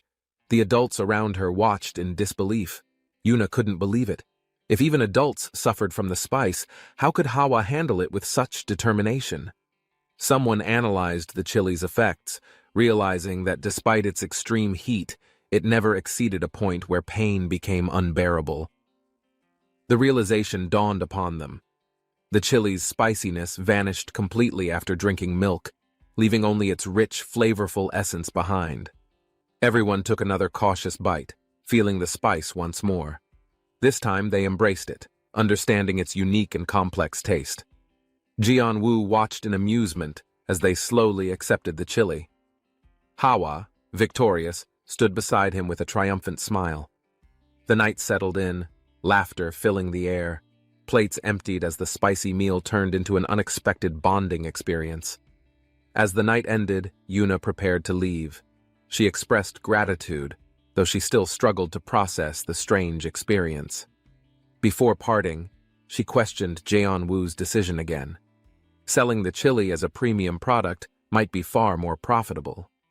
Jianwu laughed, carrying a fresh bag of chilies. His work continued, despite past concerns about whether to sell them. Yuna's expression shifted as she watched. Jianwu's persistence never wavered, always staying true to his choices, no matter the circumstances. He teased her about their earlier conversation, playfully threatening to leave chilies outside her restaurant instead of officially supplying them. A moment of hesitation followed before Yuna finally accepted the situation. She understood that Jianwu's decisions came from deep conviction. A cheerful atmosphere surrounded them. Even without a formal business deal, a friendly bond had been established through unexpected challenges. Laughter echoed as Jianwu stood with Hawa, reflecting on the successful taste testing. The event had left quite an impact. Meanwhile, Yuna's mother beamed proudly, teasing about potential future connections. Yuna, caught off guard, reacted in pure embarrassment. The chili experiment had concluded with overwhelmingly strong reactions. Despite the initial hesitation, it had unexpectedly strengthened bonds between everyone involved. As the day ended, a calm breeze swept through the village. A small bird perched nearby, watching the peaceful scenery. From the distance, Hawa's voice rang out. Energy filled the air as a new day of work was about to begin. Hawa stretched her arms, feeling unexpectedly light. She wondered if the lingering effects of the chili had given her more energy. Jianwu observed with curiosity, questioning whether the unusual chili had benefits beyond taste, perhaps even improving circulation or vitality. The previous day's success filled him with pride. The chili had been accepted, and excitement for future opportunities had begun. Just as work was about to start, an unexpected noise interrupted the moment. The group turned, startled by the sudden commotion. Confused expressions formed as everyone looked toward the source. Something unexpected had appeared, shifting the mood in an instant. Thick smoke rose into the sky, dark clouds twisting above the schoolyard. The eerie silence was broken by distant, haunting wails.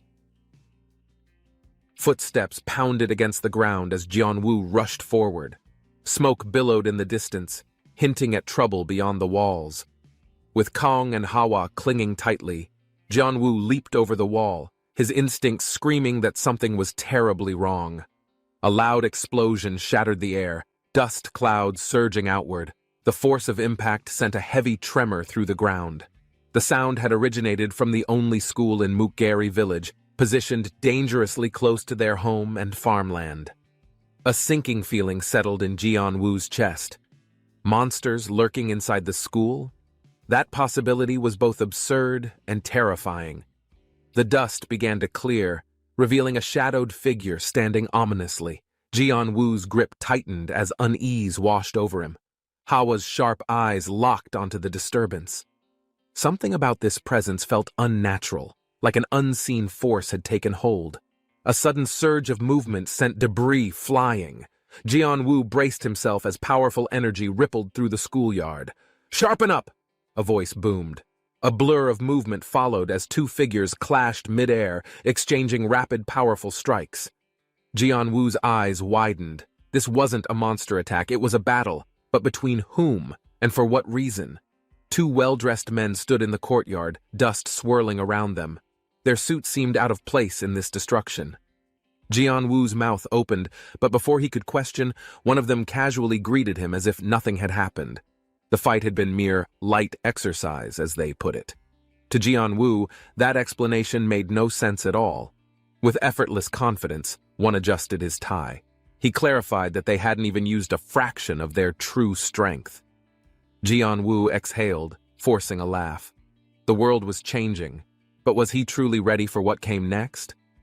Hawa and Kong stood together, their movements mimicking the martial artists they had just seen, their energy flowing with confidence. Jianwu's eyes widened. What started as playful imitation now looked surprisingly precise, almost like they had a natural fighting instinct. The observers around them whispered in amazement. Could they have hidden potential? Or was it simply a coincidence in movement? One of the well-dressed men nodded in approval.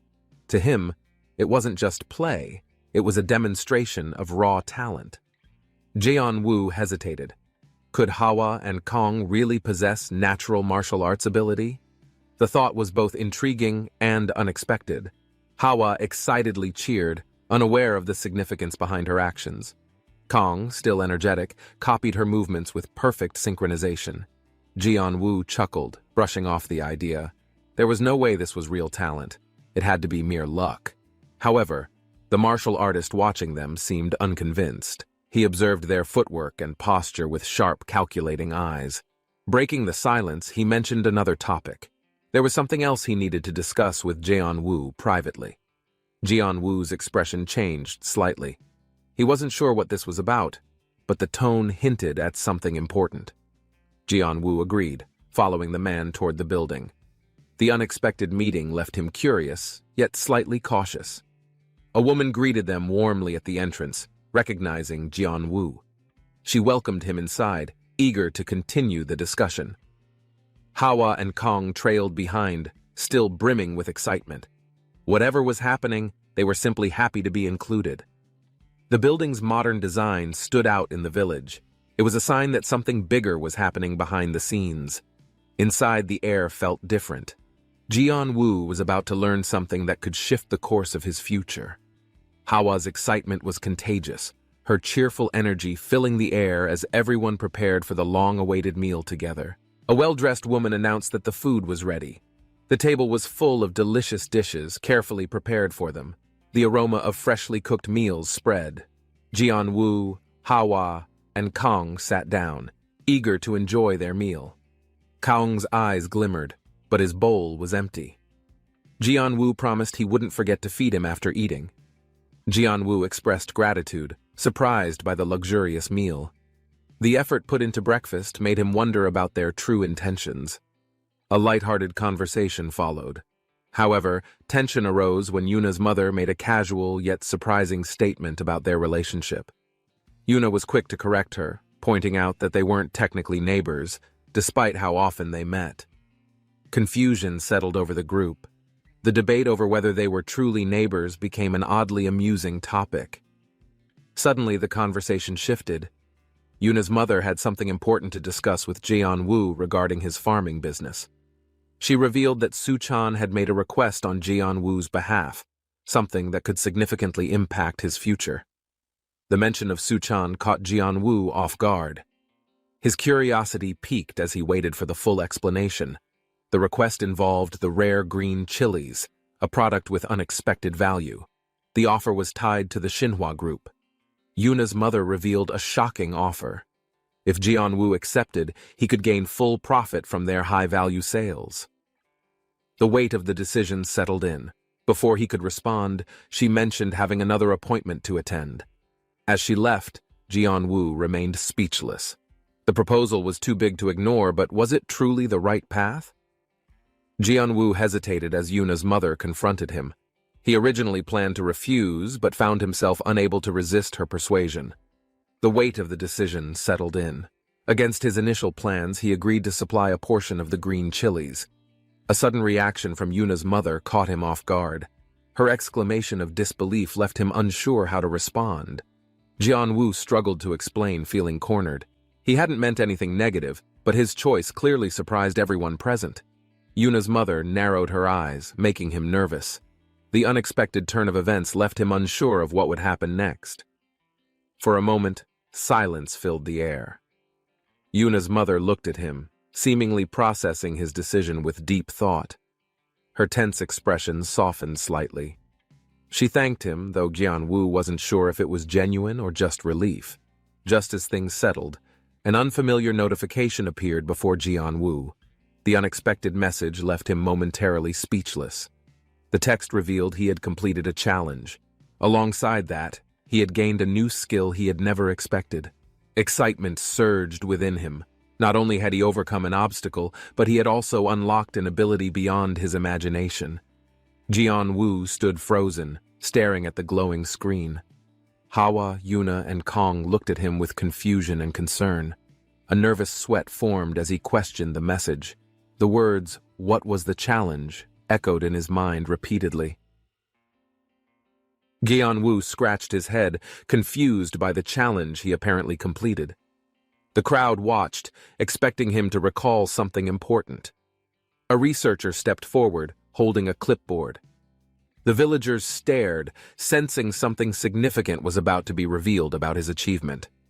Jianwu would soon learn what challenge he had unknowingly completed. His farming journey had just taken an unexpected and serious turn.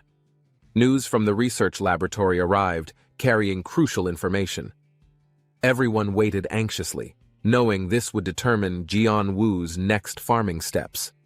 The researchers successfully bred hellgrass weed, a rare plant. Cheers erupted. Excitement filled the air as they realized its powerful potential. The challenge required Jianwu to double his crops. He never imagined that would include growing such an unusual and dangerous plant. A small creature observed the hellgrass weed's eerie glow. Its presence hinted at deeper mysteries behind the plant's strange growth. The cultivation of poisonous plants had never been his goal, yet here he was, successfully growing something entirely unexpected. Jian-Woo completed the challenge and felt a surge of power. Somehow he had gained a new farming-related skill from this. Hawa ran ahead, humming happily. Meanwhile, Jian-Woo walked in silence, contemplating what this new skill truly meant for him. Jian-Woo glanced at Hawa, lost in thought. Her carefree energy contrasted with his serious contemplation of his strange farming ability. A bright notification appeared before him. It revealed a skill he didn't recognize, something entirely new for his farming journey. This skill allowed him to access a dungeon farmland, a mysterious place where farming rules and conditions were completely different. He pondered its usefulness. Could this skill help him? Or would it create even more challenges for his unpredictable farming life? Lost in thought, he barely noticed their arrival. Hawa cheerfully hummed, completely unaware of the weight on Jian-Woo's mind. Jian-Woo stood before the messy field, sighing. The once organized land had become wild from neglect, requiring immediate attention. Weeds had spread across the field, overtaking the crops. He regretted not checking sooner, knowing the extra effort now needed. Instead of worrying about new skills, he decided to focus on fixing the field first. There was always work to do. Jian-Woo turned to Hawa, asking her to summon the ground spirits. Their help could make restoring the field much easier. Excited, Hawa raised her hand enthusiastically, ready to call upon the spirits. But as usual, things didn't go as expected. With a playful gesture, Hawa activated her ability. However, something unexpected happened, leaving her stunned and confused. Instead of gentle spirits appearing, an energetic small creature jumped around, its presence causing even more commotion. The summoned creature bounced happily, spreading an unusual energy. Jian-Woo had no idea what it was supposed to do. Then, out of nowhere, a large creature appeared.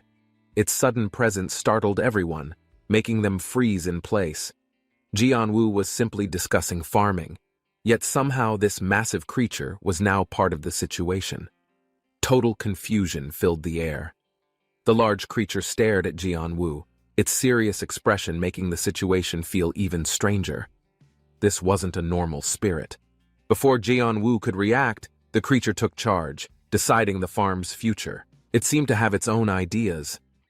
Jian-Woo tried to intervene, but the creature's commanding voice boomed. Spirits, who usually followed orders, suddenly hesitated. The creature scolded the spirits for relying on Jian-Woo too much. It demanded they take more responsibility for their work. The spirits, usually carefree, felt pressured. Jian-Woo had unknowingly summoned not just helpers but a leader with strong opinions. The large spirit glared at the smaller ones, its words sharp. The ground spirits trembled, understanding their mistake in relying too much. Hearing the harsh words, the spirits suddenly straightened up. Determined not to appear weak, they prepared themselves for a new challenge. The spirit's voice softened. It encouraged them, recognizing their potential. If they worked together, they could accomplish something truly incredible. Encouraged by the words, the ground spirits cheered. Their fear turned into excitement as they realized their true strength. With a determined cry, the large spirit declared the start of plowing. The smaller spirits rushed forward, ready for hard work. Watching the spirits work so efficiently, Jian-Woo couldn't help but be impressed. This was beyond anything he had expected. Hawa cheered happily, unaware of Jian-Woo's inner thoughts. Meanwhile, he stood frozen, wondering what exactly was happening. His mind filled with questions. What was he supposed to do now? His farming methods had just taken a strange turn. Despite his doubts, the spirits continued working. The land, once neglected, quickly transformed under their precise and energetic efforts. Rather than overthinking, Jian-Woo decided to accept it. If they could work faster, maybe things would turn out fine. Elsewhere, inside a restaurant, a woman looked surprised. She glanced at her guest, sensing something was bothering him. A serious man hesitated before responding. His expression hardened, but he assured her that the food was not the issue. She sighed in relief, but he continued. There was something on his mind, something unrelated to her cooking. He complimented the food, explaining how the flavors had improved over time. Today's meal especially had exceeded expectations. With a thoughtful expression, he added that the ingredients played the biggest role. Something about them felt different, even special. Sitting at the bar, the man let out a sigh. Even with good food, thoughts kept clouding his distracted mind. He tried to focus, but his worries remained. Something felt off, an unease he couldn't shake no matter what. A name came to his mind, the Road to Heaven tea, a drink famous for its incredible yet dangerous effects. This tea was legendary, spreading worldwide. Those who drank it claimed they felt as if they were floating in clouds. But its effects were dangerous, similar to an addictive drug. Drinking it brought energy, yet came with unexpected side effects. Leaning back, he exhaled deeply, imagining the chaos. The tea had caused a stir, affecting even the most passionate tea drinkers. Among them was Jung-soo Jin, leader of Iceline Guild. He was one of the most devoted tea lovers. If the tea had been outright poison, a solution would be easy, but its effects made it a complicated issue. Shaking his head, he set his thoughts aside. The main dessert had arrived, finally pulling him back to reality. Curious, he leaned forward. The chef had mentioned a new dish. What exactly was it? He needed to see. His eyes widened as he saw the dish. On the plate sat a single green chili. Was this really the dessert? The chef confidently confirmed it. There was no mistake. This was the intended dish, a fresh green chili served alone. Frustration crept in. How could something so ordinary be called a dessert? He wasn't sure whether to laugh or argue. He considered the possibility of a prank, but knowing the chef's personality, a joke like this seemed highly unlikely. Deciding to test it himself, he bit into the chili. Instantly, his expression changed, fire spreading through his mouth. With a determined look, he grabbed the chili and took a confident bite. Instantly, his expression changed as heat spread. The chef smirked, watching his reaction. Curious, she leaned forward and asked how it tasted, awaiting his honest response. He clenched his fists as sweat dripped down. The chili was unbelievably spicy, yet an unexpected rush of energy filled him. Instead of feeling exhausted, he suddenly felt invigorated. His body tingled, as if the overwhelming heat had sparked something inside. Slamming the table, he stood up excitedly. Resting was no longer an option. He had things to do, energy to burn. The chef stood frozen, watching the man leave. His reaction was unexpected. Was that chili truly enough to boost his energy? She glanced at the plate, staring at the remaining chili. Could something this small really have such a powerful effect? Life moved along quietly for everyone else, but something subtle had started to shift in the air around Jianwu. His family stood strong, always together, but even the closest bonds can tremble when the foundation beneath them begins to change. Jung-soo Jin, usually composed, looked tired, emotionally distant, like her mind wandered somewhere far beyond the reach of daily routines. Once known for strength and order, she now moved like fog, uncertain and slow, fading deeper into exhaustion without explanation. Her thoughts floated unfinished, and the spark in her eyes dimmed, as though her world had begun slowing down completely. Mornings became quieter. The only movement came from her fingers, wrapping gently around a warm cup filled with fragrant herbal tea. That tea, soft and subtle, became part of her routine, something comforting in the middle of days growing strangely still. She drank more each time, unaware that the warmth brought with it a silence deeper than anyone had really noticed. The tea dulled her edges slowly, smoothing her energy into a stillness that felt safe, but was quietly stealing her strength. When the tea ran out, her body lagged behind, sinking into lethargy like roots forgetting how to grow toward sunlight. Hoping to break the routine, they took her outside, feet shuffling gently toward a place remembered from lighter, happier days. Each step felt like effort, but sunlight touched her skin and the world didn't feel quite as far away anymore. The restaurant lights glowed softly, Familiar smells drifted in the air, and the table felt like it belonged to her again. Her eyes softened at the small gestures, the warmth of shared space, quiet comfort, people trying gently to remind her she mattered.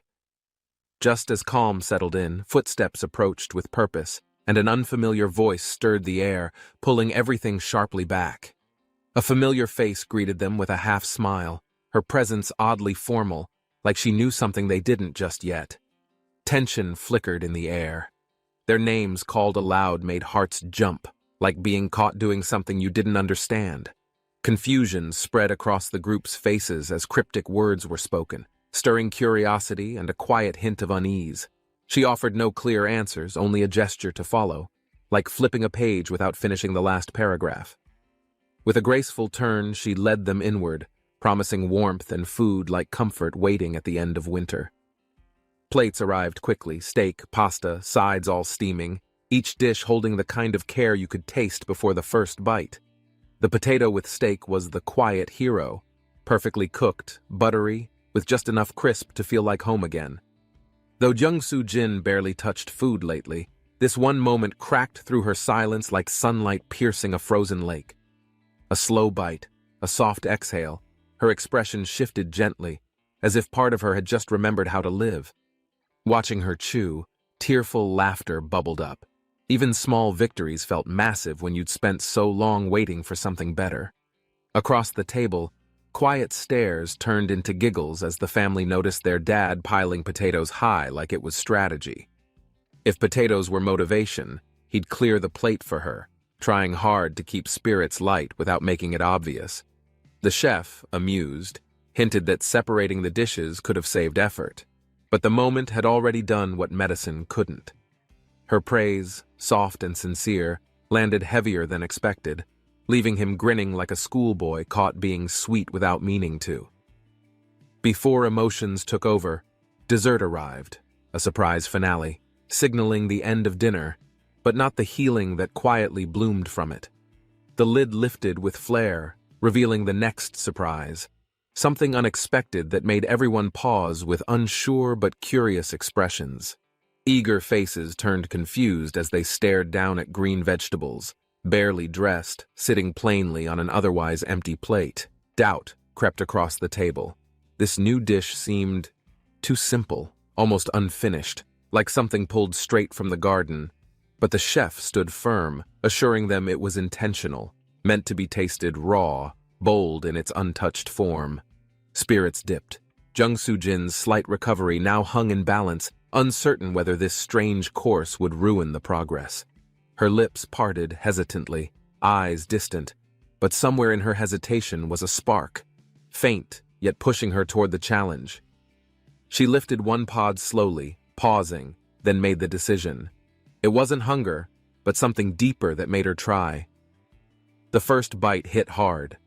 Unexpected spice jolted her senses awake like a switch flipping on in a dimmed hallway. Reactions around the table were mixed. Surprise, laughter, tears from the kick, but the odd little veggie had stirred something powerful inside.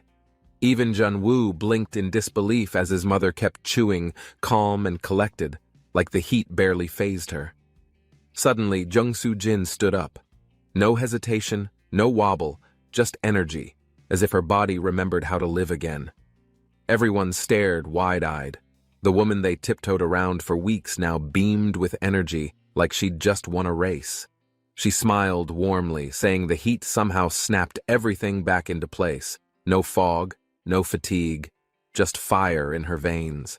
The kids watched, speechless, not knowing whether to laugh or cry as the room filled with renewed life and stunned joy.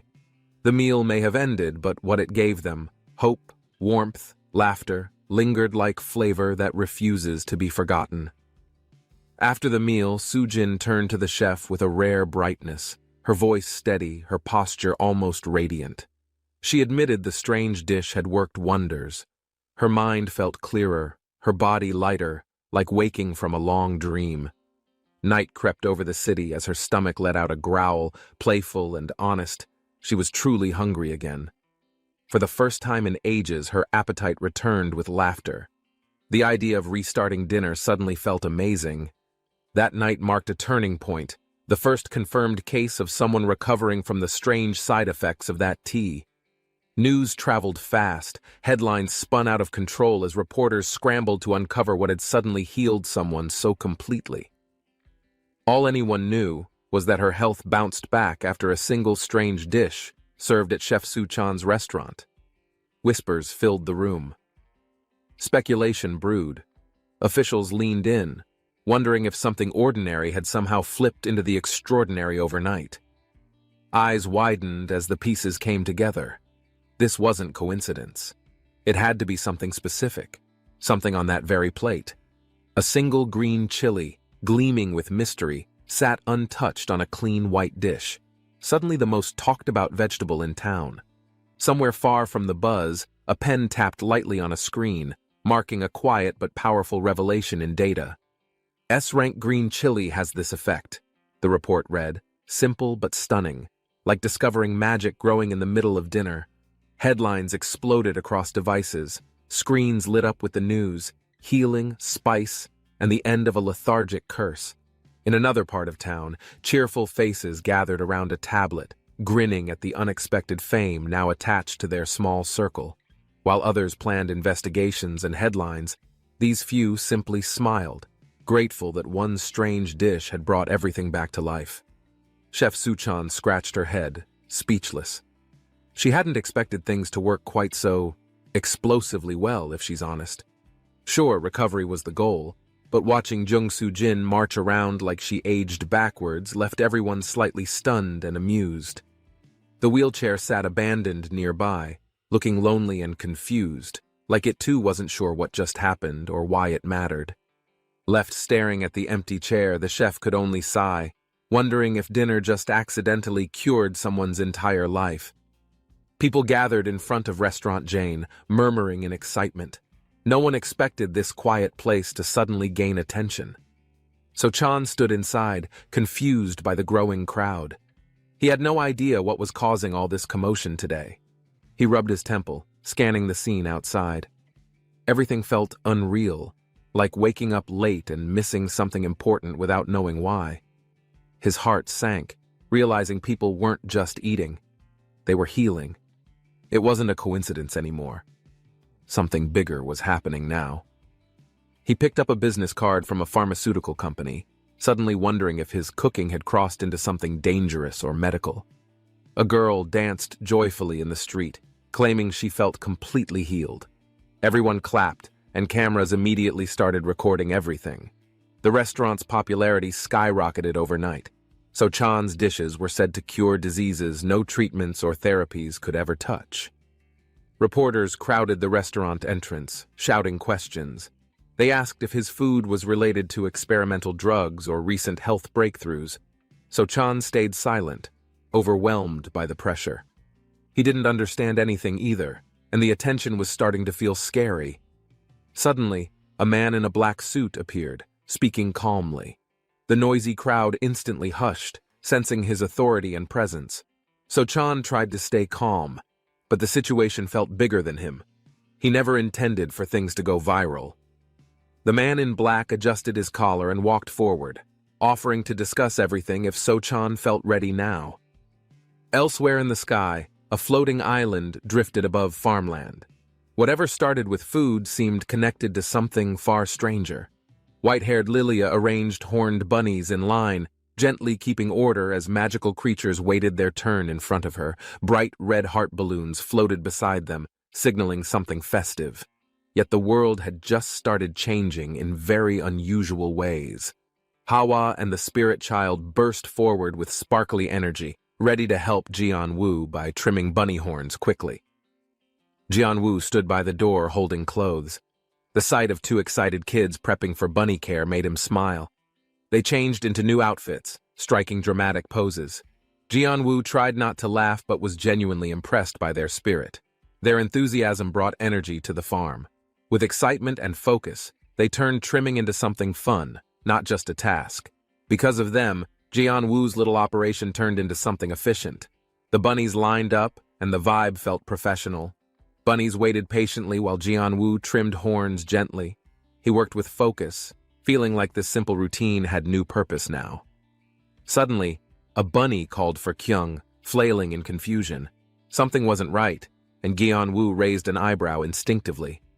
Rumors began swirling about strange energy effects. The bunnies seemed healthier, happier, even stronger after horn trimming. Word spread surprisingly fast. Gyeon-woo looked up at the sky and nodded. There was definitely something more going on than just good grooming. He examined a trimmed horn marked A+. Its value in alchemy was huge. Somehow farming turned into something unexpectedly magical. Gyeon-woo became more cautious after Kyung's horn went viral. Suddenly, trimming horns had PR consequences he never imagined facing. Kyung looked up with big eyes, begging for a trim. But Gyeon-woo hesitated, remembering what happened last time online. He leaned down and gently explained Kyung's horn was iconic now. Losing it would spark panic across every feed and forum. The other bunnies panicked, whispering about disappearing horns. Even they knew Kyung had become some kind of fluffy celebrity overnight. Kyung sighed dramatically, shoulders slumped.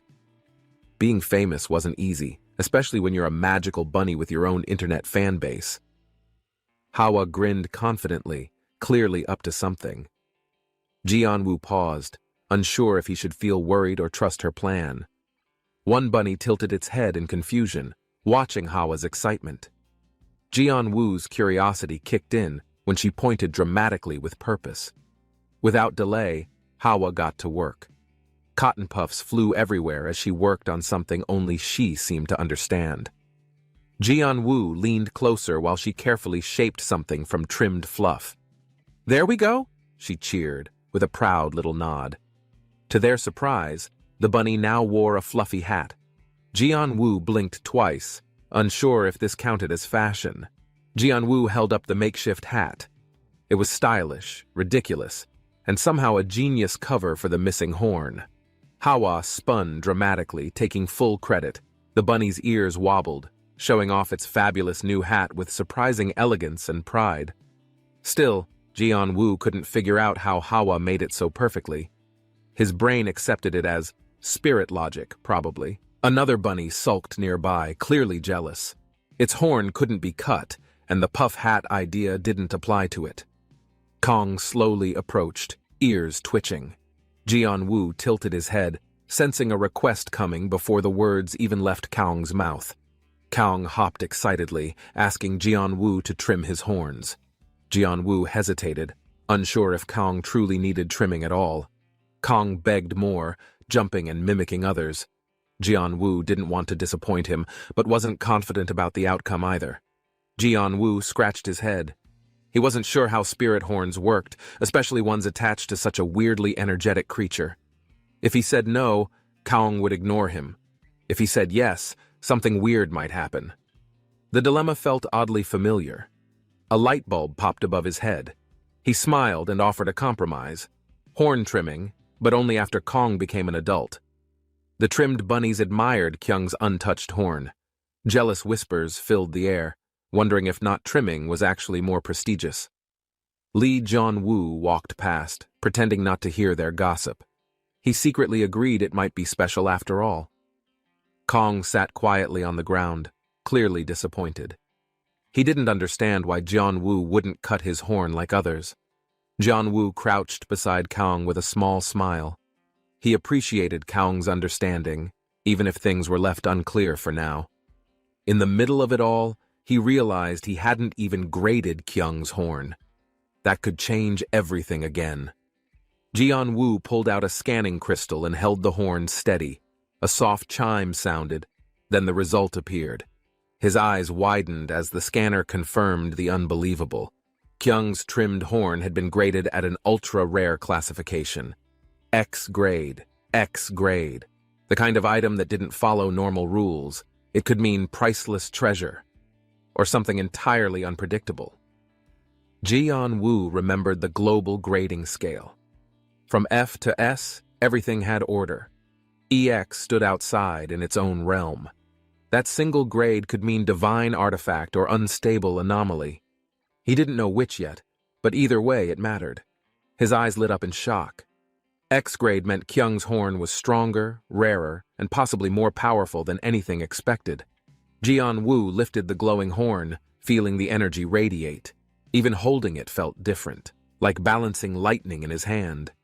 He turned to speak, but got distracted by Hawa tugging his sleeve, trying to get his attention back to reality. Meanwhile, the bunny Kyung sat proudly nearby, perfectly calm, looking like he always knew he was born to be exceptional. Jian-Woo sighed, half amused, half awed. This fluffy creature really might be a legend. "It's that surprising, Kyung," he mumbled with a grin. The buzzing stopped Lee Jian-Woo mid-thought. He looked up, surprised to see a giant bee floating right toward him. Without hesitation, the bee hovered and offered something. It cradled a strange object that shimmered faintly with magical warmth and glow. The scanner revealed it, the cocoon of a queen rock bee. A rare item, far beyond anything he expected. Jian-Woo stood frozen. First Kyung's horn, now this? He realized one thing. Life on the farm was no longer ordinary. The rooftop buzzed with excitement. Hawa and the others gathered as strange warmth radiated from inside the large bee cocoon. Elle asked if anything was wrong. Hawa smiled, feeling something magical building. The group looked on, unsure what to expect. Suddenly the cocoon cracked. Everyone flinched. Something inside pushed against the shell, and light spilled through the growing fracture lines. Tiny yellow fluff balls popped out, chirping joyfully. They wobbled around, eyes wide, voices loud. The cocoon had successfully hatched adorable life. Hawa's eyes sparkled as she realized what just happened. She threw her hands up in joy, completely overwhelmed with happiness. The baby creatures were healthy and happy thanks to Elle's gentle care. She had been quietly nurturing them all along. Even Kyung leaned in, watching the newborns curiously. Hawa patted him proudly, already acting like their unofficial farm guardian and nurse. Hawa cradled the babies lovingly, her wings fluttering softly. Her joy overflowed, the energy of new life glowing in her arms. Lee Jian-Woo smiled and asked if she was really that happy. She nodded eagerly, holding the chicks like treasure.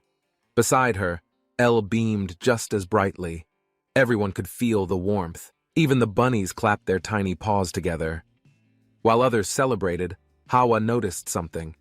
Not all the eggs had hatched. Some still sat cold and quiet in their nest. Her expression softened. She explained that these two survived against the odds, and that made them even more precious to her. With both hands, she lifted them up, declaring she would raise them strong. These would grow into truly great chickens.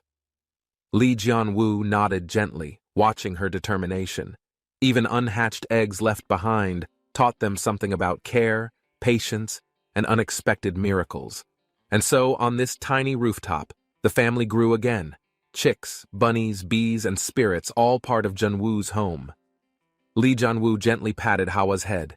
She beamed with pride, holding the baby chicks as if they were treasure. He nodded, fully trusting Elle.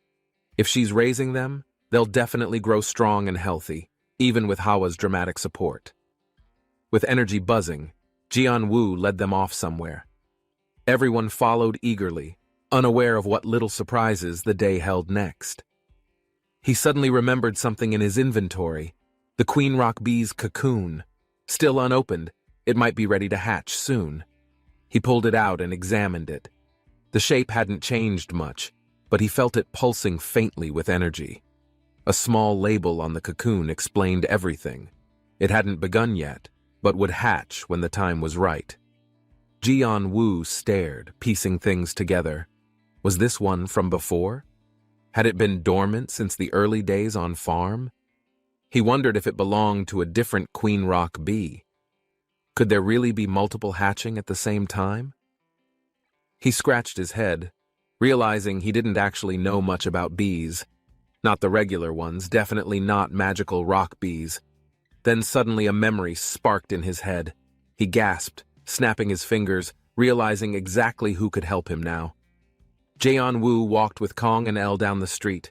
He had someone in mind and hoped they were home. They arrived outside a quiet building. Jian-Woo hesitated at the door, then confidently rang the bell with a steady hand.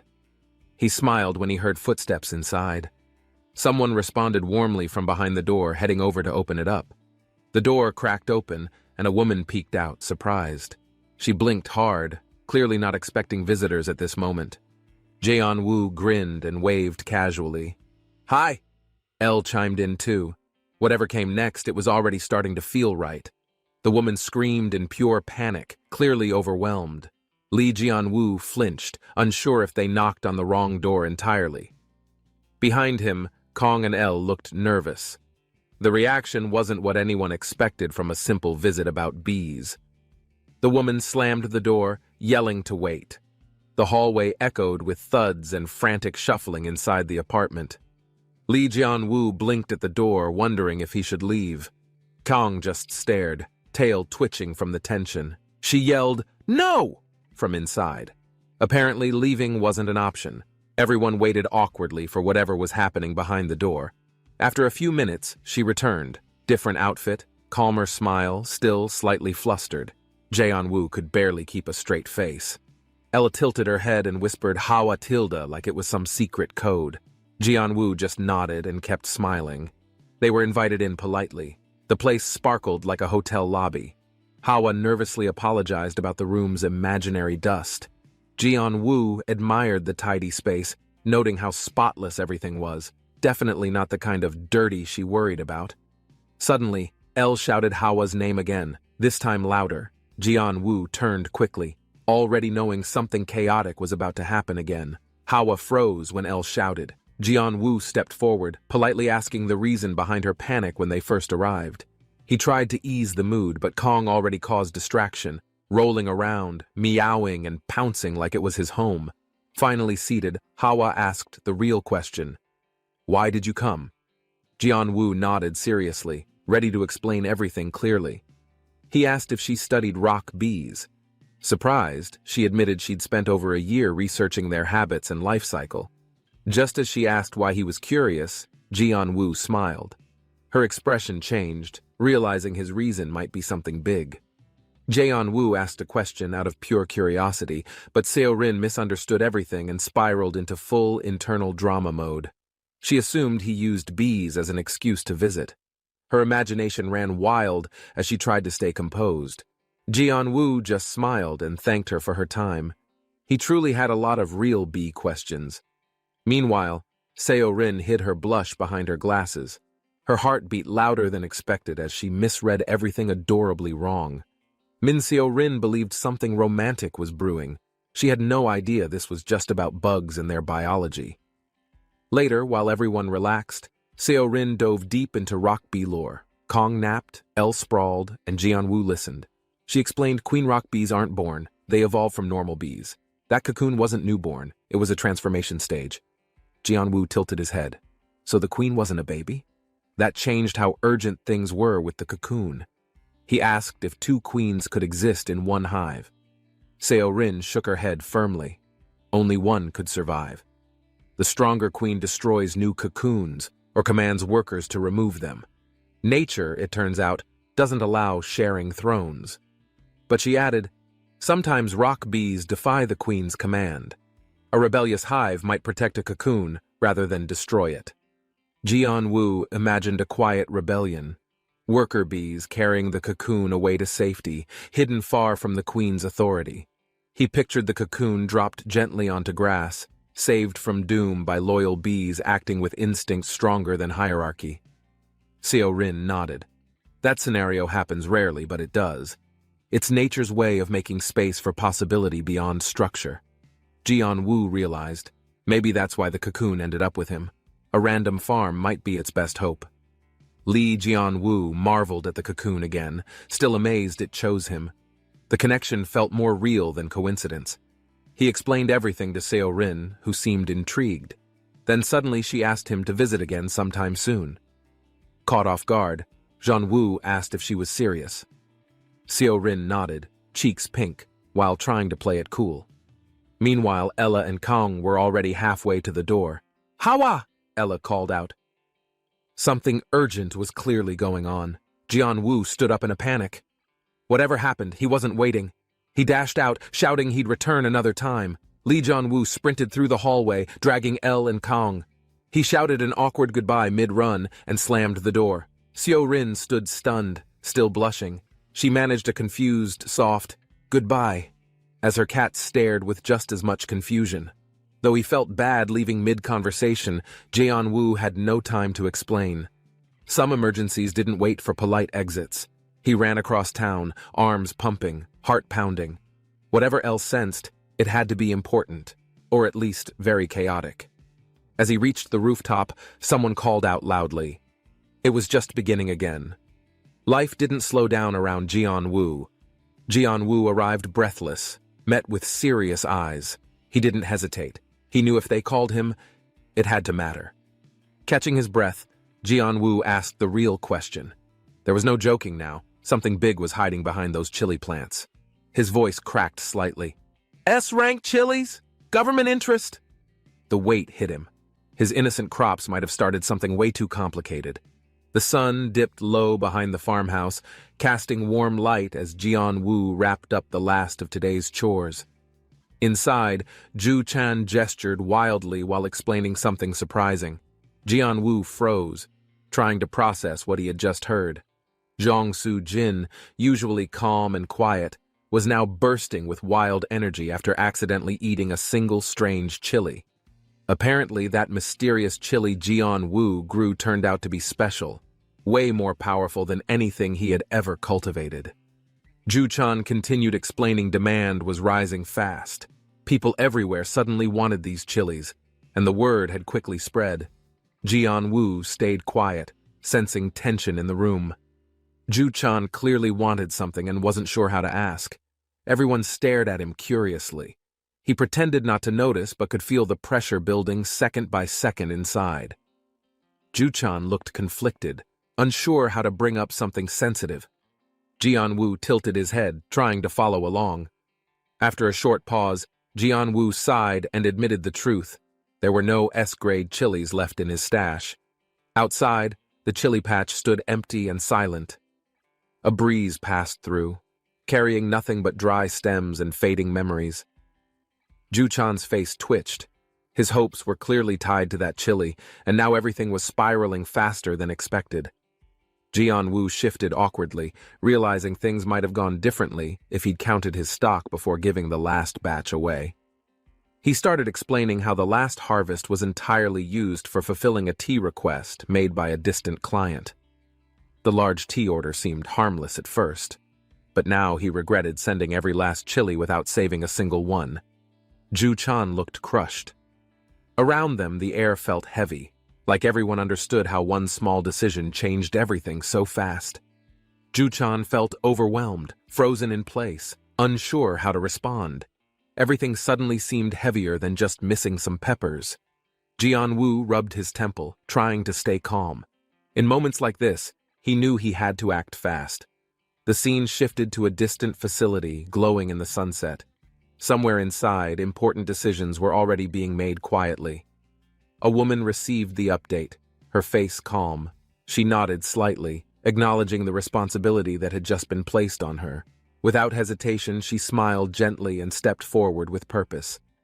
This situation now belonged to her, and she embraced it fully. Jeon-woo reflected on the chaos so far, feeling strange comfort in knowing someone capable had taken charge of everything. She reassured him there'd be no more delays. Even without more chilies, she'd find a way to handle everything. She quietly admitted her mother caused half the complications, but smiled anyway, determined not to let anyone down no matter what. Jeon-woo gave her the job without hesitation. He knew she could do it, even if the odds looked tough. She clutched the assignment close, surprised and proud that someone trusted her judgment in such a critical and uncertain situation. A senior staff member approached her, concerned. The crisis was spreading, and the chilies collected so far simply weren't enough. She turned to him, confident but serious. He didn't need to worry. She had no plans of letting this mission fail. The older man chuckled, visibly relieved. After all, she had just solved a major issue he'd been stuck on for days. She checked the list again, thoughts racing. Most of the pieces were falling into place. Just one key item remained. He lowered his head. Despite trying everything, that final rare item was still missing. Her smile softened, already expecting that news. She glanced away thoughtfully, remembering there was still one rare ingredient left to find before the formula could be completed. It was a horn, specifically from an S-grade horned rabbit. A small item, but critical for the recipe's success. Jianwu blinked. That sounded nearly impossible to get. His mind ran through every option, coming up short at first, but he didn't give up. He stood outside, thinking hard, wondering where he'd even begin looking for something that rare. The air was calm and sunny. As he stretched, he figured a good idea might come naturally if he waited. He was right. Sometimes answers arrive unannounced. Suchan passed by casually, unaware his timing helped shift the entire situation forward. The kids came running, full of energy, talking about where they had been and what they'd seen earlier that day. Turns out, there was a place they'd visited with someone named Yuna. It sparked something in Jianwu's memory. That day, he and Suna had explored farmland near the dungeon's edge. Something unusual had caught their eye back then. It was the same place the village head once mentioned. Maybe, just maybe, that's where a lead might be hiding. They arrived at the orchard, where sunlight filtered through heavy fruit trees, and excitement bubbled just beneath the calm exterior. Hawa lit up instantly, racing between rows of fruit, eyes wide and arms full. It was clearly her happy place. Jianwu chuckled. Hawa's joy was infectious, and seeing her like this made every bit of stress feel far away. He watched quietly, trying to decide what to do. Buying the land was tempting, but there was still uncertainty inside him. Hawa clung to his arm, smiling brightly. That moment alone helped him decide. This challenge was one he would gladly accept. Jianwu and Hawa were about to leave when someone familiar showed up out of nowhere, catching them completely off guard. He turned around quickly, surprised to recognize the cheerful figure approaching with bright energy and her usual cat companion trotting behind. She waved excitedly, acting like this meeting was a happy accident, but her timing felt just a little too perfect. She explained she'd just been jogging by the house, though her confident stride suggested something else had brought her here.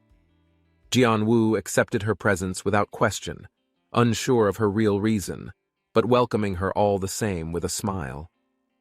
Meanwhile, Hawa and the little critters were already in a wild uproar, chattering away and dancing like long-lost friends reunited. The whole yard turned into chaotic laughter and purring energy, with paws and tiny voices filling every corner of the space. Watching the scene unfold, Gaeonwoo and Seo Rin stood side by side, quietly smiling as the playful madness continued. Even Seo Rin seemed touched by the warmth of the moment. The house felt different now, more open, more alive somehow.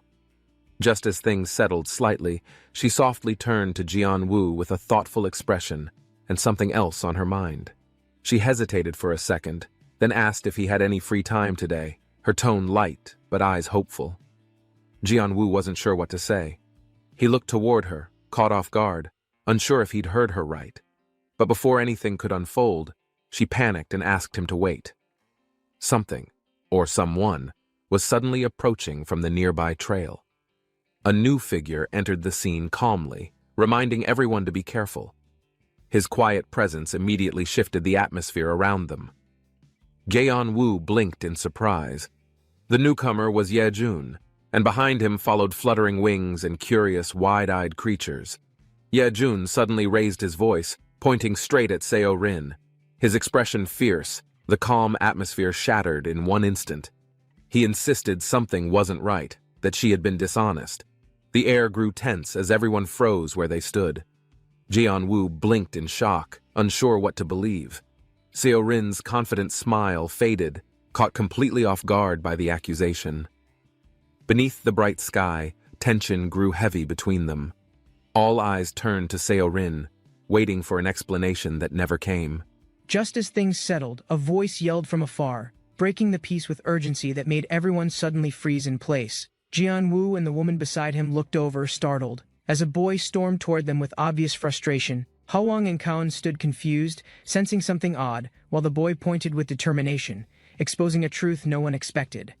The tension grew as the boy accused the woman of lying, his tone fierce, shaking the air with bold energy. Jianwu blinked, stunned to see someone he recognized from before, unable to understand how or why he showed up now.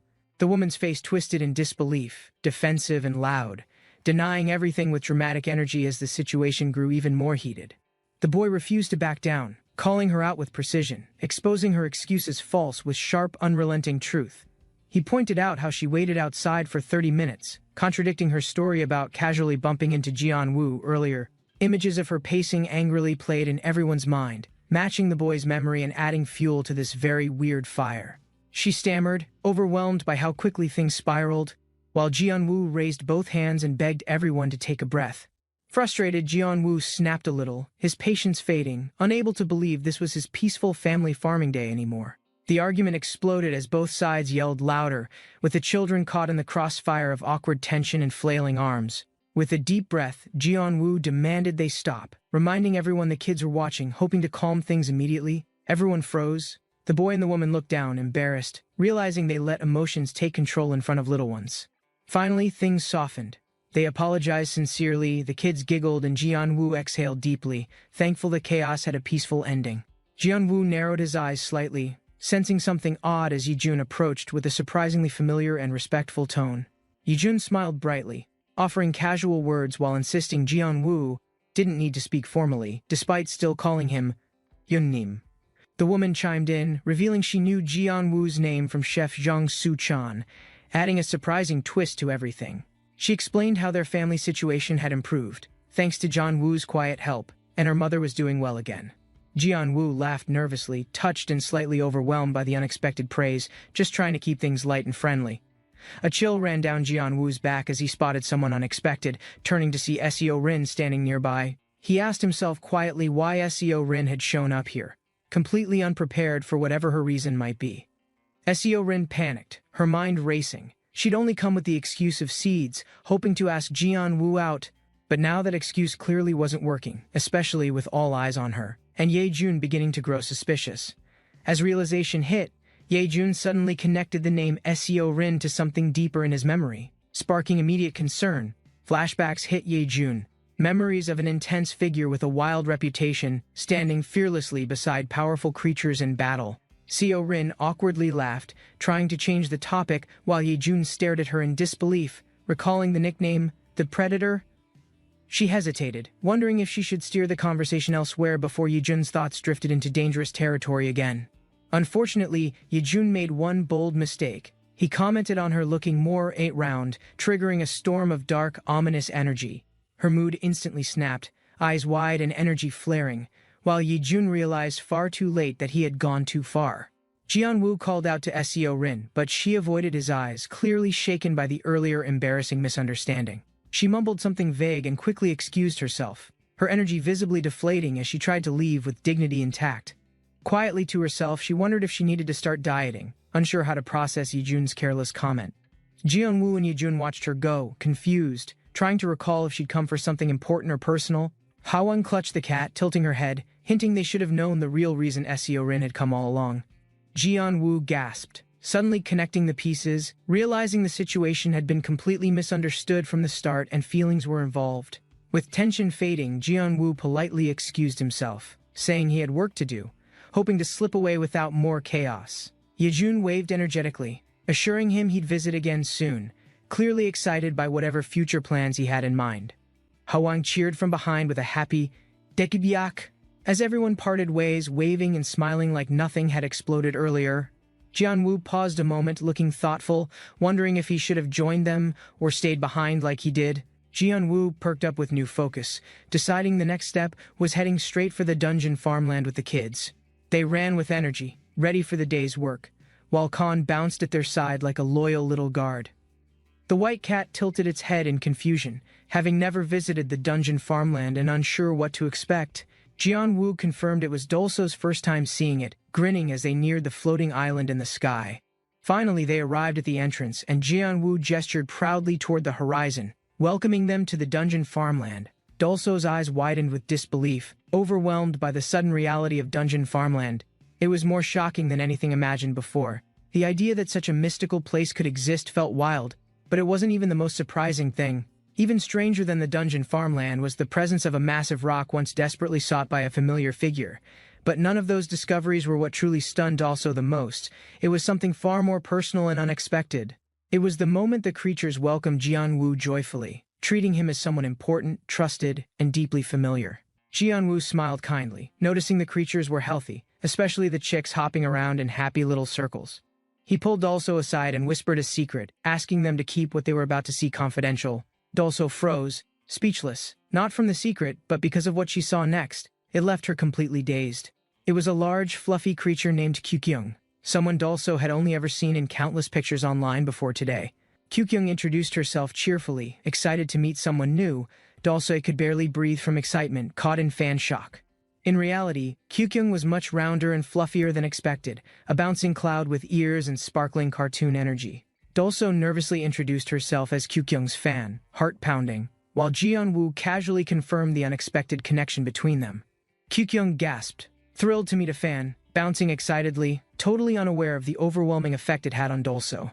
Dulso screamed internally with sparkling joy, while Khan stood silently to the side, confused by all the intense emotional reactions. Khan furrowed his brow, clearly unsure what was happening, but knew one thing: this day was getting more chaotic than usual. Khan puffed his cheeks and dove into the group hug, demanding attention after being momentarily left out of the spotlight. Kyukyung laughed, wrapping Khan into the fluffiest embrace possible, and Jianwu watched, amused by the growing chaos around him.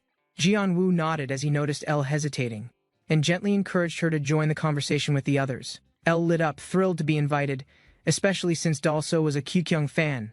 It felt like a shared connection. Just like that, the dungeon farmland transformed into a wholesome fan club gathering filled with bouncing energy and joyful introductions. Dulso twirled with hearts in her eyes, overwhelmed by happiness, completely in her element among new friends and favorite creatures. Jianwu smiled and quietly stepped away, leaving Dulso to enjoy the moment as he returned to finish up work. Later, a bus arrived quietly at the edge of a forest, and a new journey prepared to begin once again. Jianwu stepped down with Hawang and Khan, explaining this was the place the village head had mentioned before. Their expressions shifted with curiosity as they approached a mysterious spot that looked empty but held quiet potential in the breeze. The forest floor was thick with wild grass, tangled roots, and creeping vines, as if nature had fully reclaimed its place. Between bare trees and scattered weeds, an eerie quiet filled the orchard, whispering stories of neglect and time forgotten. Jianwu stared silently, overwhelmed by the mess, while Hawang and Kaon stood frozen, unsure if they should laugh or cry. Jianwu arrived at the overgrown orchard, overwhelmed by how chaotic it looked, wondering if this place could be saved. An old man appeared, catching Jianwu off guard, and quietly sized him up while approaching with a knowing expression. The man misjudged his age, assuming he was older, while Jianwu silently accepted it with a slightly defeated posture. Khan cheered loudly beside him, jumping up and down while Jianwu awkwardly smiled, trying to brush off the misunderstanding casually. Internally, Jianwu sighed, thinking how fatherhood changed people's perceptions, even if he still felt like a clueless kid inside. A tin shack sat quietly under the blue sky, weathered and plain, looking like it held stories from many years past. Inside, 2 cups of leftover coffee were offered, and Jianwu took one, thankful for something warm to hold on to. The old man complimented the little girl's behavior, mistaking her maturity as a reflection of Jianwu's experience as a parent. Khan's strange appearance and playful actions sparked laughter, while Jianwu realized the old man still thought Khan was just a dog. Despite the confusion, Jianwu remained curious and shifted the conversation gently, trying to understand why the orchard was being given up. The man sipped his coffee slowly, as if each swallow took with it a piece of his strength and lingering resolve. He admitted doing everything alone, his body clearly aging faster than his pride could hide, working far beyond what's sustainable alone. Jianwu quietly absorbed the weight behind his words, realizing this wasn't just about land, but years of effort wearing down. The old man's smile wavered as he mentioned someone leaving, a truth Jianwu didn't fully understand but deeply felt anyway. The reminder to cherish his child landed heavily, but before thoughts could settle, Khan tackled him with joy and pure chaos. Jianwu nervously nodded, unsure how to respond, while trying to look like he had everything completely under control. The old man stared at him for a moment longer, then quietly said he seemed like someone worth trusting with memories. Startled by the sudden turn, Jianwu shifted awkwardly as the girl reached out with innocent curiosity and wonder. The old man revealed a bundle wrapped with care, explaining it belonged to his son. His expression held both pride and pain. Jian-woo accepted the bundle with steady hands, feeling the weight of something bigger than just notebooks or orchard records. A fire crackled nearby, and Khan danced excitedly, watching flames flicker against the golden light of a peaceful evening. The child giggled at Khan's goofy movements while Jian-woo sat down quietly, opening the old bundle the man gave. His attention locked on the green cover, feeling a sense of duty growing stronger as he flipped through every page. It was the orchard's daily records, filled with scribbled notes and careful logs left behind by the man's late son. Jian-woo skimmed the entries slowly, realizing how much effort had been poured into keeping this place alive with precision. He turned another page, noticing drawings, diagrams, and the care in every detail that showed years of passion and patience. In that moment, Jian-woo imagined the orchard's past, familiar laughter, shared labor, and fruit harvested under sun-soaked skies. He looked at the old man in his memory, understanding how deeply this land was loved by both father and son. With quiet resolve, Jian-woo placed the logbook down and decided he would continue what they built. He would take over. The little girl cheered with arms raised high, shouting that they should start an apple farm right away with Khan's help. Jian-woo raised his fist confidently, declaring they'd grow apples, his energy infecting everyone as laughter filled the air. As the excitement faded, he remembered something troubling and paused, his mind shifting towards something the old man had given. In his hands was more than notes. There was a mysterious packet tucked in with the logs, marked with strange writing. Khan seemed instantly alarmed, leaping and flailing as if sensing something wrong, and Jian-woo braced for whatever chaos might come. Without warning, Khan tackled him hard, sending them both tumbling backward into the dirt, limbs flying in every direction possible. Among the inherited items was a packet labeled Intro Whale, something Jian-woo didn't recognize, but felt a little uneasy about. Royal seeds were strange crops only found in dungeons, known for their rare traits and unpredictable magical reactions when cultivated. These plants produced powerful potions hunters valued, but growing them always came with extreme risks no one really talked about openly. Their unpredictable nature drew monsters to the surface, creating dangerous outbreaks wherever someone tried to farm them beyond dungeon zones. Scientists studied them endlessly, but every attempt to grow royal safely ended with damage, casualties, and growing public fear and distrust. One catastrophic incident ripped open a dungeon portal on farmland, unleashing monsters and destroying everything the royal crop touched. Because of that, royal farming was banned worldwide. Its potential wasn't worth the cost of lives, land, or global panic. Jian-woo considered all this, wondering if he could solve the mystery and create a safe method to control them. Determined, he held the packet again, eyes steady but thoughts racing. If he could crack it, maybe he'd change everything. Khan screamed in panic beside him as Jian-woo shouted, "Whatever!" and threw himself back into madness with full force. The fire crackled steadily nearby as Jian-woo wondered if Khan had just returned to his usual over-the-top self again. Khan clung tightly, eyes wild, while Jian-woo slowly realized the playful chaos might be more than just pure energy. Something about Khan's reaction made Jian-woo pause. This wasn't just excitement, it was instinct, and probably something he shouldn't ignore. But before he could think it through, Khan jumped again, knocking everyone over like a fluffy storm of pure energy. The three of them hit the ground hard, dust flying everywhere, turning a peaceful moment into complete comedic destruction instantly. Flat on the ground, Jian-woo sighed internally, questioning all of his life choices and whether today even made sense anymore. Still buried, he muttered about not doing anything illegal, despite all appearances making it seem otherwise to any observer nearby. Khan and the girl clung tightly, apologizing with giggles, while Jian-woo pleaded for space before the fire roasted everything. She asked curiously if the seeds were really thrown in, her eyes wide, unsure if it was part of a joke. Jian-woo stood up calmly, brushing off the dirt, and grabbed something from the fire that explained exactly what he meant. He held up 2 sticks triumphantly and reminded them what really mattered, the potatoes he carefully placed into the fire earlier. Everyone stared, unsure for a second, until the girl realized what he meant, and Khan nodded like it all made sense. Jian-woo shouted dramatically, declaring the potatoes were finally ready, lifting one high like it was the answer to everything today.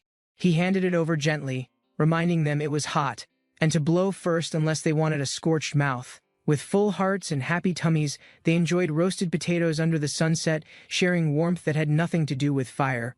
The girl looked up with shining eyes, clearly excited by a sudden idea, her thoughts racing faster than she could speak. Jian-woo listened and smiled as she shouted joyfully, proposing they bring a basket and cook everything together as a group. Remembering the orchard grandfather's advice, Jian-woo quietly promised himself to treasure these moments and give the kids happy memories.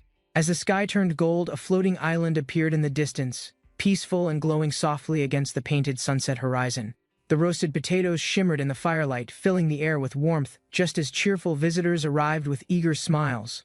Jian-Woo smiled softly, realizing nothing mattered more than laughter shared over warm food with those who made every struggle worthwhile. In a remote Chinese hill, strange activity stirred beneath the surface, where teams investigated something lurking deep in the rock. A monstrous root creature was discovered sealed inside, surrounded by silence, broken only by whispers between cautious observers and guards. The soldiers stood alert as tension thickened. One trembled with nerves, unsure what they were even guarding so far from home.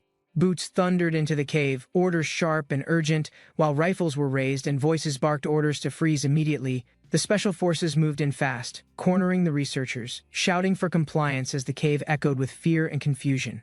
Hands rose quickly as panic grew. Any sudden move could trigger bullets, and no one wanted to be the first mistake. A wrist communicator buzzed quietly as the soldier reported successful suppression of the illegal Road to Heaven plantation site. The voice on the other end confirmed the message and gave a final command to finish operations and clean up. As silence fell, the soldier nodded once, receiving orders with grave focus while the cave remained tense with heavy uncertainty. The operation's success was confirmed, the final words relayed to the team, "Try and wrap it up." No evidence, no witnesses. The roots were burned, the creature sealed within consumed by fire, no trace left behind of what had once grown there. Around the world, hidden plantations were systematically destroyed, their forbidden products erased, one secret field at a time. With the final fire extinguished, the last Road to Heaven site vanished from the world, silenced in flame and secrecy. Far away, a clenched fist trembled, the last ember of ambition still burning in one man who refused to let go. He whispered bitterly through his teeth, vowing revenge, shaking with anger and grief, still convinced his mission had never truly ended. Soa called out to Chen Ming with bright energy, hoping to cheer him up even though his expression stayed quiet. Chen Ming reassured her weakly, saying he was just tired, though his words didn't hide the weight on his chest. But Soa didn't hesitate. With a confident shout and glowing determination, she promised to fix everything for him immediately. Magic swirled above her in a brilliant green glow, lighting up the room with the warmth of her healing heart. With excitement, she leapt into action, her presence filling the quiet space like sunlight breaking through a cloudy, heavy sky. Energy sparked as Soa poured her heart into the spell, her voice loud, hoping to pull Chen Ming from darkness. He blinked at her efforts, still processing how much she cared. It surprised him more than the magic itself.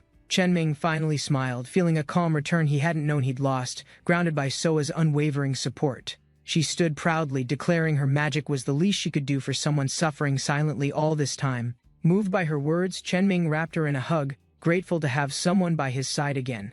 Meanwhile, the dark thoughts inside Jian-Woo still festered. He clenched his fist, eyes burning with unresolved hatred. Though he couldn't revive Road to Heaven T, he swore he'd find a new path to power and revenge. But first, there was someone who needed to pay. The one who ruined everything, even if he didn't know who. He stared into the sky, vowing destruction, unaware that fate was already shifting the pieces beyond his control. Back home, Jian-Woo received a message with a smile, unaware of the storm quietly gathering beyond the horizon. Jian-Woo checked his phone, surprised to see the auction complete. Somehow, Qiutiang's horn sold for a crazy high price. Khan tilted her head curiously while hugging her plush. She didn't understand the sudden excitement but sensed it was good. Jian-Woo raised his phone, still processing everything. That odd little horn really brought in more cash than he ever imagined. Khan spun in circles, flowers blooming from her joy. Jian-Woo couldn't help but smile at her contagious energy and innocence. Even the old man nodded approvingly while reading. News everywhere seemed positive lately, like things were quietly falling into place. A creepy image flashed in Jian-Woo's memory. A monster from before. The unsettling thought killed his appetite without warning again. Khan noticed instantly, worried as she looked at him. She tugged at his shirt, trying to get his attention. Khan waved her tiny arms urgently, her face serious. Jian-Woo blinked, confused, but followed her gestures and sat up straighter. Without warning, Khan pulled out a glowing flower, eyes sparkling with determination. She was always like this when something felt important. She nudged the flower toward him insistently. He knew it was rare, but Khan clearly believed it would help him. Jian-Woo accepted the flower gently, nodding in appreciation. Khan looked proud, her ears flicking slightly while watching his reaction. The old man raised an eyebrow, asking about the flower. Jian-Woo casually admitted he didn't actually know how to grow it. Still holding it carefully, he examined the petals. There had to be a way to cultivate something this special for Khan. Khan's ears twitched as she stared. Something in her look pushed him to make a real effort. This wasn't just a favor. Jian-Woo scratched his head and sighed softly. Growing flowers shouldn't be hard, but this one clearly wouldn't make it easy. Jian-Woo glanced at his phone, a call from someone unexpected. Curious, he stepped aside to answer it calmly. He held the phone to his ear, unsure what Night Sai wanted. The timing felt a little out of the blue. The others watched quietly as he listened. Whatever was being discussed seemed serious, and Jian-Woo's expression grew slightly tense. He ended the call with a soft sigh. Plans were shifting, and now tomorrow suddenly had a new destination. The kids looked puzzled, but Jian-Woo gave a gentle smile and mentioned they might be going somewhere interesting tomorrow. Morning arrived with clear skies as they approached a large facility nestled among mountains, filled with massive satellite dishes and towers. They arrived outside the gate where security already waited. A hush fell over the group as curiosity replaced excitement. As the car door opened, they were greeted by smartly dressed staff. Everything about this place felt official and important. A man and woman welcomed them with polite bows, thanking Jian-Woo for coming to the research facility with the children. Colin and Hawa were bursting with energy, excited to explore whatever strange adventure this research lab had in store. Jian-Woo kept his calm but wondered if this visit might be too much for Hawa. She was still young. As they talked, he tried to ask why they'd been invited, hoping to understand the purpose of this sudden meeting. The woman smiled warmly but offered no clear answer. Whatever it was, they'd know once they made it inside. They followed her through a security door, revealing a high-tech underground hallway with lights that buzzed faintly in the background. The deeper they went, the more Jian-Woo realized this wasn't just a simple visit. It was something much bigger unfolding. Kan and Hawa gasped, staring wide-eyed at the strange plant. It moved slightly, like it was alive and watching them. The plant twisted unnaturally, thick black vines spreading across the soil. Something about it felt unstable, maybe even dangerous beneath the surface. They entered a large, sterile research lab. Computers buzzed quietly as Kan and Hawa peered around, amazed by everything inside. Jian-Woo looked around, surprised at the scale. It seemed excessive for just one unusual weed growing in a dirt box. The researcher hesitated before explaining, this wasn't ordinary anymore. The hellograss weed had become something far more serious and unpredictable. They revealed the plant's new ability, absorbing radiation. It had potential beyond research, but that power came with big complications too. Jian-Woo scratched his head, unsure how to react. Something that could purify radioactive material didn't sound like just farming anymore. Knight smiled faintly, saying that's why they needed him. This issue wasn't something normal researchers could handle without outside help. The request became clear. They wanted to witness how Jian-Woo interacted with the plant, curious about his unusual connection with nature. With a nod, Jian-Woo prepared himself. Something about this mission felt heavier, like it could change more than just lives. Jian-Woo's eyes widened in surprise. Something about the atmosphere suddenly shifted, and he could feel tension rising all around him. In her hands was a formal document, clearly important. The words Hellgrass Weeds Research and Rights Agreement stood out in bold letters. She smiled confidently, stating her intention. This wasn't just research anymore. It was a full-on contract proposal, directly involving Jian-Woo. Jian-Woo arrived at UNAP's laboratory, expecting a simple tour, nothing more than observing high-tech equipment. Instead, an emergency screen lit up, showing a chaotic lab room and strange animated underworld plant spirits. A senior researcher questioned why Jian-Woo attempted a contract with unstable underworld plants, clearly alarmed by his actions. The old man calmly predicted Jian-Woo's shocked reaction, while the girl beside him looked both smug and annoyed. She challenged him, did he think control required contracts, or was it because he never cultivated them himself? Jian-Woo admitted he'd only seen such things in movies, his curiosity slowly turning into realization. The girl explained, hunters today explore dungeons, uncovering treasures far beyond just battles or dangerous beasts. He acknowledged his ignorance, having focused only on combat, not the value behind discovered dungeon items. She clarified, original discoverers have claim rights even when items are refined or sold by others. Stepping forward, she smiled sweetly and asked, do I seem like a bad person, Jian-Woo? Awkwardly laughing, Jian-Woo tried to dodge the tension, unsure how to answer her morally loaded question. Finally, he gave in and agreed to sign the contract, surprising both her and himself. The spirits looked up, confused by the sudden shift in atmosphere, and rushed contract approval process. A stamp confirmed the binding agreement. Jian-Woo was now officially linked to the underworld plant spirits. As they walked toward the car, Jian-Woo cheerfully thanked them, still processing the strange day's events. The girl cheerfully thanked them, grateful for the chance to study the underworld plant more deeply. Jian-Woo hesitated, then asked if they truly didn't need an escort back to their destination. She smiled as Jian-Woo nervously scratched his head, saying he had somewhere nearby to visit. They waved goodbye while the spirits laughed and ran ahead, unaware of Jian-Woo's hidden intentions. In truth, Jian-Woo admitted to himself it was just an excuse to avoid awkward goodbyes. Jianwu stood tall with excitement, eager to test his new ability, Spawn Dungeon Farms. The spirits cheered in support, their eyes shining with anticipation for what would happen next. They ventured deep into the forest, away from noise, ready to activate the unfamiliar and risky skill. Suddenly, Jianwu paused. He heard voices nearby and hadn't expected others to be in the area. Squinting through the trees, he spotted two figures. Is it a father and his child? He wondered. The man quickly turned, his expression sharp. He immediately demanded an explanation for their sudden presence. Jianwu stepped forward nervously, clarifying they only approached after hearing voices while walking nearby, not spying. Surprised, the man noted Jianwu's Korean fluency. Suspicion remained, but curiosity slightly eased his tense posture. Jianwu decided it was better to avoid conflict. We should go elsewhere, Hawa, he suggested calmly. Hawa protested loudly, but Jianwu's firm voice and worried expression made her hesitate and step back. Jianwu rushed forward, eyes wide. A mysterious girl sprinted past, yelling, "Soap!" while clutching something shiny. Hawa, startled, tripped slightly, but grabbed the girl's sleeve. "You!" she exclaimed, recognizing something oddly familiar. The hooded girl calmly turned, her green eyes glowing faintly. "Are you a spirit?" she asked directly.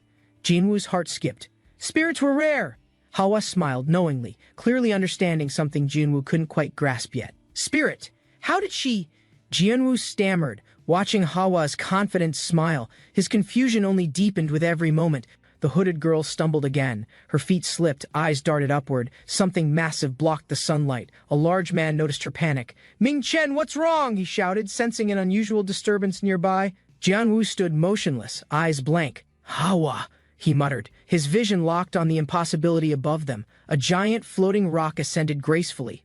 From below, thin vines dangled, swaying gently in the open air. Suddenly, brilliant swirling energy exploded across the sky. A gateway opened, colors merging into a blinding spectacle. A new figure descended gracefully. Bright eyes sparkled as she introduced herself confidently. "Jianwu has arrived!" With enthusiasm, Jianwu spun around. Energy swirled behind her, creating a magnificent portal shimmering with vibrant light. "Did something happen?" she asked curiously. Jianwu hesitated, scratching his head, clearly struggling to explain recent events. Confused, Jianwu muttered, "How did someone immediately recognize Hawa was a spirit? That's never happened before." Lost in thought, Jianwu rubbed his forehead. Strange encounters kept piling up, leaving him increasingly concerned. Jianwu glanced cautiously at the stranger. Jianwu sensed tension rising. "Hawa, stay close," he whispered quietly. Hawa raised both hands cheerfully. "I'm a good child," she exclaimed, glowing with innocent enthusiasm. Jianwu sighed deeply. "You're certain she's a good child?" he asked. Hawa nodded, completely confident and relaxed. Scratching his head, Jianwu muttered, "Foreigners? Probably. I won't run into them again," trying to reassure himself. As the sun set peacefully, Jianwu returned home, setting aside confusion and unanswered questions for now. Jianwu exhaled deeply, forehead steaming. Finally home, his mind wandered back through today's unexpected, exhausting encounters. "The new skill worked great! Got home instantly!" he announced cheerfully. Hawa leaned tiredly against his side. Hawa groaned softly. "Hawa," she mumbled. Despite the faster journey, she clearly remained completely drained of energy. Jianwu crouched, gently addressing Kong. "Before bed, can you show me what's hidden behind your back?" Kong obediently turned around, revealing a large, mysterious object. Its strange design immediately caught Jianwu's focused attention. A sudden gust revealed the mysterious item. Swirling energy radiated from Kong's patterned shield-like object. Jianwu tilted his head. "Huh, that's weird," he muttered. Hawa looked confused. Kong seemed equally puzzled. Hawa carefully counted 1, 2. Jianwu frowned, thinking, "I don't think the silver pine flowers actually decreased." Before them, hundreds of silver pine flowers stood untouched. Despite everything, their numbers had mysteriously remained constant. Kong tilted his head, completely lost. "Kong, Kong!" he meowed, eyes wide, not understanding the confusion. Jianwu patted Kong gently. "I know these flowers mean a lot. Don't worry, we'll protect them." Hawa and Kong looked toward the house. Jianwu reassured them, "Let's check again tomorrow morning." Night settled. After everyone fell asleep, the surroundings grew quiet. Faint footsteps echoed under the dark sky. In the forest, a man clenched his fist. "Why are people still walking around now?" Nearby, silent and unnoticed, someone's feet shifted slightly, their presence hidden, their intentions completely unknown. Soa stood silently, eyes thoughtful. She sensed something unfamiliar about Hawa, but couldn't fully understand why. She's an interesting spirit, but looks exactly like a child, Soa thought, watching Hawa laugh joyfully nearby. A voice called urgently, "Soa, hurry up! We must find another location before sunrise," she responded quickly. Following orders, Soa moved ahead. "I wonder if we'll meet again," she thought while disappearing into shadows. He nervously approached her, clutching a note, planning to talk casually about rock bees today. His imagination soared they'd laugh, share drinks, and enjoy a romantic dinner in a fancy restaurant together. In his fantasy, glasses clinked, and her eyes sparkled as she responded with a soft giggle. But reality struck back harshly. Instead of soft conversation, his hand was yanked into a dirt patch. Now she cheered his weeding skills loudly, unaware his dream evening had turned into farming practice. Jianwoo bought an apple orchard, and Siren unexpectedly found herself there, staring at the quiet trees. She approached Jianwoo, hoping to resume their earlier conversation about rock bees, her expression full of hope. Jianwoo apologized, saying he was busy, but Siren quickly offered help so they could talk while working. She pulled weeds beside him, thinking at least her efforts meant they were sharing real time together. Jianwoo smiled faintly, realizing maybe this was better, working side by side, slowly building something genuine together. Siren noticed someone nearby and glanced around, feeling uneasy as she sensed something unexpected was approaching. Yijun suddenly appeared, holding a basket, asking where to place the freshly picked weeds he collected. Startled, Siren froze. She hadn't expected him to be here, moving so fast with that task. Yijun explained he rushed because Siren promised him a sparring session afterward, clearly proud of his speed. As Siren walked beside Jianwoo, she nervously remembered her promise for sparring and realized it was today. Yijun spun around, full of energy, ready to begin, completely unaware of the awkward mood building. Siren stood frozen between them, her eyes wide as she realized her careful plan was unraveling quickly. They unexpectedly met Paeon, who casually joined them, forcing Siren's quiet moment to turn into a group. Jianwoo firmly reminded them no sparring allowed in the orchard. Yijun agreed, while Siren nodded, hiding her sigh. Later, the team gathered near huge baskets of harvested weeds, setting aside sparring for real work. Jianwoo wiped his hands clean, complimenting everyone's effort, calling them veteran hunters with impressive stamina. Yijun eagerly claimed he could keep working, but Siren and Hawa both looked concerned about overdoing it. Hawa insisted he needed a break, while Jianwoo quickly unfolded a mat and laid it on ground. With a swift motion, Jianwoo dropped the mat onto the dirt, creating a spot for resting together. Hawa watched Jianwoo, blushing with admiration, clearly impressed by even his simplest actions during a break. The group prepared a plentiful meal, though Siren had hoped for something more formal and romantic. She stared blankly at the takeout spread, disappointed this wasn't the candlelit restaurant she had imagined. Jianwoo asked if she liked takeout. Startled, she stammered, and quickly pretended to enjoy it anyway. Yijun proudly announced Siren once loved takeout, ordering it constantly when she lived in the city alone. Flustered, Siren told everyone to eat, and the group sat together, quietly enjoying their meal under sunlight. Siren gathered her courage, took a deep breath, and turned to Jianwoo with determination in her eyes. She called his name suddenly, her voice louder than expected, surprising even herself with the urgency. Trying to stay composed, she brought up his frequent rock bee questions, hinting at something deeper beneath. Jianwoo flinched, sensing the shift, as her words carried more meaning than a simple farming discussion. She confessed he didn't need excuses, she'd always make time. Jianwoo blushed, heart racing from her sincerity. Jianwoo sat nervously, overthinking his response. Her words from earlier still echoed in his distracted mind. He panicked maybe his earlier questions about rock bees made him seem too obsessive or strange. Feeling pressure to respond, Jianwoo quickly invented a reason, claiming he'd started keeping rock bees recently. He admitted he was bothered, pretending rock bees had become a serious concern in his life. Siren gasped, shocked by the confession. Her reaction startled him, unsure if she believed his sudden claim. Startled by her sudden interest, Jianwoo agreed nervously, unsure how deep he'd gone with the lie. Hawa tilted her head curiously, sensing a strange mood shift between them as she quietly watched. That night, after finishing their tasks, they met again inside to continue the discussion about bees. Jianwoo revealed a cocoon he'd received, claiming it came from Shinhwa Group, a queen rock bee. Siren inspected it closely, noting it looked ordinary, unsure what made it different from others she'd seen. Siren tapped impatiently while Veijan lay unconscious nearby. She'd ended their sparring match in one swift move. Jianwoo assumed she used a special calming method on the bees and asked if she'd learned it. Siren hesitated, explaining the Shinhwa Group only told her to raise the bees, no technique was given. She gasped at his guess, surprised that the bees might naturally avoid harming humans without special conditioning. Jianwoo stared quietly, unsure himself his confidence was fading, but he chose to keep smiling for now. The bee hovered calmly, showing no aggression. Its peaceful behavior suggested its training had reached completion. A specialist admitted he'd assumed a new method controlled the bees, but now realized something else happened. Siren held the cocoon, explaining the bees' natural instincts had changed, not controlled, but genuinely reformed over time. Jianwu realized this wasn't evolution. It was an entirely different species, separate from the aggressive kind they knew. Though skeptical, Siren was amazed.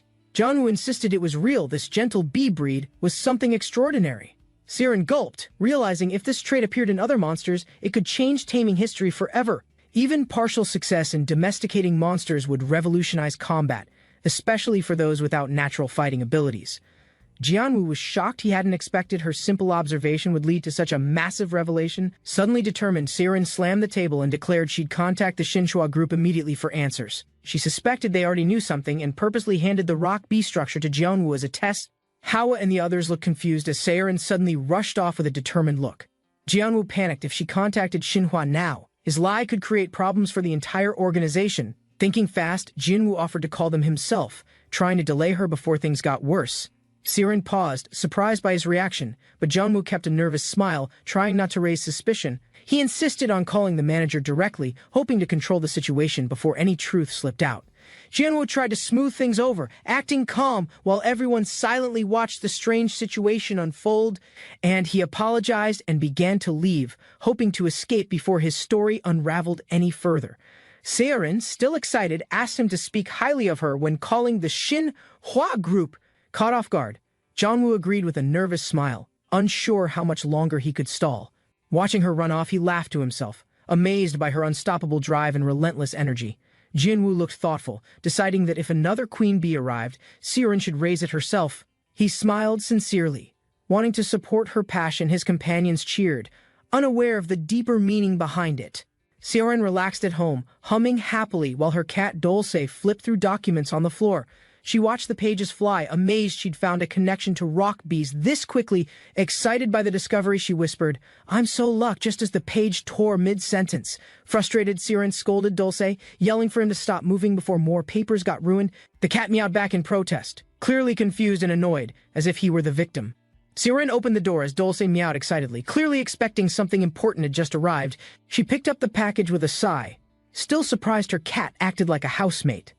With a stern look, she questioned why Dulce ordered something again, without even asking her first. He meowed back impatiently, paws tapping as if urging her to hand over the package immediately. Suspicious, Siren narrowed her eyes and asked seriously, "What did you even order this time, Dulce?" With a dramatic pose, Dulce proudly revealed the package, a simple wooden frame clutched above his head. Siren stared blankly, confused by the item. "A frame," she muttered, unsure of its importance. Dulce insisted the frame wasn't the focus. What it would hold mattered more than its appearance. She watched as Dulce rummaged through the wrapping with determination, clearly searching for something specific inside. Still baffled, Siren asked what it was, while Dulce hummed and pressed buttons like nothing was odd. Siren blinked in confusion as she stared at the mysterious print now revealed inside the frame. It was an autograph board from Kitty Kyunmin, signed by every member in colorful marker ink. Frozen in disbelief, she realized it was Kitty Kyunmin's actual rare fan gift, and Dulce somehow had it. Stunned, she questioned reality as Dulce proudly raised the frame, meowing like he'd achieved something legendary. Back at the orchard, Jianwu confirmed softly to himself yes, letting her handle the bees was right. Jianwu laughed awkwardly as Hawa clung to him, while Dulce perched quietly on his shoulder. An elder gentleman calmly assured them he'd handle things, but had questions about their earlier explanation. He pointed out a detail that didn't align, something bothering him about the rock bee story. Jianwu, confused, asked what the issue was, unsure which part had raised the man's concern. The elder repeated Jianwu's own claim that Mucky Village's bees naturally didn't attack humans and waited for confirmation. Jianwu sat with Hawa and Dulce, confused as the elder suggested applying for a bee patent. Shocked, Jianwu asked if that was even possible. The elder insisted it was, and recommended urgency. He warned that rumors had surfaced about wild queen rock bee cocoons appearing across distant mountain areas. A queen cocoon was shown. Resting quietly, its presence hinted at far-reaching consequences if left unchecked. Another man appeared, grinning slyly, ready to exploit the situation and claim the bees for himself. Jianwu noticed strangers nearby and grew uneasy. Others had already begun to catch wind of the bees. He gulped, realizing not everyone shared Siren's research motives. Some might exploit the bees for profit. He agreed with Mr. Knight about filing a patent quickly, though hesitated at having his name public. Knight understood his concern immediately, recalling Jianwu's discomfort with public recognition or being in official records. With a knowing smile, Knight offered an alternative solution, handing something over for Jianwu to consider. Jianwu was stunned as Knight suggested he apply for a patent using Xinhua Farms' company name. Knight confirmed it was possible, however. The patent rights would legally belong to Xinhua Farms' current CEO. Dulce looked confused, and Hawa giggled, realizing this wasn't just a joke, it was a serious offer. So Knight proposed the simplest solution. Jianwu should become the CEO himself, shocking everyone in the room. Knight smiled warmly, explaining the company had always existed with Jianwu's future role quietly in mind. In the lab, a researcher remained focused, unaware of the organizational shift happening behind the scenes. Jianwu, overwhelmed but composed, gave permission to proceed with the plan that had just been proposed. Knight confirmed confidently, assuring Jianwu he would handle everything smoothly. Jianwu simply needed to trust him, still dazed. Jianwu opened the CEO file. The weight of the title finally started sinking in. Hawa laughed playfully, teasing him about becoming chairman next. Jianwu smiled, trying not to look too nervous. Jianwu chuckled, asking where Hawa had learned such bold language. She laughed and hugged him tightly. He gently brushed it off, deciding they had more important things to focus on than teasing. With a wide grin, Jianwu suggested they stop chatting and finally get back to work again. Dulce and the others agreed enthusiastically, proposing they return to the field where perillas were last planted. Suddenly, someone shouted Jianwu's name from a distance, catching his attention mid-step with clear urgency. Yejun ran up cheerfully, glad to catch Jianwu just before everyone headed off to work. Jianwu teased Yejun, asking if he wanted more rock bee honey tea. Yejun quickly denied it.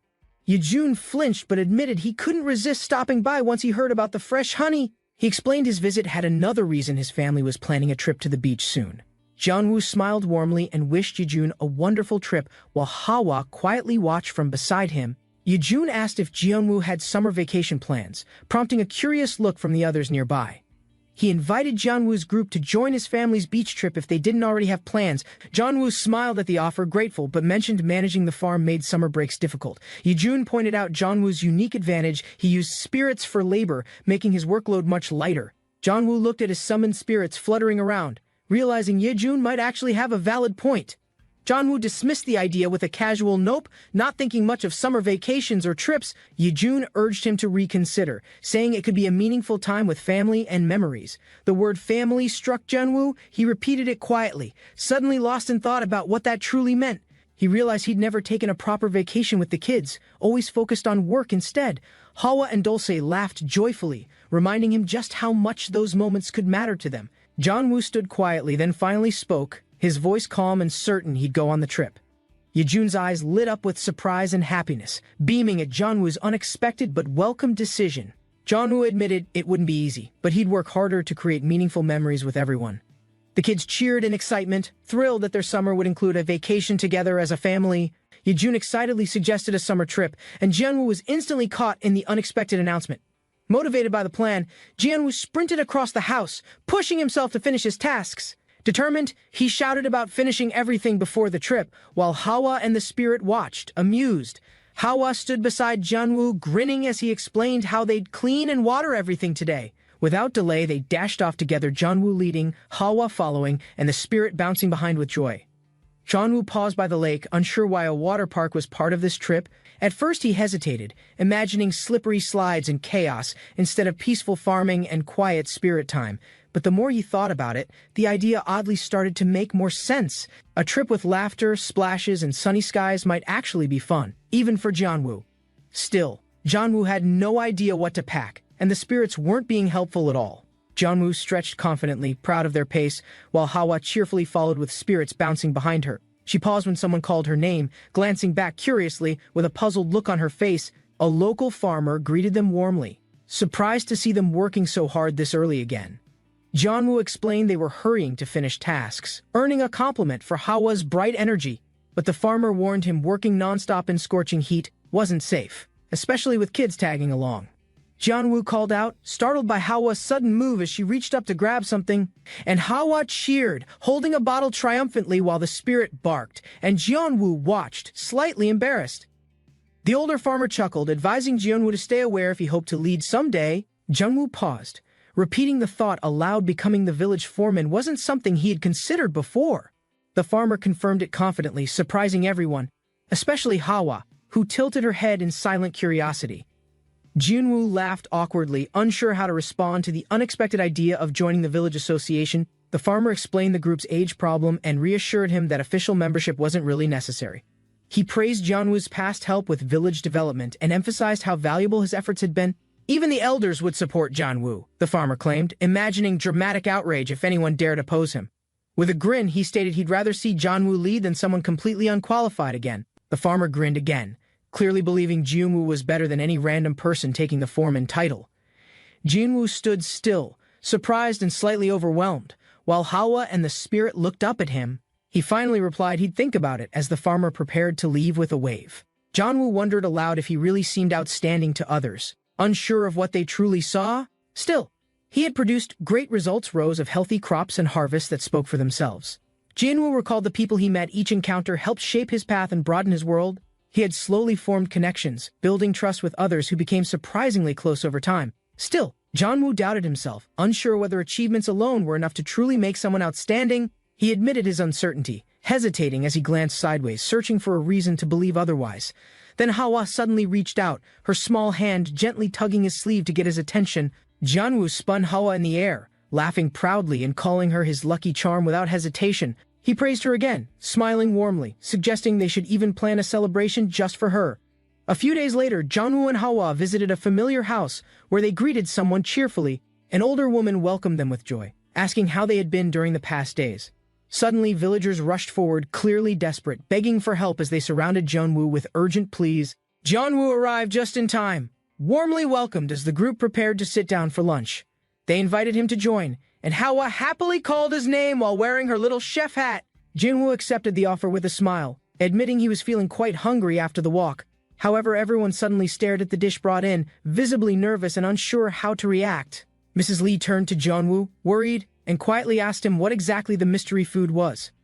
Jianwu proudly explained he couldn't find the dish anywhere, so he decided to make it himself. Mrs. Lee smiled awkwardly, while another woman whispered that she probably should have stopped him from cooking.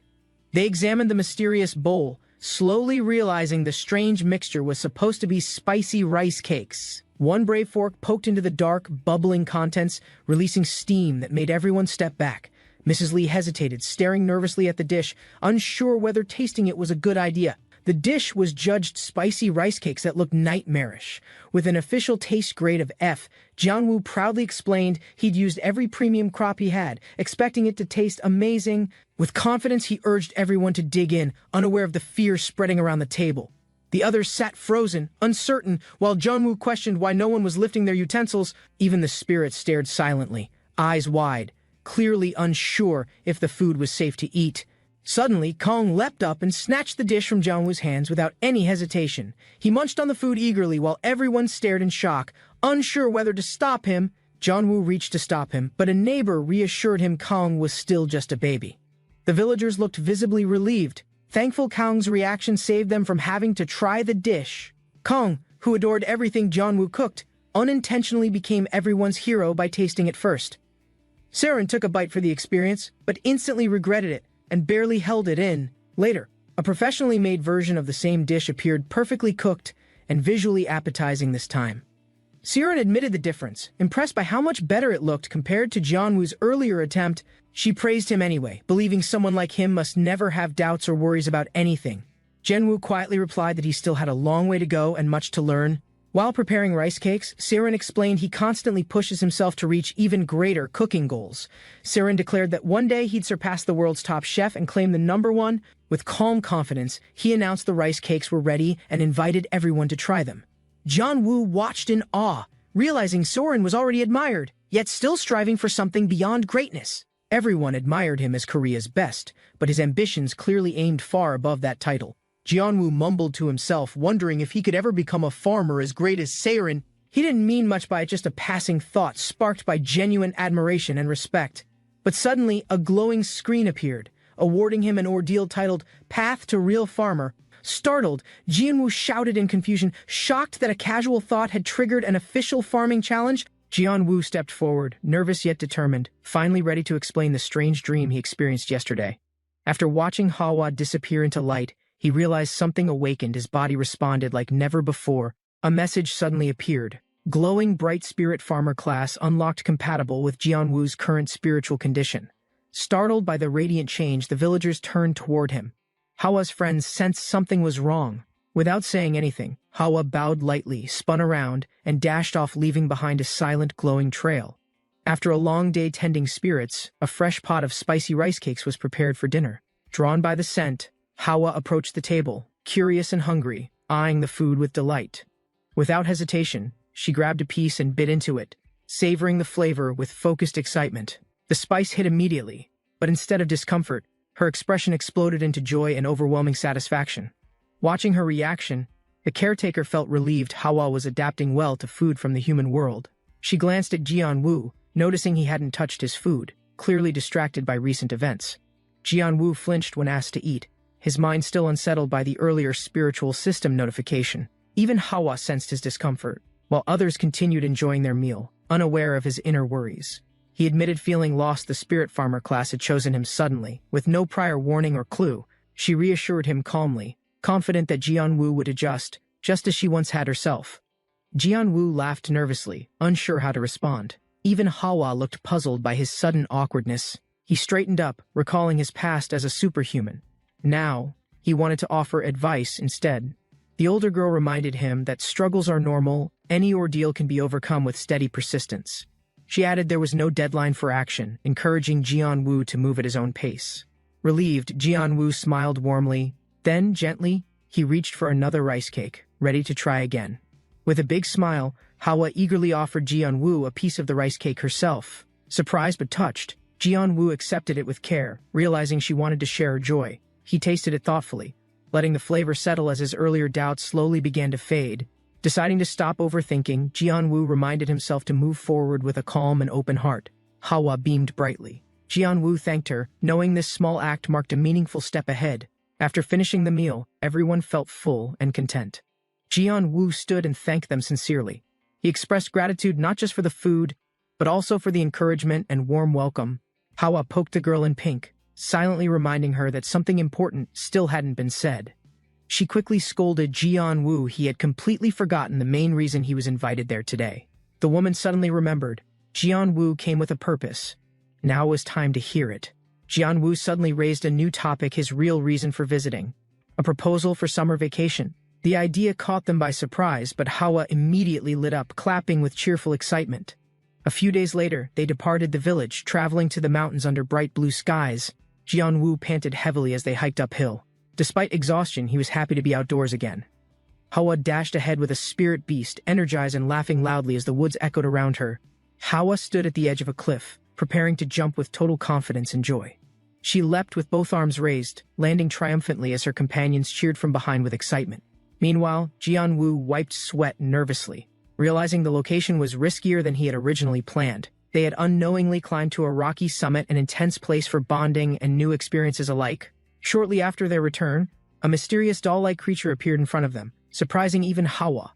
A powerful presence stirred within the cocoon. A queen-rank bee began awakening, radiating immense spiritual energy. The event was rare.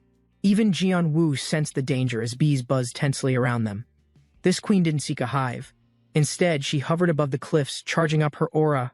Jianwu remembered the Great Bee War and feared provoking another one through an accidental summoning. Choosing a remote mountain spot was his way to prevent chaos, but risks remained. Hovering all around, a suited man approached calmly. Jianwu recognized him immediately as Mr. Pan, the hive inspector. Jianwu greeted him politely. Pan confirmed he was visiting to check on the rock bee's behavior. When asked about recent events, Pan recalled Miss Seo Rin's visit and her brief interaction with the bees. Jianwu nodded silently. Pan's vague tone hinted she visited often, though he didn't comment directly about it. Jianwu whispered to Hawa, joking that Pan always spoke seriously, making everything feel more intense than needed. Jianwu flinched at something odd. He turned quickly, spotting a strange pattern carved into the rock. Confused, he questioned Pan, was such a massive boulder really necessary just to raise rock bees? Pan admitted it wasn't required, but bees preferred strong, secure terrain, especially when nesting on mountainsides. Jianwu nodded thoughtfully. The explanation helped clarify things, satisfying a curiosity that had lingered for days. Grateful, Jianwu thanked him warmly. Pan looked flustered, waving it off while adjusting his glasses quickly. Jianwu relaxed after the conversation, but Hawa tugged his sleeve, clearly wanting his attention again. He turned toward her, puzzled by her urgency, unsure why she looked so excited all suddenly. With cheerful energy, Hawa declared it was finally time to continue their long-postponed mountain adventure together. Jianwu apologized to Pon, promising to answer more questions later, then dashed off to follow Hawa. Back at the base, others noticed their energetic departure. Clearly something new had just begun again. Jianwu and Hawa returned in a rush, apologizing for running off so suddenly mid-conversation. The others reassured them kindly no one else had arrived yet, so there was no trouble caused. Suddenly, a van approached. Jianwu turned his head at the sound, surprised by the perfect timing. Gyungo opened the door, welcoming them warmly. He gestured for everyone to hop in and relax.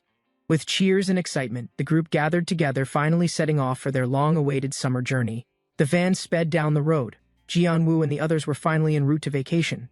Inside, Gyungo cheerfully drove. Jianwu admitted he couldn't help, he still didn't have a driver's license. Despite his youth, Gyungo handled the road skillfully. The others praised his calm, confident driving style. Some passengers slept soundly, including Chief Suchen, who'd stayed up all night preparing for the trip. An elder teased Jianwu for never getting licensed. Embarrassed, he laughed and dodged the incoming scolding. Chief Suchen gave Jianwu a sly glance, preparing to stir the group with a question. He casually asked Chi what she thought of men who couldn't drive, causing instant tension inside. Chi's reaction was sharp. She demanded clarification, clearly not amused by the comment directed at Jianwu. Trying to defuse the moment, Jianwu laughed nervously while petting a relaxed Hawa in his lap. Alongside them, she and the fluffy spirit Kikyung also joined the group for this summer journey. Before leaving for vacation, Jianwu arranged care for his cow, which couldn't join the journey. He entrusted the task to Elle, asking her to look after the gentle creature while away. Feeling guilty, Jianwu apologized. He knew Elle couldn't leave the area yet asked her for help. And Elle smiled and agreed happily. She promised to befriend the cow and keep it safe too. The cow seemed moved, offering a soft moo. Elle offered help with anything else during their absence. Elle suddenly spun around and asked Jianwu for one more important favor before they left. And then, she requested he take Kyung along to the beach for a special recording project. Jianwu realized her plan was to create a new beach episode for KKA YouTube's online content. He was surprised Elle cared that much. Hawa seemed excited too, already cuddling the fluffy star. She burst out she loved KKA YouTube and had rewatched every episode countless times with full enthusiasm. She excitedly praised KKYU. Kyung's rare charm, his fluffy looks and wild rabbit traits made him truly special.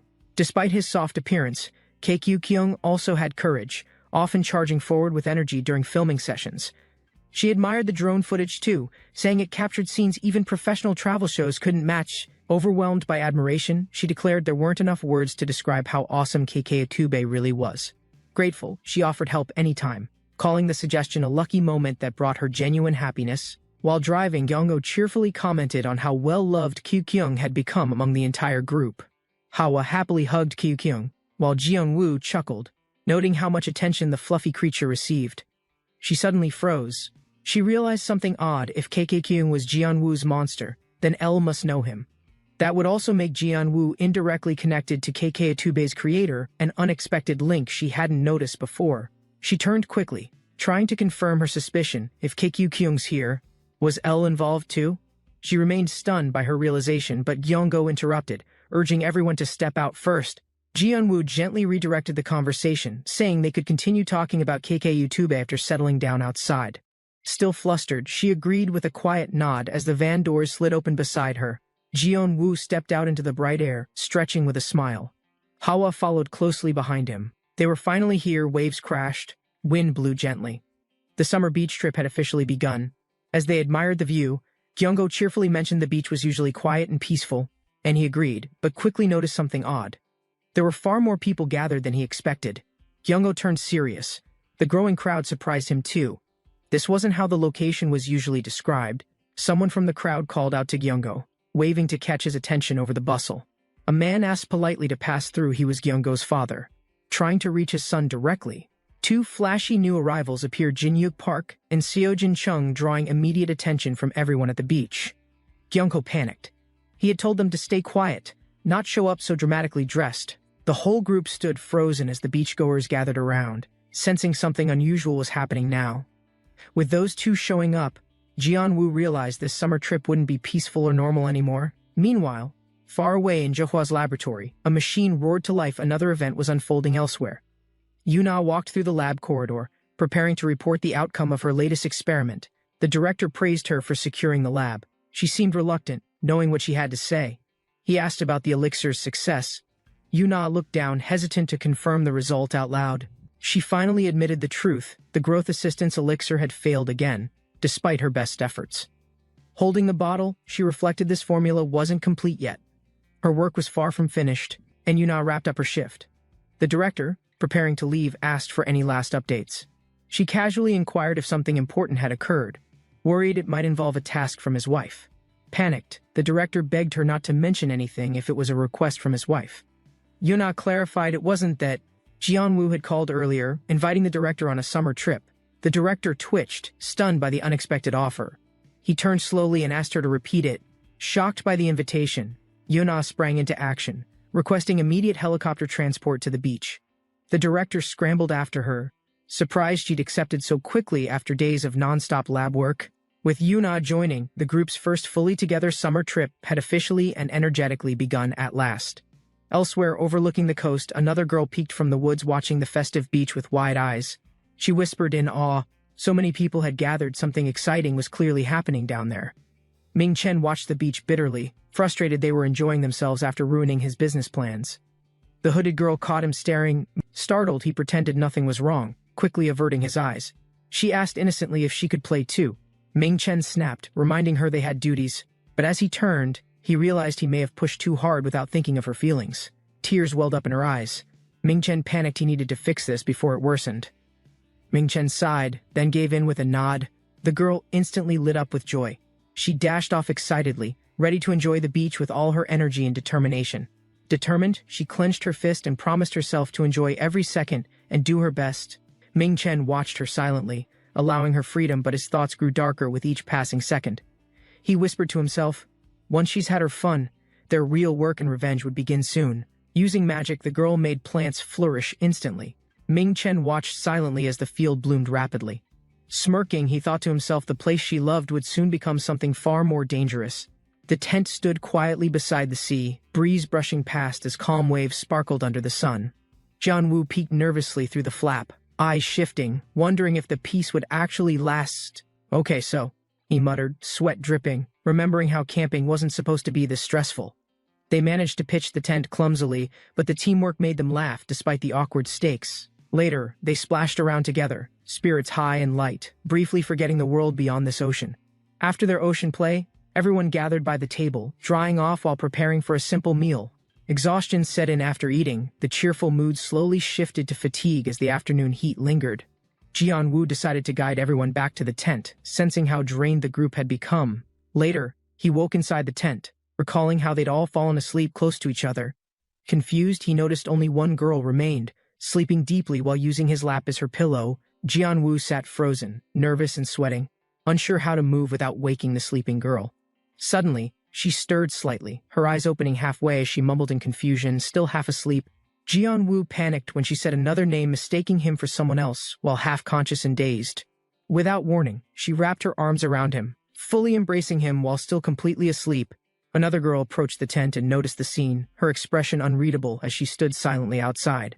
From outside the tent, someone quietly left without saying anything, retreating before the others even noticed. Jianwoo scrambled to explain the situation, embarrassed and flustered as Yun bowed repeatedly in apology. And then she admitted exhaustion led her to sleepwalk, apologizing again for unintentionally disturbing his rest. Though he reassured her kindly, her expression shifted, torn between relief and a quiet, lingering frustration. When he showed no discomfort, she suddenly grew irritated, confused by her own unexpected reaction to it. She suddenly grabbed Hawa's hand, determined to change the mood and lift everyone's spirits immediately. Jianwoo was surprised by the sudden shift, watching as she brightened up with intense resolve. Declaring her plans, she pulled out her credit card and promised to treat Hawa to everything. Despite his protests, the group agreed to head into town together, swept up in Shi's energy. The three marched ahead as a group, with Shi confidently leading the charge into their next adventure. At the festival, Hawa proudly raised her giant prize, while the others followed with amused smiles. They moved from stall to stall, laughing and cheering, as Hawa kept winning small games with ease. As night fell, the lights from the coastline twinkled, marking the end of their playful outing. A box filled with stuffed animals revealed their haul, countless toys from Hawa's unstoppable winning streak. Jianwoo was stunned by the amount, while she simply smiled, proud of how much fun they had. Hawa proudly raised her hand after winning again, bursting with energy from her string of victories. Jianwu watched in disbelief as Hawa effortlessly popped an entire column of balloons in seconds. Later that night, she asked if they enjoyed themselves. Jianwu smiled and confirmed they definitely had. Still holding the plush toys, he looked around and realized a few people were suddenly missing.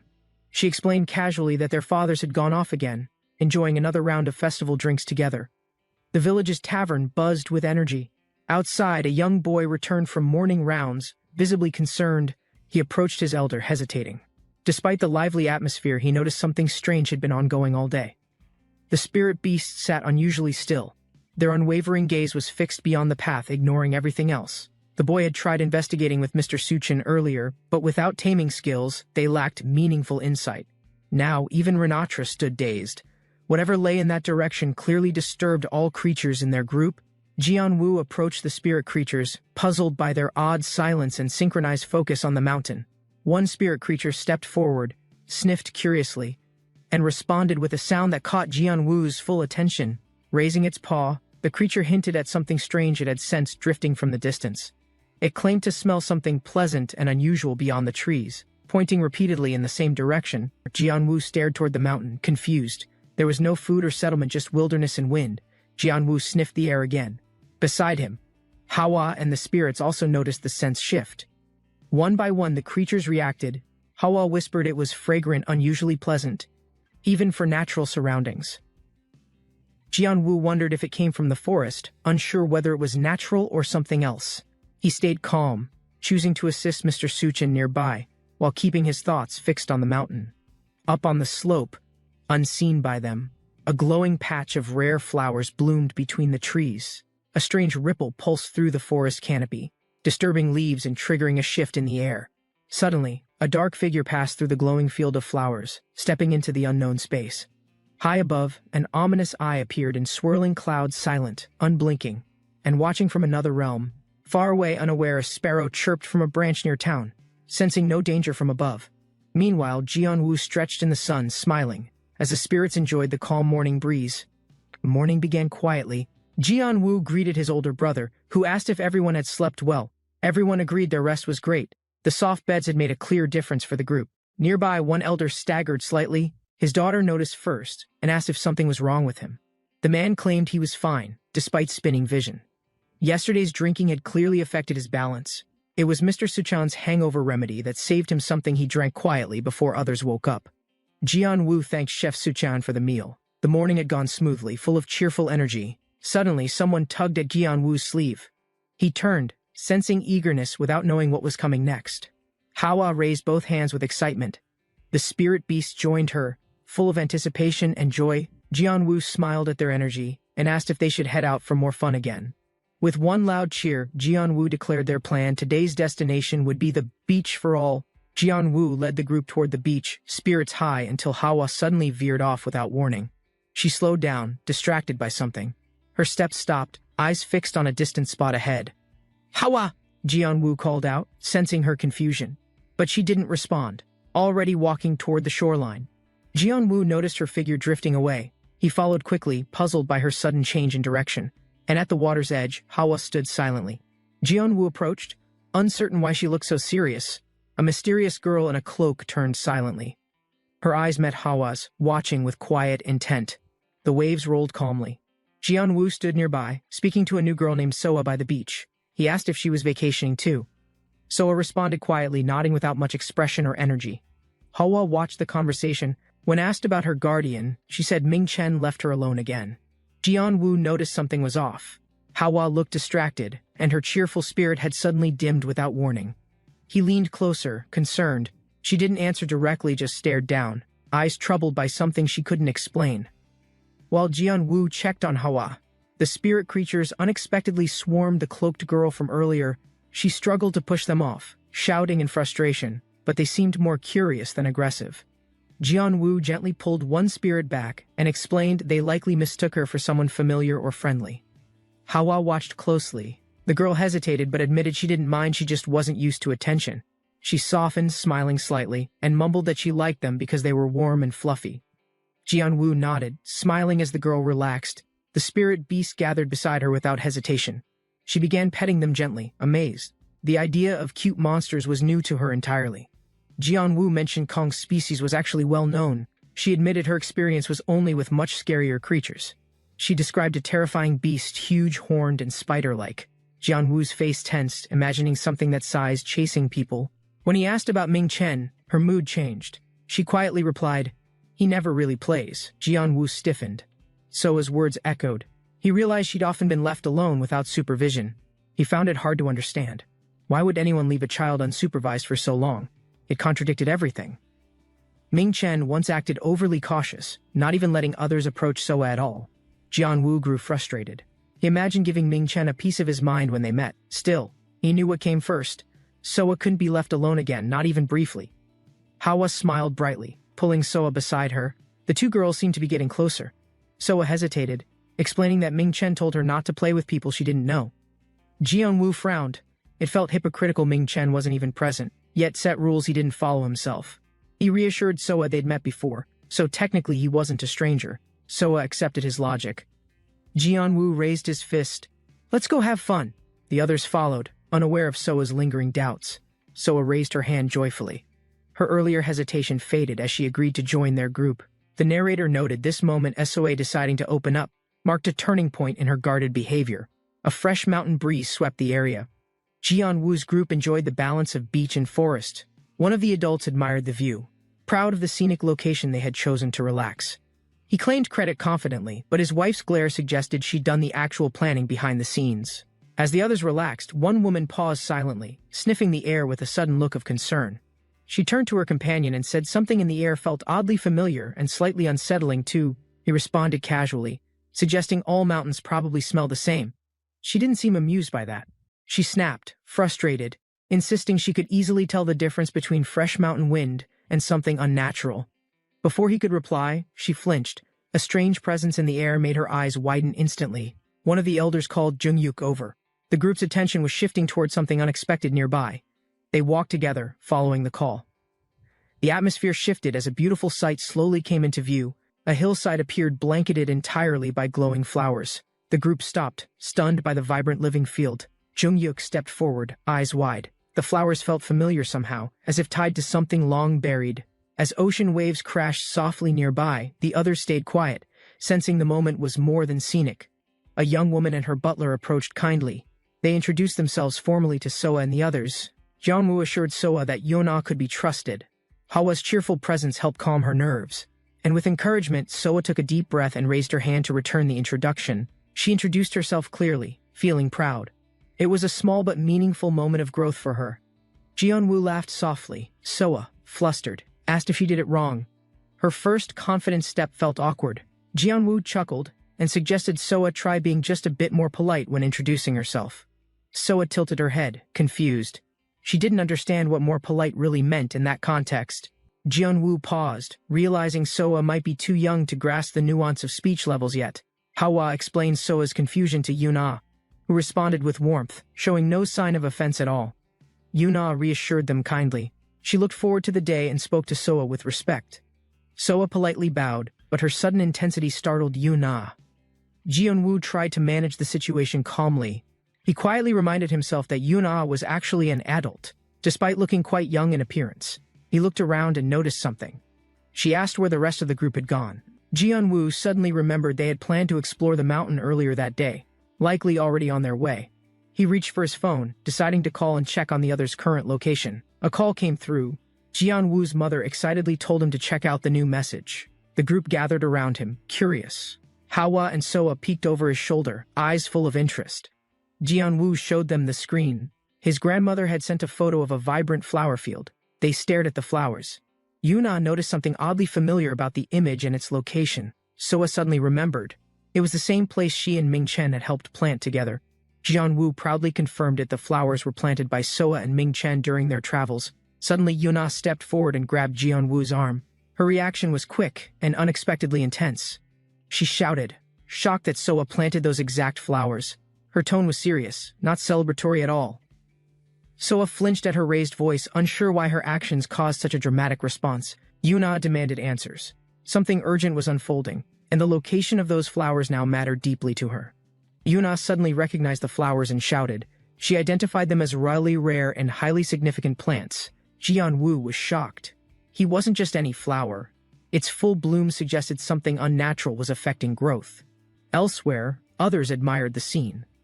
But one among them stared silently, trying to recall a forgotten memory.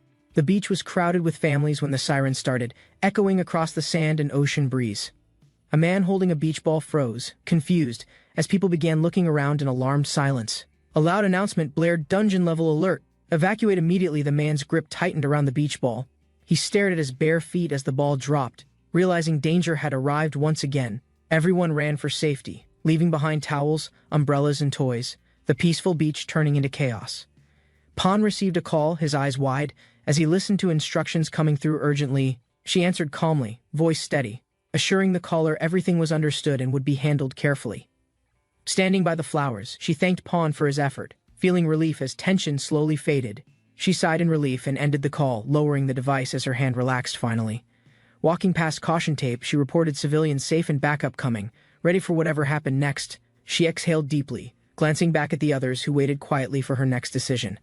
Turning her head, she sensed something was wrong, her expression tightening as worry replaced her relief immediately. She spoke firmly, explaining that despite progress, the most dangerous problem was still unresolved and approaching fast. She complained loudly, frustrated her first vacation in years had been ruined by unexpected chaos and danger. The hooded woman clenched her fist, determination clear, ready to face the threat without hesitation or doubt. The creatures cried loudly in her arms, their small paws waving as they protested being held still. She sighed, sensing by their reactions that the flowers nearby must be causing everyone serious trouble now. Apologizing softly, she admitted she failed to restrain them alone and should have left them behind. He tried to reassure her it was fine, though frustration showed as he rubbed his tired forehead. The hooded girl tugged his sleeve, her voice trembling as she asked if she ruined everything. He stammered nervously, unsure how to explain without making her feel worse about everything immediately. A voice interrupted firmly, stepping forward to confirm she had in fact caused a serious problem. He looked back, sighing, then admitted she'd done something awful that endangered everyone around the entire area. They explained the flowers attracted monsters wherever planted, nearly creating disaster if help hadn't arrived in time. Hearing this, she lowered her head, her shoulders trembling as regret settled heavily into her small frame. Her eyes welled up with tears as she struggled to hold back everything she felt inside. He stepped forward carefully, reminding Yuna she was being harsh since the girl was still very young. Yuna sighed, asking quietly if the girl understood what she did wrong and why it mattered. Surprised, she looked up, realizing Yuna's voice had softened after hearing her quiet, regretful answer. A gentle hand rested on her shoulder, letting her know everything would be fine from now. Yuna gently patted her shoulder, reassuring her that acknowledging mistakes was the most important first step. He watched Yuna closely, her calm voice surprising him, and wondered what she would say next now. Yuna turned back, dismissing the worry with a smile, saying everything would be fine very soon. Suddenly, a red-haired man appeared, declaring confidently they were the best team to handle any threat. She sighed, questioning if he seriously called himself the best, suggesting he learn more about staying humble. She sent a small shock to silence him, tired of his boasting during every dangerous mission. With a calm voice, she reassured the girl they truly were the best, despite acting foolish sometimes. Suddenly, a loud crack echoed nearby, drawing everyone's attention as the air shifted with something unexpected. Someone shouted urgently, warning her about the massive ogre that had appeared right behind her without notice. She turned, smiling confidently, saying an ogre was nothing difficult and she could handle it alone. She gasped in shock, realizing something massive was moving quickly toward her from behind the trees. Her mind raced, knowing if she used magic now, everyone nearby would also be in danger. She tried stepping away, but the creature's claws were already swinging fast toward her exposed side. Heart pounding, she felt its grip tightening around her waist before she could finish her protective spell.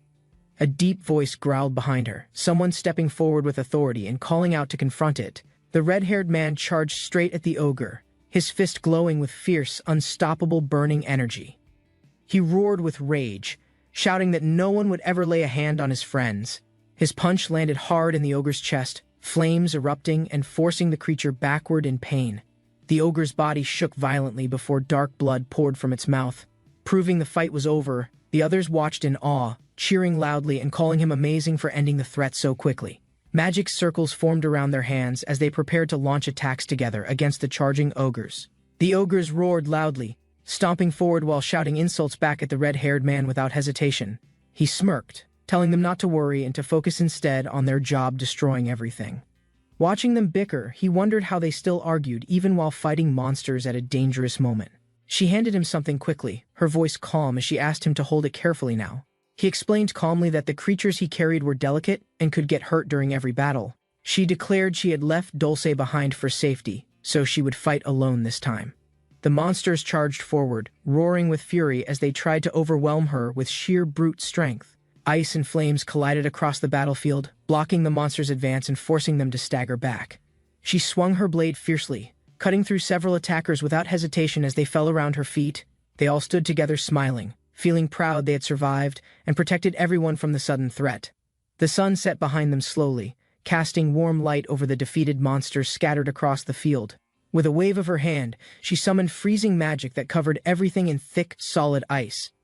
She stepped back, satisfied, announcing calmly that the battle was finished and nothing else could escape. Now, her small creatures tilted their heads, confused by her actions, as they tried to understand her plan.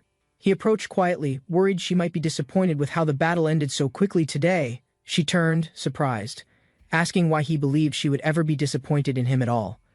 Blushing, she admitted everything felt easy, because her amazing husband protected her better than anyone else could. He stammered nervously, unable to answer, his face turning red as everyone around them started to laugh. A man in a suit appeared behind Yuna, calling her name calmly to get her full attention. The older man looked down gently, his expression calm as if he already knew what was coming. Without resisting, he held out both hands, letting the cold restraints lock around his wrists in silence. The sun sank behind the ocean, casting a golden glow over the quiet harbor and waiting car. Ming Chen sat silently, staring at the ground, while a tall man in black stood behind him.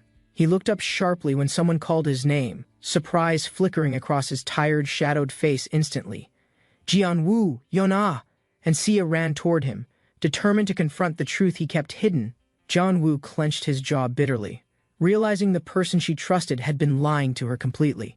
Xia sprinted through the forest path, determined to reach her target before danger could strike unexpectedly. The night air felt heavy with tension, as everyone sensed something terrible was about to happen. Hawa burst into the room, using her power to stop an attack that was already in motion. Jianwu and Hawa watched in shock, realizing how close they had come to disaster without even knowing.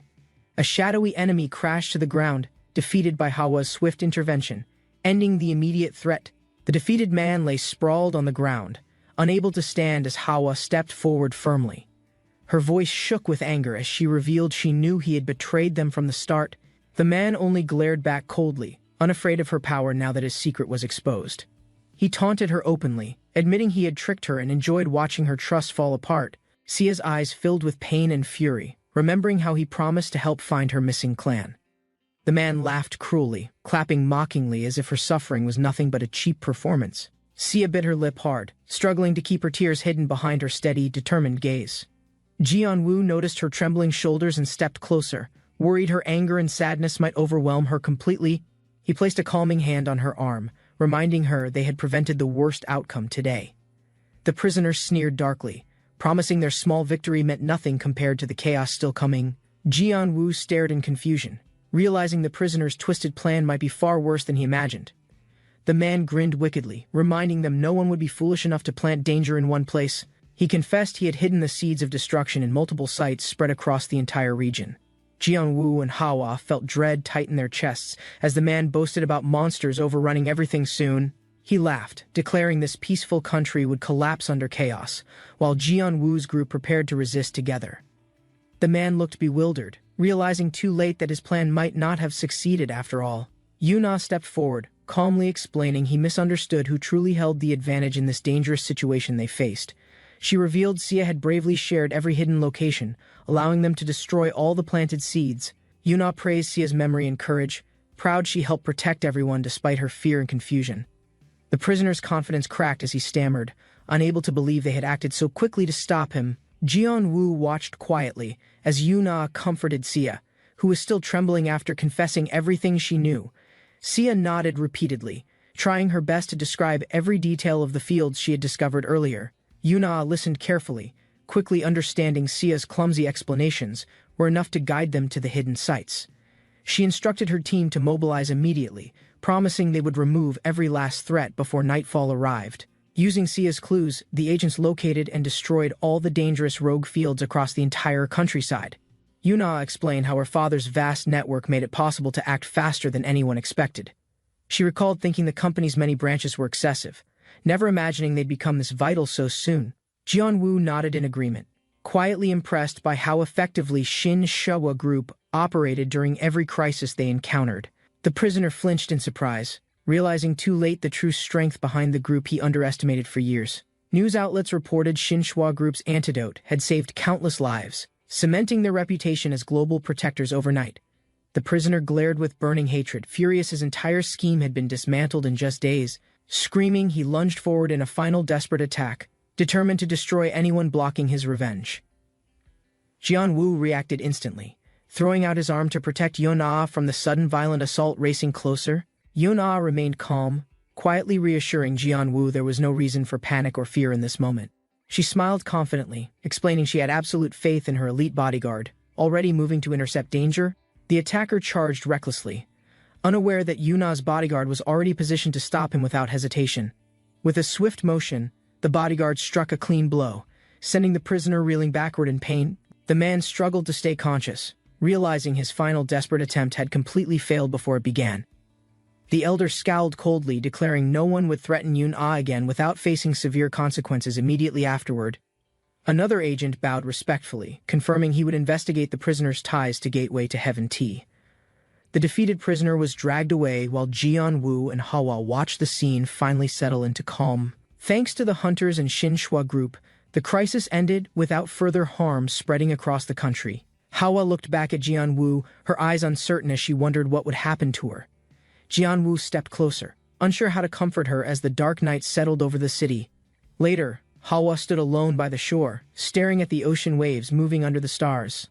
Hawa quietly approached Sia, who was still sitting alone, her shoulders drooping in heavy disappointment. Jian Wu stood nearby, watching them both, unsure how to ease the sadness filling the silent night air. He asked gently if Sia was all right, hoping she might share what she felt inside. Sia buried her face in her arms, her voice low as she whispered she wanted to leave. Hawa understood Ming Chen's betrayal had shattered her hope, leaving her uncertain if she could trust again. Jian Wu clenched his fist, feeling determined to prove his promise was different from every broken lie before. He declared firmly that he would personally help Sia return home, no matter what it took. Sia looked up slowly, her eyes wide with disbelief, unsure if she could trust anyone again.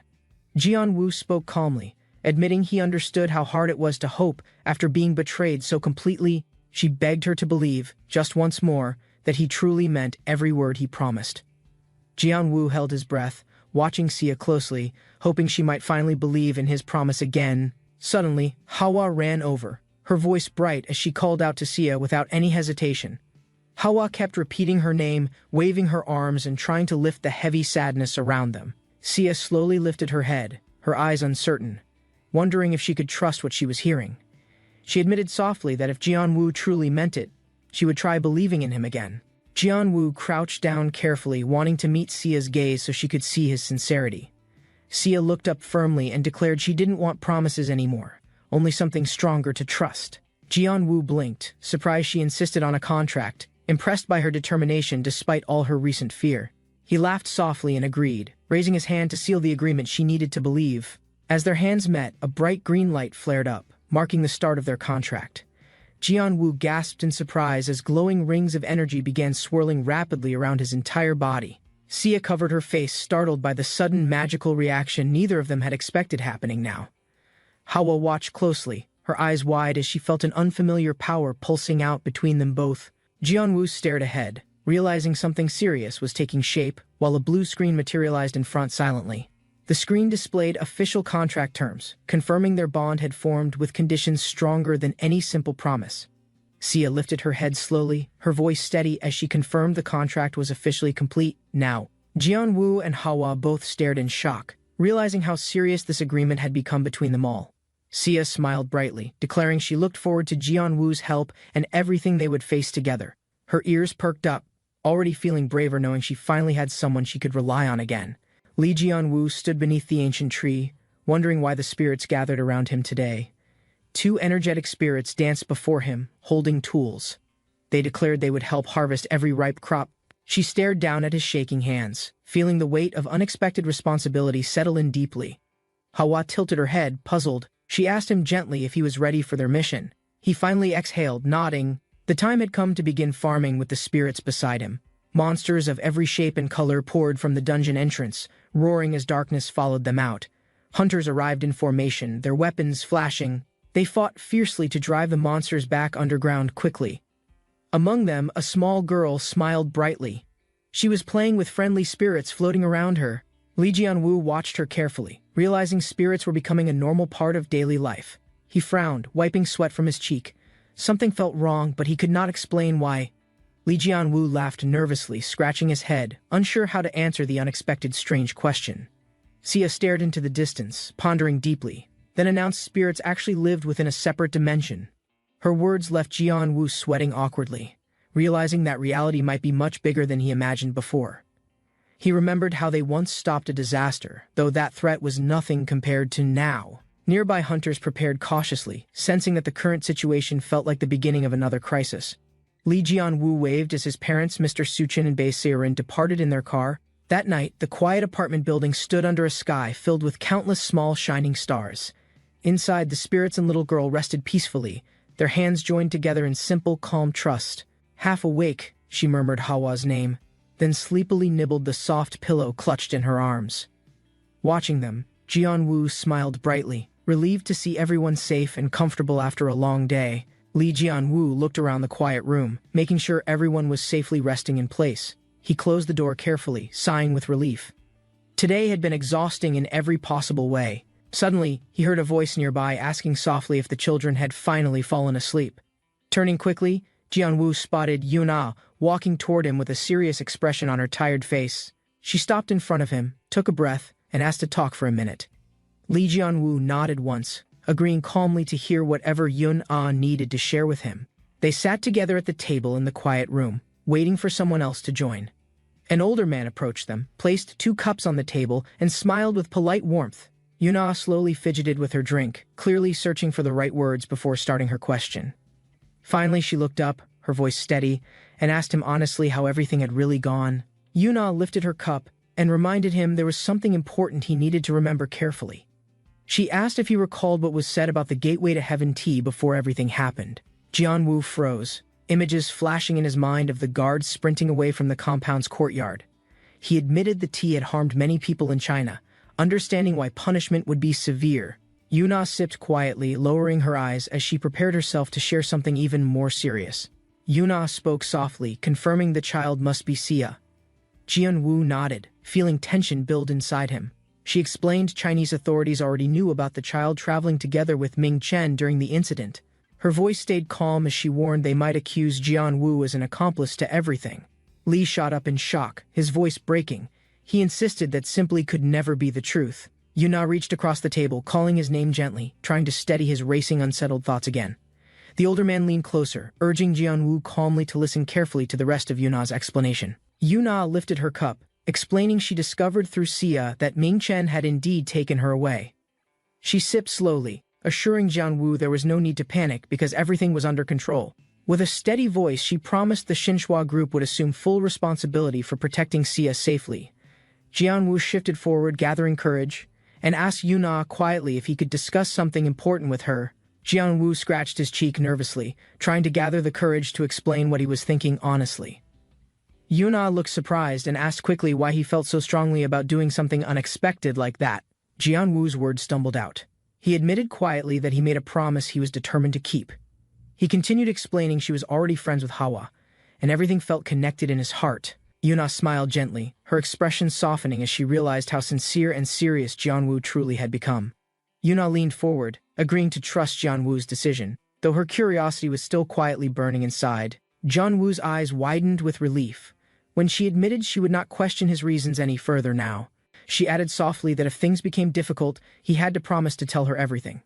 Jianwu nodded gratefully, smiling wide, and thanked Yuna with genuine relief filling his tired but hopeful voice. And that was how they began facing the unknown future together with unspoken trust between them.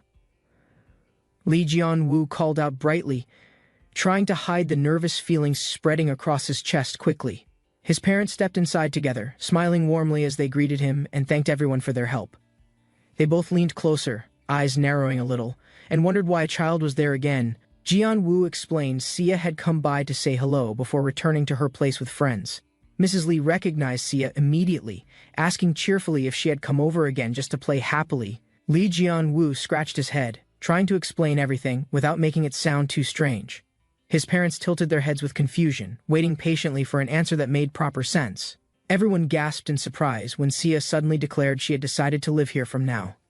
Jianwu stared at the old tree outside, feeling both nervous and hopeful about what would happen next. From somewhere unseen, more spirits watched closely, whispering excitedly that everything was finally starting to change forever. Two spirits hurried forward together, pausing when they sensed something unusual moving near the giant ancient tree's base. Alarmed, they raised their voices, shouting a warning as magical energy burst into the air suddenly.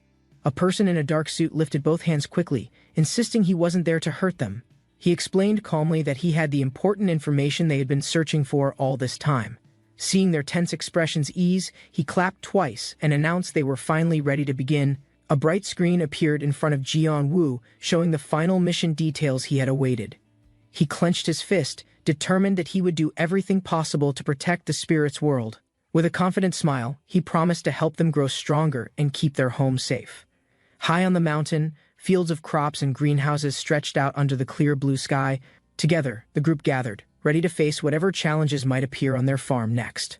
Hua spotted Li Jianwu in the distance and ran toward him, waving both hands excitedly. Jianwu turned, puzzled by her sudden approach, and waited as she sprinted across the field happily. She called out loudly for Hua, her voice filled with joy as she raised her hand. Jianwu asked gently what she was doing, while Hua beamed brightly, thrilled by her simple plan. On the floating island, Jianwu prepared his greenhouse, tending crops thriving under endless sky. He looked up with a calm smile, thinking this peaceful morning felt perfect for new beginnings. His sturdy boots pressed the soil as he heard Hua's cheerful voice calling his name loudly. Hua hovered above the sunflowers, waving her hands excitedly, eager to start their adventure together today. Jianwu adjusted his collar, nodding firmly, knowing they must not be late for the ceremony. Hua dashed forward with excitement, while Jianwu shouted for her to slow down immediately. They arrived breathless on the floating platform, Jianwu apologizing loudly for being so terribly late.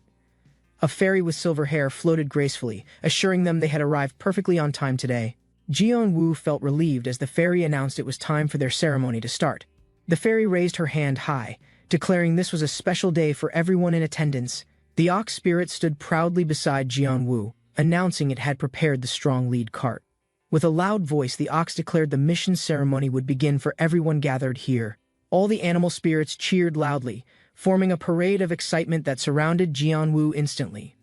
Jianwu smiled softly, feeling grateful but also embarrassed by their cheerful energy and sudden celebration. A shy girl held her paper, wishing his journey would be filled with blessings and happiness. The girl finished reading nervously while everyone clapped, making her cheeks flush red with shy relief. She ran over quickly, asking Jianwu if she had spoken her words clearly enough. Hearing his praise, she jumped with joy, feeling proud her practice had finally shown real results. Hua hugged her tightly, saying all the effort teaching her had become truly meaningful and rewarding. Jianwu watched them warmly, thinking it was wonderful seeing Sia speaking so confidently today. Sia perked up with sudden energy, preparing to share something very important she had discovered recently. She spoke in symbols no one understood, revealing her words came from a language beyond Earth. Everyone stood confused, unable to make sense of a single word she tried to express. Later, Sia explained she used magic translation whenever she was with Ming Chen during conversations. Jianwu felt surprised such magic existed, allowing anyone to speak fluently like a native speaker. Sia felt proud after finishing her work, while everyone around her cheered and praised her efforts. The ox spirit walked over slowly, ready to share something important it had decided to announce. Facing Jianwu, the ox spoke firmly, calling him master and preparing to share its gratitude. It thanked him sincerely for granting permission so they could marry and live together happily forever. Jianwu sighed, feeling annoyed that even a cow in spirit married before he ever had. Jianwu raised a finger to protest, but the ox glared seriously and interrupted his complaint. With firm determination, the ox declared it an order and insisted he must accept their marriage. Scratching his head, Jianwu admitted he allowed it because it was not his business, yet he felt uneasy, wondering how a cow and spirit could maintain such a relationship together. He also worried quietly about finding Sia's real home and helping her return there someday. Jianwu sighed deeply, reminding himself he still had his own goals and problems to handle. He realized there were many uneasy thoughts filling his mind, making everything feel more difficult than expected. While he worried, the girls counted together, preparing something they wanted to share as a surprise. Suddenly, magical light appeared with a loud rush, surrounding everyone in a bright and shimmering circle. The ox spirit looked up, wondering if these shining rays were truly the rarest kind of blessings. Jianwu stared at the symbols above, wondering quietly if this was Sia's special hidden magic. He watched the girls cheering, their voices blending as they proudly declared it was finally finished together. Jianwu placed a hand on his hip, asking when they had planned this bright surprise. One fairy explained Sia wanted to prepare something special, hoping it would bring happiness to everyone present. Sia smiled shyly, admitting she felt relieved everything worked because she worried it might completely fail. The girls cheered with bright faces, celebrating together after their magic ceremony turned out completely successful. Jianwu paused, feeling something he could not explain, while his eyes stared ahead with surprise. Hawa tilted her head curiously, calling out to him when she noticed his strange, distant expression. He forced a smile, shaking his head quickly, insisting it was nothing worth worrying about now. And Hawa reached out, ready to ask again, determined to hear the truth he was hiding.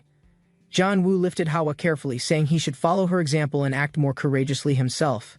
Hawa beamed brightly, hugging him close and feeling happy her efforts inspired him to keep trying.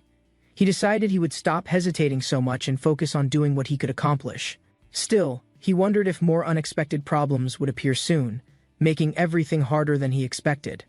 Suddenly, a girl arrived shouting that other companies were collecting secret information about Mr. Jianwu. The older man explained urgently that rival companies had started targeting Jianwu's valuable farming secrets recently. He revealed the special chili powder's popularity rose after being linked to a famous restaurant's dishes. Since their farm didn't grow peppers, people suspected they secretly sourced ingredients from somewhere mysterious instead. The girl felt troubled, realizing she overlooked this risk, but was reassured gently by her senior. She clenched her fists, fearing someone would steal Mr. Jianwu away if they weren't careful. Ms. Yona flailed her arms, shouting emotionally that Jianwu belonged only to her alone.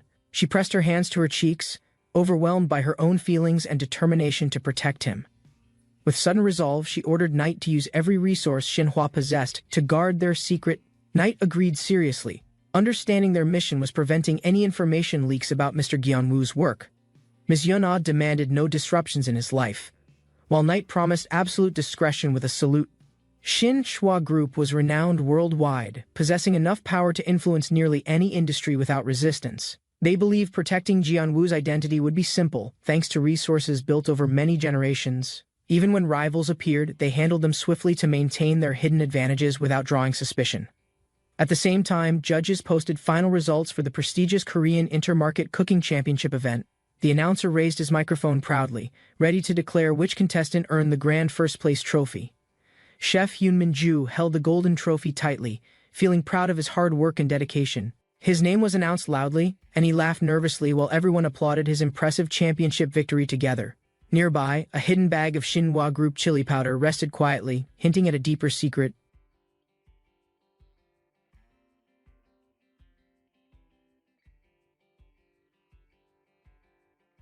The bees flew calmly above the dungeon farm while rabbits played and sunlight brightened the quiet barn. Hawa shared laughter with the others, clutching her plush toy, her carefree energy filling the farm's field. Nearby, Elle recorded notes, focused on plant growth and dungeon soil conditions for her study. Jianwu watched silently, deep in thought, sensing something odd in the cheerful scene before him. Elle paused her writing, sensing his gaze, her expression softening with curiosity and concern. Elle noticed Jianwu's worried posture and floated closer, her tone gentle. Reading his expression clearly, she mimicked his frown with comical intensity, explaining how tense he looked without him even realizing it. Jianwu mentioned the sudden call from Xinhua Farms and how their peppers gained surprising popularity. Elle's eyes lit up with excitement, thrilled by the success and proud of their shared effort. But Jianwu scratched his head nervously, knowing that the situation might be more complicated than that. Jianwu explained the request for more peppers, revealing the other farm had run out entirely. He admitted the problem: there were no more peppers left in storage, and new ones weren't ready. Inside the warehouse, shelves sat empty, confirming their stock shortage and deepening the weight of the dilemma. Jianwu paced slowly, explaining that pepper harvests took time. They couldn't rush the natural growth process. He sighed, glancing toward a blooming patch of gejiok radish, which flourished impressively within only 1 week. Jianwu observed the radishes, impressed by their rapid growth, almost too fast to seem natural. Noticing a huddled group nearby, he grew curious, wondering if they were plotting something fun or useful. He approached the group, asking what they were watching, as the others noticed him and waved happily. Looking closer, he was surprised to find an unfamiliar type of plant already thriving in neat rows. She explained it simply: Khan had wished to grow them, and she had helped him do it. Jianwu pointed out the flawed method: replanting mature crops wouldn't work like proper cultivation from seeds. Puzzled, Jianwu tugged gently at the stem, questioning what she meant by regenerating the planted crops. As he pulled, something felt strange. Unlike cut plants, this one resisted in a way that caught attention. The plant finally emerged fully from the soil, revealing healthy roots growing deep from the base. Shocked, Jianwu realized it had become a real plant again. It had grown roots like natural crops. When asked how it happened, she proudly admitted she used magic to grow the plant instantly. But realization struck her mid-sentence, and her confidence turned into sudden panic as the weight of it hit. Worried she had crossed a line, she asked softly if her method had broken any rules. Jianwu didn't answer right away. Her reaction made him pause, sensing her fear ran deeper than expected. He remembered her past mistake: magic gone too far. Perhaps that's why she looked so anxious now. Jianwu reassured her gently, patting her head with a small smile to ease her anxiety. He explained the flower's importance: it was Kong's main food, and he'd worried they couldn't cultivate it. Kong happily responded, his expression bright and excited, clearly recognizing his favorite food now growing again nearby. Jianwu held the plant thoughtfully, still unsure if it would survive long-term, but impressed by Soa's magic. Suddenly curious, he asked her directly what other types of magic she might be able to perform. The sky remained calm above the farm, but something new was already spreading through the greenhouse. Jianwu stood amazed, watching as the others gathered in awe at what was happening before them. Even the detox dogfish, usually unresponsive and delicate, began to sway in perfect rhythm to the sound. Spirits of all shapes danced excitedly, bouncing and spinning, completely overtaken by the pulse of energy. From above, a magical wave shimmered down. Jianwu realized Soa's magic had energized everything on the farm. Jianwu turned, noticing something even more unexpected: a quiet transformation happening in the corner of the field. Leaves sparkled into existence, blooming into thick bushes, then sprouting full red peppers in vibrant clustered rows. The peppers dropped from branches, heavy, full, firm, the type farmers dream of but rarely produce consistently. Jianwu was stunned. These weren't just fast, they were all high-grade crops, exceeding every usual standard. He celebrated the breakthrough, unaware that far away, a sinister figure had already noticed the magical shift. Jianwu covered his face, frustrated with himself for being swept away by excitement and ambition. Soa and the others rested, laughing together, relieved after the intensity of their sudden magical efforts. He turned to Soa, voice lowered, realizing he had pushed her too far without meaning to. Apologetically, he admitted his greed, regretting he hadn't stopped sooner to consider her strength and well-being. Soa blinked, looked at him softly, then quietly told him it was okay and she meant it. Soa spoke up firmly, assuring him that he wasn't like Ming Chen in any way. She had seen his effort, working tirelessly every day, never once stopping until the job was done. Despite his fatigue, he always played with them afterward, never letting exhaustion get in the way. Alone, she reflected quietly, thinking how much he truly cared, not just in words but actions. With gentle conviction, she declared that she felt cherished, and he responded with a soft, comforting pat. Soa, determined to help, pleaded earnestly, hoping her actions wouldn't cause any unnecessary worry. He gently placed his hand on her head, grateful yet concerned about her overwhelming dedication. He thanked her with sincerity but reminded her not to overdo things despite her good intentions. Suddenly, a loud stomach growl interrupted their moment, drawing startled attention toward the embarrassed little girl. Realizing the time, he smiled and suggested they head home for dinner, easing the tension instantly. Night settled over the quiet home as unexpected visitors gathered. Jianwu hesitated beside Soa and Hawa, unsure why they were suddenly summoned to this place. Yuna looked directly at them, questioning the reason behind their unexpected appearance at her family estate. Even the butler and another man noted it was Jianwu's first visit with Yuna. Jianwu laughed awkwardly, thinking it was about peppers, unaware Yuna had a different purpose entirely. Yuna apologized sincerely, revealing that her family caused an issue involving Jianwu that needed resolution. To ensure his safety, they assigned Pawn as his temporary bodyguard, an unexpected but serious arrangement. Pawn respectfully introduced himself, bowing with determination, while Jianwu and the others tried to process the news. The word bodyguard echoed in Jianwu's head, leaving him visibly stunned while the girls looked equally confused. Night settled quietly over the farmhouse as Jianwu prepared for an unexpected gathering of guests. Inside, 5 figures surrounded the low table, their expressions serious, focused on Jianwu's recent actions. Surprised, Jianwu processed the news he had unintentionally drawn attention from powerful companies and shady interests. Still confused, he considered Hawa's presence beside him, sensing there was more at stake than cooking. A chef's victory revealed his talents. Now corporations watched him and Hawa, aware of their unique potential. Jianwu stood still, startled, as the girls beside him looked toward something unexpected ahead. The older man stepped forward, bowing deeply, while Hawa lowered her head in remorseful, sincere respect. Tears welled in Hawa's eyes, her emotions stirred by guilt, pressure, and the weight of attention. Jianwu lowered his head slowly, overwhelmed, feeling the unspoken burden press down across his shoulders. He remembered the truth. Avoiding attention wasn't fear, it was survival, protecting others from what he became. Jianwu glanced sideways, his eyes locking briefly on her, weighed down by thoughts he hadn't voiced. He stayed silent, the reason clear in his heart: he simply didn't want anything bad happening to her. He knew others wouldn't understand Hawa's abilities, nor accept the strength hidden behind her gentle demeanor. Determined, he clenched his fist tightly, unwilling to let the situation spiral into something dangerous again. He couldn't bear their apologetic faces. Their guilt born from his burden was harder than any threat. Hawa urged Jianwu to care for himself too, worried he ignored his own well-being.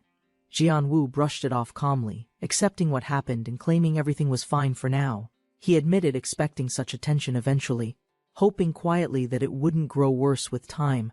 Jokingly, he teased the moment with laughter, pretending fame might come and asking about autographs. The elder smiled with gratitude, while Hawa looked on, moved by Jianwu's calm strength. As night fell, Jianwu apologized for forgetting drinks and went to prepare honey tea. He returned quickly, placing the tea on the table as a small gesture of comfort. The atmosphere shifted gently as the group relaxed, warmth and laughter easing earlier tension and worry. Jianwu turned to the suited man, surprised he accepted the unusual role of bodyguard. Despite being busy, the man recalled chaotic missions, now preparing to protect Jianwu's unpredictable future. Jianwu spoke up confidently, telling the others not to worry or overthink the situation anymore. The older man reassured him Pan, their strongest and most capable butler, had accepted the role. Jianwu questioned that claim, confused, recalling Pan always played the weakest chess pieces in every game. Pan calmly revealed the truth. While sipping tea, he played the pawn because he was the rook. Everyone froze, puzzled, trying to understand how someone could be both the lowest and strongest piece simultaneously. The elder admitted the situation was confusing, then asked Pan to explain the rest himself. Jianwu listened carefully as Pan began explaining why he had 2 names and distinct roles. With a flash of light, Pan revealed his secret: he had the ability to clone. Jianwu and the girls jumped back, shocked to see an identical pawn appear beside him. The original rook explained that his clones, all named Pawn, performed missions worldwide without stopping. Hawa explained that rook could handle emergencies instantly through his clones, making him the perfect guard. Jianwu was impressed but uneasy, thinking it would feel strange entering dungeons with a bodyguard. He paused, realizing that rejecting the offer might only make Hawa feel more guilty again. Still unsure, Jianwu acknowledged her feelings, trying to decide whether accepting help was truly necessary. Hawa smiled brightly, and even the kids cheered. Just imagining protection made them feel much safer already. Relieved by Jianwu's acceptance, Hawa lit up with joy, while the elders smiled proudly. She promised Jianwu would be protected, no matter what danger appeared from this point forward. And so, Jianwu officially received something he never expected: a professional bodyguard assigned just for him. Curious, Jianwu asked what Rook actually did besides guarding. The answer left him completely shocked. The next morning, under clear skies, the group began their day, unaware of new surprises approaching. Hawa called out for Rook, confused by his absence and wondering where he had gone. Jianwu responded casually, holding something in his hand that quickly caught everyone's attention.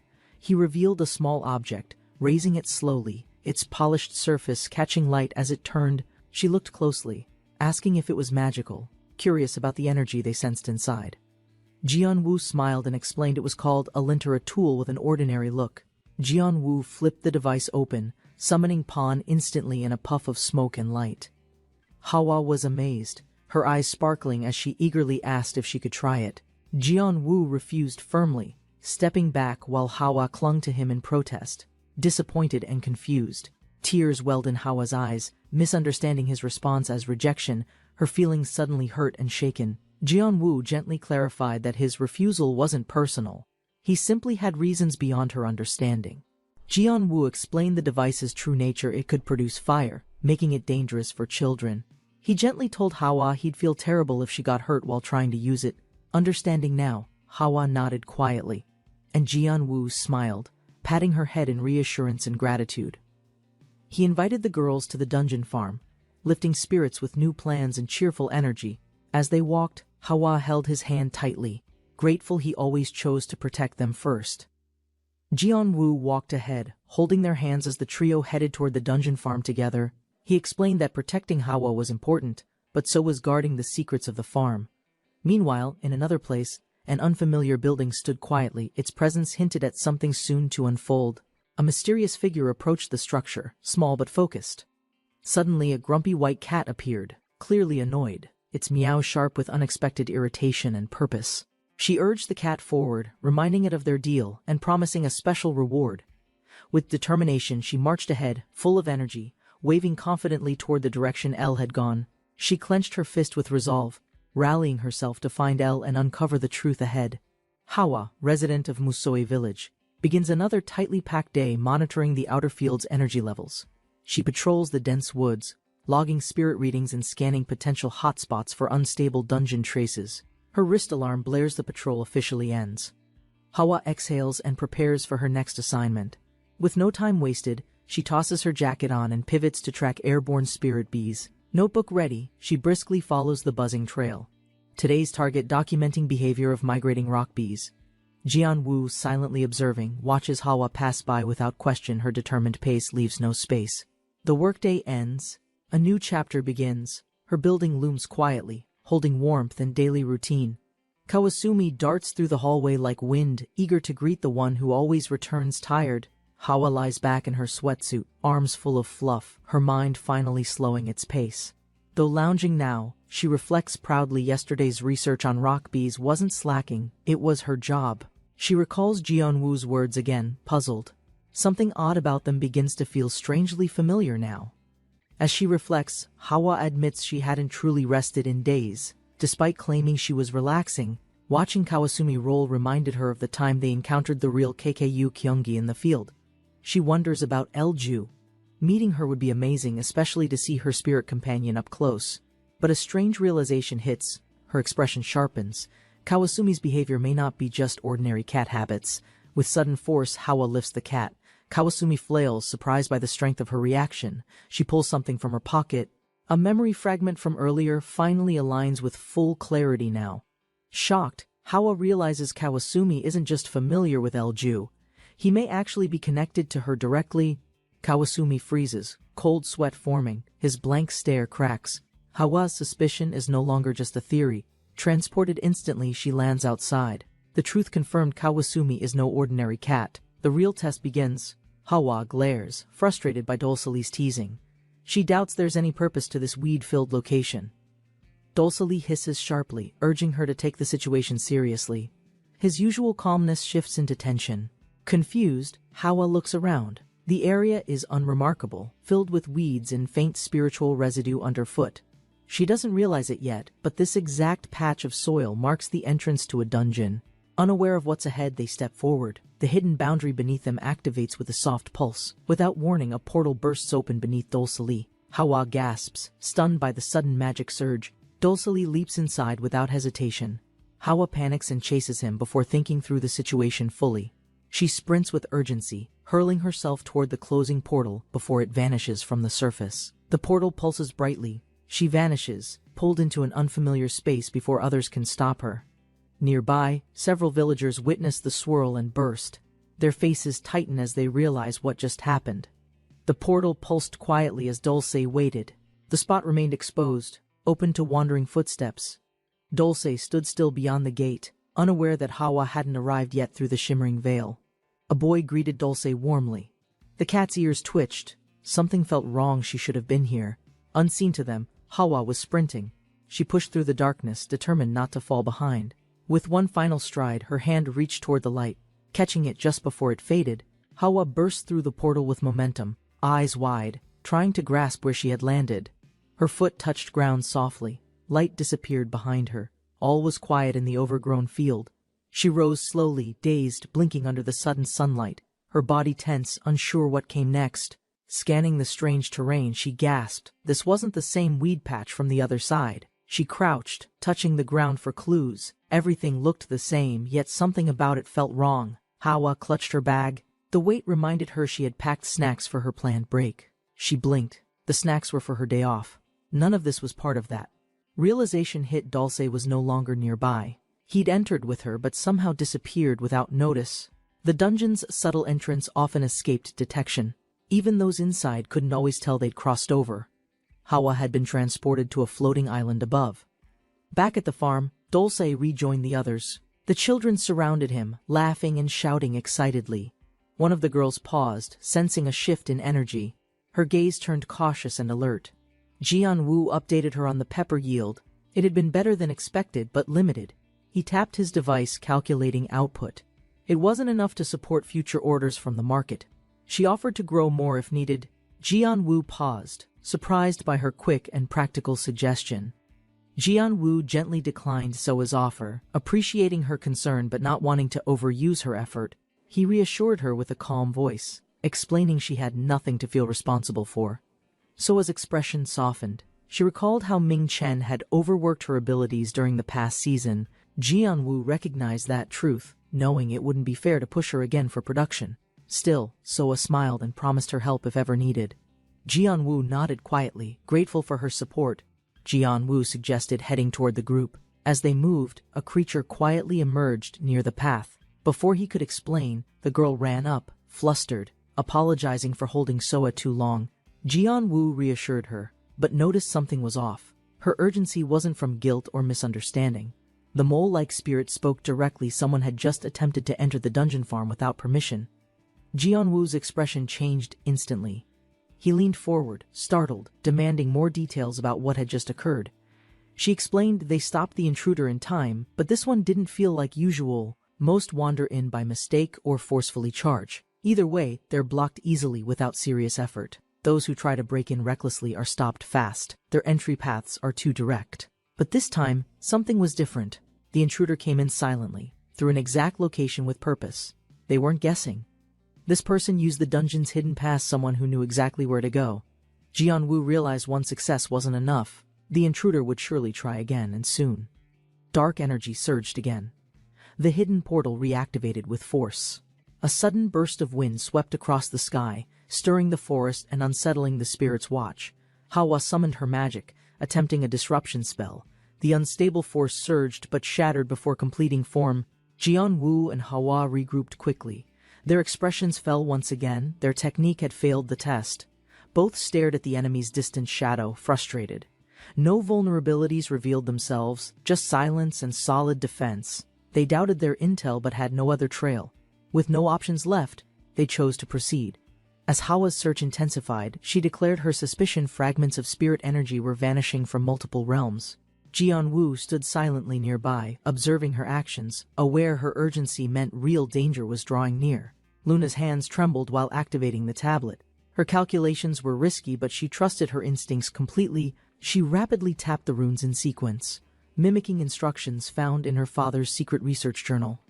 With one sharp press, the mechanism triggered, reacting immediately, sending a pulse across the farm's protective boundary lines. Luna finally relaxed, satisfied her barrier locked intruders out.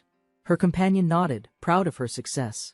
Jianwu watched, impressed by her work. Even the spirits clapped quietly, sensing the defense spell. She adjusted the final enchantment node. Luna was confident this layer would block any sudden teleportation attempts. Despite the solid ward, she admitted the original artifact's full version likely had far stronger power. With a grin, she revealed a second relic. Her companion blinked. This wasn't in any documentation.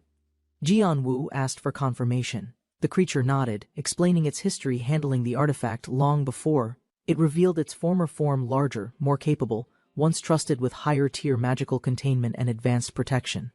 Luna stood behind proudly, assuring Jianwu the site's defense was secure under the Guardian's watch. Though unsure, Jianwu nodded slowly. Trust wasn't easy, but their preparation clearly wasn't lacking this time.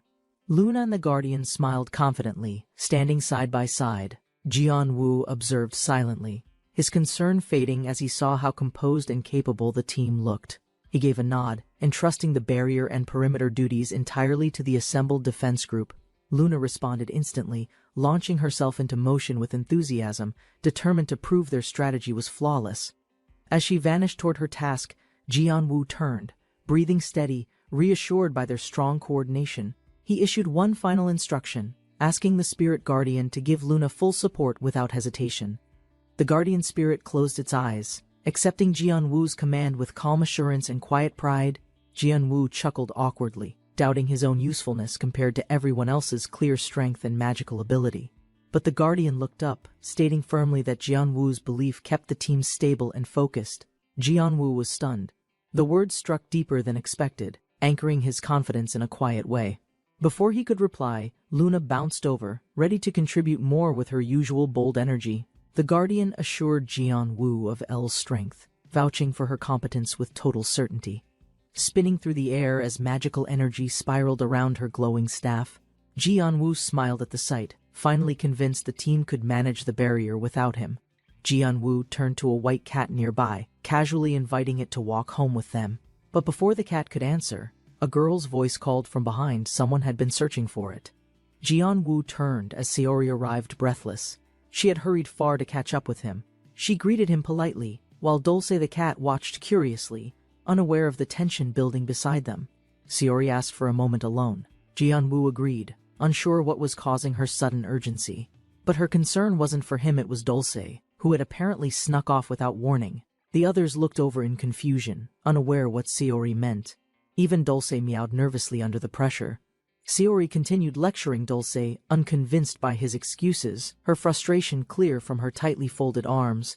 Despite her anger, she paused, looking toward Jianwu with something more personal lingering in her tone. The sky dimmed, casting a soft hue over the landscape as the world slipped into evening. City buildings reflected the fading light, their windows silent witnesses to the conversations still unfolding below. Lying in bed, Jianwu stared upward, exhaling deeply, unsure how to process what came next. The kids suddenly tumbled forward, their laughter filling the room as they crashed into the soft bedding. Jianwu tried to manage them, but their playful energy overwhelmed any attempt at formal behavior. Meanwhile, Saori remained calm, defending Soa's manners, believing the little one to be unusually well-behaved overall. Jianwu quietly disagreed. He had witnessed Soa's chaotic energy, especially when no one was watching. Hawa noticed one child nervously shifting, clearly eager to join, yet unsure how to enter the moment. Jianwu hesitated, realizing he had no authority to grant Soa permission inside Saori's house. Trying to change the mood, he offered snacks. The group instantly lit up at the idea. Hawa jumped forward excitedly, but Jianwu reminded her to calm down if she wanted any treats. Her sudden stillness brought laughter from Saori, who watched the scene unfold with quiet amusement from nearby. Saori suddenly remembered something important, her expression shifting as the thought surfaced quickly into the conversation. Jianwu explained softly that he was caring for Soa temporarily until her family was found. Her confusion deepened. She hadn't realized Soa was missing someone important, her family still completely unaccounted for. Hawa clarified gently. Soa had been separated long ago, and searching for relatives remained incredibly difficult. Jianwu added that the Suna Ch'tua group was helping investigate, hoping for answers soon with cooperation. Saori nodded slowly, taking in the weight of the situation while quietly observing Soa's cheerful demeanor. Sayori smiled nervously, relieved by the situation. Her earlier worry had been heavier than she admitted. She imagined the future too far ahead, concerned that guardianship might accidentally become a full family arrangement. Changing the subject quickly, she asked about the Queen Rock Bee cocoon, curious about its progress. Jianwu corrected her, saying that wasn't the topic she originally meant to discuss with him. Instead, she brought up her passion for plush toys, especially characters from Kukukuyung and Crustoys. Sayori suddenly leaned forward, slamming her hands down with energy. She eagerly asked about Elle, particularly her involvement with the Crustoys camera known as Camera Wham. Jianwu hesitated, caught off guard by her sudden enthusiasm and unsure how to answer directly. Sayori sparkled with excitement, waiting for details, clearly thrilled to hear more about her favorite topic. But the story about Soa's background was partially fabricated, something Jianwu and Hawa had invented together. Jianwu hesitated, then committed to the lie, choosing a believable backstory to protect the truth. He claimed Elle was his younger brother's child, inventing a full family connection to avoid suspicion. The others sat in stunned silence, realizing Jianwu had just thrown his fictional brother under blame. Jianwu watched the others leave, the quiet night wrapping around the building like soft cloth. With both girls asleep on his shoulders, Jianwu walked carefully, their warmth pressing into him gently. Hawa stirred slightly, ears twitching, sensing something distant, something that pulled her from the comfort of sleep. Jianwu noticed her awakening, confused by her worried eyes and the quiet tension building in silence. She looked up, remembering his earlier promise to Elle, unsure if such words could truly be kept. She voice cut through the room, filled with longing, hope flickering bright in her expression. Her words hung heavy. She wished to meet Elle. Jianwu stiffened, breath catching with concern. Memories flooded his thoughts. That wish. No, it wasn't something he could easily promise or fulfill. Suddenly Elle appeared, her form ethereal, her farewell echoing softly. Jianwu froze beneath her floating silhouette. He clenched his fist, silently vowing to protect what mattered, knowing such meetings carried hidden, painful costs. Jianwu stood firm, offering a promise he couldn't guarantee but still wanted to believe in. She clutched his hand excitedly, eyes glowing, her heart already trusting his uncertain yet hopeful words. Hawa reminded him Elle was bound to the dungeon farm, unreachable even with powerful spirit magic. Her voice softened, but firm. Wasn't that promise too reckless? His hand tensed under the weight. Jianwu looked upward, quiet winds stirring, unsure if the promise was foolish or a future spark. Still, he walked forward, surrounded by hope and friends, thinking maybe effort could turn paths possible. The moonlit sky offered no answers, but Jianwu clung to the possibility of something changing. Morning arrived. The sky was clear, no signs of miracles, yet something felt different around the farm. Hawa pointed ahead, excitement flashing. A rare anorc creature stood nearby, surprising even the prepared Jian. Holding up the discovery, Hawa beamed. Jianwu realized maybe small miracles did come, just not loudly. Jianwu picked up the black card, puzzled. Something about Anorc and Angel didn't quite align. Now, holding the card reading Guardian Angel, the idea no longer seemed distant or unbelievable anymore. Curious, he asked where it came from. Hawa shouted she'd found it near the front gate. Jianwu rummaged through the box cautiously, each item inside packed as if left with purpose. At the bottom, he saw sealed water bottles branded. His eyes widened. Were those bottles from heaven? Jianwu held up the crate. Luxury spring water, expensive and rare, clearly not from this world. He stared at it in disbelief. This unexpected gift wasn't the miracle he had imagined receiving. She pulled at his shirt excitedly, thinking the water might help Elle escape the dungeon. Their eyes sparkled with pure hope, believing this strange water might finally unlock what was sealed. Jianwu forced a smile, uncertain, caught between their excitement and the reality he couldn't yet explain. Jianwu stepped back, apologetic. The girls froze, shocked by his blunt rejection of their hope. Hawa flinched, confused. He admitted something felt off. This expensive water wasn't heavenly, but suspiciously man-made. He examined the bottle closer. The label had no origin, no brand, just a cloudy, mirrored sky print. Jianwu's thoughts spiraled. He wondered if someone was watching them too closely, too quietly, too intentionally. Determined, he reached into his pocket. Now was the moment to finally reveal the dragon seal. With a flick of flame, the seal activated. A presence stirred. Someone had responded to the call. A well-dressed man appeared instantly. Jianwu froze, surprised it was Mr. Pawn, not something mystical. After hearing everything, Pawn didn't hesitate. He immediately offered to investigate the suspicious water crate source. His research worked fast. The so-called angel had a face, name, and traceable identity someone Jianwu knew. He looked up, stunned. The person behind it all was Yuna, appearing without a word of warning. Yuna rushed in, bowing deeply. Her sudden apology caught Jianwu off guard and confused him. She nervously explained Pawn had already informed her of the situation, including the mysterious water delivery. Yuna suspected her own mother had orchestrated it quietly, without warning, as a gesture toward Jianwu. Jianwu stood frozen. He hadn't expected any connection. The explanation only deepened the unfolding mystery. Yuna continued, revealing her mother feared he'd be scouted by rival companies, possibly even by Conway. Yuna explained her mother's intent gifts to sway Jianwu before rivals could approach him. Jianwu quietly accepted the reasoning. He hadn't considered the gesture more than a strange delivery. He admitted his alliance with Xinhua was personal, meant to help Yuna without causing obligations. Yuna stared, surprised by his casual tone. She didn't expect something so serious to sound effortless. He smiled, reassured now that the source was known. The mystery no longer sat so heavily. Jianwu summarized the events, knowing Mr. Pawn's network likely reported everything before he even arrived. With confirmation in hand, Jianwu relaxed. The misunderstanding was cleared, and trust restored around them. Curious, he suggested they finally taste the mysterious water their guardian angel had generously left behind. She eagerly agreed, huddling together, laughter spilling out as they uncapped the first chilled bottle. After just one sip, their expressions shifted. Something unexpected was happening and neither knew what it meant. She shouted in surprise. The water's chill spread fast, jolting them awake with shocking intensity. Hawa blinked, then grinned. Despite the shock, the spring water tasted clean, cool, and oddly satisfying. Jianwu took a sip himself. To his surprise, it was smoother than anything he'd expected. He admitted the taste changed his opinion. Expensive water might actually deserve its reputation after all. Yet joy faded as Hawa remembered Elle still trapped in the farm, unable to join them outside. Jianwu's gentle gesture comforted Hawa. She leaned into his hand. He smiled kindly. He'd sensed her worry all along and wanted her to stop carrying it alone. With a bright expression, he reminded them that waiting patiently could sometimes bring unexpected change or hope. Above them, a floating island drifted silently in the sky, an unnoticed presence, looming in clear daylight.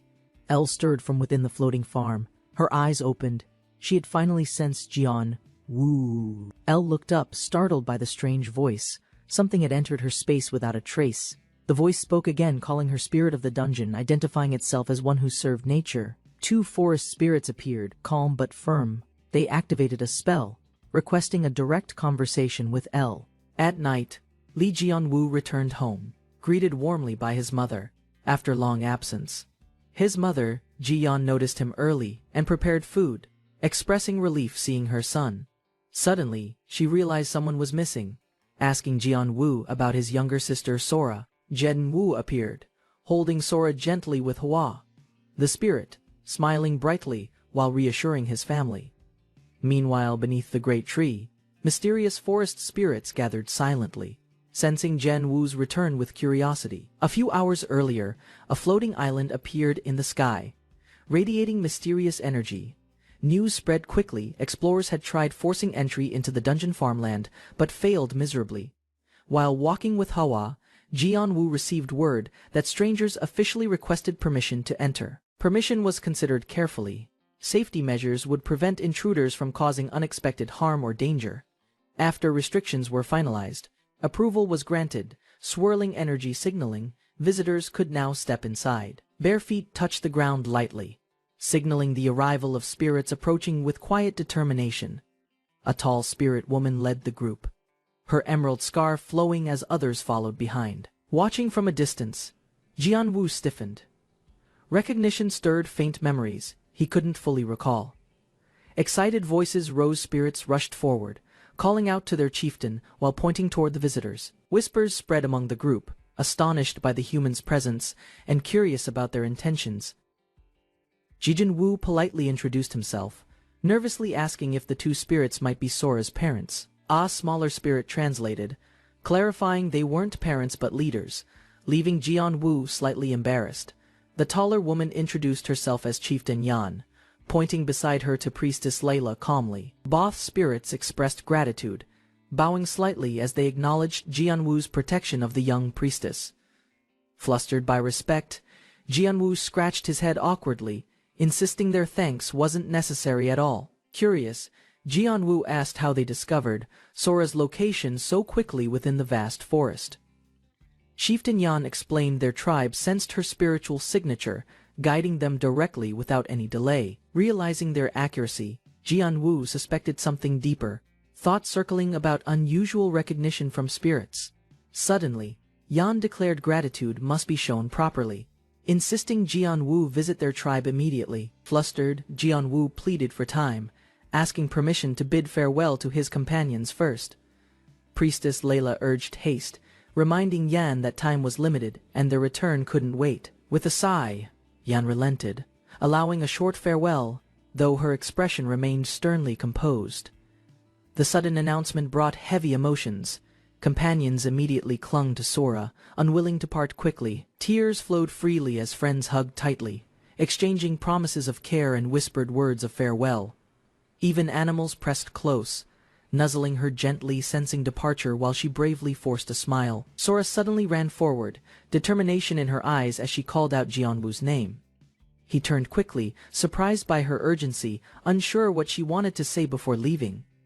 With a steady voice, Sora thanked him sincerely, her small hands clenched tightly with emotion. Jianwu smiled faintly, replying modestly that he hadn't done much. Yet her gratitude mattered. Encouraging words followed. She promised to remain strong and healthy, glowing with courage before teleportation began. After the farewell ended, Jianwu returned with Sora's companions, trying to resume normalcy. Yet images of their parting lingered, memories flashing like red streaks that weighed heavily inside. Back on Earth, motivation vanished.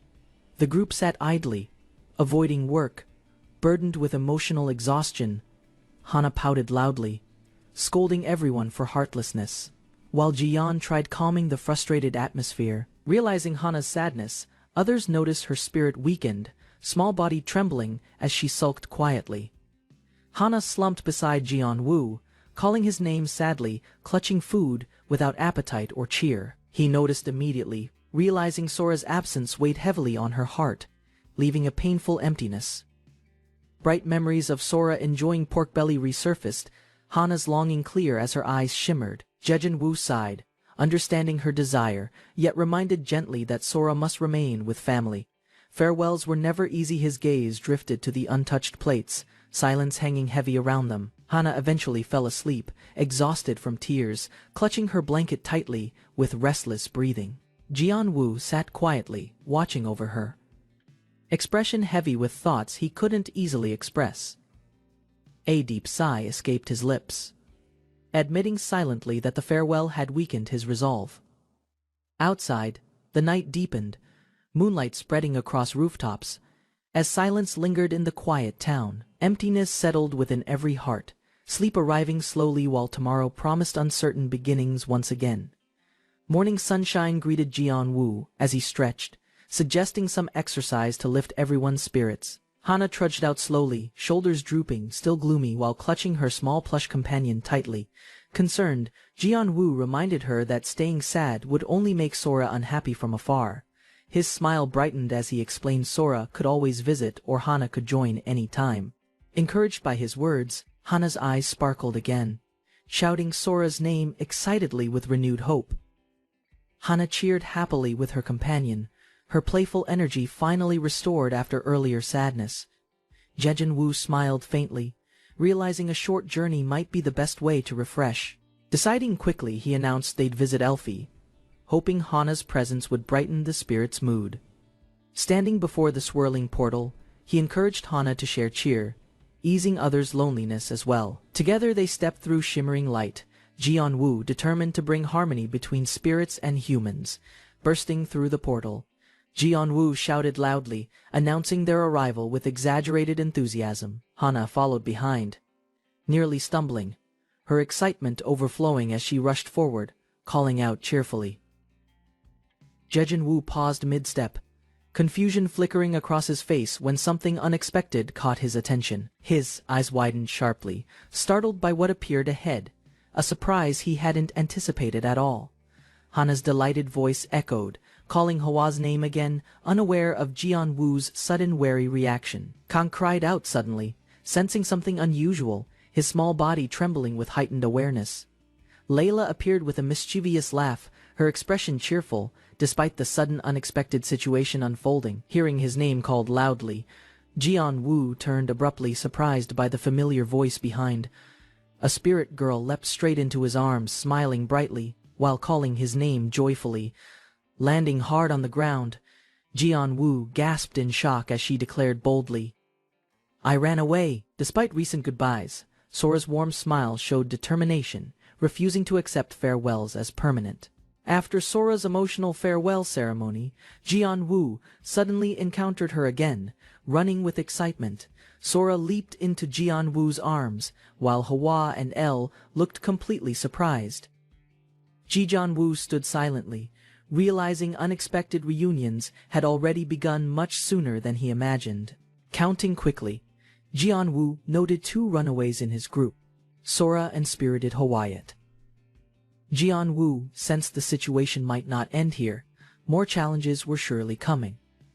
Confused about sudden reunions, Jianwoo struggled to understand why Sora appeared so quickly. Remembering her farewell, he gently asked if she wouldn't face trouble leaving her home. Sora explained calmly, reminding him of their earlier contract forged together by the seaside. Since finding her tribe, she declared the promise still binding, strengthening her decision to stay. With determination, Sora revealed an item she had carried, proving loyalty and commitment once again. Jianwoo halted with Hwa and Elle beside him, surprised by the mysterious bundle Sora carried. Opening her hands, she revealed several strange items that resembled nothing more than ordinary leaves. Eyes widening, Hwa shouted cheerfully, explaining those weren't simple plants but rare mother leaves. Doubt filled Jianwoo's expression as Elle whispered uncertainly, wondering why Sora possessed such treasures. A glowing leaf appeared, identified as World Tree's leaf, containing immense power to sustain worlds.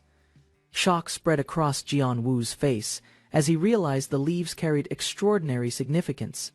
Smiling proudly, Sora explained she would demonstrate their proper usage without hesitation or fear. Concern deepened in Jianwoo's voice, questioning urgently what Sora intended with such powerful items. Calmly, Sora began counting aloud, preparing herself to unleash the leaves' hidden potential immediately. On 3. She tossed them high, releasing glowing leaves that radiated overwhelming spiritual energy everywhere. Strong winds erupted as countless leaves scattered into the air, swirling around the startled group. Elle gasped loudly, pointing upward while Hwa clutched tightly to her side in shock.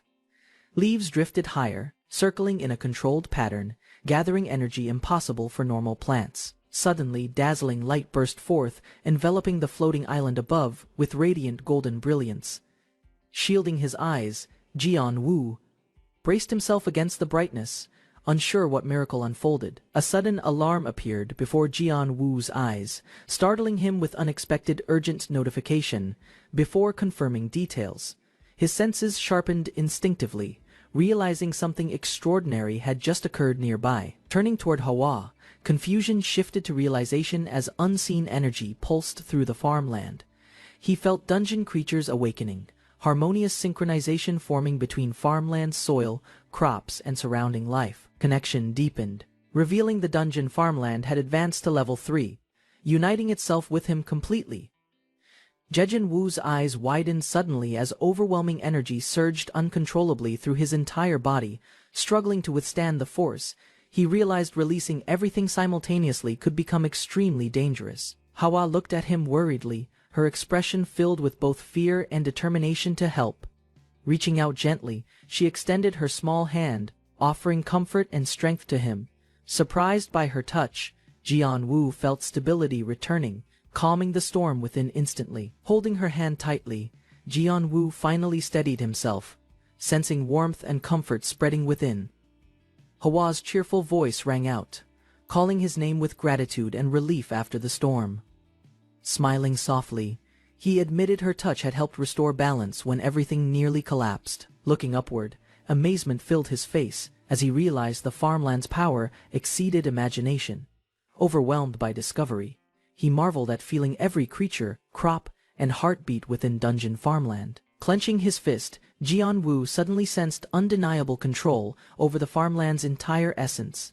Shock spread across his face as unexpected energy rippled outward, transforming more than he anticipated. The surroundings trembled faintly, showing changes extending beyond farmland, touching even the nearby village environment.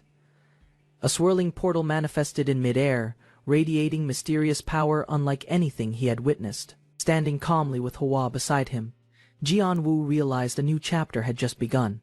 Elle's eyes sparkled with wonder as she looked around, overwhelmed by the vast world. Laughing excitedly, she cheered loudly, celebrating her first moment outside the dungeon's hidden boundaries. Gazing down from above, Elle marveled at Earth's sheer size, stretching endlessly before her. Curiosity grew stronger. She noticed countless animals and plants unlike anything in the dungeon farmland. Landing softly near a dog, Elle giggled happily while Jianwu teased about its affection. Excitedly flying around, Elle promised Jianwu she would return quickly after exploring outside.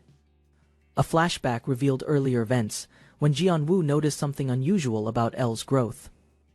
Curious, he asked directly whether she had leveled up after the farmland's transformation. Smiling innocently, Elle confirmed her advancement, surprised by her own sudden strengthening abilities. With the dungeon farmland's evolution, restrictions once binding her vanished, granting newfound freedom beyond dungeon walls. Hearing her name, Soa turned curiously, eyes bright with anticipation for Jianwu's words. Elle and Hua cheered happily, thanking Soa for the gift she had generously offered. With a soft smile, Jianwu admitted Soa truly felt like their group's angel. Overjoyed, Soa blushed and jumped excitedly, expressing happiness from his heartfelt compliment. Together they walked home, Jianwu planning to introduce Soa proudly to his grandparents soon. A calm smile spread across Jianwu's face, satisfaction filling him after recent events. His heart whispered gently, assuring himself that today had truly become a wonderful day. Yet, elsewhere, while he enjoyed peace, the outside world moved forward with different emotions. Footsteps echoed sharply as a red-haired woman approached, her heels clicking against the ground. Frustrated, she shouted angrily about Jianwu's absence, then sighed, deciding to visit his home. Night quietly settled over the small village, where Jianwu's house stood under a starlit sky. Elle sat beside Jianwu's grandmother, greeting warmly, while the old woman studied her curiously. Suddenly, Hua and Mira, the playful spirits, appeared excitedly, announcing their cheerful return with smiles. Jianwu froze in shock, his grandmother whispering his name, confused by the sudden appearances. Smiling awkwardly, Jianwu introduced his companions, apologizing for the surprise, while spirits curiously observed everything. With a cheerful shout, Mira jumped forward, declaring her intention to introduce herself once again. Excited energy filled the room as Jianwu proudly presented Elle and Son to his grandmother. Spirits and humans alike posed together happily, their lively atmosphere brightening the once quiet farmhouse interior. A long sigh escaped grandmother, frustration rising as unexpected situations repeatedly disrupted her peaceful evening. A's glistening nervously, Elle asked if her presence was truly unwelcome, causing silence to spread. Laughter spread quickly, and grandmother admitted her surprise, cheerfully expressing excitement about sharing meals together. Eyes sparkling, Elle leaned closer, overjoyed at their acceptance, asking eagerly if they were serious. Conversation shifted. Again, grandmother softly recalling Blue, whom she had only known through distant video calls. Smiling warmly, Blue introduced herself in person, expressing her own happiness to finally meet Jianwu's family. Curiosity rose as grandmother questioned Elle's freedom, prompting Jianwu to explain the farmland's dungeon had evolved. Confused expressions spread across grandmother and Elle's faces, their voices overlapping as they repeated level up. Jianwu scratched his head, chuckling nervously, unsure how to simplify the unusual explanation for them. With a bright grin, Blue raised her hand proudly, announcing she had advanced to the next stage. Relief softened everyone's faces, They accepted her words, encouraged by her cheerful confidence and radiant smile. Hidden thoughts stirred in Jianwu's mind, uneasy about revealing the deeper truth behind leveling. Spirits and humans gathered happily, their voices mixing together, creating warmth that filled the quiet room. Suspicion crept into grandmother's tone as she pressed Jianwu for honesty about unusual circumstances. Nervously scratching his cheek, Jianwu tried to dodge details, searching desperately for a safer explanation. Anger flared from the elders, scolding him loudly for recklessly dragging family into dangerous predicaments. Apologizing quickly, Jianwu bowed his head, while companions exchanged tense glances under grandmother's sharp gaze. Morning exercises ended as Jianwu stretched, while El excitedly called out to cheerful Hua. Spirits joined El, their faces bright with joy, declaring how refreshed and energized they now felt. Watching them closely, Jianwu's expression softened, quietly wondering about Hua's unusually spirited enthusiasm today. Bursting with energy, Hua leapt high, shouting proudly that morning exercise felt incredibly invigorating and satisfying. Curiosity rose in Jianwu, and he awkwardly admitted, Hua also looked beautiful, wearing her new clothes. With newfound freedom, Hua cheerfully expressed relief, explaining she could finally wear clothes outside again. Gratitude overflowed as she hugged Son tightly, acknowledging her friend's magic for making this possible. Intricate patterns glowed across her outfit, enchantments carefully woven to conceal wings beneath shimmering fabric. Amazed by the display, Jianwu muttered softly about magic's brilliance.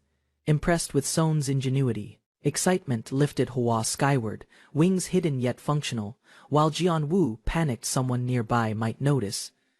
Concern rose in Jianwu's voice as he reminded Hua that neighbors might easily notice her flying. A glance at rooftops showed nothing unusual, convincing him momentarily that no one was around nearby. Suddenly Son's playful cry rang out, her bright energy echoing loudly across the quiet street. Realization struck Jianwu instantly. Noise had traveled straight toward Mahasan School, located right beside their home. Weakened emptiness saved them briefly, but a startled student's scream shattered silence, drawing everyone's anxious attention. A sharp kick struck hard, forcing the red-haired fighter backward as pain spread across her body. Another blow followed quickly, her opponent's strength overwhelming, leaving her gasping and stumbling under the force. Determined not to lose, she gritted her teeth, launching a desperate counterattack with swift precision. Both fighters clashed fiercely, exchanging strikes, until balance faltered and one cried out about falling. Clenching her fists, the determined girl steadied herself, refusing to collapse, despite exhaustion weighing heavily inside. Seo Rin's sudden outburst shocked her opponent, eyes widening as the strike landed with brutal force. The red-haired fighter staggered, collapsing backward as pain surged, while spectators gasped at the intense clash. From the rooftop, Jianwu and others watched nervously, whispering about Seo Rin's merciless training methods. No rest was granted. Seo Rin demanded another round, pushing her students far beyond their limits. Breathing heavily, the brunette trainee met her gaze, silently acknowledging the grueling effort Seo Rin required. Genjin Wu suddenly appeared with drinks in hand, interrupting training while calling out Seo Rin's name. Curious eyes turned toward him, wondering why he showed up at the school during such timing. Calmly, Jianwu explained he wanted to request Seo Rin's training.